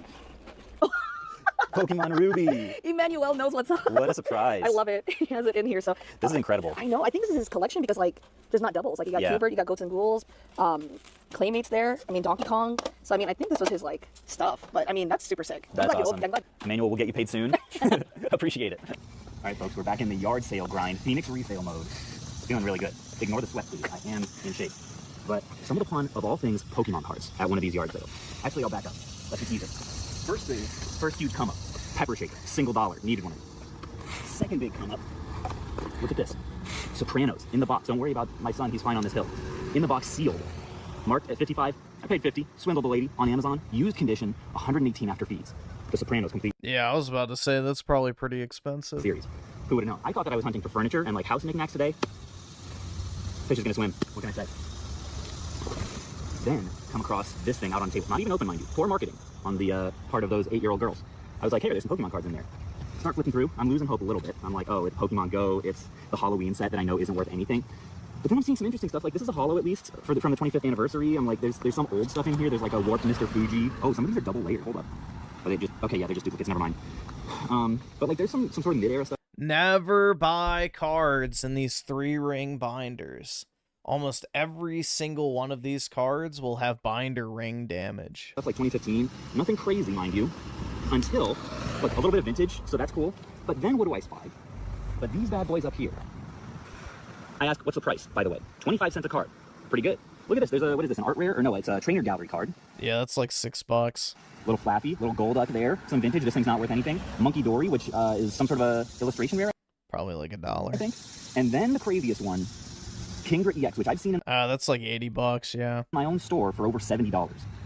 Here's the problem. In this binder, you guys may have seen it, there's a ton of fake cards that even a noob like me can recognize is fake. So I'm going to have to take these things, oh, there's a Pheasantipity too. I'm going to have to take these things into the store, get them authenticated by my team that actually is intelligent, and we'll see. I paid, so these things, 25 cents a card. I paid them $5. I would have paid them more. Am I scamming some little children? It's very possible, because it all hinges on whether this thing is real. I think it was a pretty good offer if this thing's not real. It is real. They probably bought a collection box when Shrouded Fable was sitting, and they just opened it up. If it is real, I scammed. Forgive me. This thing, I went back to just like see if I could just pick up the rest of it, because like maybe there's also something good in here. Because I don't actually know Pokemon, I just know the low-hanging fruit. They said $30 for the rest of the binder. And my conscience was already a little bit stricken from the other thing, knowing that maybe I scammed, so I didn't even haggle. I was kind of hoping they would say 15 or 20, because the rest of this kind of looks a little bit doggy. But only time will tell, and the actual, like, this is a fake. That's a fake. And I'm nervous and excited at the same time, so we'll see what the actual experts have to say. All right, folks, so it is Monday afternoon, the first day. Yeah, the binder was a waste of money. That Kingdra was a good buy. Our PlayStation 4 sale. I've been talking about how I've been trying to market this thing on Facebook. 25% off is definitely one of the bigger discounts we have ever done, but set up the Facebook ad campaign. It's up. I'm boosting a couple of Instagram posts, and I don't know if the folks who are in here right now found us from that. This is not a bad level of activity for a Monday afternoon, so hopefully the longer those ads run, the more activity we're going to see, and the more people will be coming into the store specifically for that stuff. We're doing games and consoles for the sale, so Odin and Austin have already done a great job with the little boom stickers and showing off all of the consoles that we have for sale as a part of the promotion, and our game section is super stacked as well. That's cool. With Odin. That's cool. PlayStation Edition. We're going to start off with something kind of cool and unique, and that is this double stick fight pad, Mech Warrior game, whatever you want to call it. This thing's here for you. I guess you could use it for maybe like an aviation sim or something like that too, but there's no denying that you've got 2 sticks on here and you're doing something with them. I'm not sure what, but both hands on this bad boy. Direct from Japan. It's covered in kanji. We got like this wicked cool diagram on the back, and I don't know, this might make your mecha gameplay a little bit cleaner, a little bit crisper. Maybe it's more immersive than just the controller itself. This guy's blue. That's interesting, right? Usually you think of PS4s being, you know, black, but this guy's from the Days of Play, and if I remember correctly, this was one in a sweepstakes, and well, the price kind of reflects that, right? This is almost double what a regular PS4 Slim would typically go for. I mean, does that sound worth it to you? I know it's kind of rare and hard to get a hold of. You couldn't buy this guy, so maybe that justifies the price point, but you know, I'm just thinking from a collector perspective. Maybe your opinion differs. Anyways, this guy is 25% off this week. I think it's cool. So I've got something kind of unique, and that is the PSP Go. So PSP. Oh, why the fuck would you even want that? Already a short-lived, you know, endeavor. Terrible device. But what I have here is... My friend had one of these. It sucks. Genuinely sucks. Maybe even shorter-lived, and that is this guy. Like, imagine a flip phone, but it's your gaming console, and... There was a flip phone version of it. That's the worst part. The Sony Ericsson gaming phone. You could really, like, the main goal here is to pocket it, right, and just take it wherever you want, so all the buttons are covered when it's folded like this, but you can fold it out and play on it just basically wherever you want. Now, the main caveat, the main drawback here is there's nowhere to put your disc, right? If you remember PSPs, they have a disc that you slide in the back, and that's how you play your games. This is entirely digital. Now, I know Sony's in some hot water when it comes to digital stuff right now, but this is from like nearly a decade ago. But is that really worth the holdback? A lot of people decided no, and the PSP Go was not very well received. But anyways, I still think it's cool, and it's a nice little piece of history. Well, that's because the download speeds back then were fucking, like, just atrocious. Like, if you had to download anything over, like, a couple megabytes, you were going to be sitting there for a while. Most people still had dial-up back then. So I told you the theme of this video is analyzing Sony's decision with physical media. As a manager of this store, what thoughts do you have? So, man, it can really go either way, and like I understand how polarizing the effect can be. Yeah. But for a company that has from the outset decided that they want to produce items for customers to buy, they're just abandoning one thing for something else. It's just a different direction. It kind of sucks for everybody that they've enfranchised. Right. But they're going after a different audience now. It looks like. What do you think are the implications for a store like ours? Do you agree, for example, with someone like Bible Mandela Effect, who says the title of the previous video was, "Did Sony just kill my video game store?" And to that he responds, "Nope, your business is going to be busier than ever." And 3.4 thousand people liked it.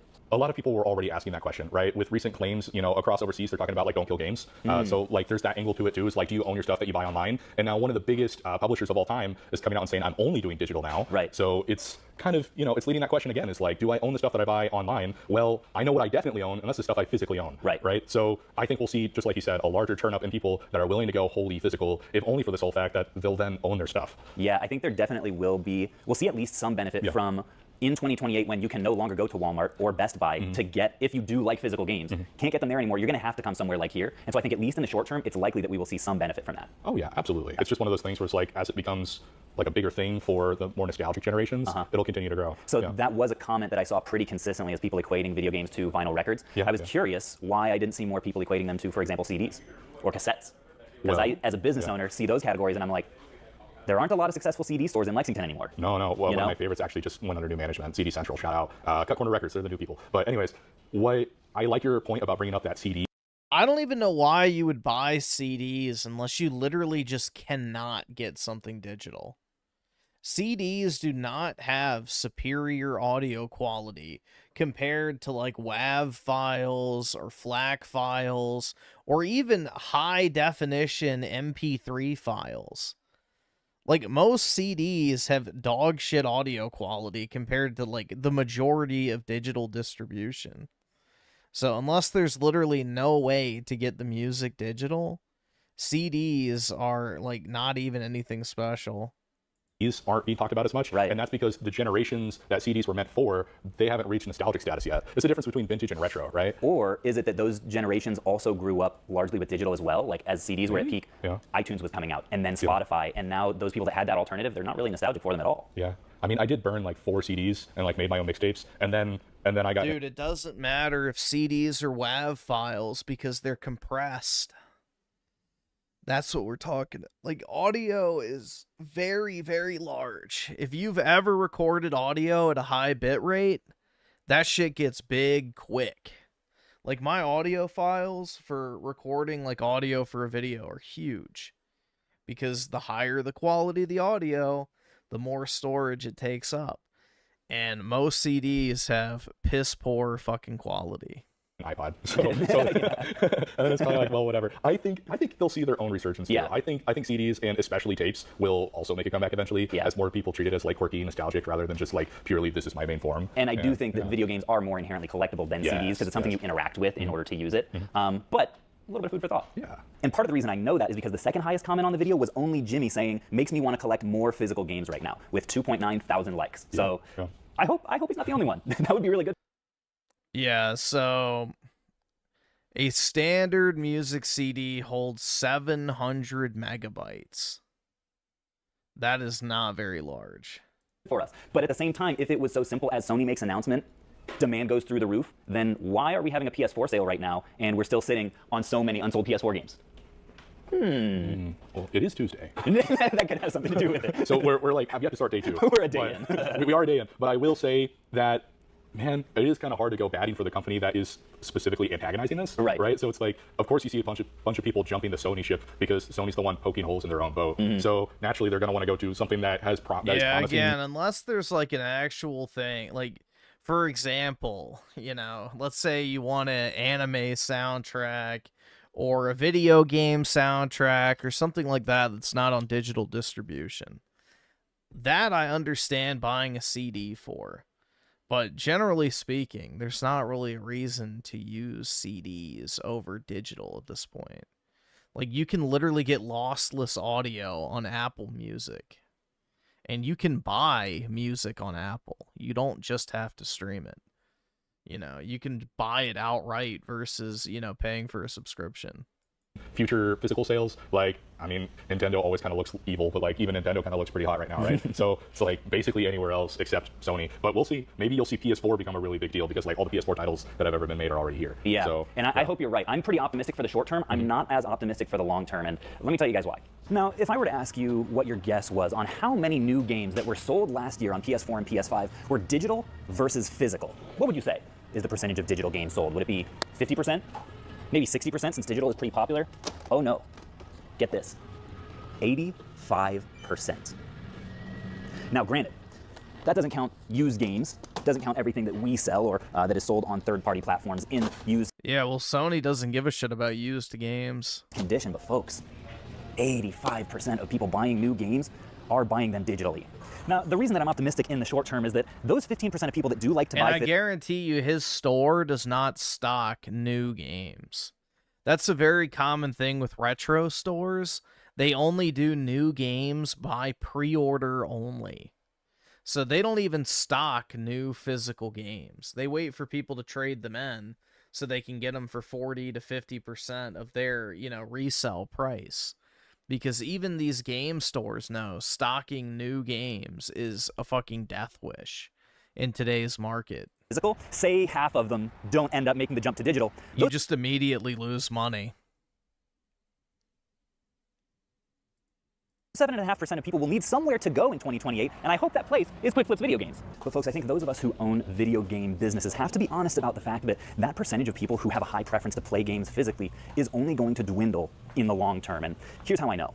I would say I pay more attention to this stuff than the average person does, and every indicator I'm seeing of trends of purchasing behavior in the next generation is that, folks, young people do not care about physical games. Okay, this is not working. They don't. They don't even buy new games, much less physical media. Like, they don't even care about buying games in general, digital or physical. They only give a fuck about playing their Fortnite slop or whatever other live service game that's like their default go-to play with your friends, experience. Okay, that's better. This last year, I led a group of high school guys through my church's youth group, and let me tell you, all of them except one play video games, and none of them play physical video games. Every single one just downloads it, doesn't give it a second thought. I was talking to my teenage cousin the other week, shout out to you, Seth, about Sony not making physical games anymore, and he was like, what? Not only did he not care, he hadn't even heard about it and could not be less bothered by the news. Yup. You ask any normal person about it, they're like, I don't fucking care. And I don't think that's just a small sample size, folks. I'm convinced that is the trend among the next generation. They don't care about collecting physical games like we do, which means that this industry is on a timer. Now, granted, I do think it's a decade. Yeah, it's been on a timer for a very long time. Long timer. And like I said, I think the next few years are likely to be good ones for owners of video game businesses like this one. And I'm not saying these long-term warnings because I think it's how it should be, but rather because I want other businesses like this one to be prepared what is likely around the corner, or not, maybe around a few decades worth of corners. And so to talk a little bit more about what we're doing to plan even for a future that is decades down the road, let's go ahead and talk to Chris, our repair manager. This week in Repair Dice, we're going to talk about the PlayStation. Is yours not reading games? If that's an issue for you, you can take a clean Q-tip and actually just gently clean the laser lens there. And if that doesn't work, you can use 1 drop of IPA. Do the same. With IPA? Isopropyl alcohol. And then if that doesn't fix your issue, I've already removed the fasteners from the PlayStation here. You can actually get directly to the laser assembly here, and it's got the motor for the spindle, and you can get your replacement. And it comes out pretty easy. Just remove this cable, that ribbon cable, pull the whole assembly out. You just need this one for the new drive. This is the power cable for the motor for the spindle. And then you can just drop this guy right back in, and just like that. Put the top back on, and that's repair.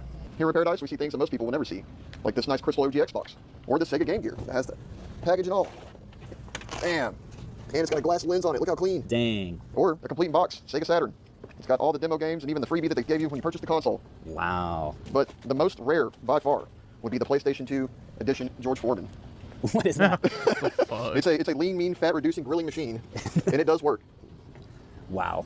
I've never seen this. This is awesome. So Paul here is one of our master modders, and he's cooked up something really special for us. Yeah, so this is a PVM, Sony Trinitron. It stands for Production Video Monitor. These are like the Cadillac of CRTs. They use these in video production, all sorts of editing things back in the day. These are really sought after, and we found it in a pallet, which is insane. Dang. And going into that, we've got this modded GameCube that I worked on. Shout out to Jacob for the paint job, did all of that in shop. But what's really cool about it is that it actually doesn't even have a laser. So everything inside of it is running off of a micro SD card.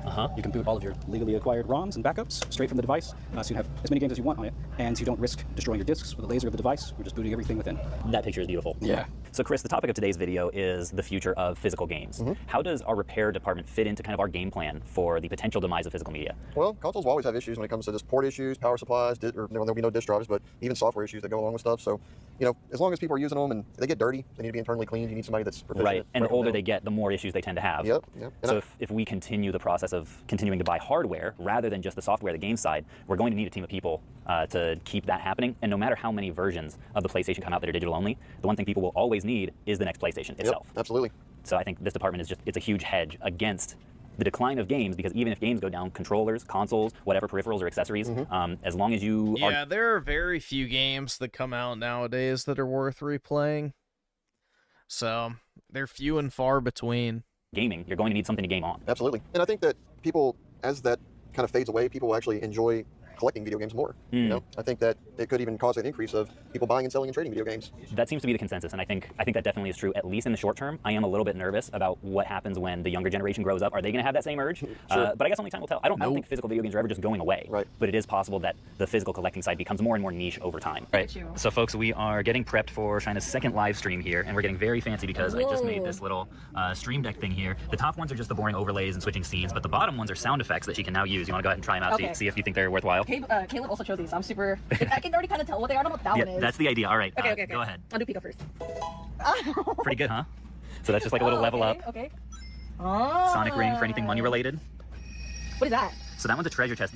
My idea for that was because it's a little longer. If you uncover like a grail, press that one as you're kind of holding it up to like kind of make it look interesting. And then there's another treasure chest there.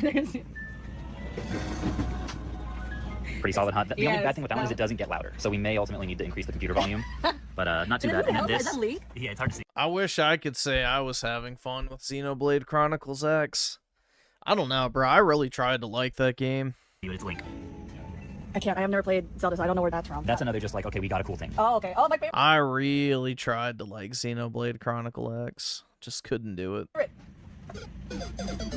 Caleb, you're actually so talented. So that one, if something bad happens, a fake game, something's broken, anything like that. Yeah, okay. These are actually pretty decent. What was this? Oh.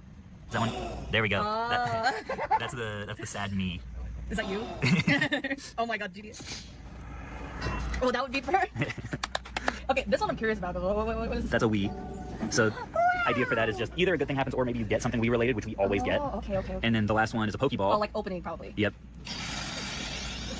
Pretty solid, How huh? wonderful. So now you've got 10 options anytime something happens on stream. And boom. Oh, look at that. And they have a little nice little fade transition. Yeah, so you can do it again.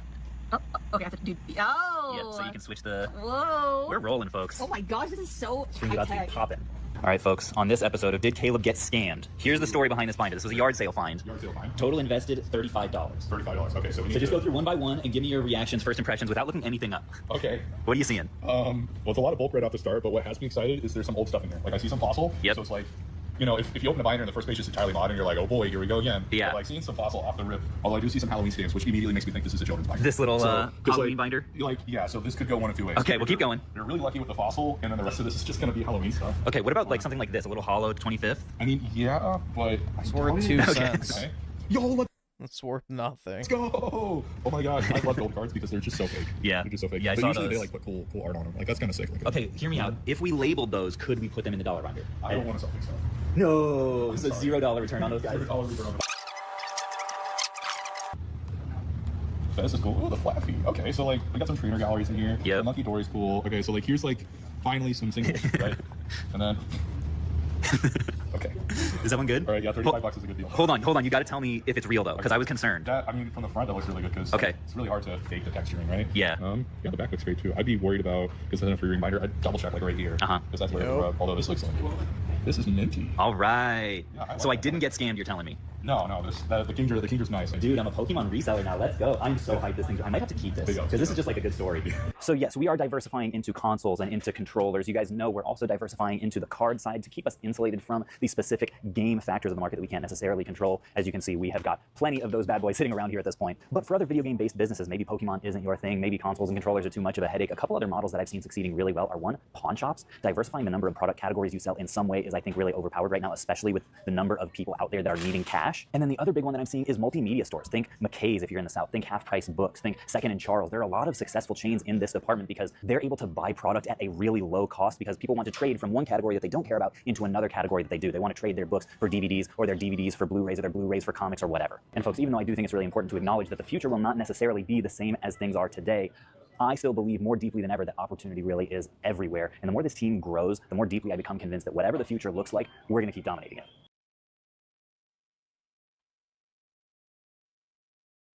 I do not care about the new Melonless Mac drama, to be completely blunt. I genuinely could not care less.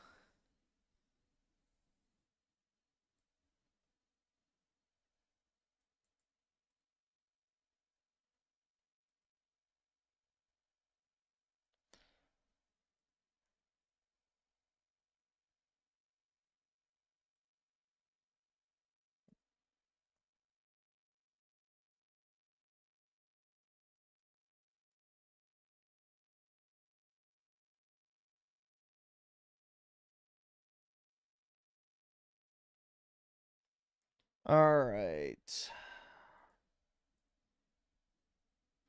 Oh boy. You know, if already.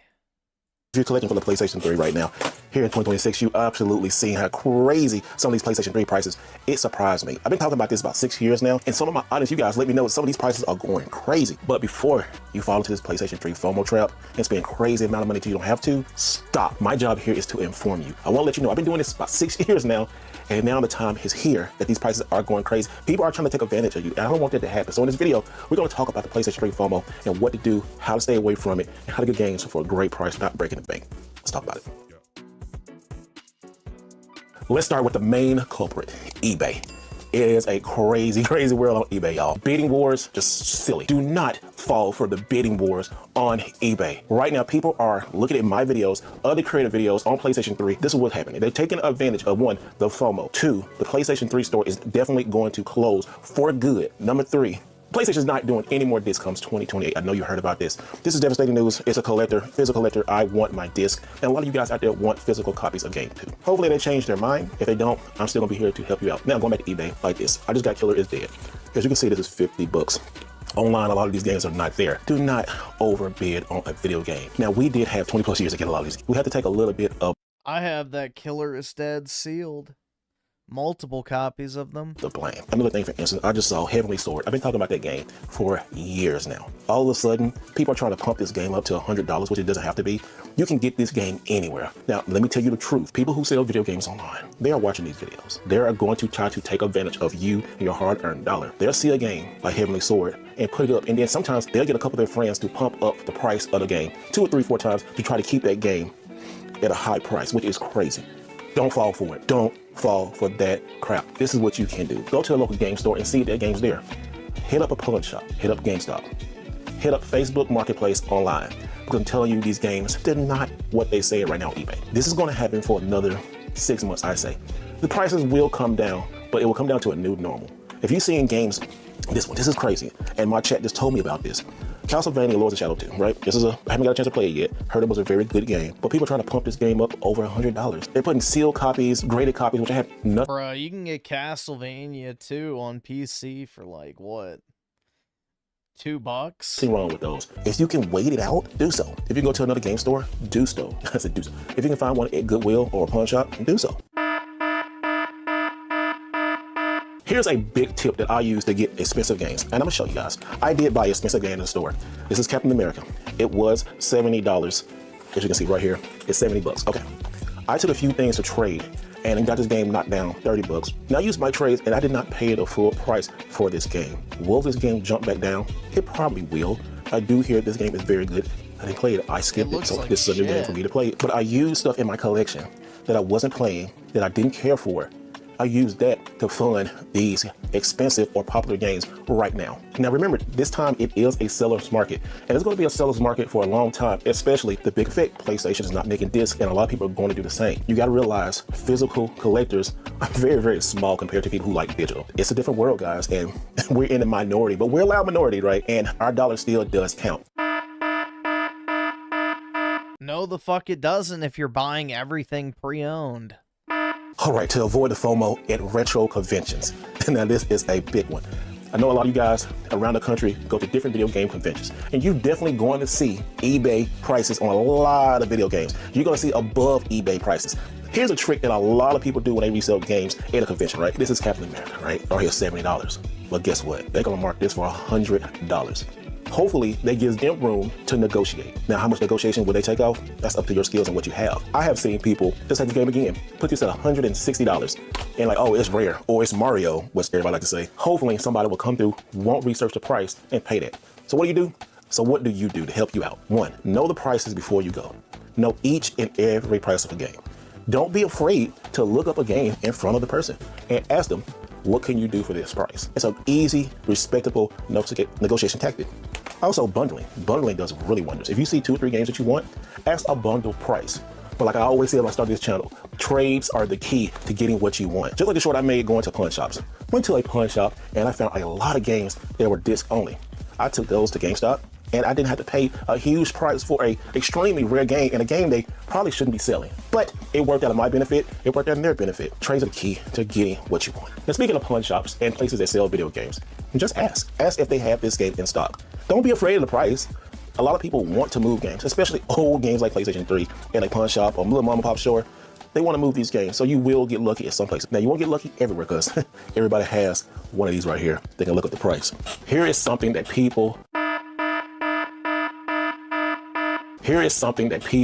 don't do, but it will save you a lot of money. Make a list. Make a list of the PlayStation 3 games that you wanted. I made a list of PlayStation 3 games that I want now. It is over 500 games physically, right? A lot more than that. But I made a list of the games I want. A lot of people want a lot of 500 games physically. Like, that's just hoarding at that point. I'm sorry, bro. Like, you're never gonna play all those. popular games, including your boy, I do. But I found a game today when I was game hunting, and I was thinking about this video because when I did that live and people showing me the prices of games, I was like, oh my goodness, this is crazy. Now, I did pay full price for this. This is Family Guy on the PlayStation 3, $60. This game is steadily going up. I didn't talk about this a lot. I had it before, didn't play it, and sold it. Don't regret it, but luckily, thank God, I have the money to buy it again. I saw it. This was the only game they had in 200 miles at a store that I went to. The shortage is real. This is a popular game. So a lot of popular games, that's what's going to happen. Games like this right here, maybe the Street Fighter Cross Tech, a $20 game. I see these all the time at GameStop. I don't know where my copy was at. I guess I sold or traded, but I did buy this game and add it to the collection because I wanted it. I love fighting games. These 2 games were on my list. You can put your list in your phone, in your notes app, and once you get the games, just mark it off and you won't succumb to the FOMO. Now let's run down a list of where you can get PlayStation 3 games for cheap. Pawn shops. You still can find some on Mercari, GameStop, eBay. But with eBay, do not get in a bidding war. Just see the lowest shipping, and if you can piece one together, do that. So game conventions and Facebook Marketplace. All of those places, you can find PlayStation 3 games. You just gotta be vigilant. A lot of people are doing the same thing, and most people are trying to make some money off the game, which is not a bad thing, right? It's always been this constant struggle with people collecting and people selling, and then you have people in the middle, always gonna be there. It's not going away. Me sitting in front of the camera crying to complain about it is not going to help my cause. It's not gonna help you, but I hope this video can help you get games the right way. I am not here to tell you that PlayStation 3 prices aren't going up. They are. Some of these games are going to get more expensive, but my job is to inform you. When I show you games are increasing, I'm not telling you to go run to eBay and pay what everybody else is asking. Listen, don't let FOMO turn a fun hobby into a bad financial decision. So remember, check sold listings, shop around, check pawn shops, check GameStop, check retro stores, negotiate at conventions. Video game collecting as a whole is a bad investment if you're talking monetarily. It's one of the worst performing sectors of collectibles, unless you have just primo, mint, sealed old stock. Otherwise, it is one of the worst segments to put your money into. Trading cards of every category outperform it. Toys outperform it. Gold outperforms it. The stock market outperforms it. Like, sports cards outperform it. Yeah. The only reason you would maybe want to do video games is, again, if you're going to keep, like, rare stuff sealed. So, sealed game collecting, maybe. But, yeah. Just buying shelves and shelves and shelves full of used shit is just basically a way to lose money when it all comes down to it, because The only way you're actually going to make money selling games is if your stuff over doubles. Because when you sell a bunch of video games in bulk, you're not getting 70, 80, 90% for it. You're getting 40, 50, maybe 60. But that's about it.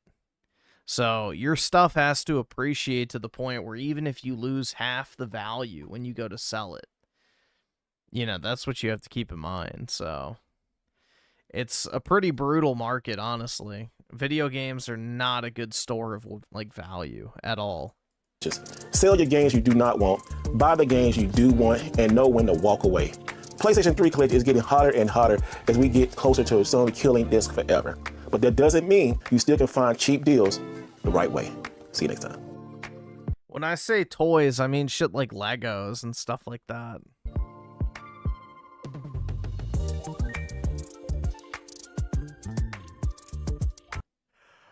Like the little Lego action figure thingies, or minifigs, whatever the fuck they're called. Minifig collectors, bro. People pay insane sums of money for that.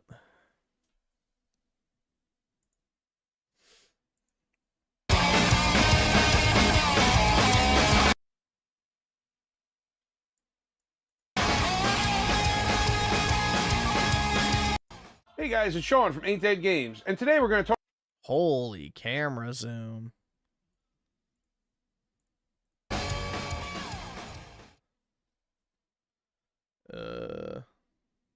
Hey guys, it's Sean from Ain't Dead Games, and today we're going to talk about a small subset of the PS3 collection that you might want to go out and collect for, and that set is known as the Blue Label collection. Now, as we all know, Sony always has the best ideas ever, and this is actually one of them. Released between February and June of 2014, Sony decided for the third time to change the case designs on the games, changing all the labels to blue to match the PS4 and the Vita, causing nothing but confusion amongst buyers and the rise of really ugly game shelves across America. From what I can tell, there's 14 games in this collection, and I actually own 13 of them. The 14th one I've been searching for years, and it's almost impossible to find. So let's go through all the games I have in the collection today. Now, I won't go into a deep dive on all the sports games because that's pretty self-explanatory. And the first game is The Amazing Spider-Man 2.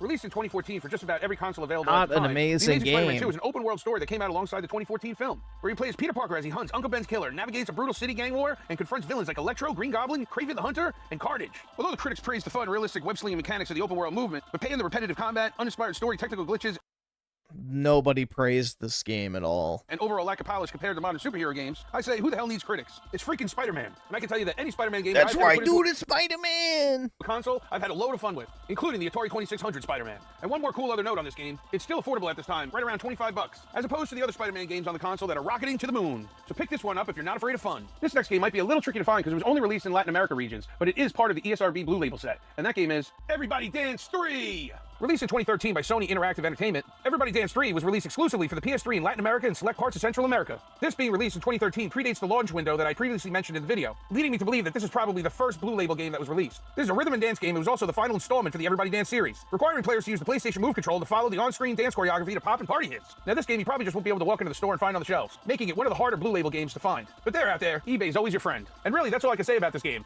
because I mean, be real, do I look like a guy that dances? Do I look like a guy that plays Everybody Dance? Do I even look like a guy that likes pop music? No, the game's totally not for me, but it could be for someone out there. But what makes me happy and allows me to sleep at night is that it's one more game checked off the Blue Label list. Now here's a game That's right, dude, at least it's on my shelf.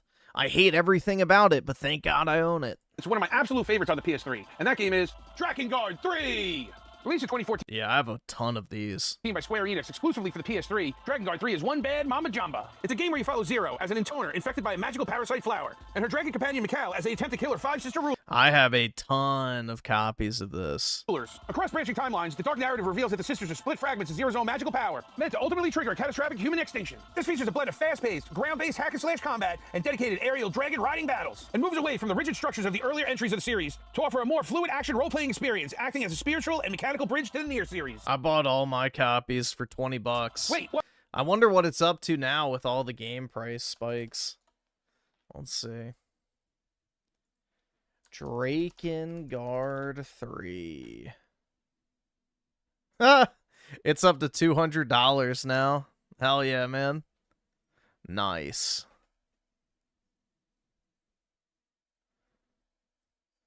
That's pretty good.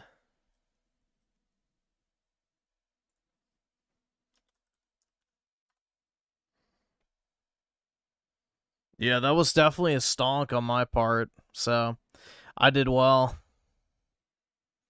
I did very well.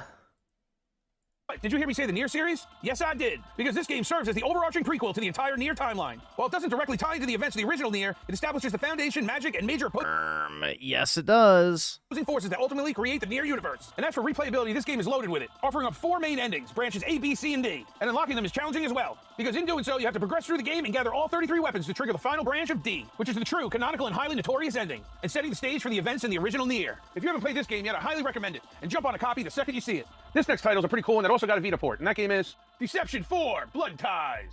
Released in 2014 on the PlayStation 3 by Tecmo, Deception 4 Blood Ties is a dark fantasy strategy puzzle game for the PlayStation 3, where players defeat enemies entirely through trap placement and environmental manipulation rather than direct combat. In this game, you follow Lagrina, the Devil's Daughter, who must collect 12 holy verses from the descendants of the saints to break her father's seal. And let's not forget about the visuals of this game, because boy, there are some beautiful shots involved in this one. Now in 2015, Deception 4 The Nightmare Princess was released physically on the PS4, but remained digitally on the PS3, which was an expanded version of the original Blood Ties. Now if you're going for the full Blue Label set, you're gonna have to get this one. But just keep in mind that the expanded version is available on the PS4 as well. And here's a game that's part of a long storied franchise. You played them one, you played them all, everybody loves them, they keep making them, and that game is Dynasty Warriors 8 Extreme Legends. Released in 2014 by Koei for the PlayStation 3 and 4, and later getting a definitive edition release for the Nintendo Switch in 2018, Dynasty Warriors 8 Extreme Legends elevates the series' classic one-on-thousands hack-and-slash gameplay by adding highly explosive mechanical depth, unique character strategies, and substantial endgame modes. The combat centers around controlling the powerful Three Kingdoms generals to wipe out massive screens of enemy soldiers and tactical enemy officers. Based on the 14th century Chinese novel Romance of the Three Kings, follows factions fighting for land and power. Now I have a love-hate relationship with all the Dynasty Warriors games. I find them to be super fun and entertaining for the first couple hours, hacking and slashing at thousands of enemies at one time, which is fantastic and feels great, but then feels like a monotonous chore by the end of the game. No matter what iteration of the series I throw in, I always give them a try. And personally, my favorite of all the Warriors games that kept me fully engaged the whole game is actually the Hyrule Warriors games on the Nintendo Switch and Nintendo Switch 2. But if you haven't played a Warriors game, I highly suggest at least throwing one in and giving it a try. You might find something new that you like. Now here's a real banger of a game. This series might seem a little deceiving to people at first glance, but the gameplay of these games are usually top-notch, and that game is LEGO The Hobbit. Released in 2014 by I don't think Final Fantasy had a PS3 Blue Label release that I can think of. Because the last Final Fantasy that came out on PS3 was, maybe Final Fantasy 14. I don't remember. I don't think that came out on PS3, but maybe. Games for just about every console under Maybe 14 did. the sun, LEGO The Hobbit blends the classic smash and build mechanics of the LEGO franchise with light RPG mechanics, cooperative puzzle solving, and massive open world depiction of Middle-earth, adapting the events of the first 2 films of the Peter Jackson trilogy, where you follow Bilbo Baggins as he joins Gandalf and Thorin to reclaim the lost kingdom of Erebor. Now I don't know about you, but I absolutely love LEGO games. The gameplay is highly addictive, and the amount of comedy that they put into the storylines just gets me rolling all day long. So if you love The Hobbit, Lord of the Rings, or LEGO, this game is for you. These next 3 titles I'm just going to quickly go over because they're sports games.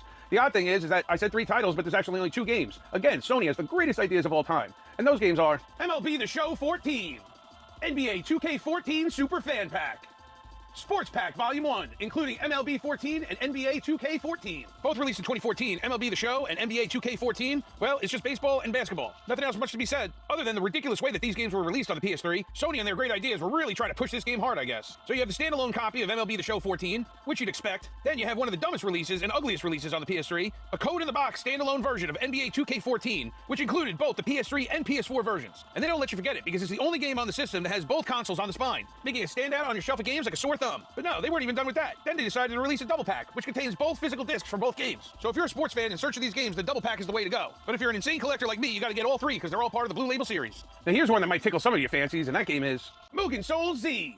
Released in 2014 for the PlayStation 3 by NIS America, Mugen Soul Z is a tactical Japanese role-playing game developed by Compile Heart and Idea Factory, and serves as a direct sequel to the original Mugen Souls. It features a distinct anime-style aesthetic. No, Lightning Returns was the Black Label.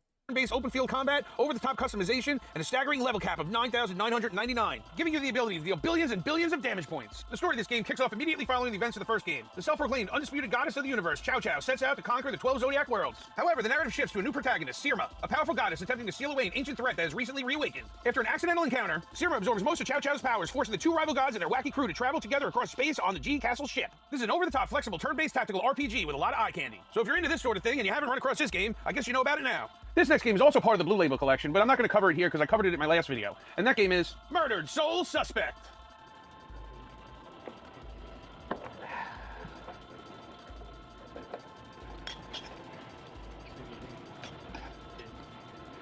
This next game is an absolute blast to play, but keep your eyes out for it because the price has been rising. This is probably the most expensive game on the list at the time, and that game is Rambo, the video game. Released in 2014 for the PlayStation 3 and Xbox 360 I by remember Reef Entertainment, this. Rambo the video game is a first-person rail Yeah, shooter. this shit is absolute dog shit, bro.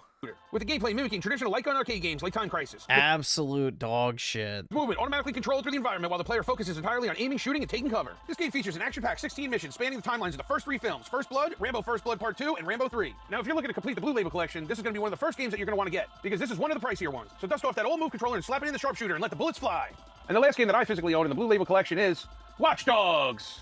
Released in 2014 for absolutely every console at the time by Ubisoft, the first Watch Dogs is a third-person open-world sandbox structure that seamlessly blends hacking, stealth, cover-based gunplay, and vehicular traversal. Set within a fictionalized version of Chicago, players control the vigilante hacker Aiden Pierce, utilizing his in-game smartphone to manipulate the city's centralized operating system known as the CTOS. Now, I've played a few of these games, and I gotta say, Okay, so Final Fantasy XIV did not have the Blue Label. I didn't think it did. But that would be the only game that would have been released in the Final Fantasy franchise that would have had it. So, yeah. there's something in it for everyone. They definitely have their moments with the varying gameplay. For instance, I love the hacking mechanic and figuring out what I can hack and what I can't. And the gunplay is phenomenal as well. But personally, I'm not a big fan of stealth games, so that part kind of lacks for me. But you might love it, because you probably love stealth games. So if for some reason this game hasn't entered your collection, it's pretty easy to get. The last game on the list has eluded me for years, and I can actually only find pictures of it online. And that's the God of War collection, which includes God of War 1 and 2. From my understanding, this was only released in the Latin American countries, but does have an ESRB. But what makes this game a little different is that it actually came in a cardboard sleeve, leading me to believe that this was only available as a packing game for a console bundle that was released in the Latin American countries somewhere around 2014. And that's it. Those are all the games that I know of that are part of the Blue Label set for the PS3. It's a fun subset to collect for with some really good titles in there, and a lot of them aren't too hard to find. Once again, I'm Sean from Ain't Dead Games, and you can also catch me every Saturday night at 10 p.m. Eastern Time over on the PlayStation Ain't Dead channel for the podcast. Rock on!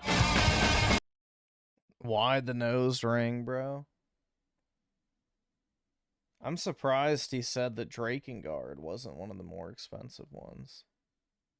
It's been consistently one of the most expensive PS3 games.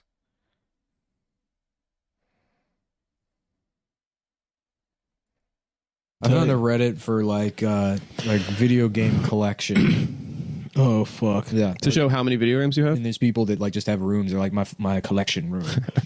It's so fucking gay, dude. It's really awesome. It is gay. Really sad, dude. Yeah. It's like that's what they aspired to. They were in like 1993. No, you know what? It's not even. Yeah, that's sad. What's even sadder is there's a guy being like, "Damn." Yeah. And he has like half of that many games. You know what I mean? Like, there's a guy who's not even that guy who wishes he was. Yeah. No, because I was looking at old. I don't know. Sometimes I read about connectors and video signals or whatever. I forget where it started. I think I started like reading about like console televisions. Mm-hmm. Do you remember those? Like the big tube ass motherfuckers? Well, The ones with a VCR in them? No, the ones that like look like a fucking like a credenza. Oh, like a piece of furniture. Yeah. They like their wood box. Yeah, fake from like the drawers on it. 60s. Yes, I fucked with those. Yeah, my grandpa had one, and it's like you just accept things, but then you get older and you're like, what the fuck was that shit? I know. It's like, well, yeah, it's also a table or something. Yeah, it was just furniture, dude. Yeah, those, and then I started looking at like Sony CRT reference monitors. And apparently, the video game community, the retro gaming collection community, they buy these like Sony like reference monitors that accept like an RGB signal because it makes. I mean, there's no way quality is better. Zero chance it makes it better. Yeah, there's fucking no chance in the world. Yes. It look better than just using whatever cable. 100%. Super Nintendo. I agree with that. And then there's these guys that spend like $1,200 on shitty, outdated technology that like doesn't make sense to use at all. And then the monitors themselves are like fucking 14 to 20 inches. Yeah, tiny. What? Yeah, it looks awful. Like a kitchen TV. Yeah, but then the boxes are huge because they're made for like network news rooms and shit. Oh so that shit! You can monitor recordings and make sure that they're like color accurate. What? Yeah. Damn, and that sucks. I saw a thread on Reddit where somebody's like, I just picked this up for $900. And then one guy's like, yeah, that's really stupid. This is all just junk. You're just collecting garbage and selling garbage to each other. And all these replies are like, you're in the wrong subreddit. It is just garbage. Like, this is literal e-waste that, nostalgia has convinced people is, somehow, like, super fucking, valuable and offers this, incomparable experience. Like, bro, in reality, the difference between a fucking CRT TV and like a low fucking millisecond response time monitor is minuscule. He's getting all defensive about just blowing their parents' money on news TVs. I cannot believe there's a market. Like, wouldn't they be able to just find that in the trash? I guess there's probably an application for like smaller, like you probably do need color accurate monitors for video applications if you're doing something with that. But no, it's probably entirely propped up by one retard on like these retro gaming forums like 10 years ago. Is probably like, well, look what I did. And then the rest of them are like, yep, that'll legitimize. Hold on, let's just see it real quick. CRT versus OLED retro gaming. Let's see if there's actually an actual difference.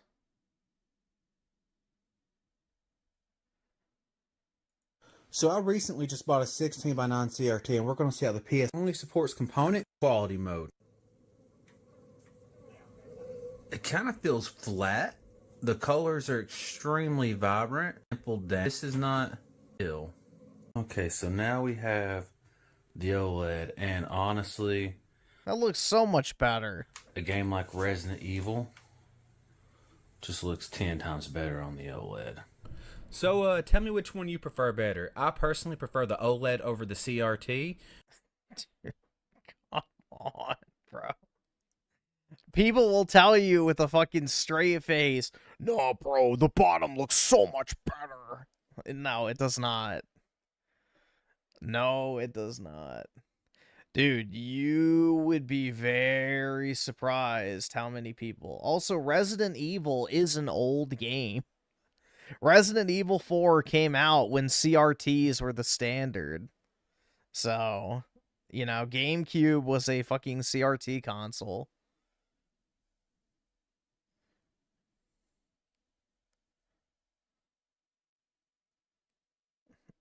Let's see.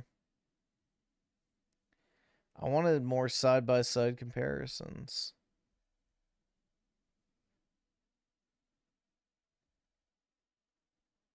Funny that you mentioned CRT TVs, because just like OLEDs, they also only lit up the pixels that were being used. That's why CRTs could pull off perfect blacks and no glowing around the bright spots. The real challenge and why it took so long to catch up to CRTs was because TVs were getting progressively thinner, and fitting that technology. I don't care about your fucking... Why can't we just get a, like, side-by-side? Does nobody have, like, a CRT versus OLED? Like, just video next to each other? Why? I feel like this would be, like, you know, something that would be made on YouTube, but I guess not.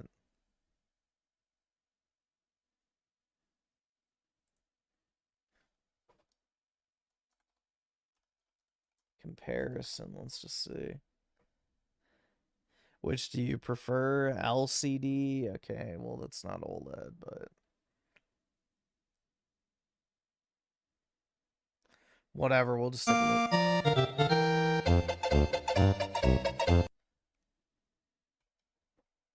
look. Bruh.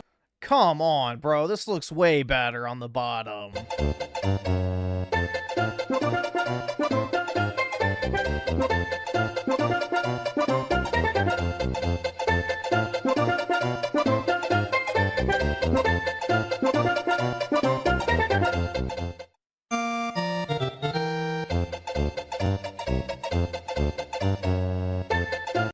Dude, it's a LARP. It's a fucking LARP, bro. That's such a LARP, dude. That's such a fucking LARP. CRT still looks better. That's right, dude. I love the fact that it looks like I'm staring at it through a fucking screen porch door. Oh my god, man. That is such a LARP. Yeah. LARP. Is a CRT monitor better than an OLED monitor? If you don't know what a CRT monitor is, it is what you use to watch cartoon in your grandma's house. Even though the colors I watched a cartoon in my grandma's house and the blacks are better on an OLED monitor, things like motion blur are non-existent on a CRT monitor for being a 70-year-old machine. A CRT monitor does come up to 120 to 140 Hz and 1600p quality, which both are great, but what makes it unique is its nostalgic factor. Everything looks so real and good. Are you choosing a CRT or an OLED? Comment down below. Is a CRT... I do not know, sir. Please show me the difference. There's like no comparison of this. It's interesting, you would think. Modern games look unbelievable on CRT monitors. Modern games look unbelievable on CRT monitors. So much so that I choose this over this nearly every time I play. Well, yeah, playing on a monitor is objectively better than playing on a TV. Which sounds completely insane because this is a 20-year-old display. So am I crazy? Well, I might be a little crazy, but that's only a small part of it. There's something strange that happens when modern games are run on CRT monitors. The motion feels as clear as real life. The lighting feels natural and real, and the image almost feels alive. Not retro, not nostalgic, but unbelievably real. Take a look at Avatar, the game. When I play this on my CRT, it almost feels like I'm exploring Pandora through a camera lens. The motion is so clear, the image is so natural, that it stops feeling like a screen. And when I look it looks blurry. Back at footage later, it almost feels like a memory. Like I've What? It feels like a memory. actually been there to Pandora. But that's just not a feeling I get with my And I fucked that blue monkey until it couldn't walk no more. OLED, which is confusing because on paper, the OLED should destroy the CRT. It does. Better contrast, higher resolution, perfect blacks. And yet, is there such a thing? This old monitor just keeps pulling me back. About 5 years ago, I stumbled upon a Digital Foundry video about CRT monitors. For some reason, it just clicked with me. I had to find one. Eventually, I found one on eBay and drove 4 hours one way to pick it up. When I brought this thing home, that's when the obsession started. Over the next few years, I ended up getting a few different CRT monitors. And despite upgrading my gaming setup and buying the LG C1 OLED, I just keep coming back to my CRT. At first, I thought maybe it was nostalgia. Maybe I just like the look of older displays. But then I started playing modern games on them, and something strange happens. They didn't look old. They looked unbelievably real, incredible, like I'm looking through a window. One of the reasons is motion. CRTs have no motion blur at 60 Hz. It's the same motion smoothness that you see in real life with your own eyes. The reason this happens is CRTs draw pixel by pixel, line by line. There isn't a persistent frame like there is on LCDs and OLED. This prevents motion blur. The result is the motion stays perfectly sharp. The resolution is the same when you're still as when you're moving. Modern displays still can't do this without certain tricks like... Alright, well, we don't need a breakdown. I was hoping there'd be like an actual side-by-side comparison. Let's see, SNES. Maybe somebody... That's what I was hoping for. Let's see, LCD. Let's see what this is.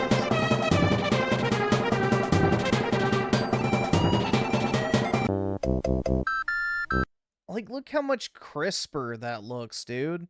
There's like a blur to the CRT.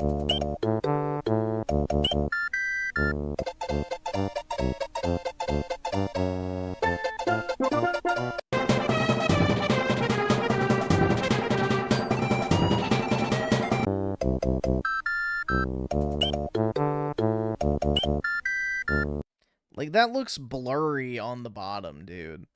The top one looks far superior. Yeah, exactly. It looks like you took your glasses off. Yup. Precisely.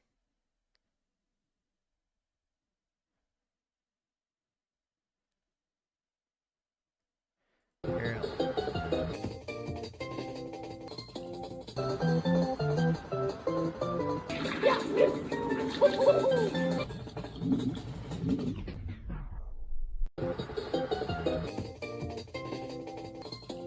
Okay, well, that was a big fat nothing.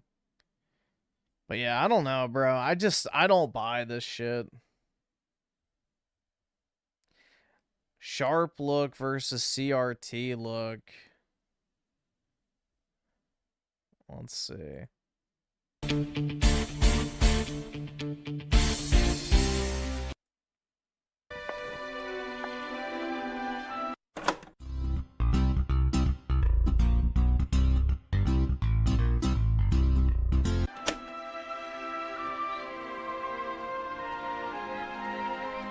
I don't know what the fuck this is. I'm surprised there's not more comparisons. So, all right, here we go. OLED TV versus Dell 17 CRT. But I was looking more so for retro games, but I guess they just don't exist. So I was just playing Zelda Breath of the Wild on this Dell 17-inch CRT monitor, and it's just a shadow mask. I shouldn't say just a shadow mask, it's pretty amazing, but yeah, it's a shadow mask monitor, CRT monitor, and then over here, let me change the... Yeah, this just has a blue tint to it. That's why the wood is now green. This, yeah, I just changed the camera setting so you don't see the lines on the CRT. But then over here we have an OLED. So this is a Sony A80J. Well, I guess technically it's an 80CJ because I bought it at Costco, but it's the same thing. But yeah, so OLED and then a CRT TV. I'm not buying a CRT. I've kind of been playing around with them, and like I've changed the brightness settings on both of them. I have this one set to 70% on brightness. The default's 50, but that was just too dark. And then this is just has the auto brightness on, so then adjusts to the level of the room. And I will say the OLED can definitely get brighter, I think, kind of. It's kind of debatable. It definitely has more accurate colors. I guarantee the wood was not supposed to be green. But the thing that I'm noticing, though, on this CRT is that the colors just pop out so much more. Because it's not the actual color. There's like a blue filter over it. Going into this test, I was afraid that like, bro, the wood is green. Wood is not green like that. It's supposed to be brown. I was kind of afraid to do it because I was thinking it would ruin CRTs for me, comparing it to a 2021 OLED. But no, I'm really impressed. Like, you can even see like on this text. That's kind of blurry. It's like talking to this guy. See if I can focus on there. It's like that one fucking filter on Instagram that makes all your or not videos, your images look more blue.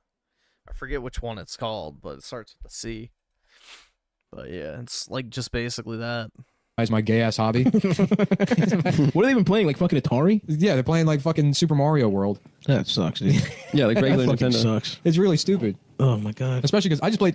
They put like all a bunch of Super Nintendo games on Switch. I just replayed Super Metroid, and I guarantee you're not having a better experience. Not even close. Yeah. It's so easy. You do it on a whim. You just download the shit. You play for like 8 hours. You're done with it. It's great. I love it. It's a great game. I don't need a fucking network news television from 1997. Oh my god. That's really sad, man. Imagine how little pussy those guys get. I mean, this is the average normie stance on this type of shit. This will become e-waste in 20 to 30 years. Yeah, just negative amounts of pussy. Yeah. Oh yeah, probably never. Yeah. Yeah. They don't have sex. They never even haunt a tit. Oh my god, that fucking sucks, dude. Like being a 38-year-old man who's nervous to talk to a woman. Yeah. There was a guy like that who would do open mics in DC.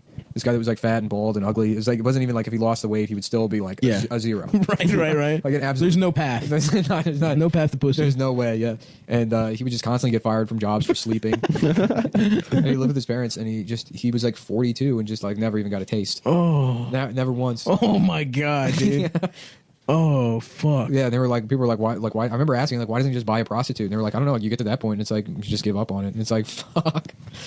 brutal. Damn. Oh, he just like doesn't even get horny. Yeah, he had a stroke, I think, and then it got even worse. Damn, his dick got even softer. Yeah, his life got worse. He like lost function and brutal. So he never had sex. Never. Oh fuck, dude. I gotta say, it is cool to have sex. I wish I never had sex. You can stop. I'm never gonna stop, bro. Yeah.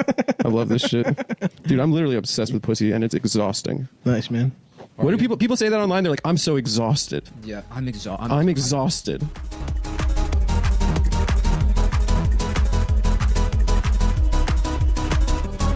In the NES bathroom.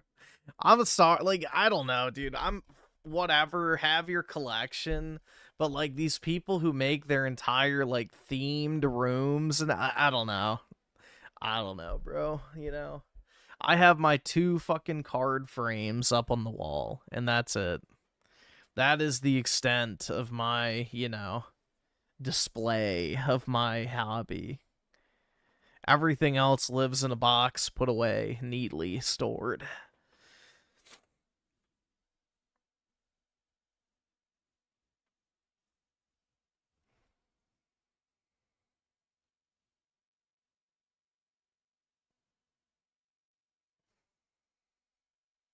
Like, hold on, wait a second.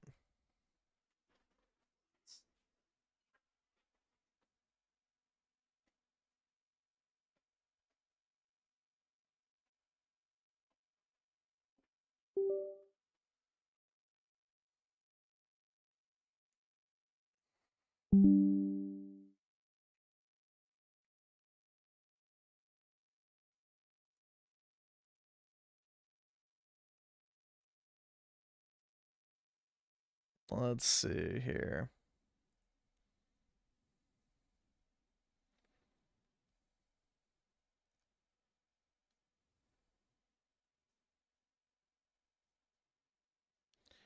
If I can find it, I'll pull it up.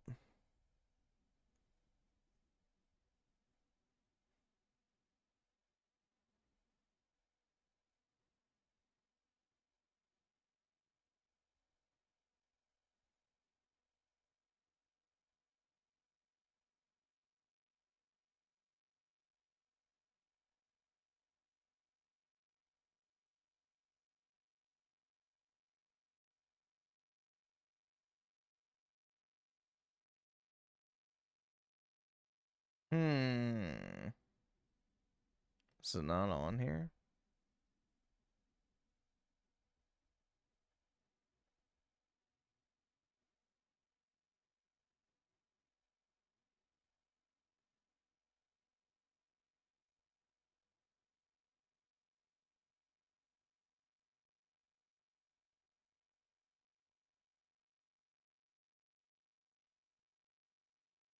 Maybe it's not.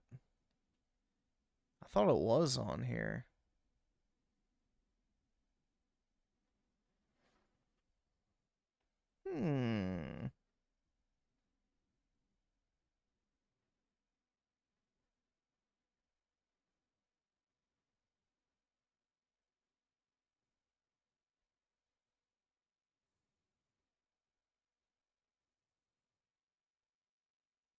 Yeah, I guess I don't have it.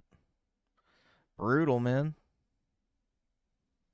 I had a picture of my frame when it still had all the good shit in it before I sent it off to PSA.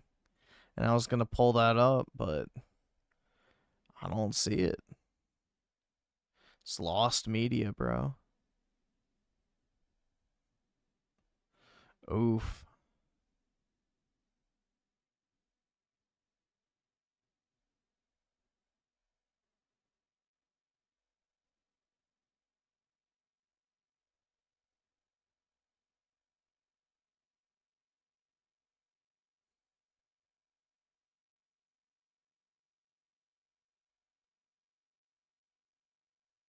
Huh. I thought I had it. Guess not. Oh well. Heckin' lost media? Yep, it is gone. Forever. I was gonna show off my wall of virginity, but I don't have it. It'd be gone. See, yeah, right, real. Hold on. Is that right? Oh wait, yeah, right. Get real with the what, 70 or so joules. Big ups, bro. No, I can't recreate that wall of virginity because all the cards are in the PSA vault. So, all the cards are gone in the PSA vault. So, I can't recreate it. I don't physically have them anymore. Gentlemen, welcome back, and sorry for the long absence. I've been pretty busy doing a lot of other things in my life, and there hadn't really been much to talk about. There's been some things to talk about. And as a matter of fact, earlier today when I woke up, there was some news about the achievement system with Nintendo and how you can actually get real physical Donkey Kong cards from that Donkey Kong challenge. And I think that's pretty damn cool, but you have to beat every single challenge, and it's about 39 or so challenges, so I'm going to have to finish all that up because I had not completed it fully yet. I'm going to have to do that, and I can't wait now because Donkey Kong is my favorite video game character of all time. He's always been my favorite. I used to love playing as him in Super Smash Bros. Yeah, Donkey Kong's always been my favorite, and so I'm gonna have to get those damn cards. I'm gonna feel like a complete failure to Donkey Kong if I don't end up winning those cards. But anyways, besides that, there's just one comment I kind of want to respond to, and it's usually I get these comments very often, and to me they're so stupid. They're pretentious. That's what they are. They're just these pretentious idiots that act like they think they're so mature and morally superior to you because they don't engage in console wars. Yeah, those kinds of people. So I get this comment or whatever on my last post that I did, where I'm basically laughing at PlayStation fangirls and people in general who seem to be very butthurt and upset that a lot of people are actually buying a Nintendo Switch 2 because of the fact that they're giving up on PlayStation. So, that's been a big thing lately, and if you don't believe me, you can go check out my most watched video. You should have given up on PlayStation a long time ago, though. Which has about 14,000 views. It's pretty wild how many views that video got. But it's about, it's called PlayStation fans are buying a Nintendo Switch 2. And I was talking about how, I'm seeing comments on my videos and videos of other big YouTubers of PlayStation fans talking about how, they just went out and bought a Nintendo Switch 2, sold their PlayStation 5, they're having so much fun. And of course, I upload that video talking about what I'm seeing, and then next thing you know, it becomes my most watched video. And I get hundreds and hundreds of comments. I think I got over 600 comments, if I'm not mistaken. And it's just basically people saying, yeah, same here, man. I literally sold my PlayStation 5 just yesterday and got a Nintendo Switch 2. So, of course, I've noticed more and more people recently leaving those kinds of comments, and I see these butthurt losers getting angry and saying, wow, the fact that you think Nintendo's any better is pathetic. They're literally going to do the same thing. They're literally going to get rid of physical media as well. And just a bunch of cope, just a bunch of cope, but it's just so funny how butthurt they are. And every single comment, any comment that's positive towards Nintendo, saying, oh, wow, I'm really starting to like Nintendo now. Nintendo are the good guys now. You're going to see these responses. You're going to see these replies from these butthurt people. And so it should be obvious that the vast majority of them are PlayStation fangirls. And this post that I had made, it was basically a poll, but I was basically saying what I noticed, and I asked people in the poll saying, who are these people that are bitching and complaining about the fact that people are switching over to Nintendo? Is it, your typical gay station fangirls? Is it your PC dorks that are at it again? Is it both? And it's kind of like half and half for people voting on gay station fangirls being butthurt and both PC dorks and PlayStation fangirls. And it's definitely a possibility that it's both of them, but I think it's obvious that it's a bunch of PlayStation fangirls that are angry and upset. Well, anyways, that leads me to making this video because I just saw a comment just a moment ago, which I replied to, but some guy saying, man, it's seeing console wars in 2026 is depressing. So depressing. I defended the Nintendo Switch 2 when people just kept lying about it and attacking it, whatever, but then I come to this channel and I see you basically attacking those PlayStation fans, and I just can't believe it. I was like, dude, please shut up, all right? Cool that you defended Nintendo. That's cool that you defended the Switch 2 or whatever, but get off your damn high horse, all right? Get off your moral high ground. You're an idiot. You're pretentious. Shut up, all right? People like you are so stupid. Like, y'all think you're so great because, you don't participate in, like, you're not tribal or whatever. Like, he was trying to say, I can't believe this kind of tribalism exists. Like, it exists everywhere. Have you not fucking seen, like, welcome to planet Earth, okay? You're gonna sit here and be like, I can't believe this is happening in 2026. It's been happening every freaking year. What makes you think that we're supposed to be seeing less of it as time goes on? I can't stand these people who always, like, they always got a year drop. Like, let me drop the year. It's 2026. Oh, you said something racist. It's 2026. It's like, hey, dumbass, 10 years ago, people were saying the same dumb thing. I can't believe you said that. It's 2016. I can't believe you said that. It's 2006. Like, shut the fuck up. What the hell is this whole thing with, like, just dropping the year? Like, as if it fucking matters. Like, no. As the Bible says, there's nothing new under the sun, all right? It's in our human nature to be very tribalistic, especially with things that we love and we grew Yeah, but I wouldn't be tribalistic over video games. It's not worth the effort. Up with. So you should be tribalistic towards things that actually fucking matter, like, your ethnic group, your religious group, your family, your friends, things like that actually matter. A fucking video game corporation does not matter. I get tired of people pretending to be above the console wars. It's even more funny when you can tell it's just a person who is butthurt because their preferred console got destroyed or is getting destroyed, like the PlayStation and Xbox. So they have to be like, I can't believe people are console warring. It's like, well, you used to do it too, but because you're the loser, you're pretending like you're above it. Shut up. You know, it's one of those things.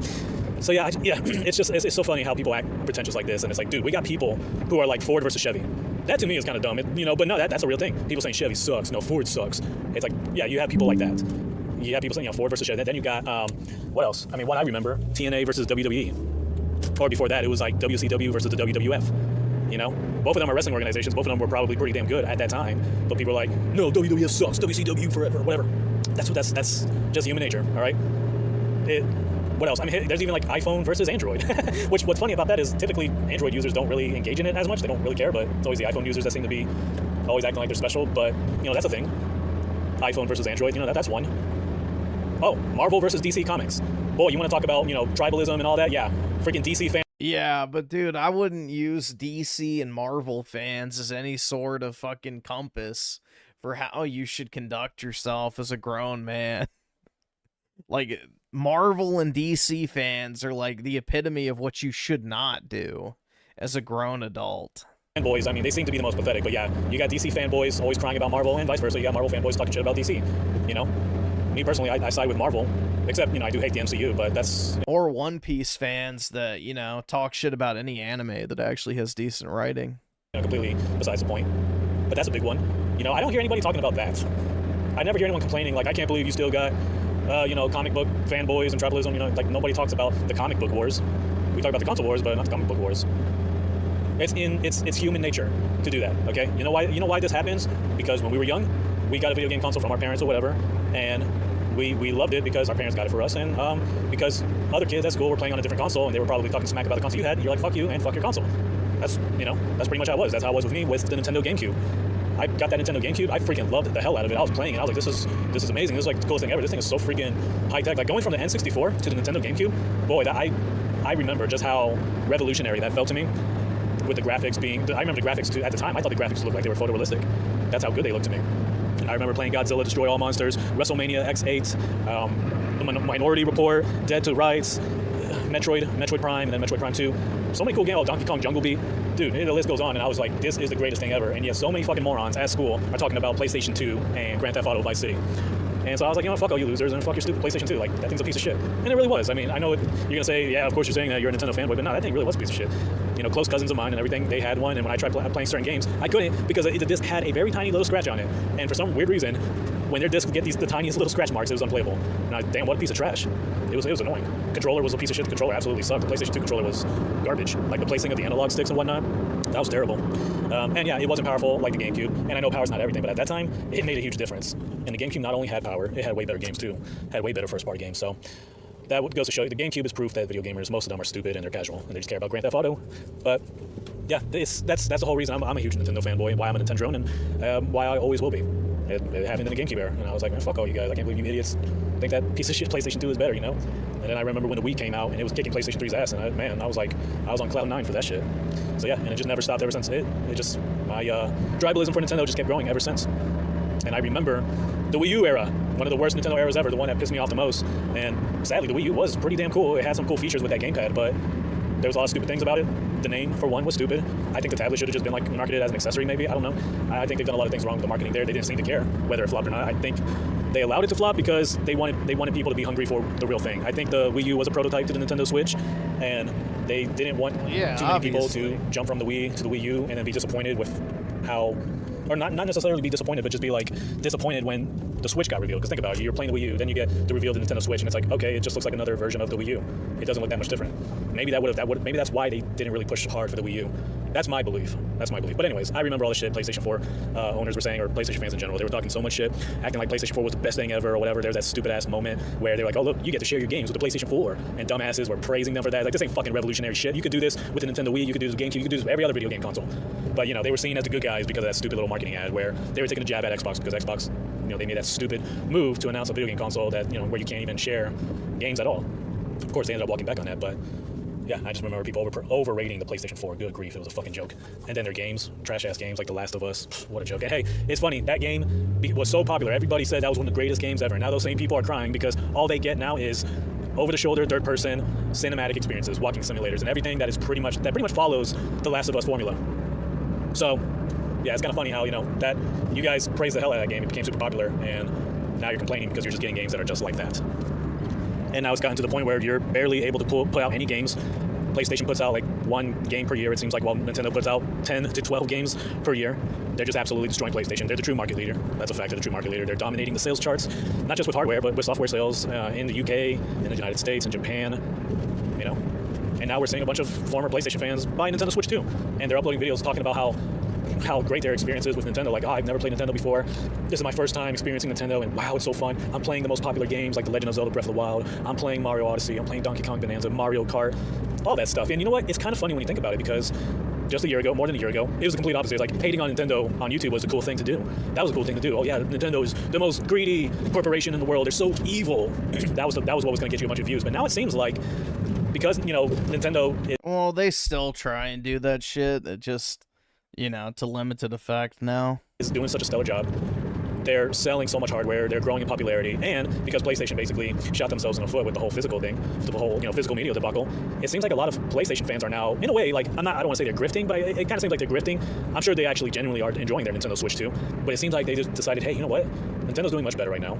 I'm pissed off at PlayStation. Maybe this is a good opportunity to, brand myself as a former PlayStation fan who is now a Nintendo fan, a new Nintendo fan, like basically new to being in the Nintendo ecosystem, whatever. I can't even barely able to say the fucking words I'm trying to think of, but you get what I'm saying. It seems like that's what's going on here. So isn't it funny how the grifting a year ago was hating on Nintendo? That was a big grift. Now the big grift seems to be being a former PlayStation fan who is now playing Nintendo and is sharing their experience with everybody on YouTube about how much they enjoy Nintendo. It's pretty funny, like the big change there, the complete 180 that we saw in just 1 year. And it's cool to see that, And I do think it's a bit of a grift too. I think it's genuine, but I think it's a grift. I think it's like, yeah, this is going to definitely get me views, Former PlayStation fan playing the Nintendo Switch 2, playing Zelda for the first time. That's what's going on. That's what you're seeing all over the place now. And of course, this is making the diehard PlayStation fans very, very upset. But yeah, this is a thing that's been going on for ages, and it's going to keep happening. And when PlayStation eventually falls and goes under, someone else is going to buy it, give it a new name, or a different place is going to, company's going to rise up, whatever, and former PlayStation fangirls who never wanted to accept Nintendo are probably just going to hop on that bandwagon. I feel like most Sega fans who are butthurt that Nintendo dominated Sega are probably the ones who just jumped on a PlayStation.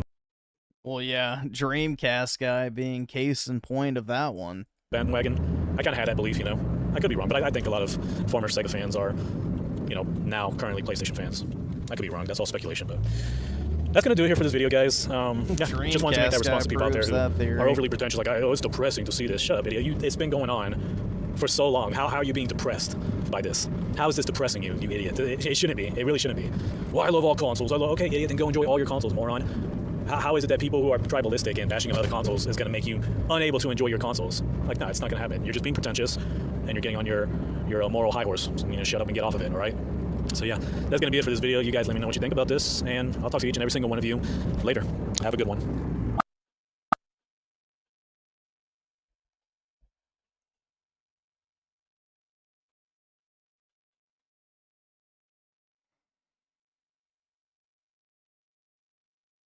As the best CEO, Gabe Newell said, piracy only happens because companies are providing bad service. Yeah, and people only steal from Walmart because the checkouts are too slow. Yeah, right. Like, how naive do you have to be, bro? Yeah, bro. The Nike store gets looted because, Nike ain't be making good enough shoes and shit. For show. Yeah. Okay. Yeah. It's just a service issue, right? It's not give me that for free. I ain't want to pay for that. Like, come on, dude. It's like, that is such a boomer, like, unwilling to acknowledge the truth type worldview. Like, come on, bruh. Yeah, people only steal because the service isn't good enough. Yeah, no. Sorry. You can go to the nicest restaurant with the best waiters, the best kitchen staff, the best food you've ever fucking tasted, and certain people will still dine and fucking dash or refuse to tip. So that's a massive cope.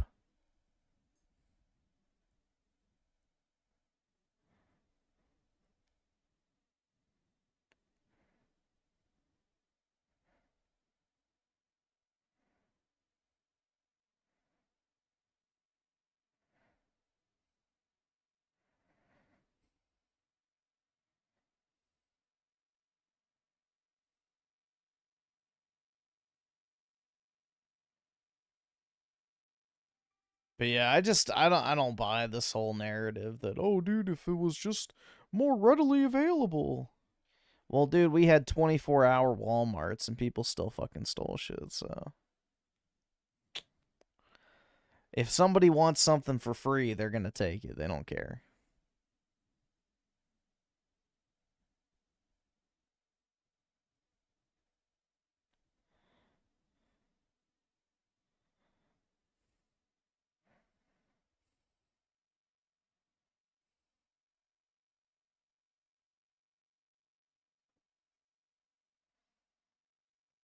Let's see. Blue Senshi with the 5. What's up, Griffin? Chat. Current in Tokyo.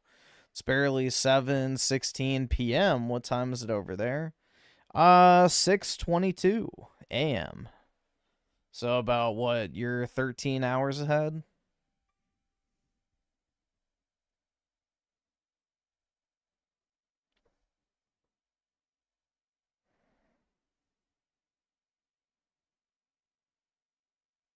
Uh-oh. Hold on a second, guys. I gotta see what's going on with this.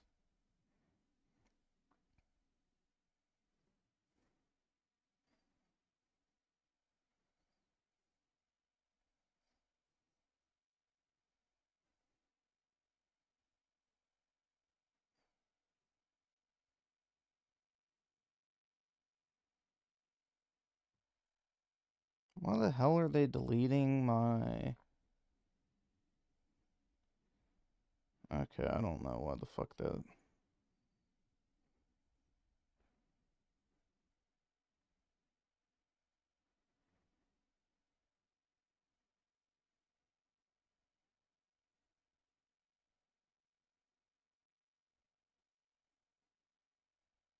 Hmm.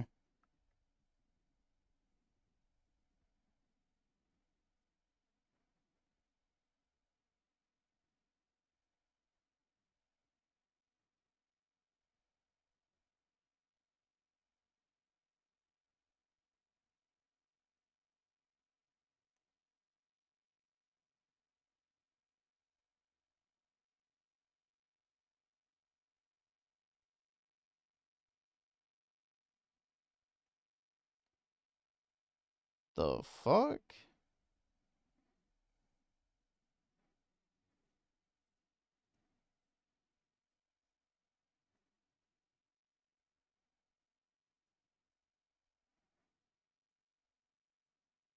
Yeah, I don't know what the fuck's wrong with this.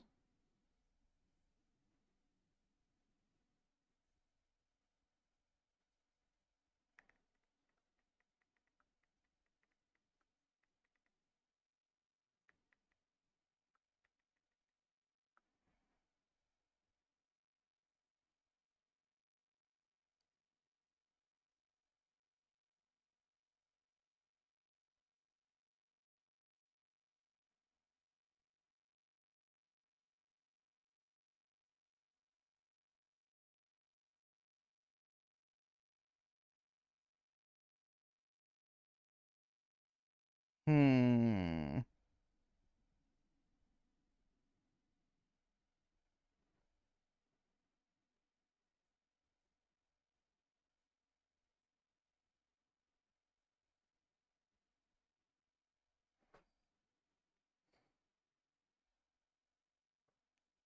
Give me a second, I gotta figure this out real quick.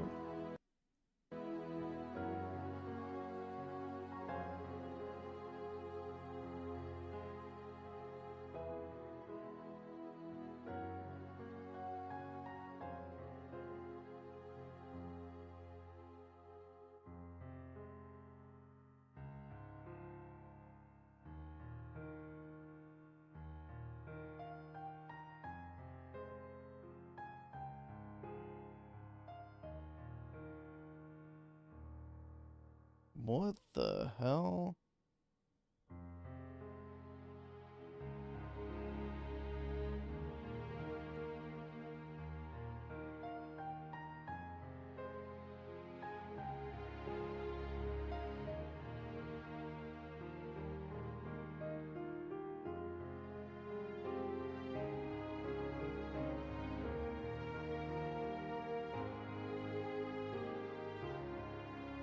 Okay.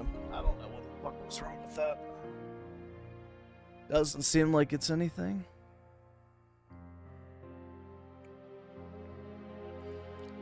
I got like this random email from my bank saying your phone number has been removed, and it was like some random fucking phone number. So I don't know. I have no fucking idea, man.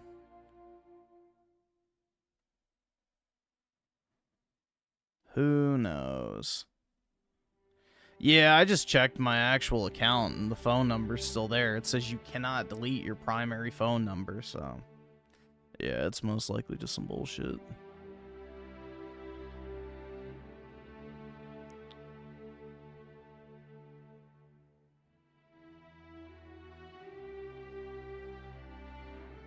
That or it was like a system glitch.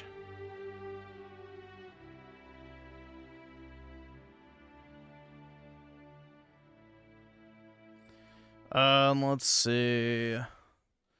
Chaga Shaka Gaming with the 3. If we have time. I don't know. How are we doing on stuff? Yeah, I highly doubt. Let's see. Got 2 other things. Maybe. See how it goes. And Chaga Shaga with the 8. Griffin missed my video the other day. Kingdom Hearts 4. No, I didn't miss it. I don't want to watch it. Also, you need to watch Angry Jose's reaction to Ahsoka season. I really don't need to. I'm not watching movie stuff, bro. I don't care about it. If this is like an hour, I'm not doing it. Like, sorry. I'm not watching a fucking movie review for an hour.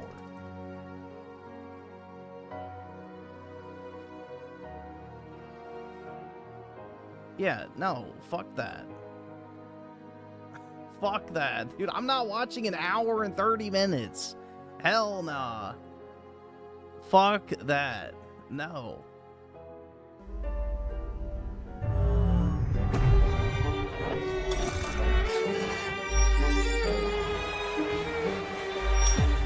The word charm can be a bit overused, yet it's the perfect word to use when describing Puppeteer, a PS3 exclusive platformer from Studio Japan.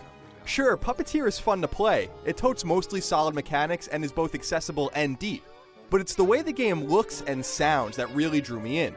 In that regard, there's nothing quite like Puppeteer, and when combining that fact with how enjoyable it is to play, it's virtually impossible not to recommend it. Why don't you let Granny hold on to those for you? Right now, you wooden dolt! Out! What was that for? Don't you tell me I'm not your type! Gotcha! With Puppeteer, Studio Japan proves that untold amounts of whimsy can come from a Sony dev that's not named. Yeah, this is a prime example of yet another mid-game going up in price for no reason. Named Media Molecule. With unique, gorgeous graphics, fluid animation, a great soundtrack, and well-delivered voice acting, I've prepared a very special room for you. This game doesn't take itself seriously ever, and that's why it's so endearing. Main character Kudero is a wooden doll that has quite literally lost his head. To keep on keeping on, he finds other heads that give him special powers. Engaged in heated battle with a furry foe known as the Moonbear King, Kudero is charged with saving the innocent souls of captured children that the Moonbear King feasts on. The entire idea of Puppeteer is to make you feel like you're on stage, delivering a show to an unseen audience with a never-ending array of set changes going on around you. As such, when you die, you might hear gasps and cries from the audience. But deliver a solid blow to a baddie, and they'll applaud and cheer. Puppeteer's pseudo-stage worth spending $300 on? Stagecraft gives the game a feeling of rapidity, as swapping sets, fast-moving enemies, and never-ending narration constantly drive the game forward. Unfortunately, this emphasis on presentation sometimes gets in the way of actual gameplay. Some of these cutscenes can literally take 5 minutes and they happen constantly, but you can skip them if you must. And after a while, you probably will. I'll take care of it. Would you like a back rub? Now, bamboo generally tend to be upright citizens, but these stalks have grown fans and wanted to chow down on Kuturo. Puppeteer may resemble Little Big Planet, but it doesn't quite feel like LBP when you play it. There's no depth of field, which makes platforming and navigation a bit more straightforward, and Kuturo isn't as floaty as Sackboy either. Like LBP, Puppeteer relies more on platforming and puzzle solving than combat, and the former is more fun than the latter, except when it comes to those unique boss fights. Still, there's an unfortunate lack of enemy diversity outside of that group of bosses. Early on, Kuturo stumbles across a pair of magical scissors known as calibers. These scissors give Puppeteer a totally unique gameplay mechanic: cutting. It's how you'll attack enemies, and it's how you'll get around more often than not. While Puppeteer's base platforming mechanic suffers from occasionally inconsistent controls, those weaknesses are overshadowed by using calibers to cut through paper, cloth, smoke, water, and just about everything else to get around. This cutting mechanic is at the core of Puppeteer, and it's not only novel, it's fun. Boss fights are events in and of themselves, and while most of them have an annoying pattern of capping off with QuickTime events as opposed to actual gameplay, they are diverse and rarely frustrating. Indeed, Puppeteer itself is a fair game. Cheap deaths are encountered once in a while. I especially found some of the on-rail sections occasionally obnoxious. But then again, this is one of those games that got glazed to hell and back in the PS3 era. It's like a heckin' hidden gem, dude. And yeah, it's just mid. Very fucking mid. And Puppeteer doesn't have a staggering level of difficulty. It's a game made for all ages, and it shines through not only in its presentation, but in its gameplay. It's forgiving, perhaps too much so sometimes. If you choose to jump further into Puppeteer, you can. There are scores of unique heads to find, and you won't find most of them unless you really look for them. Each 3-stage world has a trio of bonus stages to uncover, which can extend the gameplay far beyond the 10 hours it takes to play through. In fact, Puppeteer's trophy list has a mind-boggling 58 bronze trophies. So if you want to get the platinum, Puppeteer will necessitate a deep dive. The wheel stretched to preposterous proportions.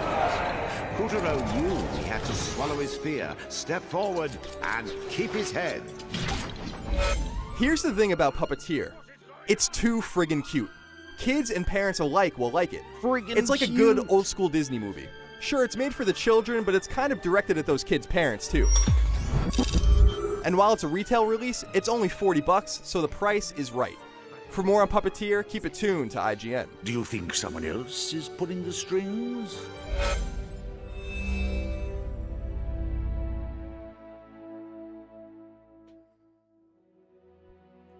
Heckin' friggin'. Oh my Fauci, exactly, dude. It's heckin' Funarino.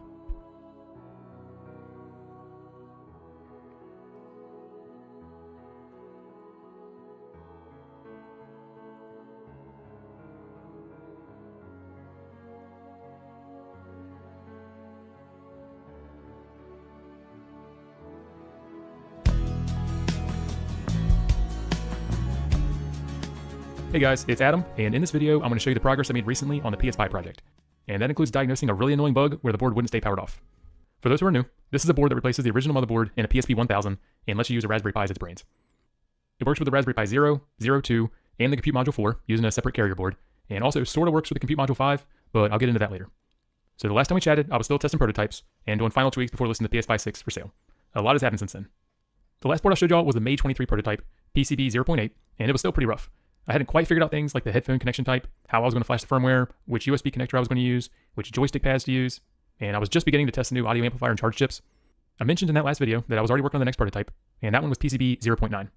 This is where I switched over to using Pogo pins for the headphone board, and also using Pogo pins for flashing firmware.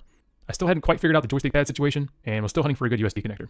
I made a whole lot of progress in the few months between 0.9 and 1.0, and in that time, I found a USB port that I could have assembled rather than having to hand solder each one, and I also cleaned up the board layout and got the overall look pretty close to what I'm shipping today, and this is the first one that actually sold on my site. Now, these early boards had an issue that I didn't catch initially, and only caught in my playtesting right before shipping. This has nothing to do with me. No. If you're modding your PSP, that's fine. I don't care. Again, this is a independent viewing. This is like how to fix your computer. I don't care how you need to fix your computer. Or how to change oil.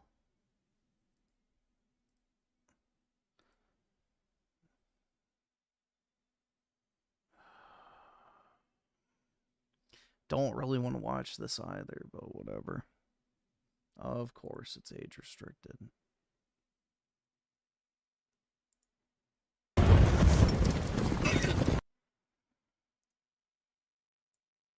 It's just all Perry slop.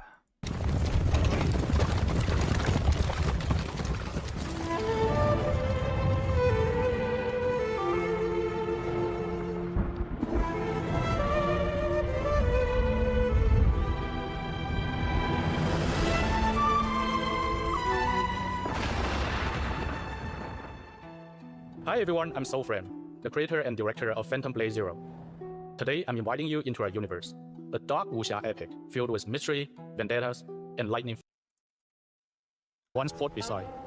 What have I done? In the final duel against your childhood blood brother, Zuo Shang, the Your blade brother. it is driven through your heart. You're late. Let's get started already.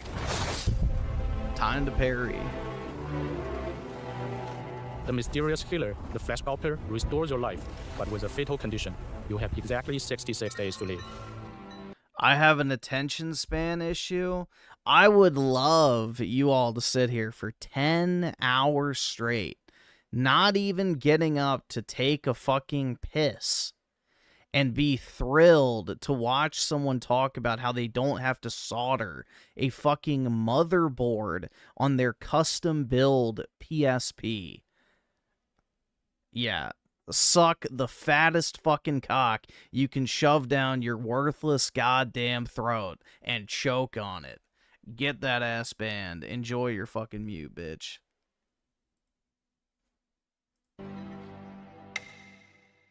Survival means fighting a killer hidden in the chaos ahead, but the hunt will force you to confront the rot beneath your betrayal and the skill massive enough to break the entire Wulin.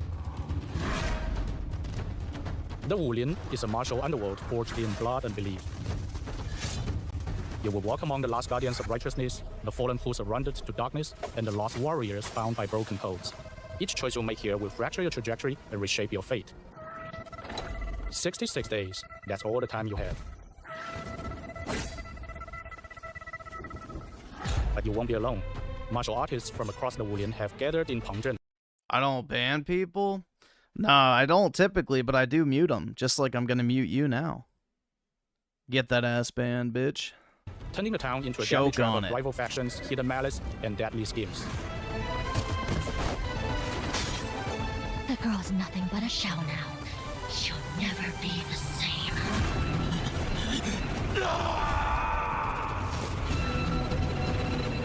As you uncover the grim secrets buried here, you will realize some things matter far more than survival, and that some enemies can never be defeated by the sword alone.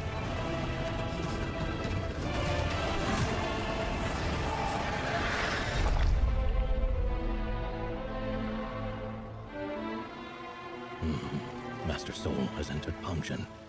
It seems the Flesh Sculptor's tainted hearts has restored his strength. A change in the game may not be such a bad thing. I'm looking forward to his next move.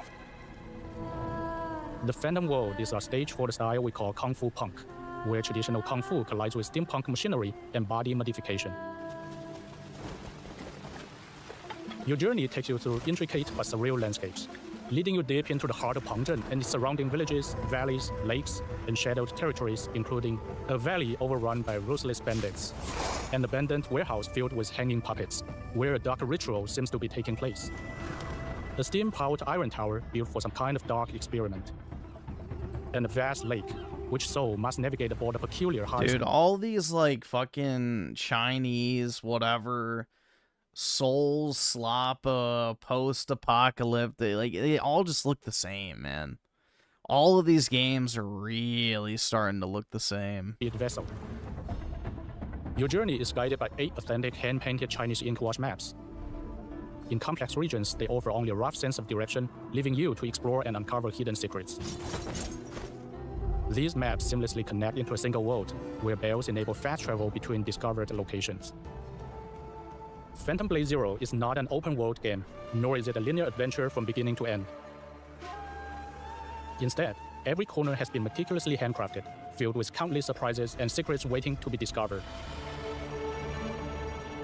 As you explore Phantom Blade Zero, you will discover hidden enemies, side quests, rare treasures, and crucial story clues.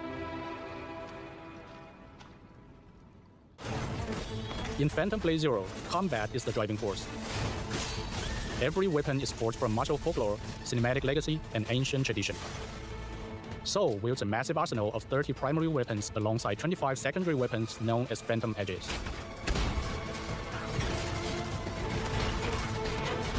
I don't even know if they exist for the goon material, though.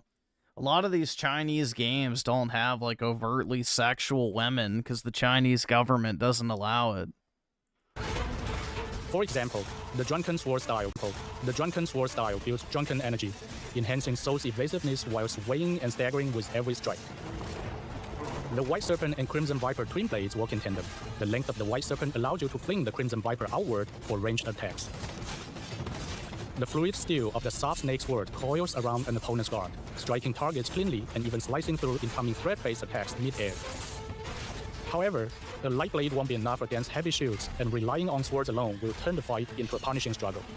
Crushing those defenses requires the brutal momentum of iron fists and hammers. The Tiger Cannon can blast apart distant enemy formations with a single shot, or ignite self-destructing enemies before they get close. And when bladed weapons fall short against a swarm of savage dogs, the flame-spewing Flaming Mane makes quick work of them all. Mastery goes far deeper than basic attributes. Upgrading a weapon unlocks distinct boy, a forms and heckin' skill techniques, tree. carving out a unique combat philosophy.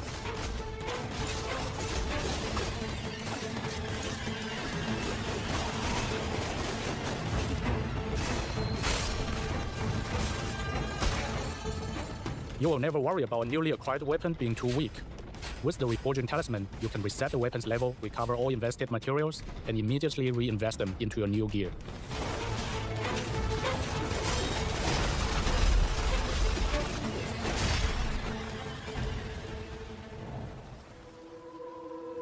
We've crafted difficulty options as distinct ways to experience the story. Wayfarer mode is intuitive and cinematic, letting anyone feel like a kung fu master. But for those seeking a true challenge, Hell Worker mode brings in core fighting game mechanics. Bosses won't rely on fixed patterns. They react to your spacing, punish your whiffs, and adapt to your habits in real time. Yeah, I mean, as long as easy mode's actually easy, maybe I'll still try it, but I don't know, bro. A lot of these games are just really fucking cookie cutter. Like, am I really gonna be missing out by not playing fucking Phantom Blade Zero? Like, I don't know. There's a lot of games coming out.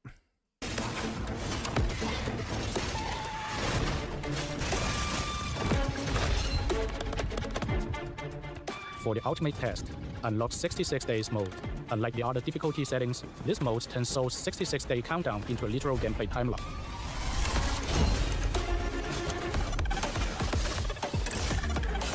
It features the intensity of Hellworker, but every defeat costs you precious time. If the clock hits 0, it is permanent death. Wait, what? If the clock hits 0, the intensity of Hellworker, but every defeat costs you precious time. Okay. If the clock hits 0, it is permanent death. Some permadeath slop. Our ultimate goal is to draw from the deep well of authentic Chinese folk arts and martial arts. No easy mode? There is an easy mode. It's called Wayfarer Edition or whatever the fuck. Infusing them into the sleek, visceral aesthetic we call Kung Fu Punk. To show you what that looks like in motion, please take a look at this boss encounter.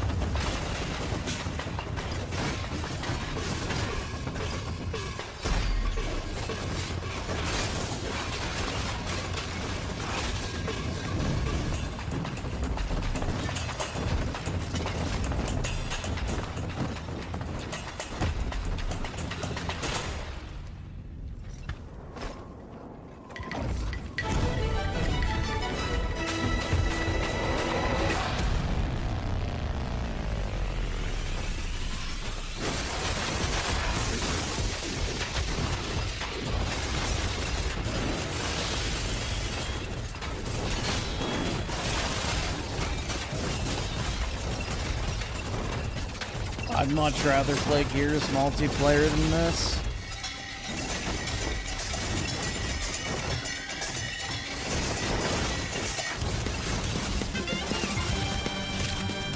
This music.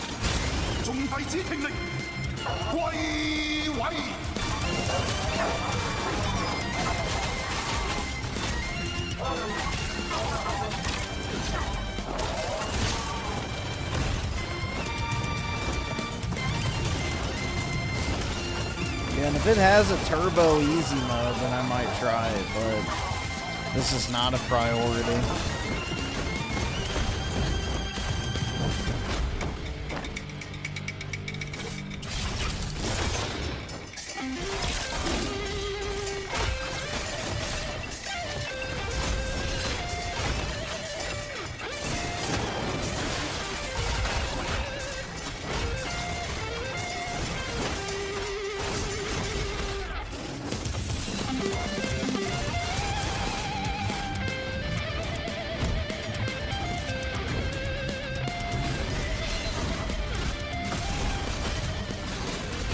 Bringing Phantom Blade Zero to life has been a massive endeavor, and the support from our community has allowed us to build the exact game we envision. It's our way of paying tribute to tradition, while bringing it to life as an immersive experience for players all over the world.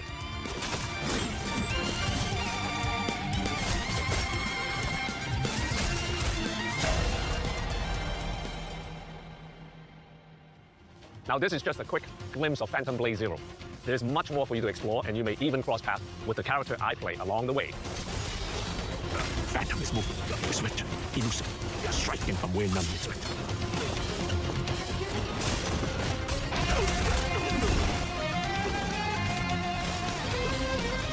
Blade is breath.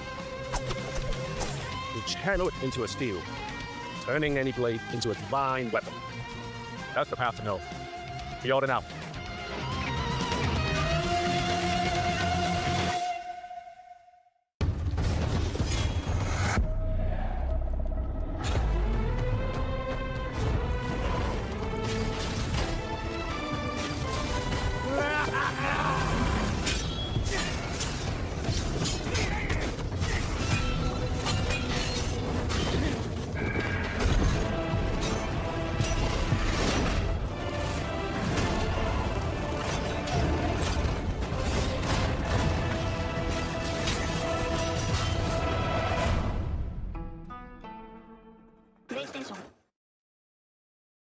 Yeah, I mean, in theory, it looks fine, but again, it really just comes down to how repetitive is it going to be?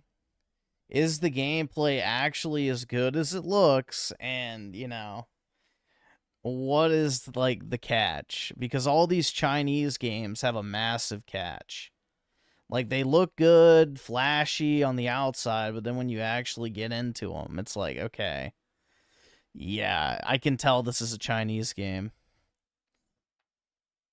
You know, look at Lost Soul Aside, for example.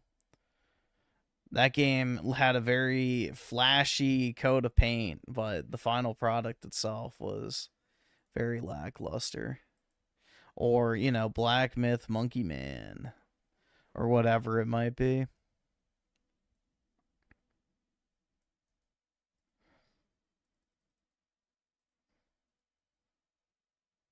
No, I didn't like Black Myth. Okay, I'm guessing it's this. Brings back memories. Of what? What the fuck is this supposed to be? Gracias. Oh, when we cross the border. Huh? Wait, what happened? He's been forgotten. When there's no one left in the living world who remembers you, you disappear from this world. We call it the final death. Hey, it happens. Oh, sí, señor. So everyone eventually. Come on, De La Cruzito. You got a contest to win. De La Cruzito? What, was De La Cruz not Hispanic sounding enough, so they had to add Cito to the end?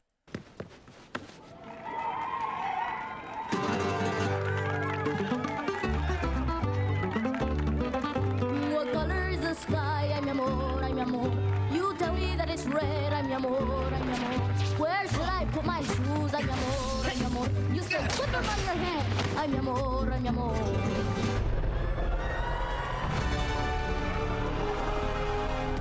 This is Quadratum. They're asking for Dandelion Dispatch. Why does Sora sound black now? Listen to him, bro. They're asking for Dandelion Dispatch. Doesn't he, bro?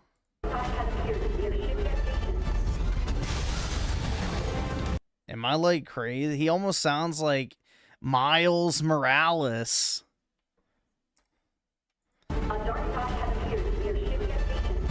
GP. It sounds like fucking Miles, dude. This is Quadratum. They're asking for Dandelion Dispatch.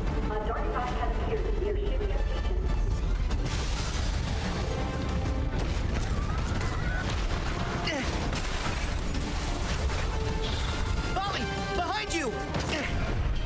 Wow! Whoa! Welcome to the Plaza de la Cruz.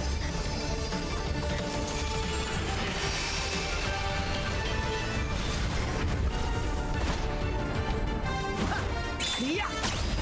Yeah! It's showtime! This looks gay as fuck, bro. I bet I'll find a clue to saving Sora now. Woohoo! Huh?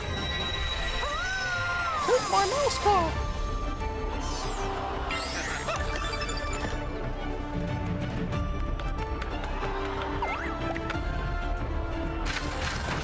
When folks disappear above, is this where they always end up? But Sora isn't here.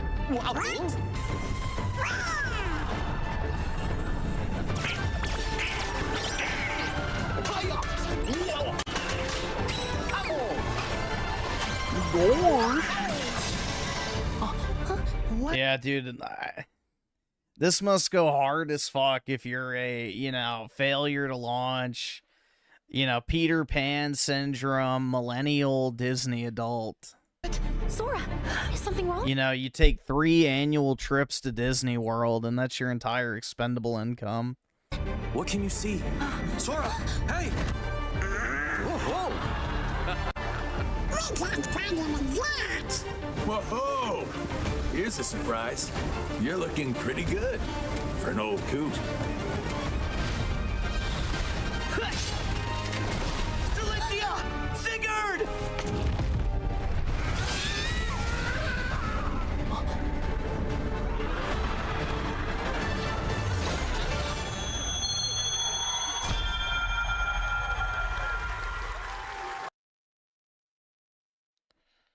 Roro Raggy. Yeah, that does nothing for me. It does absolutely nothing for me. I just cringe every time I see anything Disney related pop up. Anytime anything Disney's on screen, it's just like, ugh. No thanks. I strongly dislike the Disney shit. I have no attachment to it at all. In fact, I have hatred for it, especially the modern Disney shit.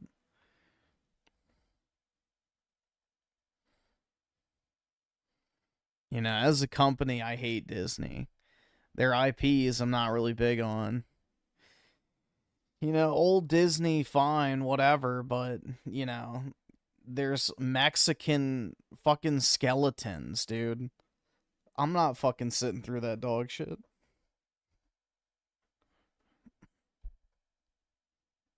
Mexican fucking skeletons, dude. Hell yeah. Like, oh my god. Yeah, what a singing Mexican skeletons. Wowie zowie, dude.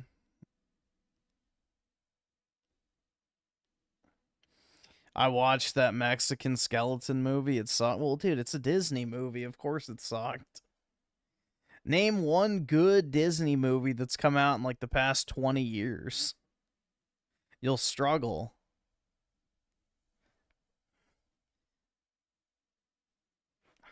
You will struggle with that task.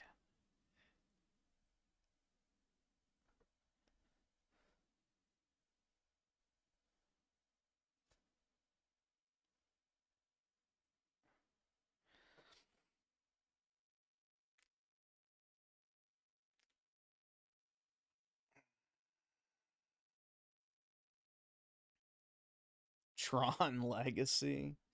I don't know. I didn't see it.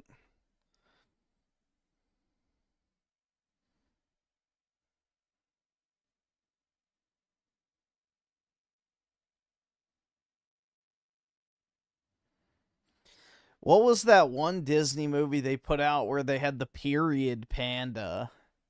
What was that shit called? Was it like Being Red or some shit like that? And it was like about the girl whose period manifested as her turning into a fucking panda. It's like, come on, bro.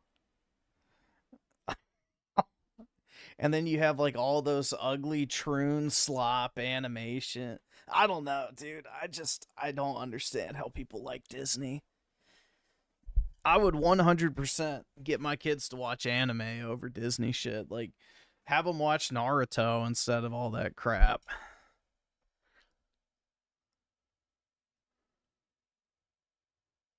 Shit, I'd even rather them watch One Piece. But it's like, dude, the amount of troon slop garbage that Disney puts out now, it's just like, fuck that.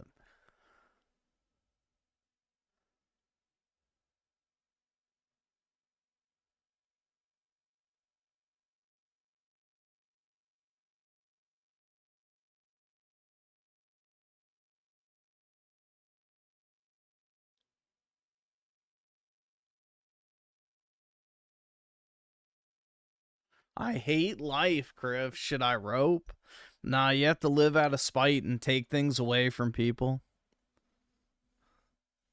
Live on knowing that the only reason you exist is to remove opportunities, resources, and joy from the people you hate.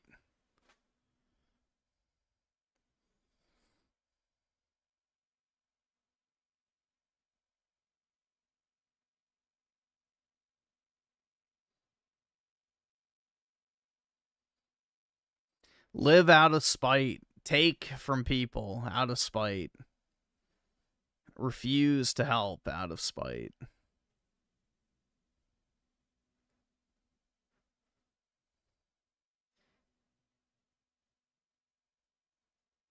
If you don't want to live because you know, have no love of life, live because you have hatred for it.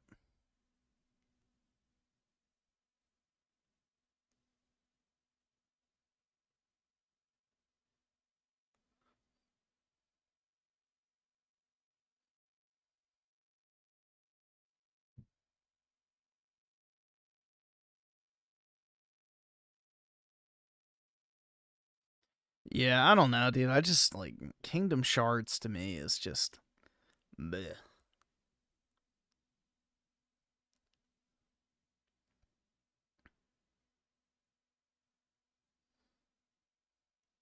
Griffin the therapist? How is that a therapist? It's just the facts, bro. If you don't live on out of a love of life, live on out of a hatred for it.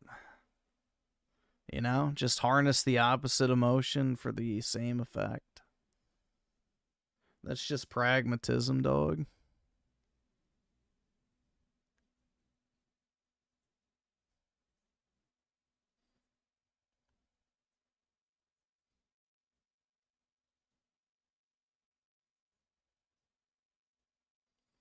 I will not even watch the Kingdom Hearts anime because I don't have Disney Plus, so unfortunate, man. If only. Man, I wish I could have, but no can do. Oh my god, man. What a shame.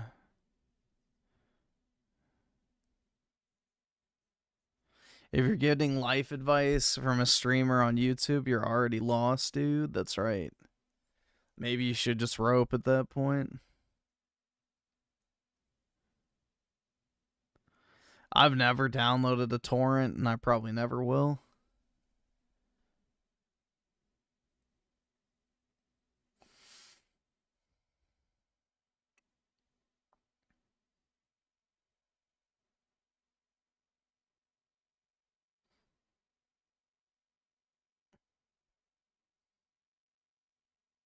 I don't know how. You're right. I've never done it.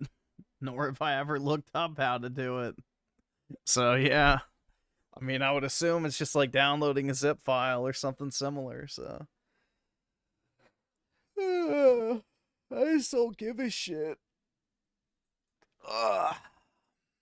I've never felt the need to torrent something, to be completely honest.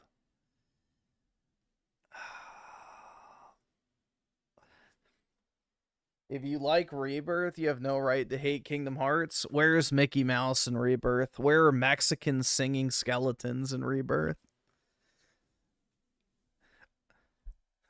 Please, use your torch to light the way.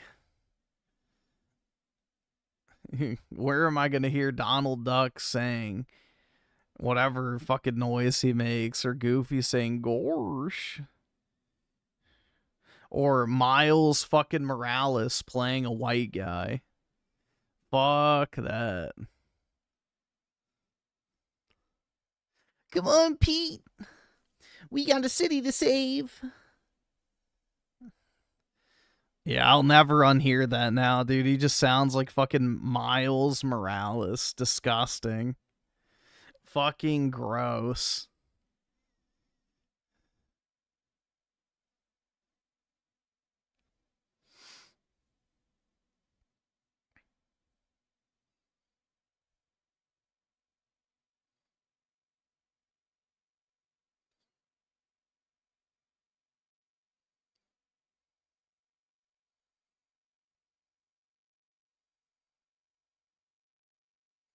It's the same guy who plays Sora for the past 26 years. I don't care. I don't fucking like his voice. So either change the actor or do a better job acting. I don't want to hear Miles Morales when like some white 13-year-old boy is talking. Like, sorry, that's super fucking jarring. That's super fucking jarring.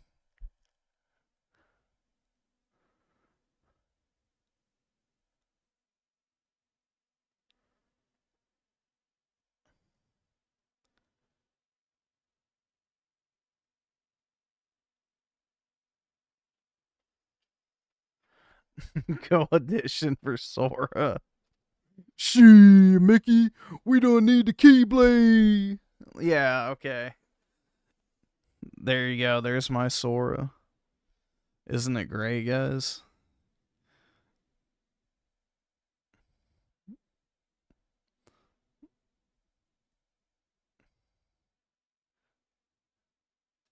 Hey, yo, bro, look at that movement.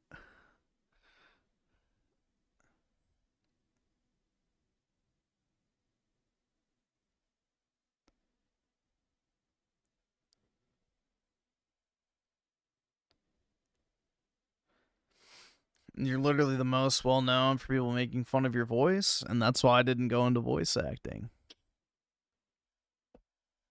See? It all worked out.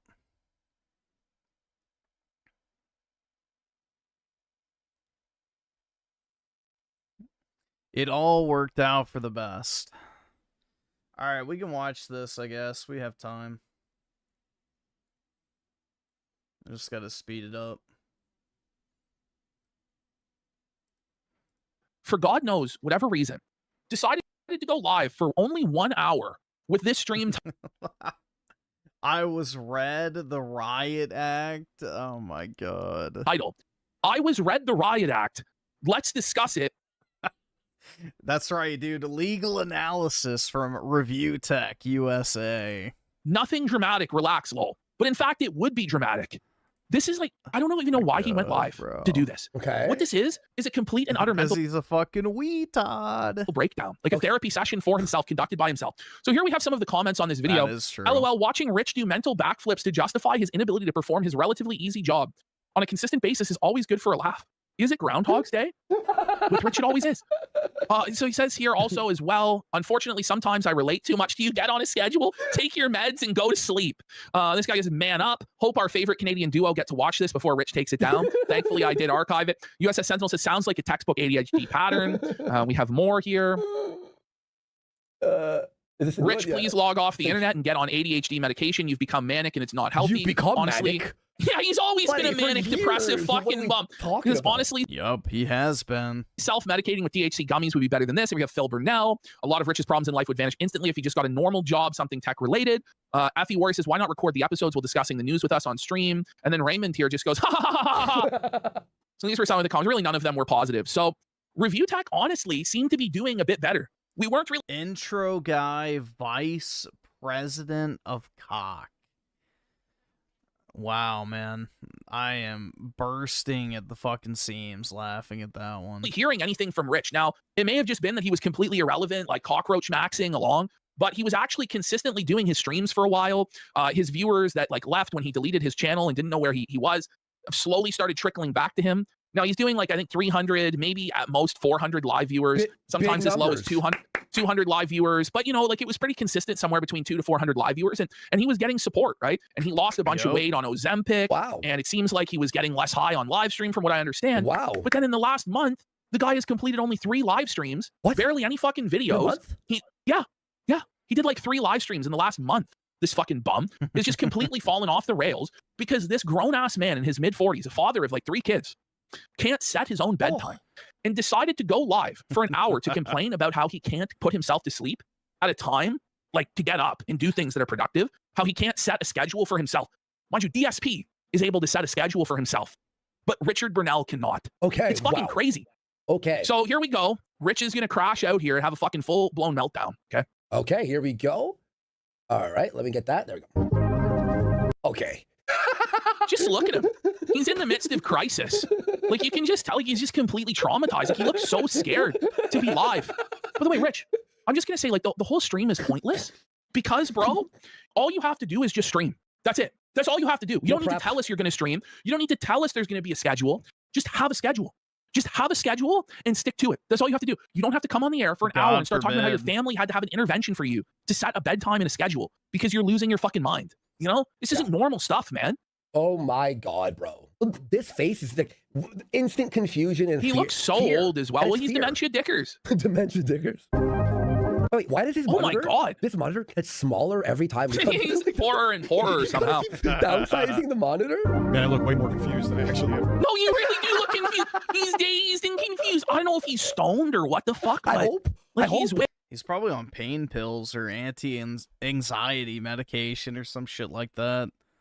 Stay out of it. I hope he's high for his because I will at least explain what the fuck was that. If he's sober, it's like full-blown cognitive decline and dementia. I wish I was cognitive. Hello, everyone. Dark Side Rich here. You really are, though. You really are, bro. Can this fucking guy not go a minute without that fucking soundboard? No, he can't. It's the crutch that he survives on. He's just a terrible entertainer. The shows he puts on are awful. He's so lucky that there's a core group of a couple hundred dents that'll show up and give him money for this garbage. Yeah. And like, instead of realizing how blessed he is, he's just so fucking lazy. He can't even be bothered to show up. It's not like he does show prep, puts on these amazing live streams. He just sits there and like talks back and forth with people in chat all night. Super low energy. Yeah, I think he's on some sort of pain pill or antidepressant or something because, you know, Rich is drugged the fuck up for anxiety. Maybe he puts on fucking Phil and doesn't really say anything, stoned out of his gourd. Maybe he plays a video game poorly and seethes at it, you know, like Sekiro or whatever the fuck. And that's it.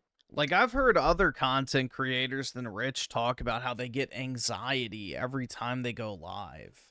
Like, they have a genuine fear and performance anxiety before they go live on stream. And it's like, bro, what the fuck are you doing that you need to be afraid of turning on your fucking live stream? Like, how is that like a fear-inducing event? That doesn't make a bit of fucking sense, man. I don't know. I don't get that at all.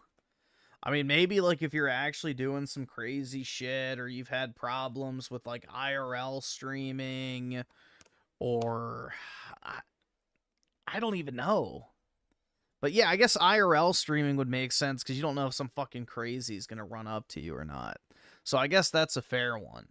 But the type of dudes that just sit at home talking into the mic, it's like, bro, what are you nervous about? You're just sitting on your ass talking.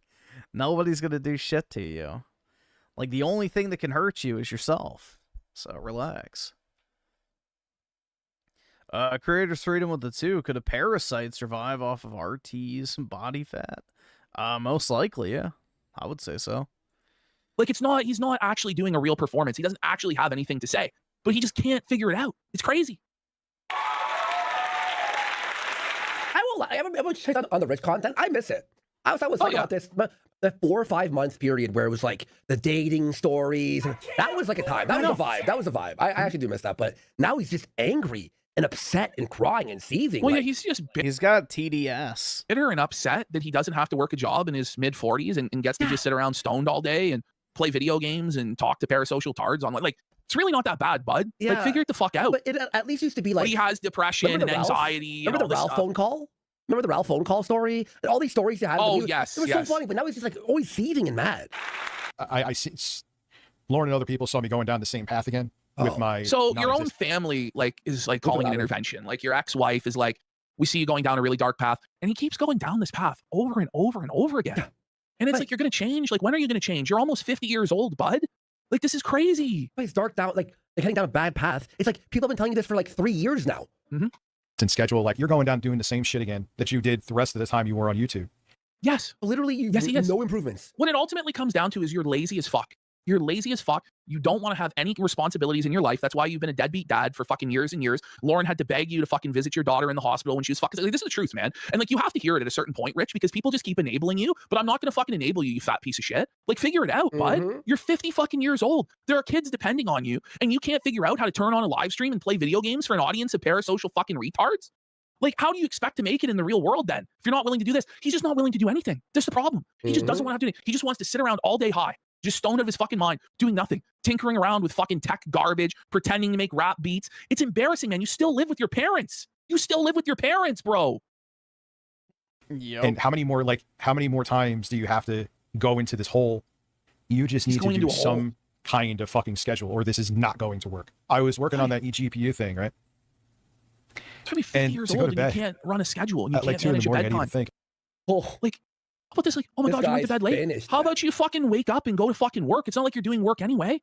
Oh my God, I can't function on 4 hours sleep. Fucking pussy. Figure it the fuck out. Exactly, man. If I couldn't function on 4 hours of sleep, I'd be dead. It's defeat, you bum. Just fucking drink an energy drink or something. I drank like one of the low milligram. Okay, can we? So he's drinking the weed seltzers there, buddy? Energy drinks, right? Low milligram. Okay. Wait, what does so that he mean? drank not a very powerful energy drink. Like, there wasn't a lot of milligrams of caffeine in it.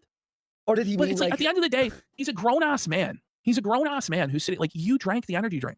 It's on you. You bought the shit. No, you know what he meant? You're drinking the shit.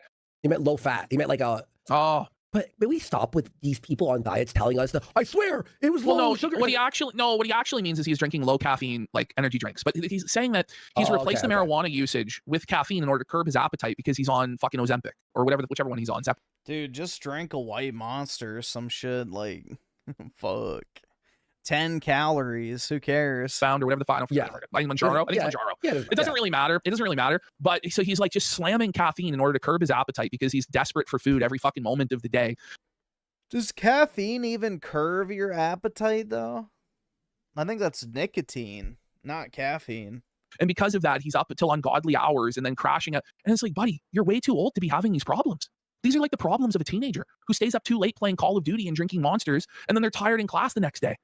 Like, this is not a problem shouldn't be a problem for a grown man. You're sitting here crying for an hour about it. The next thing I know, it's fucking 5 in the morning. Yeah, bro. The Don, who review tech hates more than all other people on this earth, literally sleeps for like 2 to 3 hours a night, and he's 80. Sun is out, and I'm not asleep. I'm like, this is not sustainable. This is fucking insanity. What am I doing? Like, I got to 6-figure subs again. It doesn't matter. Oh my God. They called it 6-figure subs? it's like a fucking amount of money, you know, like a 6. Shoot, he's a 6-figure wigger. It's like, listen, your live viewership is stagnant. Oh, whoops. And I'm going to fuck it up because I can't be consistent with anything because I'm trying too hard, which is having the reverse effect. No, you're not trying too hard. What an insane cope. You're just trying too hard, so that's why you're not getting any work done, and you're failing, and you're not able to be consistent because you're trying too hard. Stop it, man. But like, seriously, why are you doing this shit? Why? Nothing gets done. And like, what's the definition of insanity? To do the same thing over and over again and expect the same result. Here I am. No, it's a different result, actually, you fucking retard. If you do the same thing over and over again, you will get the same result. Buddy, are you sure you're not stoned there? Ash, everyone and their grandma says that quote, right? Everyone. Yeah. He's like, and he fucked it up. I don't know why. I can't believe this guy's flying on stimulants, but he's so low energy and so terrible at speaking. Yeah, it's the meme, the tapping your brain meme. Definition of insanity: to do the same thing over and over again and expect the same result. Here I am. Here he is. And expect the same result. Brutal, man. The boss from Far Cry 3. Yeah. Here I am. If I'm like, oh shit, I gotta rearrange something, then I have to do the next stream I do. I have to be shirtless, and it has. What? Nobody wants you to get shirtless. I mean, Please so instead of don't. promising the audience, oh, okay, so if I miss a stream, you know what? I'll do like 2 bonus hours of gameplay for free, or I'll do this, or I'll do that. It's like he'll take his shirt off. He does that every stream anyway. You know? How about you just do the streams that you promise people to do, like a fucking man, and stop making excuses for it? Seriously. To be at least 4 hours. So the next stream I do, if I miss a stream, you get to see me shirtless for 4 hours. Aren't you excited? No one is. This isn't a reward for the audience. This is playing into your weird fetish, bro. I wonder why his subscriber and viewership is so low. You know? Boo. Imagine you come into the stream having never seen it before, and it's just this old fuck, completely shirtless, sagging skin, floppy man titties everywhere, sitting in silence, hitting a fucking soundboard. Like, you think people are going to subscribe to that, Richard? What I do with that? That's the only thing I can do. You know, Rich tomorrow. No, there's a lot more you could do. Rich tomorrow. He said Rich tomorrow. What I do Rich with that? That's the tomorrow only shit. thing I can do. You know, Rich tomorrow shit. Speaking of which, no, Twitch is still where the controversial stuff is going to go. I know I'm just kicking. I love how retarded that statement is. You're going to put your controversial stuff on Twitch. Look at his the body site with the shape. strictest moderation. It's twisted. He's a melted ice cream cone, isn't he? Down the road with that. The late streams, like the ones where I was streaming till like 5, I can't do them. They fuck me up for days. What? And the thing is, what a fucking loser! It's your job. It's your only job. This is. They fuck him up for days. For fucking days. Days, bro. Come on. Literally your job, man. Like, we get up 5 or 6 What in the else morning. do you but have to this is what do? we have. I mean, Ashton, we know we're the night owl. It's fine. Do you wake up in the morning and are you fucking like working in the morning? But I was like, Rich, how about you just go live every single day for 4 hours between the hours of 7 and 11? There you go. Like, just do that, and people will be happy. Yeah, I'm even just being 45, like, and then I would just roll out of bed and fucking talk about news over gameplay. Okay, so Chugga Shaka Gaming with the 8 PPP is such a blob. Why does the top guy sound like he's swallowing his teeth? Also, PPP is like 35. I don't think he is. I think PPP is like younger than me, if I'm not mistaken, but I'm not sure. I don't know how old PPP is, but I don't know. I think PPP's been losing weight, honestly, from the looks of it. Both he and Rich have. He's bemoaning the fact that he's no longer able to just roll out of bed and talk over gameplay footage. I thought he hated But it, I gotta ask, isn't what he does now even lazier than that? At least back then, he had to wake up, look up 5 or 6 topics on an aggregator, and then, you know, read the articles. And then, yeah, dude, that's the thing is N4G no longer exists in the form that it used to.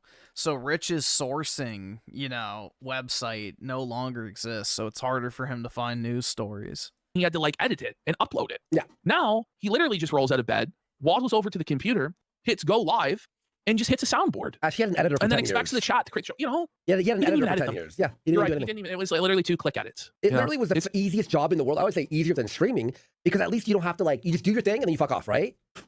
Is there a long PSP gone? Historical Society says, Rich, the gayest Italian I've ever seen, tied with DSP's 25% Italiano. My one-eyed Wonder Weasel says, another night shift guy here, slurping down wieners. Whoa, buddy.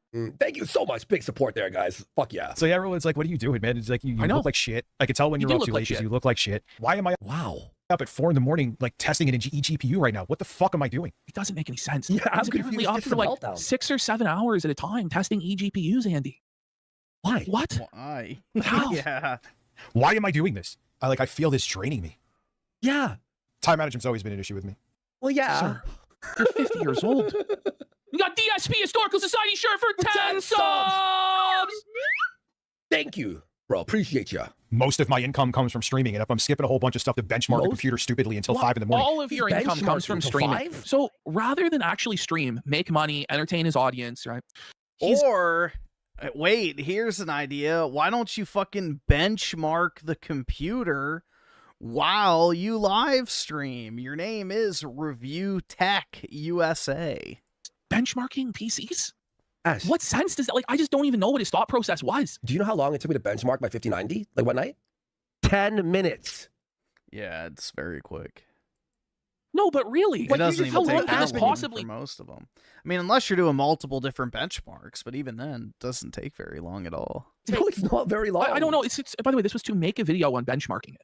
By the way, that's what it was about. A video that's going to maybe make at best $10, Rich. Yeah, you play the demo thing, exactly. Or you open up the app and then you fucking just pump it up and see how DSP Historical Society shirt for another 10 subs. Big support. Huge support. Let's go. Let's get a sub train here. If you like the Dickers content, you like seeing art that you get felted, you missed it. Where's the support? You asked for this. it. To be honest, nobody asked for this. Nobody likes this fucking guy. Please don't listen to anybody else. That's insanity. That's insanity. I'm just shooting myself in the foot willingly, and I have no one else to blame but me. Yes. Me getting on a schedule. I will say, finally, someone at least realizing that they're retarded. I'm so sick of hearing like these other guys are like, no, what the? He's at least like, well, I fucking suck. And you're like, all right, I know, thanks, but then buddy. he'll just keep doing it again, and that's what's so frustrating with Yeah. Rich. Is Rich today, Rich tomorrow? We got DSP Historical Society shirt for 20 subs. Go, big support. Thank you. God damn. And Kino, enjoy your 05 for 200, 300 kicks. And the Bussy JC for something you so much. Appreciate you. Beyond everything else, obviously, it'll help this channel. Thank you, Will guys. definitely help my mental health. Because this guy has been talking about his mental We're health talking about for mental 4 years. health 3 years, 50 years. That's the religion of the left. So, Rich is a believer in the mental health deity. It's old, man. Buddy. We got my one-eyed Wonder Weasel for 10 subs. Let's go. Spenzinator for 5 subs as well. Go. Big support. Thank you so much. I need you to tell me it's not caffeine again, or I won't believe you. It's not caffeine again, so you don't have you can still not believe me. My mental health goes to shit. Oh my god! Ow! That shocked. Actually shocked. Just, what the fuck, bro? That was terrible. What the fuck? Jesus. It's like, it's grotesque, man. It's absolutely grotesque. Oh man, I can't fucking spell today. I know I'm my own boss, but it's. Are you? I mean, you know, like, I don't know. See, I always like mute my mic if I have to rip ass or I'm gonna burp or something like that. You know, I try to do the courteous thing and mute my microphone so that no one else has to hear it. But Rich just, you know, grabs the mic, pulls it close, and goes, "Ugh." You're a really shitty boss. This is so embarrassing, man. So embarrassing, Rich. When you feel it, I guess when you feel it affect you physically and personally, it kind of makes you take pause and look at it again. Is it necessary to make noises like that? Is this like stress sigh of infinite disappointment in his own failures? It's like he's adjusting the plug. It slipped out, so he had to pop it back in. Excuse me. Collector's edition. Nice. What's going to darting his head all around? Dude, why is he freaking out so much over the Windows noise? He's so confused. I know, Troll. Why is he doing his therapy session online? It's just strange. He's like, okay, you're getting an intervention from your family. Talk to your family about it and get better. But he goes on the internet and starts talking to strangers on the internet. He's like, oh shit, the plug disconnected from the fucking Streamlabs. Dude, oh my god. Hours straight about how he needs to be a better man. Well, just fucking do it. He's right about that. I mean, Random Roach just goes, is this his first day? You would think. This is like the first stream he's ever attempted to do in his entire life. It's terrible. What the fuck, dude? My audio just... Uh-oh. My motherboard's getting shitty again. All right, I can't, dude. His motherboard's failing him, guys. How? By the way, it turned out like the motherboard wasn't even failing him. It was his own fucking tech issue. Yeah, so the motherboard that's failing is him failing as a father. Yeah. He's bored. He's a father boring us because he's a failure of a father. This shit. I can't. That was a long way for that joke. I'm sorry, folks. You know, it's not like I could just roll out of bed and that's it. Which is what. Like, imagine like being at the point in life where you really think that you deserve to make hundreds of thousands of dollars for just rolling out of bed, and that it's too I mean, I'm not going to lie and say that I don't think I do deserve that at a certain point. But, you know, I'm not also going to pretend like streaming is some gargantuan task. Like, if this was the only thing I did every day, I would have way more energy. Difficult for you to just... I would feel more alive. That's for sure. Roll out of bed and collect the hundreds of thousands of dollars because you're such a special snowflake. That's where he's at. Yep. Why is he like this? His parents literally coddled him and powdered his ass his entire life. Pathetic. Shaka Gaming with the 3. Why do they keep saying he's 50? He's clearly 75. You would think, but he just got hit with the bad genes. Blew up back in the day because I would just like make YouTube videos and just exist. I was like, I can't do this anymore. I can't. Well, dude, the mic will not get destroyed by me ripping ass because the mic literally picks up every single time I rip ass. The problem is I mute it in OBS. So literally on my end, I can see the mic peaking when, you know, I let out a real nasty one. But the thing is the audio doesn't come through to the stream. So the mic is A-okay. Then quit and get a real job, Rich. Go actually do something. I don't even know what's life. going on with Phil.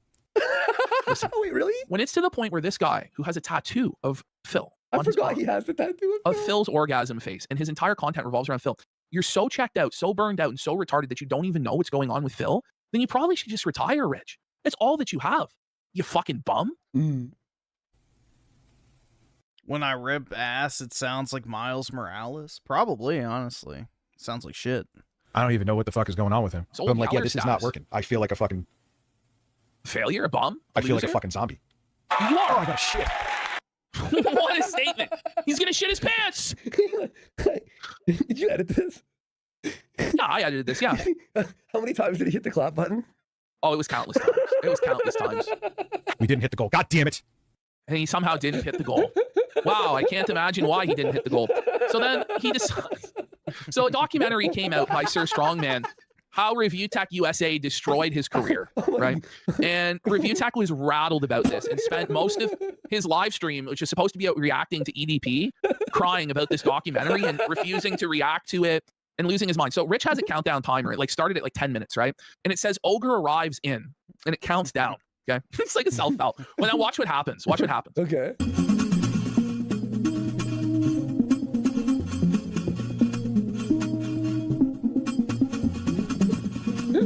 Now he rolls over to he's late by. I mean, that's pretty good, honestly. That's actually man. That's No, it is. That's But pretty what's good. funny is it counts up so high, he actually starts to get embarrassed. So he removes it off screen in favor of something else. Wait, He actually ended up being like 20 minutes late to the stream, by the way. Ash, look at this.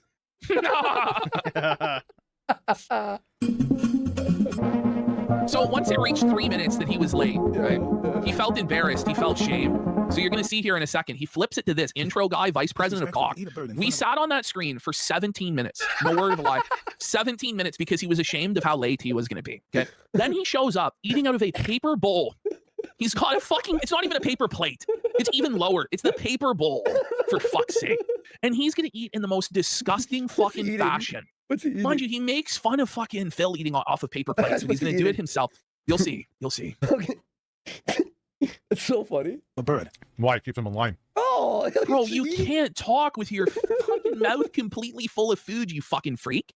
What is wrong with you? It's so disgusting. Like he chews and talks right into the mic with his mouth full. How long into the stream But was then, this? by the way, this was immediately. This is how it started. He just started eating immediately. I'm not kidding. This was the start of the stream.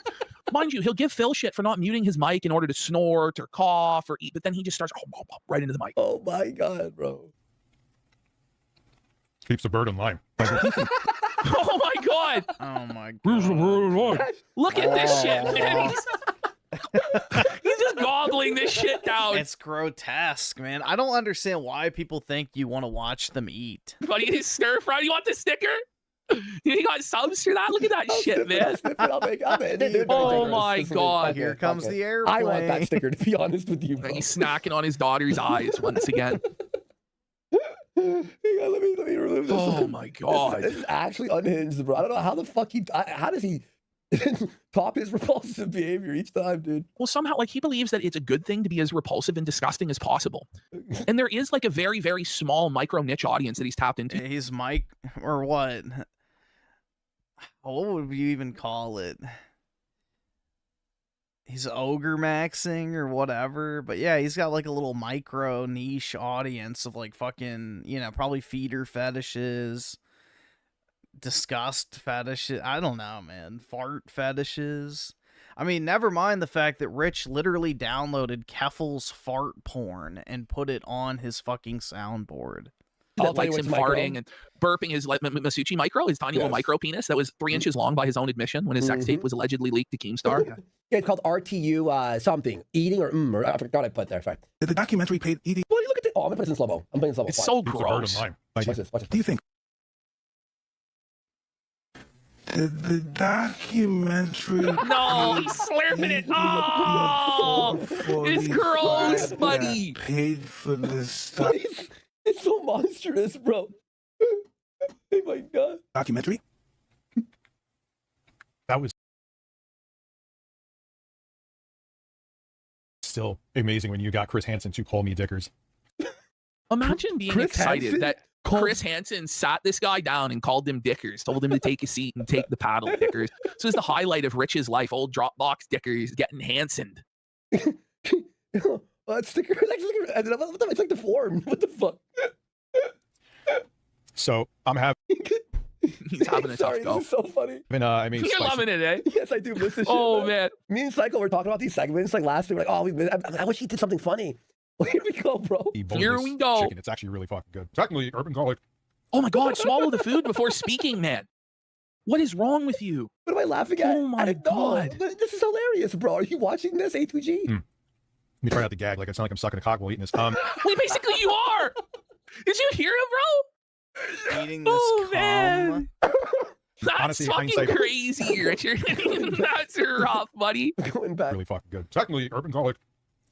Let me try out the gag. Like it sounds like I'm sucking a cock while eating this. Honestly, hindsight being 2020, I wouldn't have even reacted to June the King's documentary on me. So he's coping about why he'll never react to this new documentary. Look at him, man. Look how traumatized he is about June the King's documentary and how embarrassed he was by it.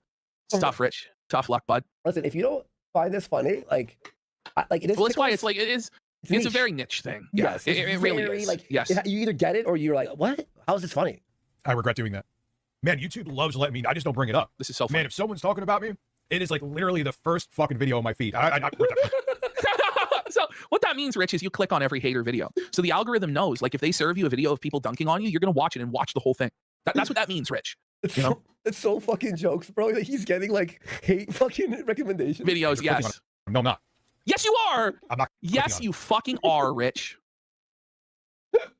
He's a fucking deer in headlights always. It's like, hey, Rich. So he goes, okay, says, can you give me a why Rich sucks now versus why he was popular? He kind of always sucked, but he reached popularity because he had a decent voice to read news articles over gameplay footage 10 years ago. And there was very few people doing it. He was one of the earliest adopters of reading gaming articles over gameplay footage. And it got into the algorithm and it became very big. But then Review Tech revealed his face and revealed that he was like one of the most disgusting human beings I've ever seen, like a human thumb gorilla hybrid, greasy 9/11? Sausage Italian monstrosity. Right? You know, and then 9/11 for you, right? Yes, yes.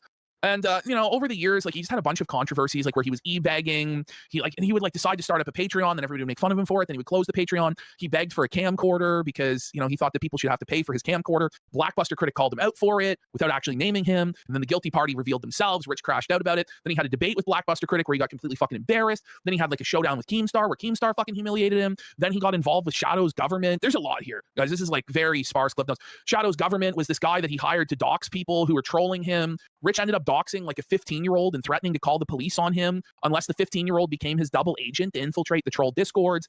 Eventually what happened, Rich became huge. Like, he had a 1 million subscriber channel and he destroyed it all by firing his editor of 10 years on his birthday and then engaging in a very public feud with him on Facebook and other places where he promised to destroy this guy's life because his editor asked to be paid his last check that he was owed. And Rich said he wouldn't give him that money. Rich basically like stopped making videos. He stopped streaming. Then when he did stream, he started crashing out. We were covering him, making fun of him, which caused him to fucking lose his mind. We put out a video, our live stream, with like a promo trailer called Review Tech USA Exposed. Rich took this to mean that we had somehow gained access to his Dropbox where he had pictures of underage kids on there, his stepkids in bikinis.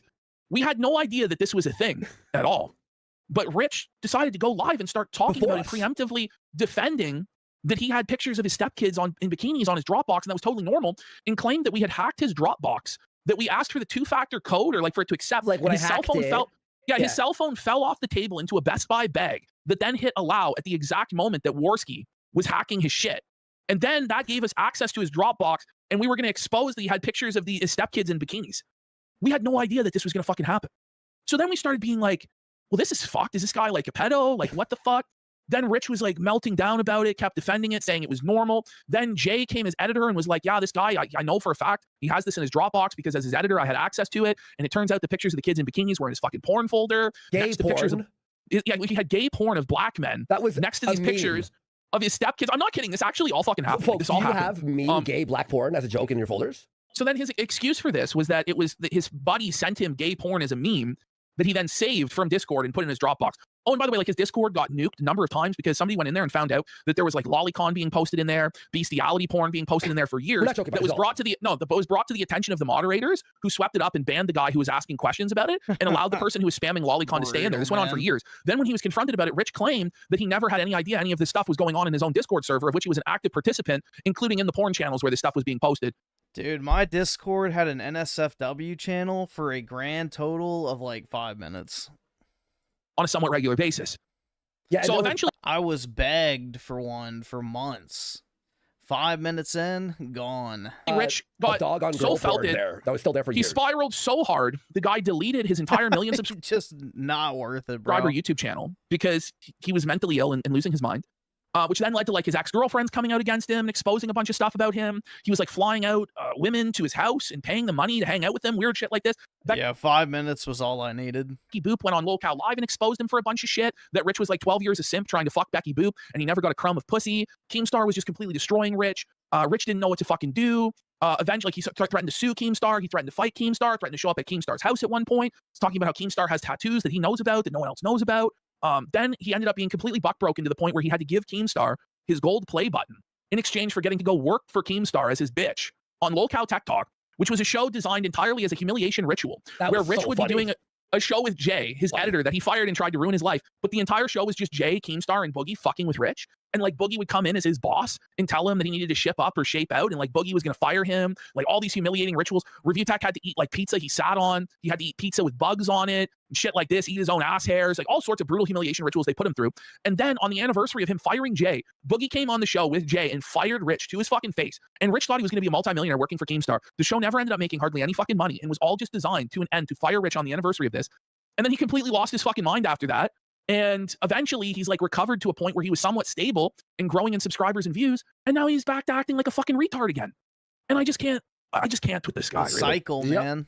What a fucking explanation, Ashton. Holy. And by the way, there was videos we would watch for fun, old stories. Ashton dug up, it was also a Bobby Babbitt thing, dug up these stories, every dating story. He had like 10 of these videos. Everything and then there was fell apart. Everything went to shit. Rich's daughter went blind, right? God, and Rich wouldn't visit her in the hospital. I think in the year plus that she was in the hospital, he visited her less than 3 times. Lauren ended up leaking a bunch of text messages where she was exposing Rich for being a bad father, saying he never sees his kids, he wouldn't visit his daughter while she was fucking sick. It was insane, right? Which then led to the meme that like Review Tech ate his daughter's eyes because he thought they were chocolate chip cookies, which Rich thought was crossing the line, which in a way it was, but it was funny and it made him seethe every single fucking time. But then Rich started, this is why we stopped covering Rich, is Rich decided to start, he brought in his blind daughter in like a fucking like a fancy mask. Yeah, and it's like, okay, and he kept showing his blind daughter on his streams and his videos, and his son would like make fun of him and say he fucking hated him and didn't want to be over at his Christmas. Tell him the PlayStation Christmas story, Ash. So Review Tech was so fucking broke that he could only afford one PlayStation account. So Rich decided that he was going to live stream on Christmas Day because he wasn't allowed to be over with his ex-wife and his kids because he's banned from Christmas for being a spurg, okay? He's like banned from all the family gatherings. So he starts live streaming on Christmas Day, and his son is playing on PlayStation, okay? Because it's Christmas, he got a new game. Rich kicks his son off PlayStation Network on Christmas Day. Calls him. So yes, calls him on the phone and tells him to stop logging in to the PlayStation. Daddy needs it to live stream on Christmas fucking Day on live stream. It's a real thing that happened. And he was banned rather than just pay the $10 for his son to have his own PlayStation. He was banned from Thanksgiving dinner because he sent his was a Trump supporter. No, micro penis. He sent his micro penis to somebody, and she leaked it. He claims his dick is 1.5 inches, and his entire family was sent his micro apparently penis. his entire family was sent his micro penis. Now nobody has actually seen this micro penis of his. Like it's not public, but Keemstar and Jay apparently saw his micro penis. This video that he sent to this other woman that he was talking. Dude, that's one of those things that I'm glad did not break containment, bro. You know, I can go the rest of my life never seeing Rich's tiny P.E.K.K.A. And I can live a long, happy life as a result of that. So I think we should keep it that way. Talking to, okay, who exposed him for all this shit. And so there's a lot to the review tech lore. Like, it was a really like fun ride while Rich was crashing out, but eventually he just brought his kids into it way too much, and he just became way too fucking boring. And we're just like, forget it. Fuck this guy. Like, he was basically completely destroyed at that point. Like, no viewers, no money, reputation completely destroyed. June the King documentary came out exposing a lot of shit. Mikey put out a documentary exposing him. And he's just been kind of like hiding out, rebuilding his forces until this latest crash out. Did you mention the DSP tattoo? Default DSP? Yes, he got, in order to own DSP, he claimed this was a viral moment that would get millions of views. In fact, it didn't even get like 5,000 views, but he actually like raised $500 to get DSP's fap face tattooed on his arm. It's on his arm right over here. Yeah. Yeah. This all happened. This all happened. Hey, look, someone's making a video on you. Hey, Rich, hey, someone's, I know you, I see it, YouTube, thanks, I'm not clicking.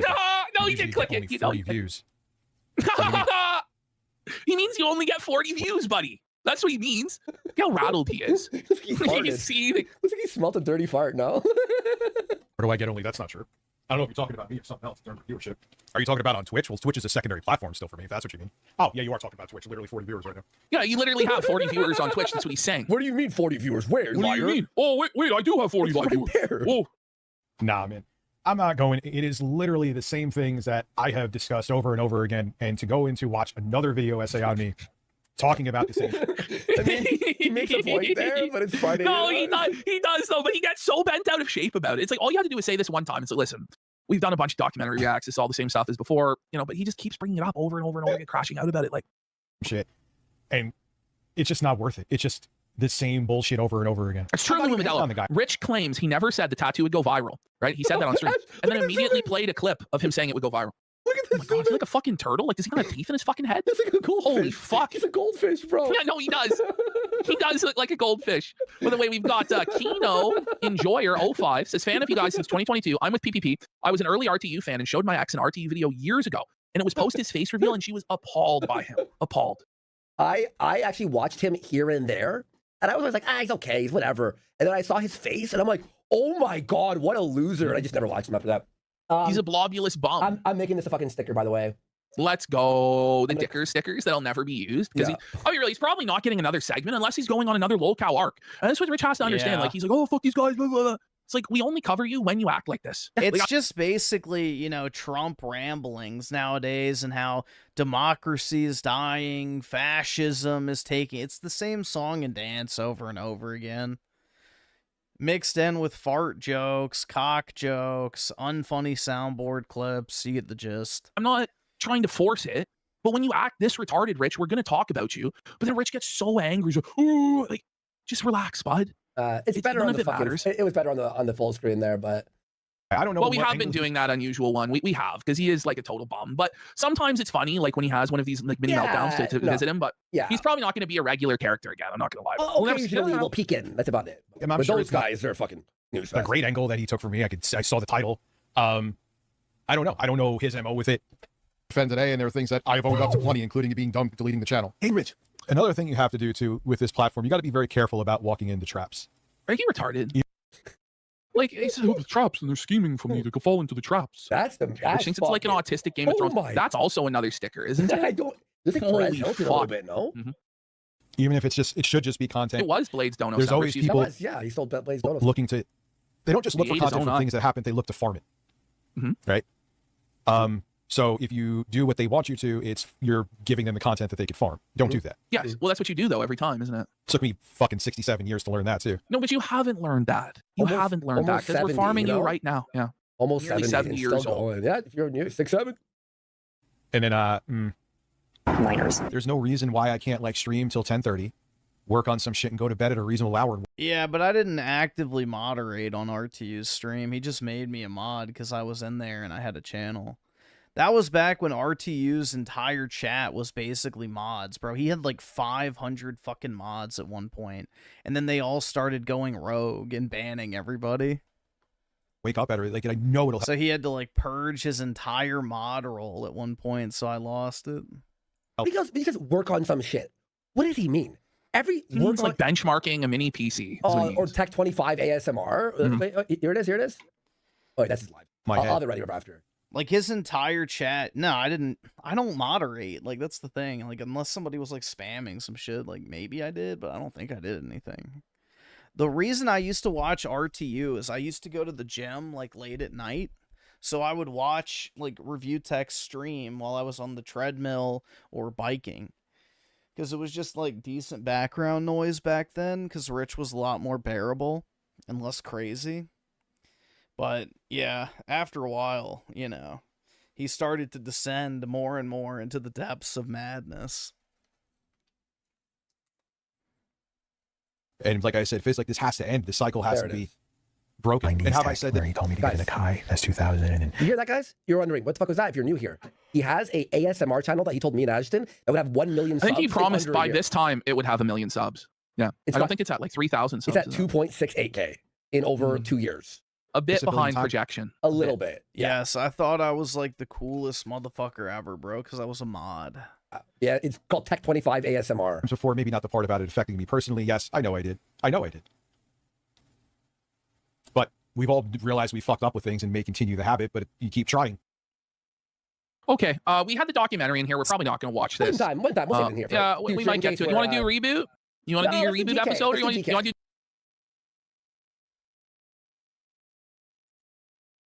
All right, well, I do need to hop off, guys. It's almost 8 o'clock for me, so I got to go take my dog out. I got to take a mean piss, too, because I've been streaming for just shy of 11 hours at this point, and I have not even gotten up to take a piss. So the floodgates must open. But anyway, guys, have a great Tuesday. And yeah, I guess I'll talk to everyone later tonight. Have a good one, guys. Peace out.